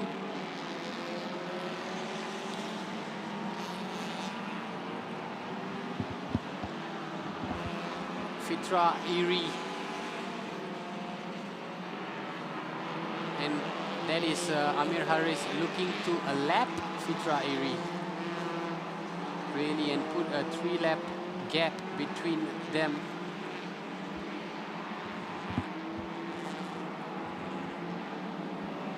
Fitra was having none of it. We look at the replay once again here. as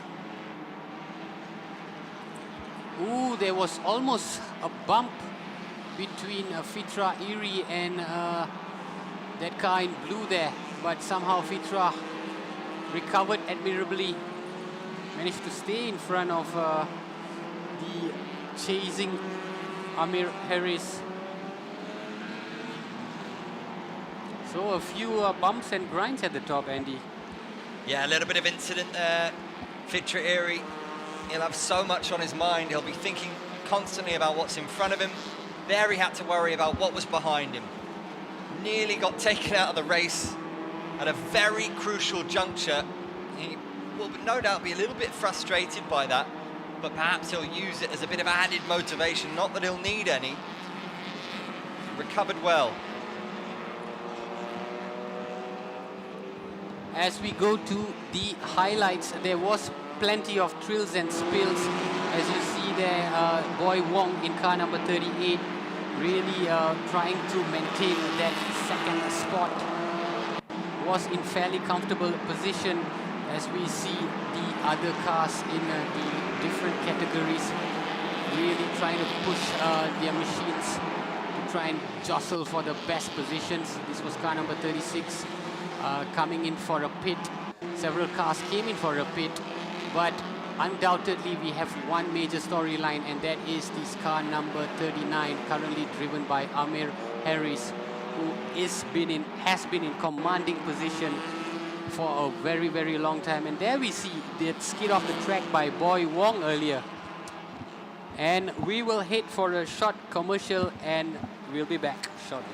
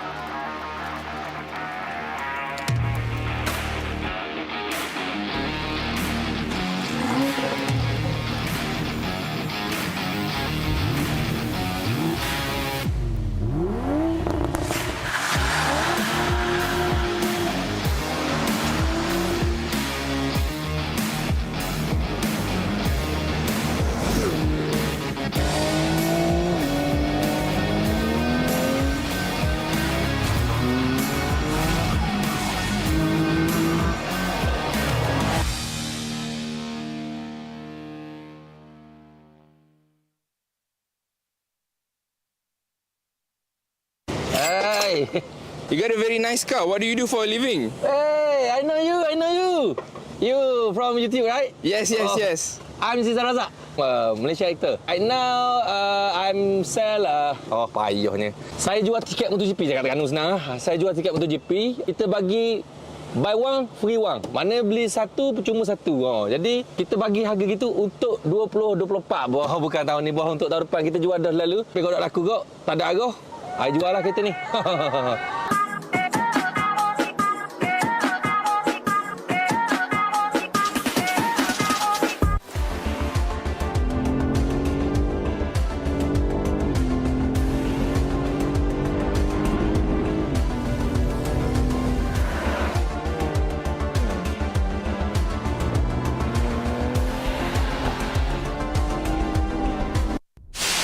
Yokohama.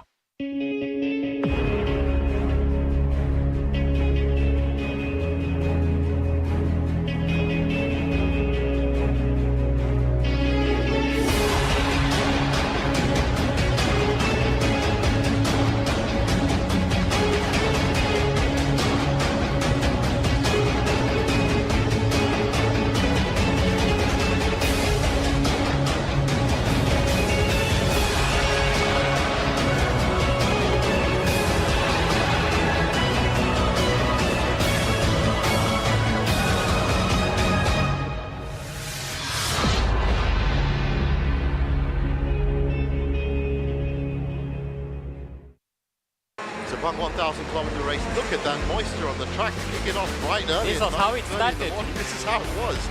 Well, the track dried out for a start, and then things started getting really, really fast. And it was this turn 13 that proved to be a big, big problem for a lot of people. That was the first car, High Rev Dream Chaser car, that was leading the road. That's what happened to the 91 axle sports car. And what a huge shunt. Lucky that nobody else got involved with that.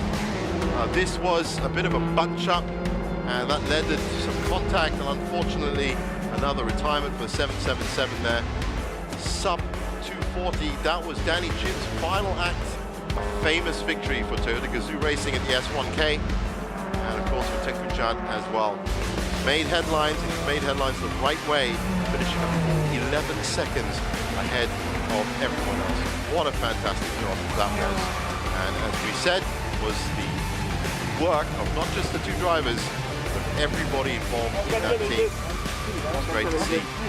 Good scenes at the end.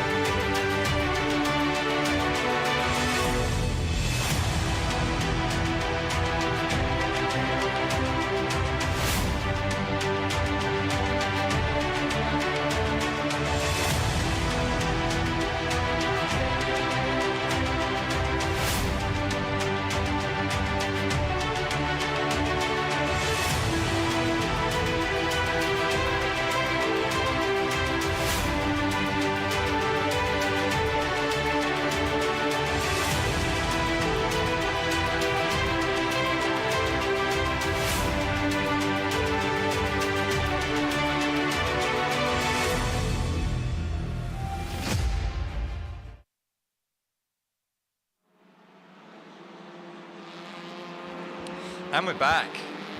We're looking at Danny Sung in the garage, sitting second. Got a problem with the car though. And we thought there'd be a twist in the tail, and there is. This will be music to the ears of Rahul Raj Mayer in the High Rev Dream Chaser, who is chasing dreams, and he is chasing down that Wing Hin Motorsports car number 38. It's been in the pit for almost 10 minutes, sitting in the garage with real issues.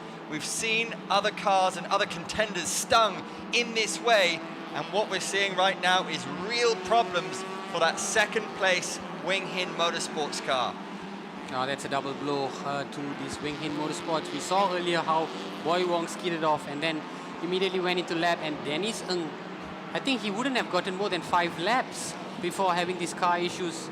But as you mentioned, music to the ears of High Rev Dream Chaser, and it also is great news for the Toyota Gazoo Racing Malaysia team, who are now really looking at a podium spot. They are eyeing that. Yeah, certainly. I mean, that's a really good point. Mohammed Nakib behind the wheel for the reigning champions vehicle number 37. And they've taken it. They've taken second place, Rahul Raj Mayer. And it's really gutting news. A penny for your thoughts, Danny Zung. What must he be thinking right now? Because it was looking so good for so long, but this is what the endurance race does. This is what 1,000 kilometers can do to you and your car. And this is not the first time that we've seen something like this happen at this stage of the race, where the car begins to act up, begins to give problem. So, like we mentioned earlier, nothing is a given in endurance racing. And as of now, we've just seen Muhammad Nakib Azlan of the Toyota Gazoo Racing team jump into 3rd spot. That is a massive, massive achievement. Really thanks to these issues faced by car number 38 as Dennis sits and waits. There's nothing he can do at this point. He can only hope that his crew works overtime to get the car up and running, but really crucial time being wasted in the garage as Rahul Raj Mayer looks to consolidate 2nd spot. The other car, Wing Hin Motorsports, car number 39, is still very much in the lead. No concerns whatsoever as of this stage. But like we said, with over 20 plus laps to go, anything could happen. And there we have it, car number 37, which we were just talking about earlier, as we see Dennis Ng looking to get back out on track, having been in the pits for more than 12 minutes now. Really twisting the tail, Andy, as we are witnessing in this final leg of this 1,000-kilometer race. Well, that's going to make it fascinating, because any longer, and it could have been catastrophic. As it stands, this is not unassailable. He will be gunning to get that 2nd spot back. And what we're going to see is drama on our hands in the latter stages of this race. Yeah, it's really a battle between 3 teams at this point. Wing Hin Motorsport, High Rev Dream Chaser, and also Toyota Gazoo Racing, that have put themselves firmly back in contention. As we see the pit crews really wondering what had happened. Wing Hin Motorsport, they have had to deal with back-to-back situations involving different drivers. Perspiration coming out of the crew there. First it was, I believe, a tire problem, and after that what seemed to be an engine problem. Double jeopardy for car number 38. And you just wonder, there's been so much consistency shown by Amir Harris and his car under the Wing Hin Motorsports, the Toyota. They've faced no real issues in this race so far. Pits have been smooth as eggs, but is there any more drama, any more obstacles for them to overcome? Because we still have a way to go here. Yes, we still have over half an hour according to our calculations, and a lot can happen between now and then. But still very much firmly in the driving seat, Amir Harris. And that last lap time, 2:39.430, not too far off his best lap. That's impressive. Indeed. and only matched by Rahul Raj Meyer, who's dipped under the 242nd mark. He's posted 239. So really these cars have picked up pace. They're now really exhibiting the true potential and the true pace of these machines. And there you see Amir Harris alongside the Bay Racing team, Luca Y. And Luca Y really going great guns on top of the SP2G and sitting in 5th overall. What a day it's turning out to be for them. Yeah, it's been a fantastic race so far for the Bay Racing team.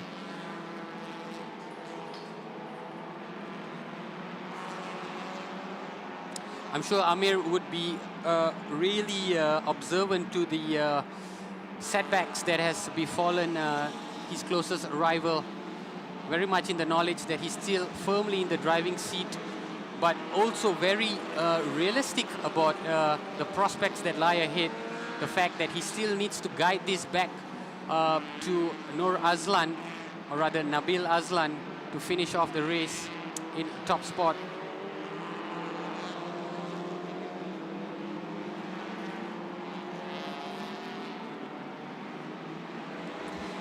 This is where so many factors come into play, experience being one of them. Amir Harris will certainly take an awful lot away from this, no matter the outcome, but if he can see this through, it will be massive for his evolution as an absolutely top-class driver.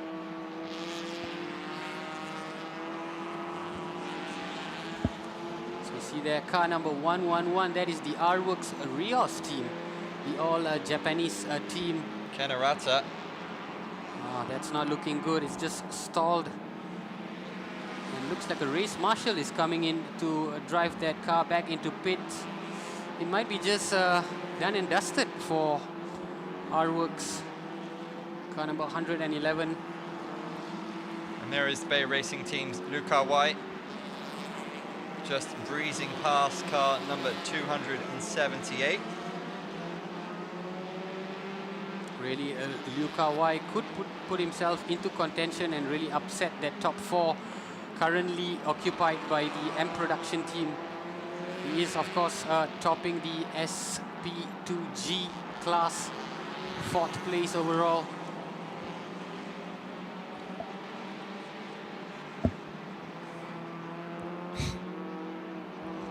I wonder who named their team Bay Racing Team.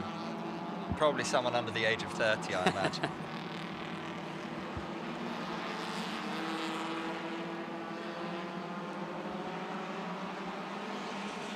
Still so much of a drama left in this final half an hour of the Sepang 1000 kilometer race. If you've just rejoined us, Wing Hit Motorsport currently still very much in control at the top, but there has been changes in 2nd place. It's no longer a Wing Hit Motorsport 1-2. High Ref Dream Chaser has come back into contention. Rahul Raj Meyer, the firm representative. And we've got Alvin Baha in vehicle 25 of our engineering, sitting in 2nd and trying to chase down that Bay Racing Team vehicle number 90. Alvin Baha has been on form all day long. He's going to have to dig deep if he's going to try and dig out that top spot on the podium. His last lap, 2:47.296. It's a little bit quicker than the 2:48.275 clocked by Luca Y in the Bay Racing Team.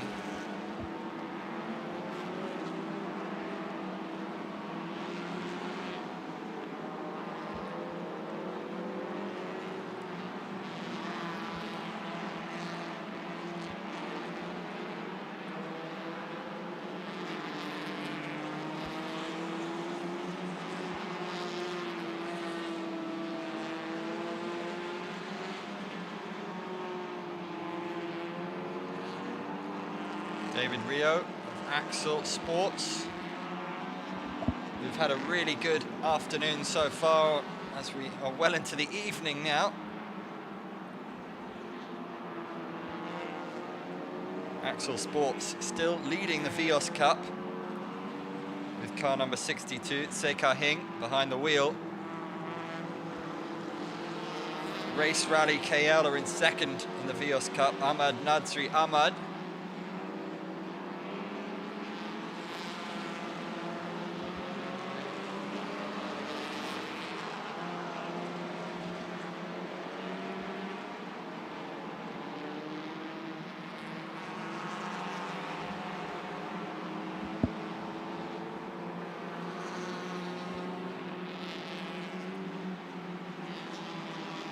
A lot of these drivers would most likely come in for a final driver swap as we approach these final 20 plus laps to go.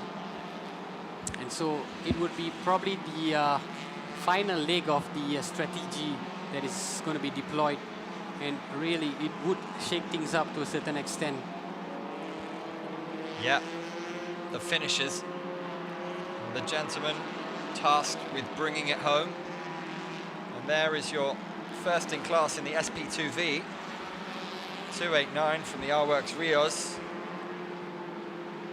Currently we have Takashi Ito behind the wheel there. Certainly doing everything right as it stands. His last lap clocked in at 2.50.108. 10th overall. Oh, we just saw Amir Haris coming in for his pit. So there will be changes at the top. This is probably the final pit, and we will see Nabil Azlan taking over the wheel shortly. Now, will it be enough for this driver swap and perhaps one last refuel if that's going to happen? Remains to be seen, but it has to be a quick one. And indeed, it is a quick one. It is just a driver swap with Nabil taking over the wheel, and he will come out as a leader intact. Yeah, the team will surely be happy with that one. That was smoothly done, and now he is going to be tasked with bringing this one home for the Wing Hin Motorsports crew.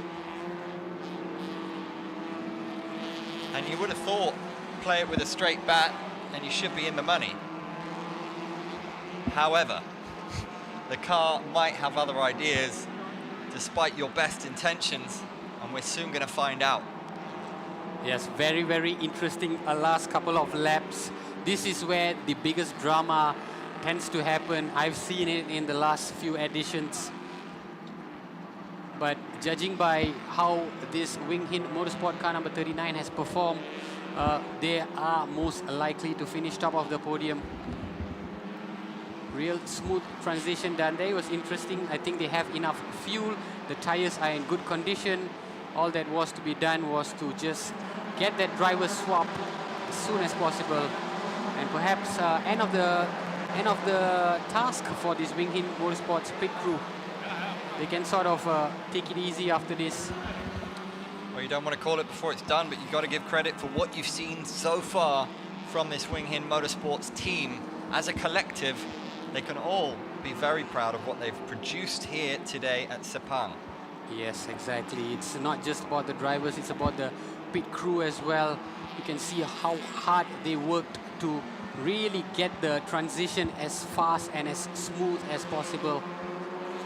And even with regards to car number 38, where they had to come into the pits almost back to back, it was really done in quick fire time. And as a result, that Wing Hin Motorsports car number 38 is not too far from a contention. They are currently in 38th spot, or rather 4th spot. 43 seconds behind the Toyota Gazoo Racing Malaysia team.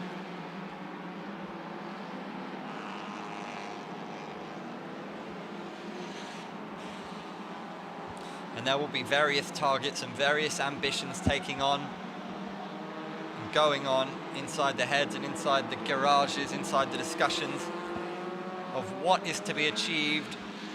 Some of these drivers will be absolutely delighted to get this race finished, to finish in a decent position. Others have eyes only for a podium. Tired minds, tired bodies out there, but really with the focus firmly inside of the finish line. Only less than 24 minutes left to go.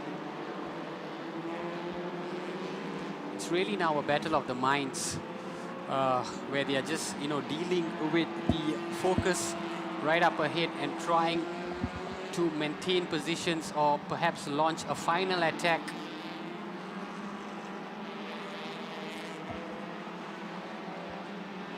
Car number 69, Wing Hin Motorsports, 21st in class in the SP2G, Fong Wai Xing.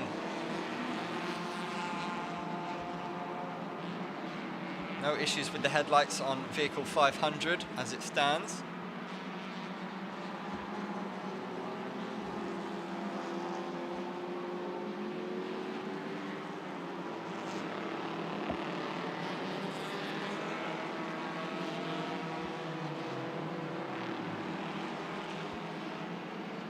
As we see from where we are in the commentary booth, Tedco Racing car number 15 has just come into pit.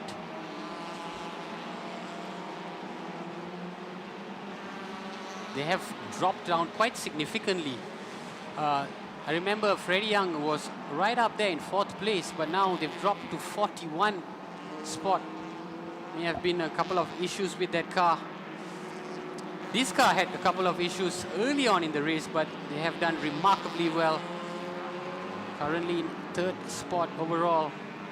Yeah, huge credit to the drivers and the team there, because they had to figure out what was going on with the car, and they seem to have really sorted it, and sorted it in hindsight comparatively short time.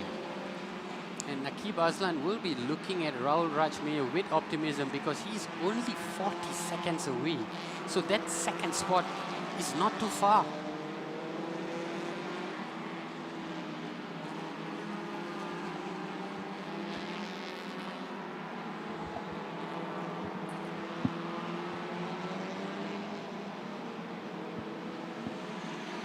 Bay Racing team of Liu Kawai sitting in 5th position. And there is Rahul Rajmeyer, hoping for things to go his way.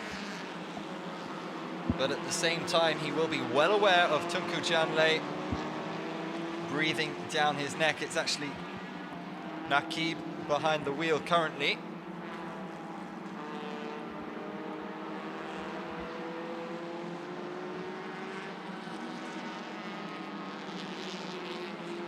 Really, the battle for 2nd and 3rd place is what is going to be dominating this race as of now in the MTC class. Muhammad Nakim bearing down on Rahul Raj. Just 1 lap separating both these drivers. That last lap of 2.39.702, not far off his best lap of the day, 2.37.509. Just shows you that now they're willing to put their foot down, maybe take a few risks. Calculated risk, nonetheless. I mean, you'd have to say that a podium would be considered a result for the Toyota Gazoo Racing Malaysia team, given what went on earlier. Podium was unimaginable just a couple of hours ago when they were seated in 63rd position. Definitely one of the biggest stories to come out from this race. A team that was in 63rd, or rather 63rd place, now find themselves in 3rd place. It goes to show that nothing is impossible if you put your mind and heart to it. If you really just focus on the mission and focus on the final goal. There's that gap between 2 and 3, 39.153. Shaved off a fraction of a second.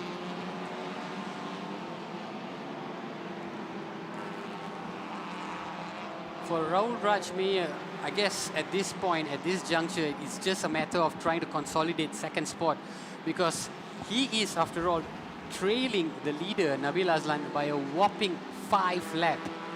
And judging by the driving pattern that has been shown by that car number 39, I don't think they're going to let up at all.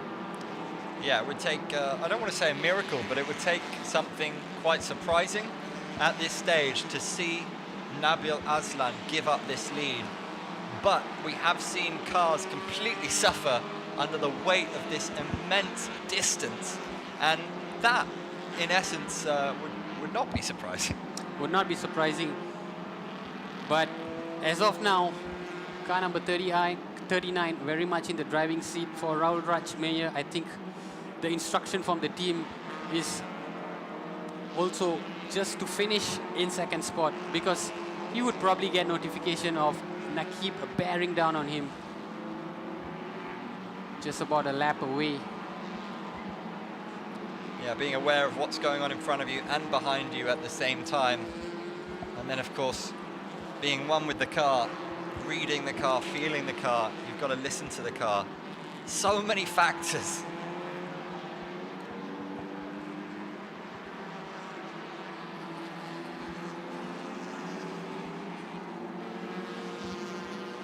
As it stands, dominance from Nabil Aslan and his teammates, Wing Hin Motorsports. It's been convincing, you have to say. Credit to Dennis Ng as well. Despite that pit stop, that back-to-back pit stop, he's now trying to make up for lost time.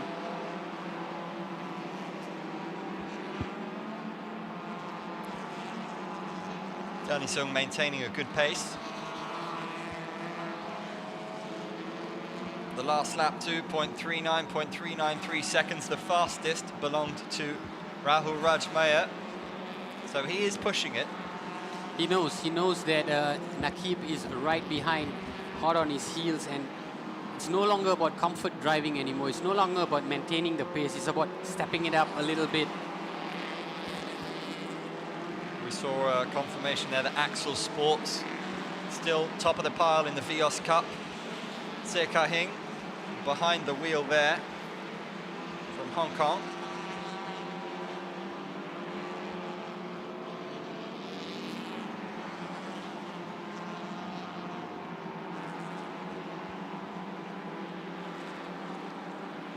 Steady lap times being posted by Nabil, lapping at 2:41. That's a really competitive time.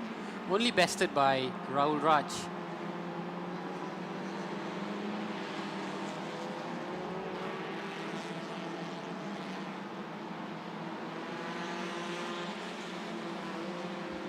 As we come into the final 16 minutes of this race, we are of course into lap 161. Brings us to the final 20 laps here at the Petronas Sepang International Circuit. And I'm really encouraged to see fans. They are still in the stands. A handful of them nonetheless, but fans who have braved conditions to come out and cheer their respective teams. There is Dennis Ng, who's endured a roller coaster of emotions here today, as have his team. There would have been excitement, anxiety, disappointment, and now still hope that they can find a podium finish. Currently sitting in fourth, behind that Toyota Gazoo Racing Malaysia, driven by Nakib.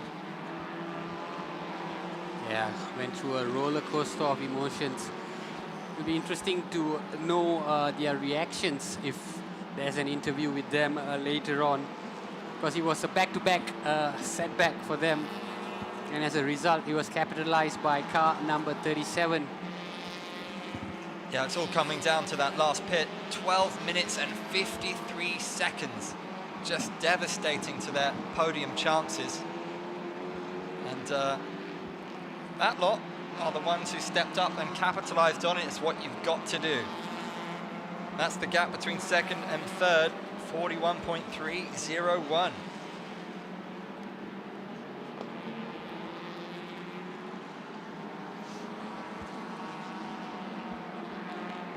So we see the gap between Rahul and also Nakib. It's just slightly over 40 seconds. It equates to just about one lap.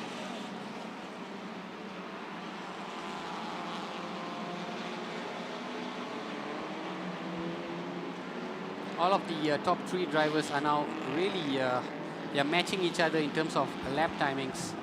Really nothing separating the top 3 in terms of lap times. It's as if they are mirroring each other's pace, doing their best to ensure that they try and remain in the podium positions. That being said, the new time just came in, 2.39.353 for Rahul Rajmeyer, and he's the one who's been pushing it. To be fair, he needs to. He wants glory. He wants gold. He wants to be on top of the podium. He's got to put the pressure on. He's got to take some calculated risks. Push the car too hard, you lose the podium altogether. But don't push, your hopes of finishing top will dissipate. So, a bit of a conundrum, but it's good to see that he's going for it.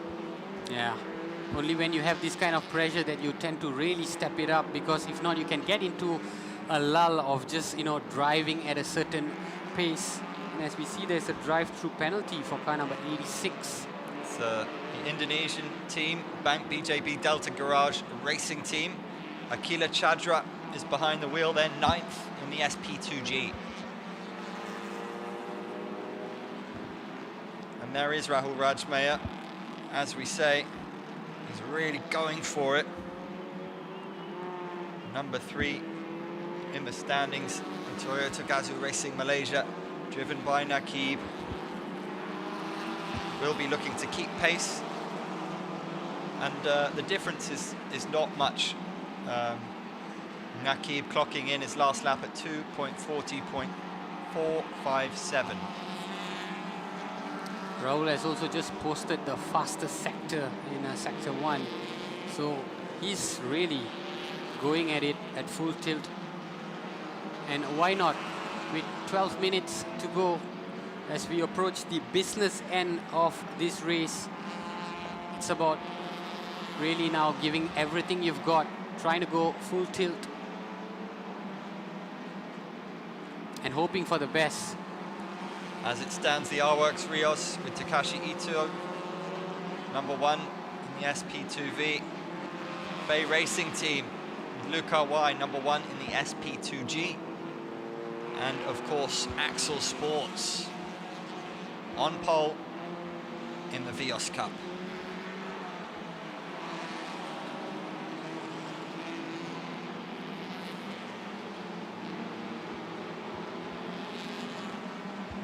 The cars really do look faster as they bezier Puddlestar window.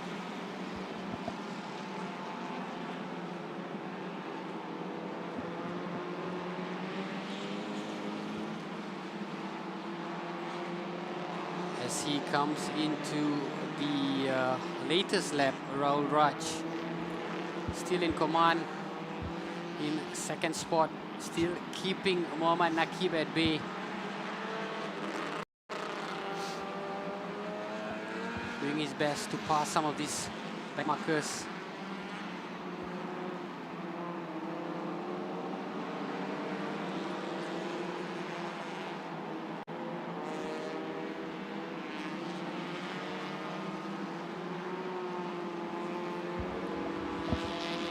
There's a pit for car number... Oh, they're back. Car number 100, Hayden Haikal, Mark Darwin and Lee Wai Kong. It's been a while since we saw them. Really was wondering what had happened to them, but it seemed as if they might even complete this race. Currently in pit. As of now, this is the only high ref Dream Chaser representative on track. As we see that car number 100, are we going to see this car come back on track finally?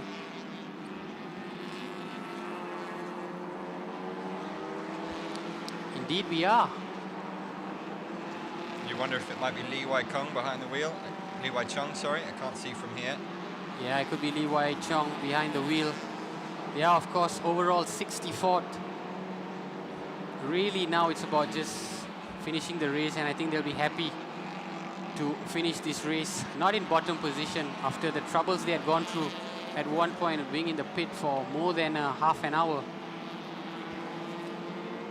Well, these guys have much more than finishing, or merely finishing in mind.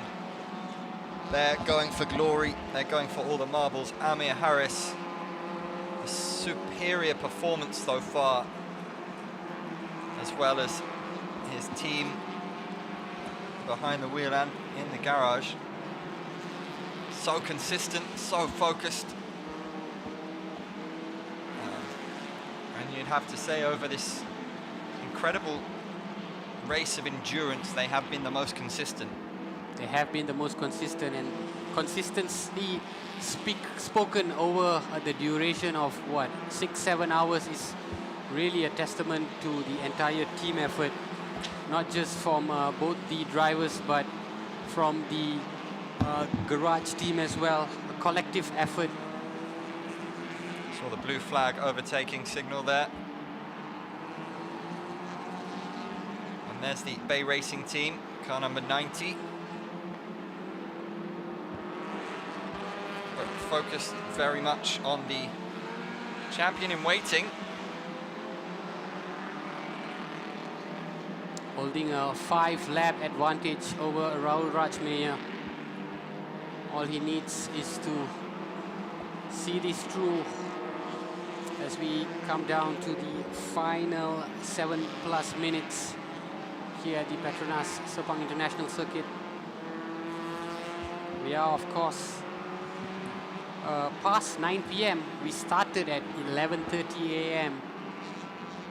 It's been well over 9 hours. Still going strong. And I do not only speak of the drivers, I speak of me and my colleague in tow here. Endurance for all. Endurance for all, indeed. This will be some performance if he and his team can see this through. Nabil Aslan. So we see a couple of cars having to report to race control immediately. Car number 242 and 995.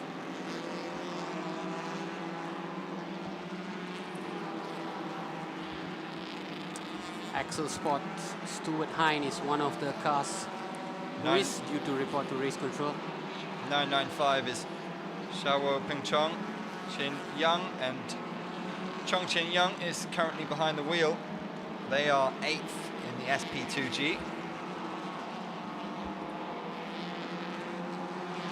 Just looking at the timing, the balance time at the top left of your screen, it shows 6 minutes plus, but we are in lap 165. Now, do you think these cars would finish 181 laps in the next 6 minutes, Andy? I think they're going to have to reset that clock, and we're going to go for a little while longer.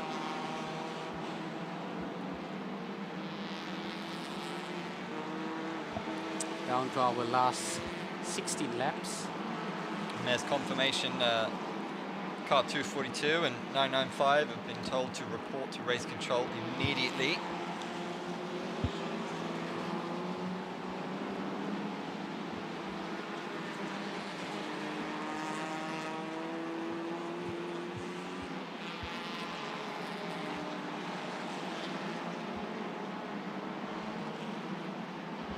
Really smoothly done by Wing Hin Motorsport, this car in question. It's just a two-driver team, but they've really kept it compact, they've kept it smooth, they've kept it consistent, and they've kept it at the top for a long time. Yeah, that previous lap around the 240 mark, which is a really good pace at this stage. If anything, they could afford to, I mean, not push the car so hard, perhaps. They've got such a lead at this stage, but they know what they're doing. Yeah, sometimes it's good to have a lean team, you know. Some teams have 4 drivers, some teams have 3 drivers.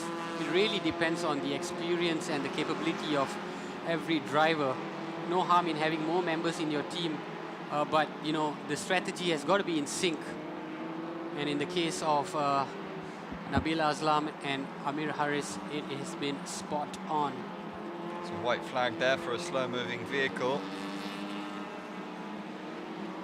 As Nabil Aslan, anything but slow.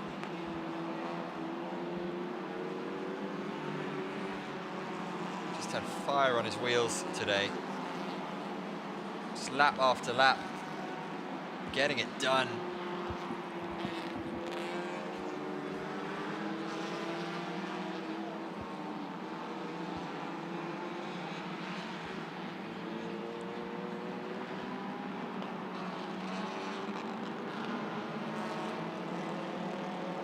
Still holding a 5-lap advantage over Rahul Raj. Really, for Rahul now, it's just all about trying to consolidate second spot as the laps are being eaten up. I'm sure he's aware too that really there's going to be an uphill battle to try and overtake Nabil. So the best strategy is to just really maintain second spot and keep the nearest competition at bay, coming from Nakib in the Toyota Gazoo racing vehicle.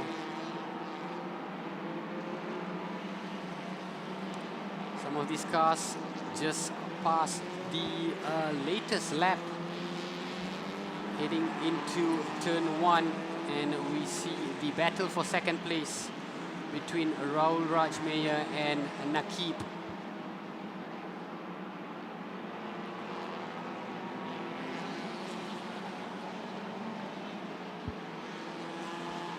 Last lap was 2:39, not far off their best lap, which was 2:37. Since that setback, they have only gone up and beyond, swiftly putting that early setback behind. It is a real testament to the endurance of both these drivers and the mental resoluteness to be confident and assured in their capabilities to push for a podium finish. Very much firmly in sight now.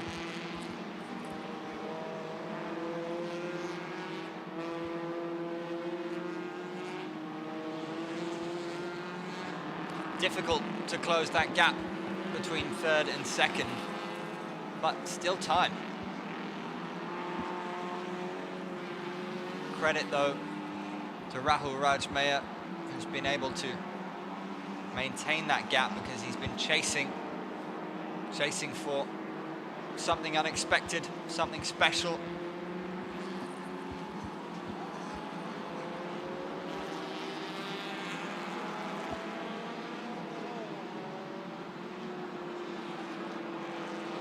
Nabil Aslan, such a talented young driver.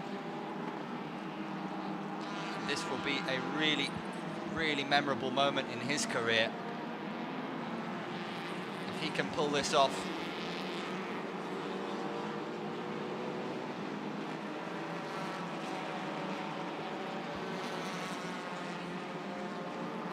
Nabil Aslan, of course, he has one major victory under his belt, being the champion of the Toyota Gazoo Racing Rookie Driver Award, winning that last year. And what a win this would be for him. Another major title under his belt. And we've just got confirmation that Nabil Aslan is coming into his final lap, ready to seal this much-awaited victory. What a day it's been for him, and what a night to remember it will be. Nabil Aslan has been imperious today. His car has certainly delivered for him as well. As we see confirmation of the last lap as these drivers make it passing through to the turn 15, heading into turn 1 for the completion of this final lap here at the 5.543 kilometer stretch. No doubt, Nabil Aslan will look to do what he's done all day long. Focus, consistency, nothing silly. Get the job done, seal the deal, get the glory.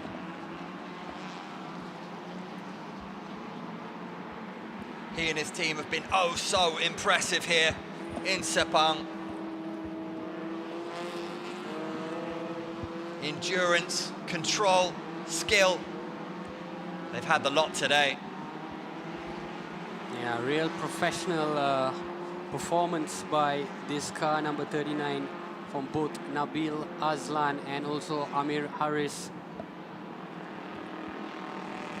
Wing Hin Motorsports probably already getting ready to celebrate as car number 39 makes his way into the final back two straights.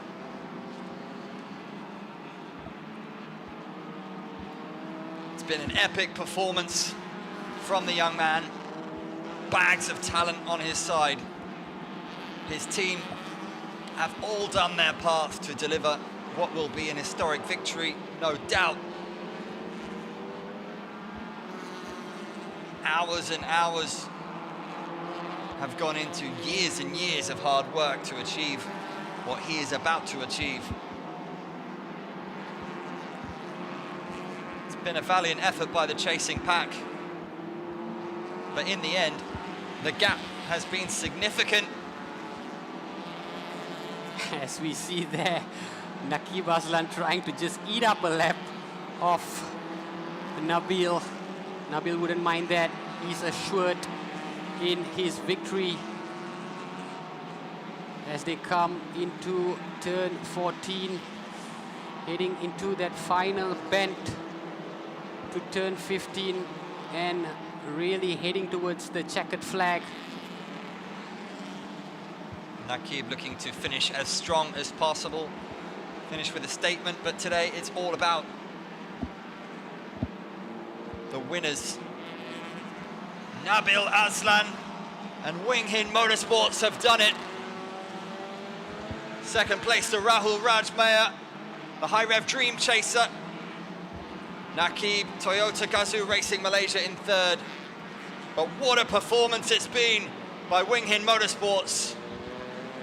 This super talented team has stepped up big time to take the Sepang 1,000 kilometer 2023 race, a race of endurance, and they have taken glory and the checkered flag. What a way to etch your name into the championship victory. Car number 39 really was end-to-end magnificent performance, you know, just really maintaining that pace at the top and never really opening any doors for the chasing pack to try and capitalize. And as a result, they pretty much strolled to victory, I would say, with a 5-lap advantage. Both these drivers, Amir Haris and Nabil Nur Azlan, finishing the race in just over 9 hours. Just remarkable, just over 9 hours. Wow. Could have been faster if we didn't have that stoppage earlier. Yep, certainly. Huge performance from them. All we've known for the last several hours is that blue and yellow car in full control, just doing the business. It's a special moment for the whole team who've all put in the hard work. This has been a memorable race here in Sepang. Petronas Sepang International Circuit has seen some of the very best today at the S1K.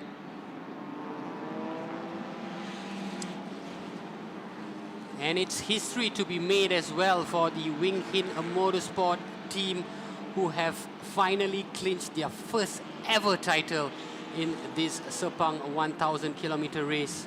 A race that has previously been dominated by other teams such as the Proton RT, the Honda Malaysia racing team, and last year it was of course the Toyota Gazoo Racing Malaysia. But we have a new winner, Andy, and it's the Wing Hin Motorsport team that have etched their name into S1K folklore. And we saw confirmation there of second place, the High Rev Dream Chaser Rahul Rajmaya behind the wheel to bring it home, and third place, jumping up the standings after an initial setback. Car number 37, Toyota Gazoo Racing Malaysia, last year's champions. And in the S2G, Liu Ka-wai, William Ho, and Lu Xuanyan bring it home for the Bay Racing team. I believe that was the father-son combo, so a special bit of family history for them. Wow, so many big moments happening here. And as we can see from our commentary booth, the pit crew members are out in force. They are ready to welcome the cars back to Park Fermé for the celebration. So confirmation of some of the results that have come in. As you saw earlier, Liu Ka-wai of the Bay Racing team finishing top of the SP2G. The R-Works Rios team, driven by Takashi Ito, finishing top in the SP2V category. And in the Vios category, it's Axel Sports, driven by Wu Hin Lan, that has taken top spot. Yeah, the R-Works Rios have been so consistent in their performance here today in the SP2V. Takashi Ito bringing it home for them. They will be delighted with that one. And there is the Axel Sports car winning the Vios Cup. Again, they've maintained that lead really well. Yeah, it was a real competitive race as well, this Vios Cup. Between first and second place, there was not much between them, just one lap. And as we can see from our screens here, some of the cars are already parked in a 45-degree angle, which is one of the regulations as well. All cars must be parked in a 45-degree angle upon completion before they head into Park Fermé for the celebration that might be going on all night long. You can see what it means to him. Fantastic. Well deserved, well earned. And he just says thank you to the car because it held up for him beautifully. Indeed. It's a nice moment. And what a moment for Malaysian motorsport to really showcase the talent that they have here in terms of drivers and also the whole teams that contribute to the glory and the success that we see on track. Nabil's probably waiting for Amir Harris to come and join him for a little celebration before we get to the podium and prize-giving ceremony. A lot of activities going on in Park Fermé as we see some of the team members, the pit crews, friends and family all joining down to head to greet the drivers. It is quite a sight that we have here.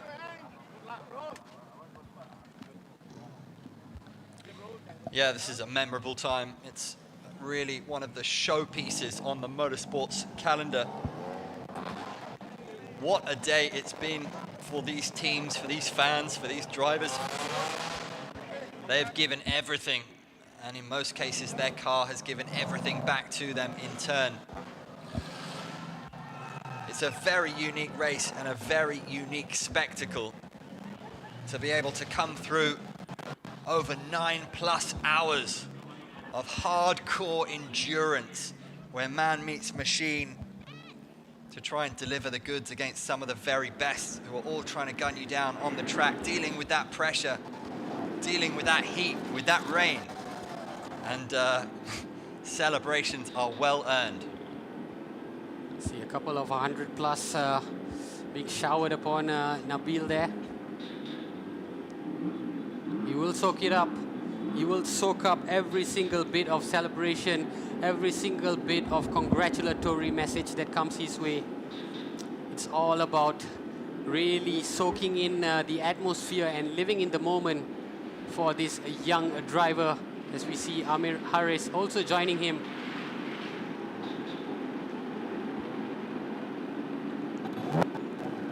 Smiles all around. Yeah, what a moment for these two young drivers.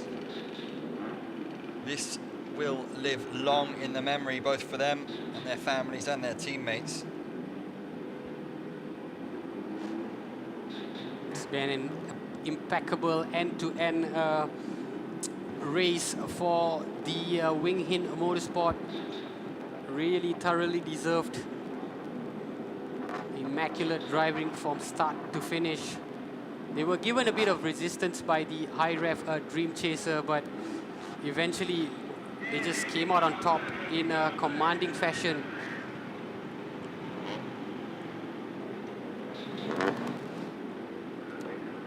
Most of these cars have already finished. I think all of them have already finished, and now it's about getting the podium ceremony underway. Do stick around with us. We are not finished just yet. And just looking at the official results, Amir Haris and Nabil Nur Azlan takes top spot for Wing Hin Motorsport, followed by Mitchell Chia, Fitra Iri and Raul Raj Meyer in the high ref Dream Chaser. Defending champions before this, Tengku Jan Lei and Nakib Noor will be happy with a third place finish. Boy Wong and Dennis Ng in fourth place. Barry Lee, Afiq Mohammed in fourth place. Tadco Racing completes a sixth place. And Lin Yuan Hu in seventh place, followed by Kenny Lee, Mirza Shami in ninth place, and 10th place is Leon Koo and Lai Wee Sing. In 11th, Hayden Heikel, Mark Darwin and Lee Wai Chung of the high rev Dream Chaser, of course, who suffered issues with the car but came back on the track. Chin Hua Lip and Mark Chu in 12th, and a valiant effort from all involved who managed to finish the race.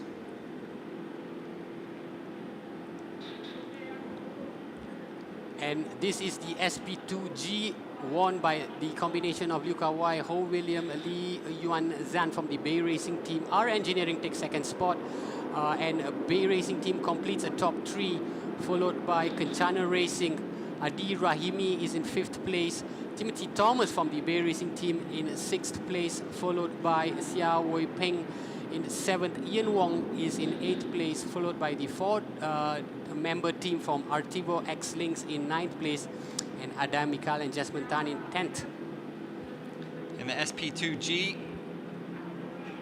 standings from 11 to 20, Lo Ken Chun finished 11th, Wong Kei Kwan finished 12th, Umar of the Bank BJB Delta Garage Racing team in 13th, Team 667AP XLW in 14th, Team 667X Novade in 15th, Race Maniac 16th, Bay Racing Team, another result for them, in 17th, Hua Xuan Li and Feng Wai Xing in 18th and 19th, and in 20th we had AK Boss Motorsport. Still keeping with the SP2G, in 21st place we have Ken Urata, the all Japanese lineup from the R-Works Rios, followed by the four-man team from Race Rally KL. In 23rd place we have Ng Chon Chin. Johnny Z is 24th place, not really a good outing for Johnny Z, followed by Shazul Hisam in 25th place, Matthew Thomas in 26th, Daniel Rain takes 27th spot, Lester Neo in 28th, and Mo Chi Chung in 29th spot. Colourful scenes here at the Sepang International Circuit as the SP2V results come in. Takashi Oi and crew with R-Works Rios getting a 1 and 2 in third, DV Motorsport. Axworks in fourth, Team Project S in fifth, Axel Sports in sixth, Scuba Racing Team seventh, So Chi Chong in eighth, AGI Racing take ninth, and in 10th is the Race Rally Car team with Ronnie Rizman. 11th place we have Kino Motorsport, followed by Pham Kin Tang in 12th. Orient Endurance takes 13th spot, followed by Ren Platz Asia Pacific in 14th place. Empire M Racing takes 15th. Kenny Kao in 16th place. Nico Savelli of Axel Sport in 17th. Su Yin Meng in 18th. Lim Yao Huang in 19th. And R Engineering takes 20th spot. In 21st and 22nd is Axel Sports. Ukalo Racing are in 23rd, and Jansen Tan, Ong Han Ming Mark, Lim Wei Chik and Stephen To are in 24th spot.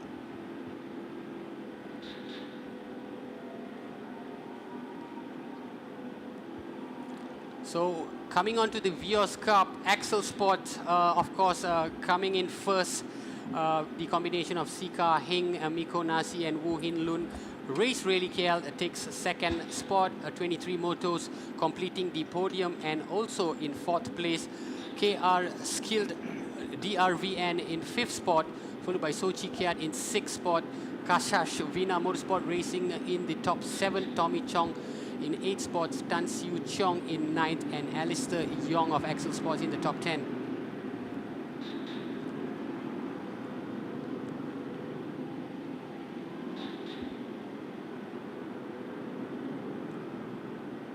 Scenes of pure joy on track at the moment as we head towards the highlights. And recapping an incident-filled race, it started off real nicely for the High Ref Dream Chaser. As we see clear skies here, there was a little bit of trouble for car number 278. A couple of car stalls there as we see High Ref Dream Chaser. This was when they were still dominating at the top without any problems, driven by Hayden Heikel, who was tearing through the tracks. And we see a couple of quick pit stops where followed by heavy rain which halted proceedings for almost an hour. You see the safety car in view, and when a race got underway, it was the High Ref Dream Chaser that was in pole position. Again, we see some activity in the pit lane as well, and the conditions got better as these cars continued to jostle for positions. Really, that car almost causing an impact, just sliding off the track a little bit. There were a couple of bumps and grinds happening throughout the race. We see a couple of switches in the drivers as well. And then night race resumed, and this was the first setback for the Wing Hin Motorsport car number 38, just sliding off the track, and followed by another major incident which saw them sit in the garage for more than 12 minutes.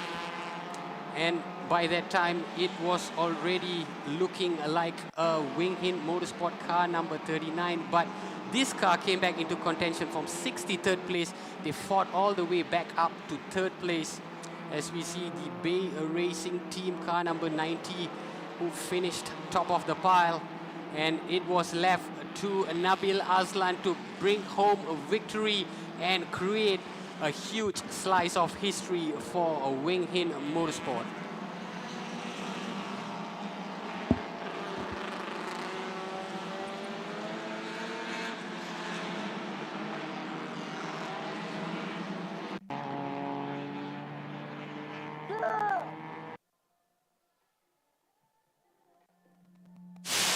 Yokohama.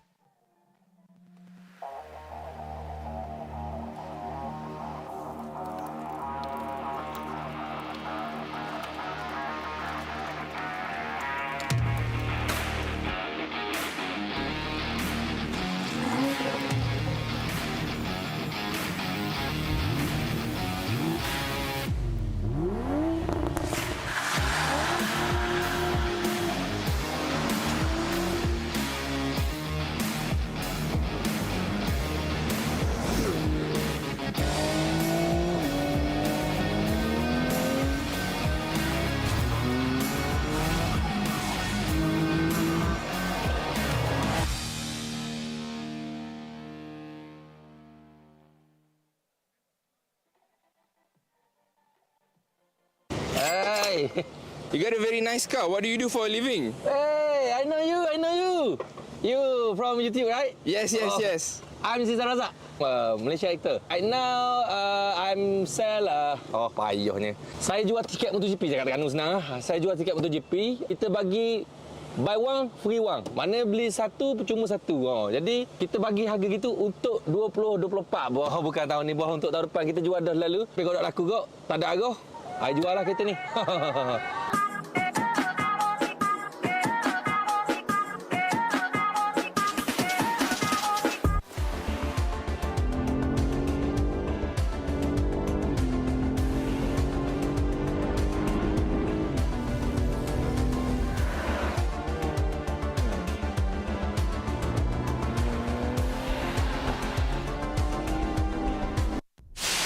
Yokohama.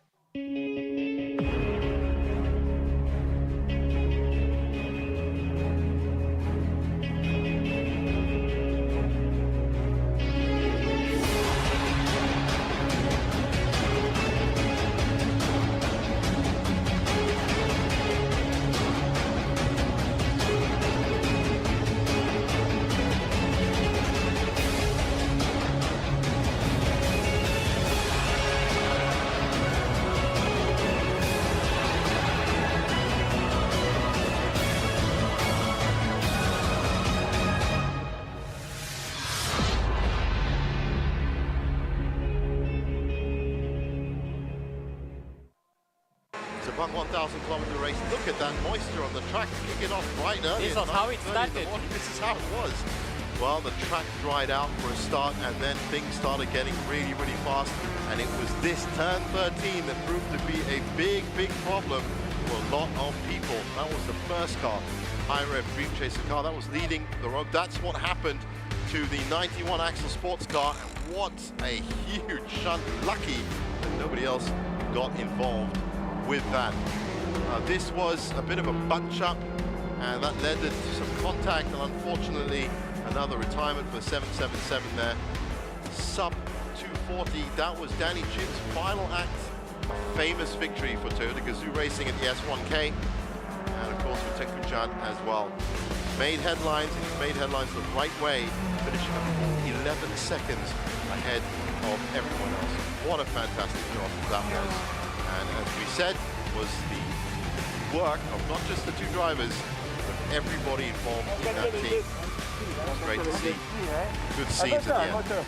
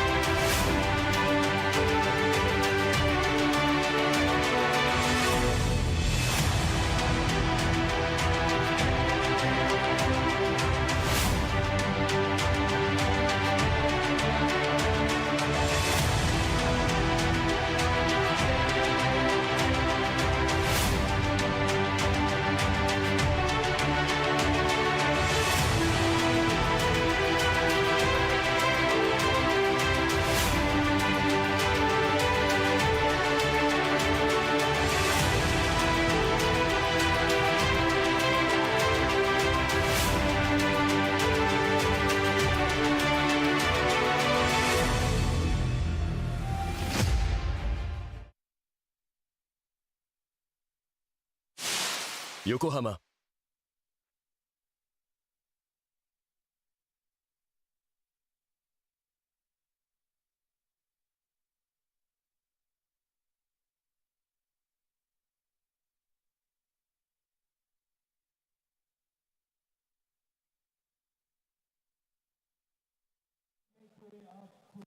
To begin, Andy, it's your first ever Sepang 1000 race. How was it for you? Yeah, blown away really by just what these cars and these drivers and teams are capable of. Of course, we're massive lovers of sport at the elite level. A reminder, if you are a lover of sport at the elite level, you've got to get yourself to the Petronas Grand Prix of Malaysia 2024, 1st to 3rd of November next year. And if you get in early, you can buy one, get one free. What a deal. Get yourself onto sepangcircuit.com and get yourself a pair of some of the hottest tickets in town. That's a real landmark event on not just the motor racing calendar, but the sporting calendar full stop. To answer your question, Nick, incredible feats. Just incredible to see what human beings are capable of when they focus, when they come together. Another reminder to you of the Car Open Track Day. Fulfill your need for speed via SIC's Open Track Day. You can also go along to www.sepangcircuit.com to get your spot.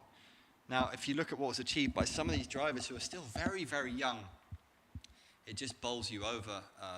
Consistency, focus, drive, and commitment to the sport that they love. It's been a day of endurance all round, and what an achievement and a really important day for Malaysian motorsport. So we just got confirmation that we are still waiting for the podium ceremony to begin. As you can see, the respective friends, families, all in high spirits, even though we are approaching 10 p.m. here in Kuala Lumpur. Yeah, there'll be immense pride down there on the track with what they've witnessed here today. We've seen drama. We've seen a few twists and turns, as we knew we would. That's such a product of this race. There are always surprises, and we've spoken about it a lot today, but the car doesn't always cooperate with your intentions. You can have the best will in the world, and sometimes the car says no, and we've seen a few instances of that in the pit lane. Yes, specifically with the high ref Dream Chaser car number 100, who was doing so well until that setback, and also for the Wing Hin Motorsport car number 38. But as you mentioned, it was a great race in a totality, and it really speaks volumes of the prestige of this particular championship. And you can see why it continues to attract hordes and hordes of competitors every single year, not just from Malaysia, but from across the region, and even some competitors coming from outside the Asian region as well. Yeah, this is the hard-won moment. This is what all the years of practice, all the sacrifice, this is what it's all about, the glory and the legacy created by some of these drivers here today. We've seen, in many respects, the past, present, and future of motorsports, and we're going to go across in a moment to the winners of the Vios Cup. It was a fascinating battle, wasn't it? Yeah, it was, a 10-car championship, and it was a real competitive affair. Of course, won by Axel Sports, but, the rest of the chasing pack did really well, to keep in contention and keep that race exciting all the way till the finish line. And they were such a great addition to this spectacle. Yeah, an important day for Axel. They really looked strong and in control throughout this competition. And we saw some aggressive maneuvers, some good overtaking as well. In the end, Alistair Young didn't take the podium, but I was impressed with what I saw from him, and Alex Young will no doubt be delighted with his team.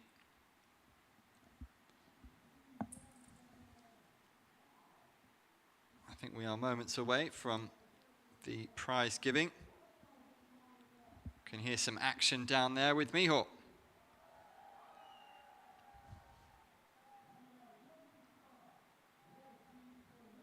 Vios Enduro Cup category. In 5th place, finishing the race in 9 hours, 4 minutes 34 seconds at 152 laps. Car number 9 from Chaos Krill Devon, Lok Yin Yi and Nurul Auni Nasharud.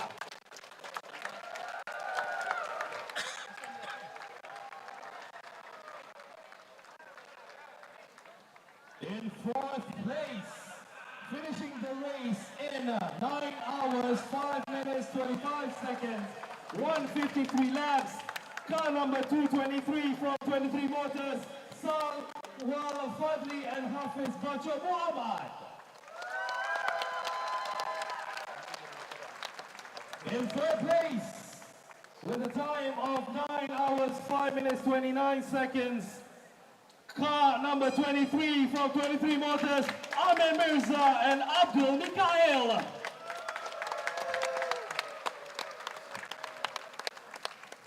In 2nd place with a time of 9:05:03, 154 laps, car number 88 from Race Rally KL, Shafiq Shamsuddin, Ahmed Nazri Ahmad and Calvin Yap.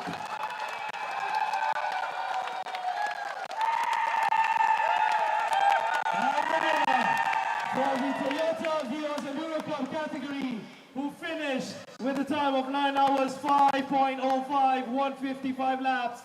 Car number 62, Axel Sports, Siga Hig, Miko Nasi, and Wu Hinlun.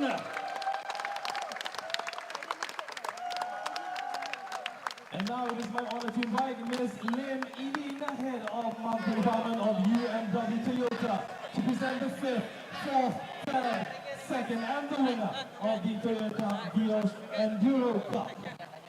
For information, ladies and gentlemen, the 5th place winners will be going home with trophies and a mock check worth 2,000 ringgit.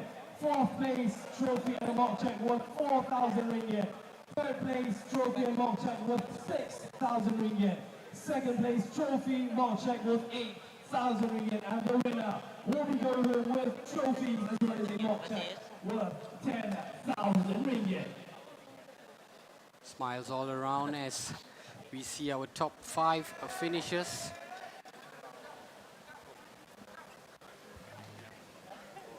Yeah, as we said, this is what the sacrifice is all about, just a moment of personal and collective glory.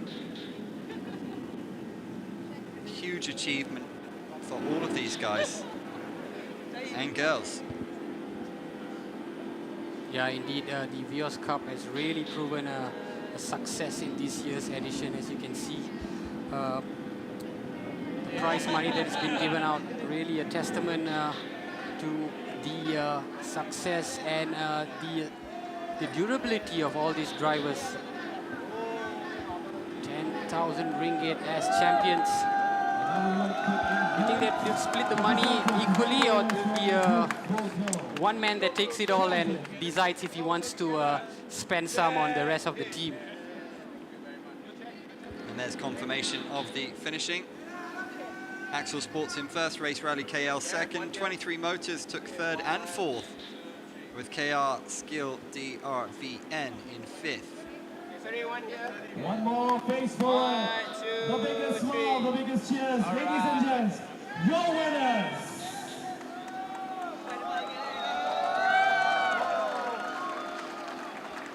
Stunning end to the year for these teams. Ending the year on a huge high.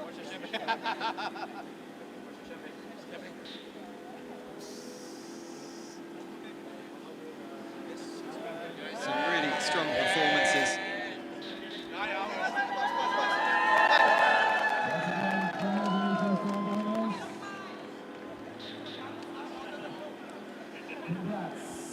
Next up, we'll have the SP2G. The awards for the winners.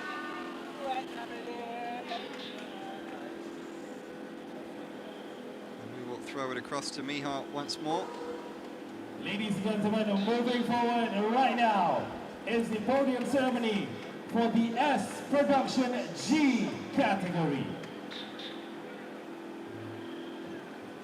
In third place, finishing the race in 9 hours, 4 minutes, 36 seconds. From Team Honda Fit, car number 75, Team Day Racing Team, car 75. Let's give it up for Sun Chupo, Justin Do Cheng, and Ning Guang Yu.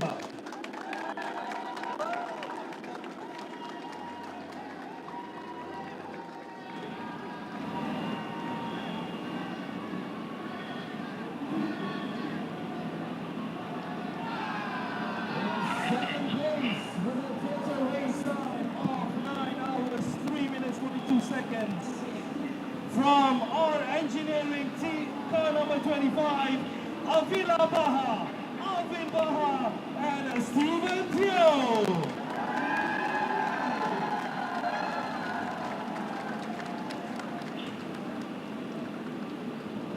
Ladies and gentlemen, the winner for the S Production 2 category, G, who finished the race with a time of 9 hours, 2 minutes, 59 seconds. 161 laps. Car number 90 from Bay Racing Team, Liu Karawai,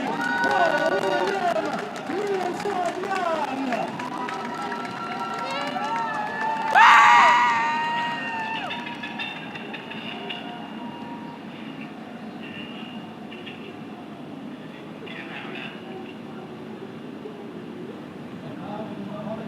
Mr. Akira Nakamoto, to present the third place, second place, and the winner of the S Production G category.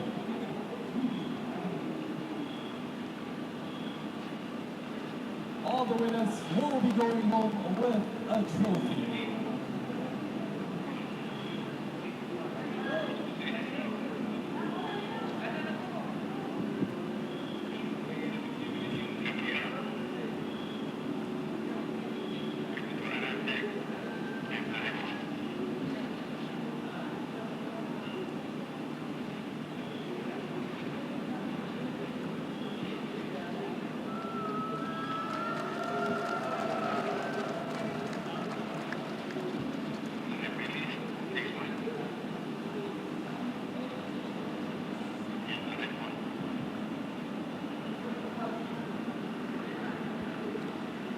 SP2G winners, the Bay Racing Team.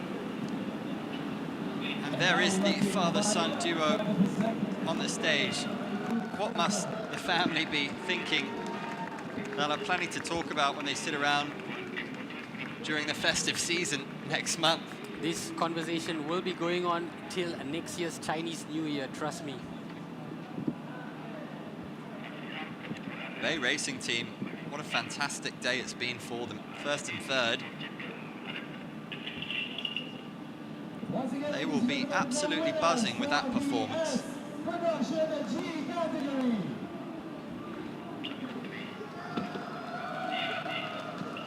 Moments to savour for these teams.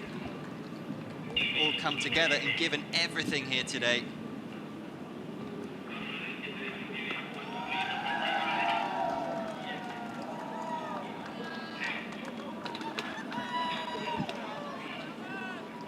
Next up, it will be SP2V.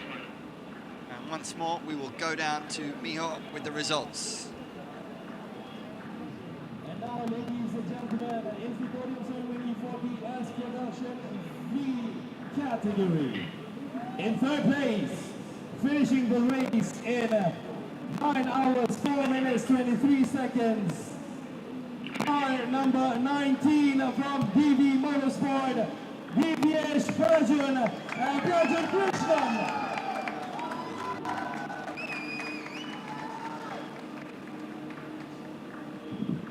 In second place, with a time of 9 hours, 4 minutes and 1 second, car number 389, R1 Rios, Karu Hoisu, Tomomitsu Seno, Yuki Kawahara, and Chang Feng Swan.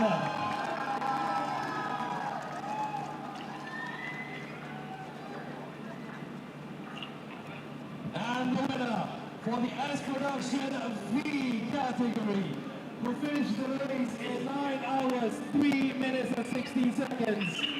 Car number 289, Onwards Rios, Takashi Oi, Taichi Watarai, William Tam, and Takashi Ito.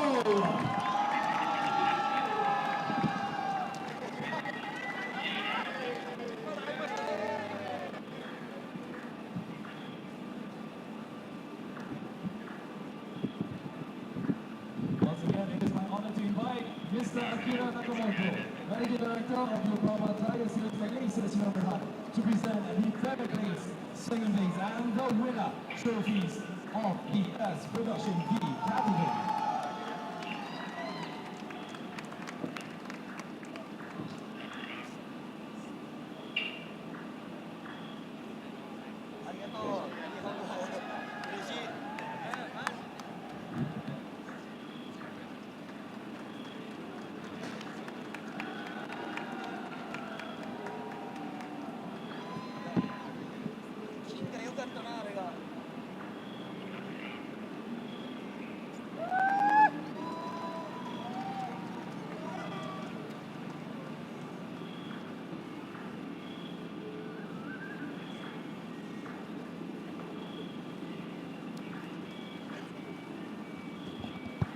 Confirmation then for the winners of the SP2V. It's been a really entertaining race all day long, and the R-Works Rios team really set their stall out early, and they didn't really have too many dramas in sealing that top spot. Again, they will be so pleased to take home 1 and 2. Yeah, a real success story there for the R-Works Rios team. The Japanese have such a rich history in motorsports, and they've added to it here today.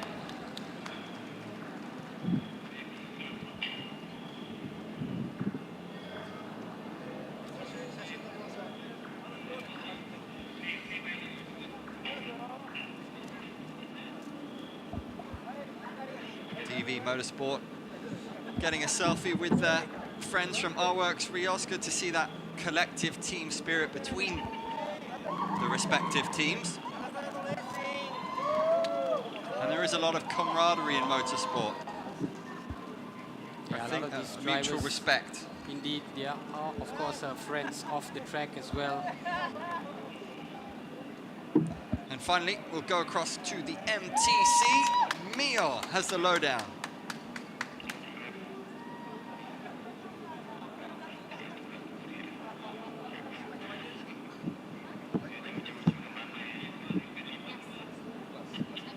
And now, ladies and gentlemen, the podium ceremony for the M Production category.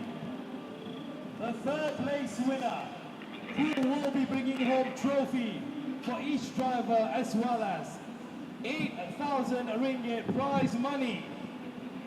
Third place finishing the race with a time of 9 hours, 5 minutes and 35 seconds.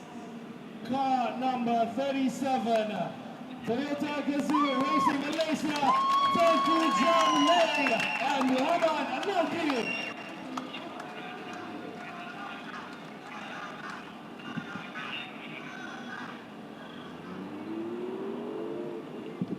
In second place, the winners will be bringing home a trophy for each driver, as well as a 15,000 ringgit prize money. Second place with a time of 9 hours, 4 minutes and 54 seconds at 165 laps. Car number 900, High-Ref Dream Chaser, Mitchell Chia, Fitra Eri, and Mario Rajbeya.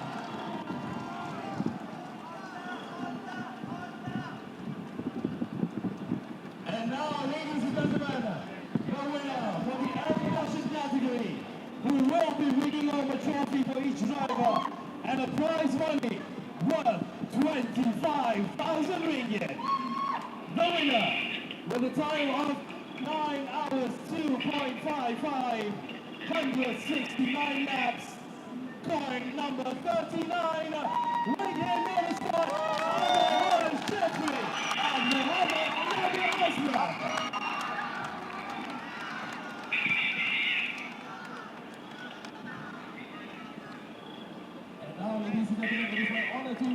atas kita Sani Malde, President of Motorsport Association of Asia, to present the favorites, second place, and the winners of the Element Production category trophies and the mock check.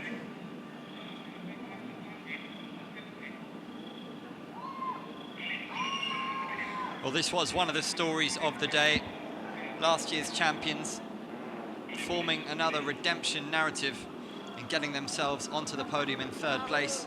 Second place, huge experience from Mitchell Cheer.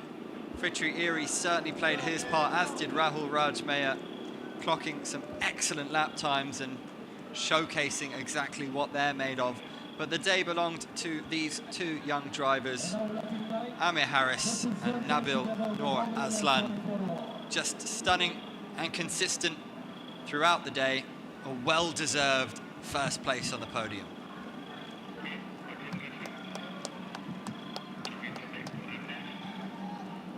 Confirmation then, Wing Hin Motorsports coming in first, High Rev Dream Chaser in second, and third place Toyota Gazoo Racing Malaysia following up on their first place finish in 2022.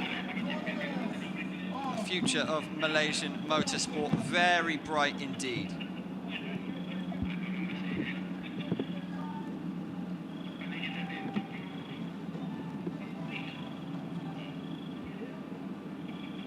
Certainly a moment to remember, and in the end it was convincing, you have to say, from the pair from the Wing Hin Motorsports team. They won it with a good margin, and nobody can contest that it was deserved or not. It was clear. They underlined their performance, and it was very professional, it was very consistent, and the strategy was absolutely on point. Indeed, history makers for the Wing Hin Motorsports, Nabil Aslan and Amir Harris.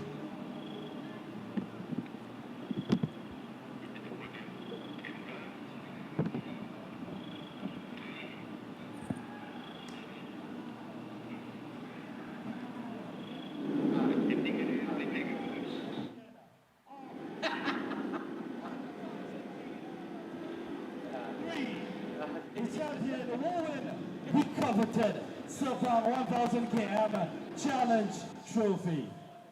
Ladies and gents, the overall champion for Sepang S1K 2023 is car number 39, Wing Hin Motorsport, Ahmed Ali Shafri and Muhammad Nabil Aslan. And once again, we'd like to invite you to the President of Motorsport Association of Malaysia to present the S1K Challenge Trophy.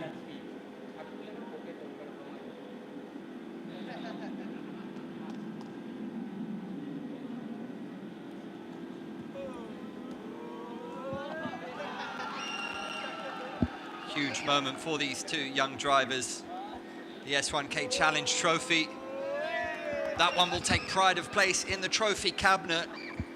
Two supremely talented young men with very bright futures here in the present. Definitely watch out for their future endeavours, because no doubt this will be a trophy-laden career for both.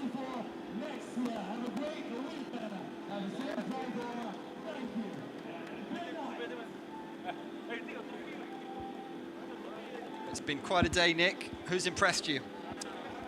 The champions, definitely, from their end-to-end finish, really, as you mentioned, being so consistent. But as you mentioned earlier, the one of the biggest stories to come out is the Toyota Gazoo Racing Malaysia team, 2022 champions in 63rd place at one point in this race, and such a commendable feat to climb all the way up to the podium in third place. Yeah, there's been some great storylines throughout the day. And massive congratulations has to go not just to the champions and those holding trophies, but everybody who managed to finish and everybody who contributed to make this race what it is. A massive thank you to the sponsors as well. Official partner Yokohama, as well as all the other organisers here at the Petronas Sepang International Circuit. It has been a special day and one of the landmark events on the racing calendar. A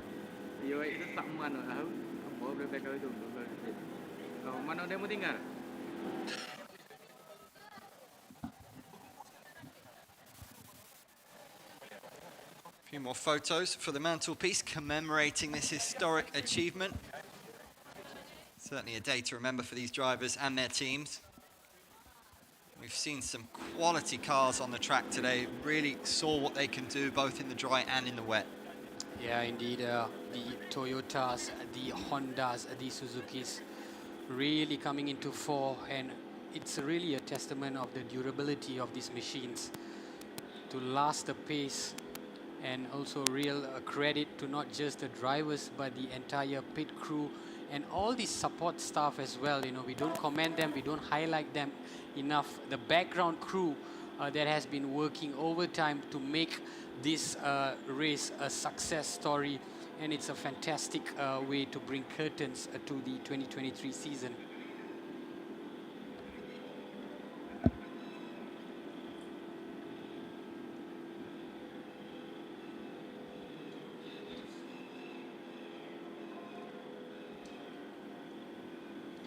Just waiting for some interviews with the winners. We'll be going down shortly to join Miho on the track and get a few words from the victors. Meanwhile, those cars looking resplendent down on the track. Definitely want to get behind the wheel of one of those. I'm not sure if you'd trust me though. Well, we are inspired for sure from our commentary booths.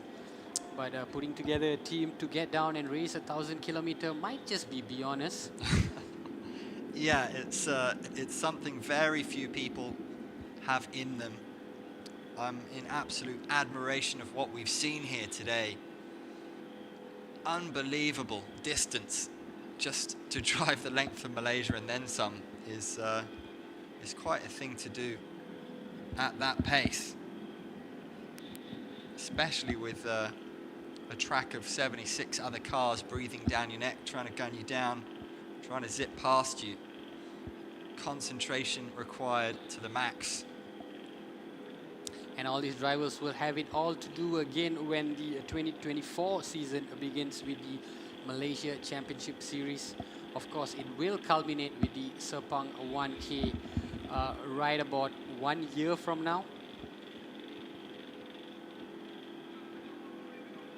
It has been a successful year for the Petronas Sepang International Circuit, which is coming to an end for the 2023 season. There have been a bustling of activities right from the start of the year with various championships taking place.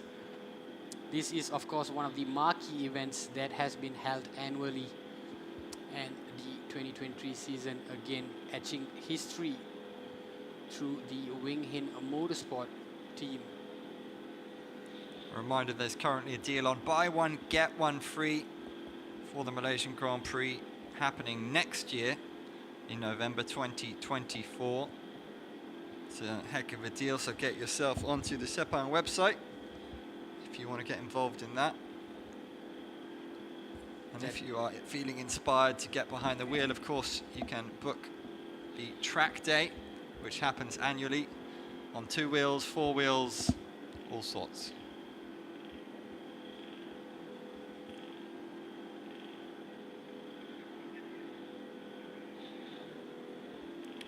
Always good to see cars and people getting home safely. It is a sport that is high octane, as we know, as we go down to Miho, who has the interviews for us down on the track.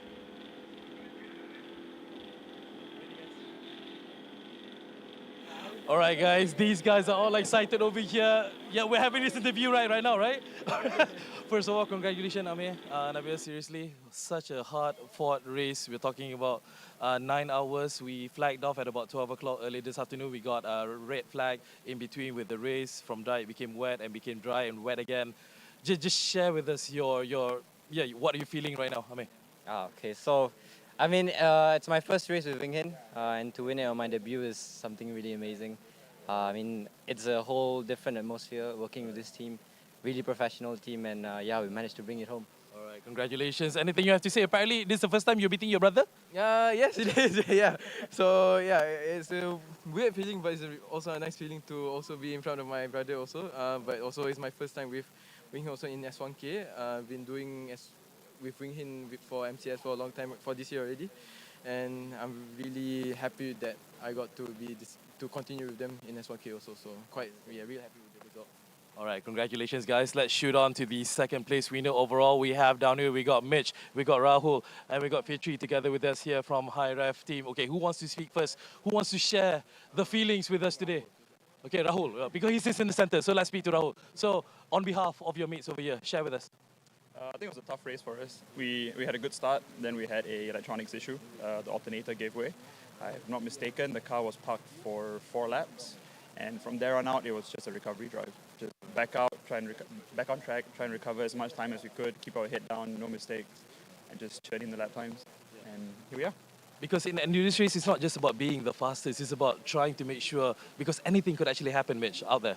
Yeah, that's right. So this is actually my, I think, 7th or 8th time in S1K maybe. All right. You're not tired of it, are you? No. No. Hungry to get a second win for myself. Yeah. Retire, too young, bro. And Rocco, we want to hear from Fitri. Fitri, again, having these two gentlemen together with you as teammates out there in tough conditions, again, with the rain, with the red flags, a lot of difficulties as was mentioned. How was it then for you? Yeah, I mean, it's an honor to race with these two guys. They're really fast, they're a nice guy, and also the team, the High Ref Dream Chaser team, also a very, very competitive team. So we're here because we never give up. Because we already lost 5 laps, we have two times electrical problem, but we never gave up and ending up on the podium. Great, congratulations again, gentlemen. Good job. And of course, our second runner-up, the third place winners, we got the legendary, of course, Tengku Jan, together with the losing brother, apparently, from that side. No, we don't really want to bring it up, but it is such a difficult race out there, isn't it? Again, endurance race is all about that. It's about perseverance. It's all about car maintenance. It's all about the weather. It's about your driving conditions as well. And luck. And luck, yeah. You introduced me as the legendary, so I'm a bit less legendary, I'm assuming. It's your words, not mine. So. Okay. So share with us. Yeah, no, it was a really tough race, super tough. With the red flag as well, with how heavy the rain went. Obviously, that wasn't the worst issue for us. We had a bigger issue with the car having mechanical faults in that first hour. I think we lost a total of 7 laps because it happened again after the red flag. Yeah, I think after that first one, you talked to me after the after that first stint. I'm like, you know what? I don't care. I'm just gonna go. I shouldn't say the word, but go full out. Go full throttle. It wasn't an endurance race for me. It was a full-on sprint race. Every single lap was full push, full max. But I'm glad that we got a podium out of it. Yeah, again, with the fight so fierce amongst all of your other competitors, but I do want to ask you, Jan, having this youngster, again, we can't diminish the fact that he's still a boy over here, and you being a bit of a veteran, partnering up with him, what do you think of him? I think it's great. That's why I'm partnering up with him. So, we actually did our first stint 3 years ago. That was with Akio, so it was 3 drivers. And, I saw the fire in him. And, he has the discipline and the focus to actually go and win. So, hence why we partnered last year, we won. And we're back again this year, but we had 2 unscheduled pit stops that actually cost us the race. But it's part and parcel of racing. That's why I told Nakib, you win some, you lose some, but the key is you take back the experience and you better yourself for next year. So we could definitely see this partnership happening again in 2024. Yeah, of course. I mean, given the opportunity, definitely. Nakib, last words from you. Congrats to Nabil, I think. No, I'm joking, but in all seriousness, I think he really deserved it. He drove an amazing race out there. I was impressed at how consistent he was at his pace, so up to him. All right. Congratulations again, gentlemen. Thank you so much for the great race. All right, guys, that marks the end of S1K 2023. It has been an eventful and exciting race. So much has happened from the start right up to the end. We do hope that all of you enjoyed it, this edition around S1K 2023. We do hope to see you on the next edition. My name is Mio Adlan. See you guys next year. Back to you guys. So many storylines. The family bonds between two brothers. We have seen comeback stories. We have seen glory. It's been an incredible day of racing. Very much one of the big events on the motorsports calendar. It's all about endurance, and that's what we've seen today. A truly memorable one. I've been Andrew Whitelaw alongside Nicholas Annell. It's been a pleasure, and we'll see you next time.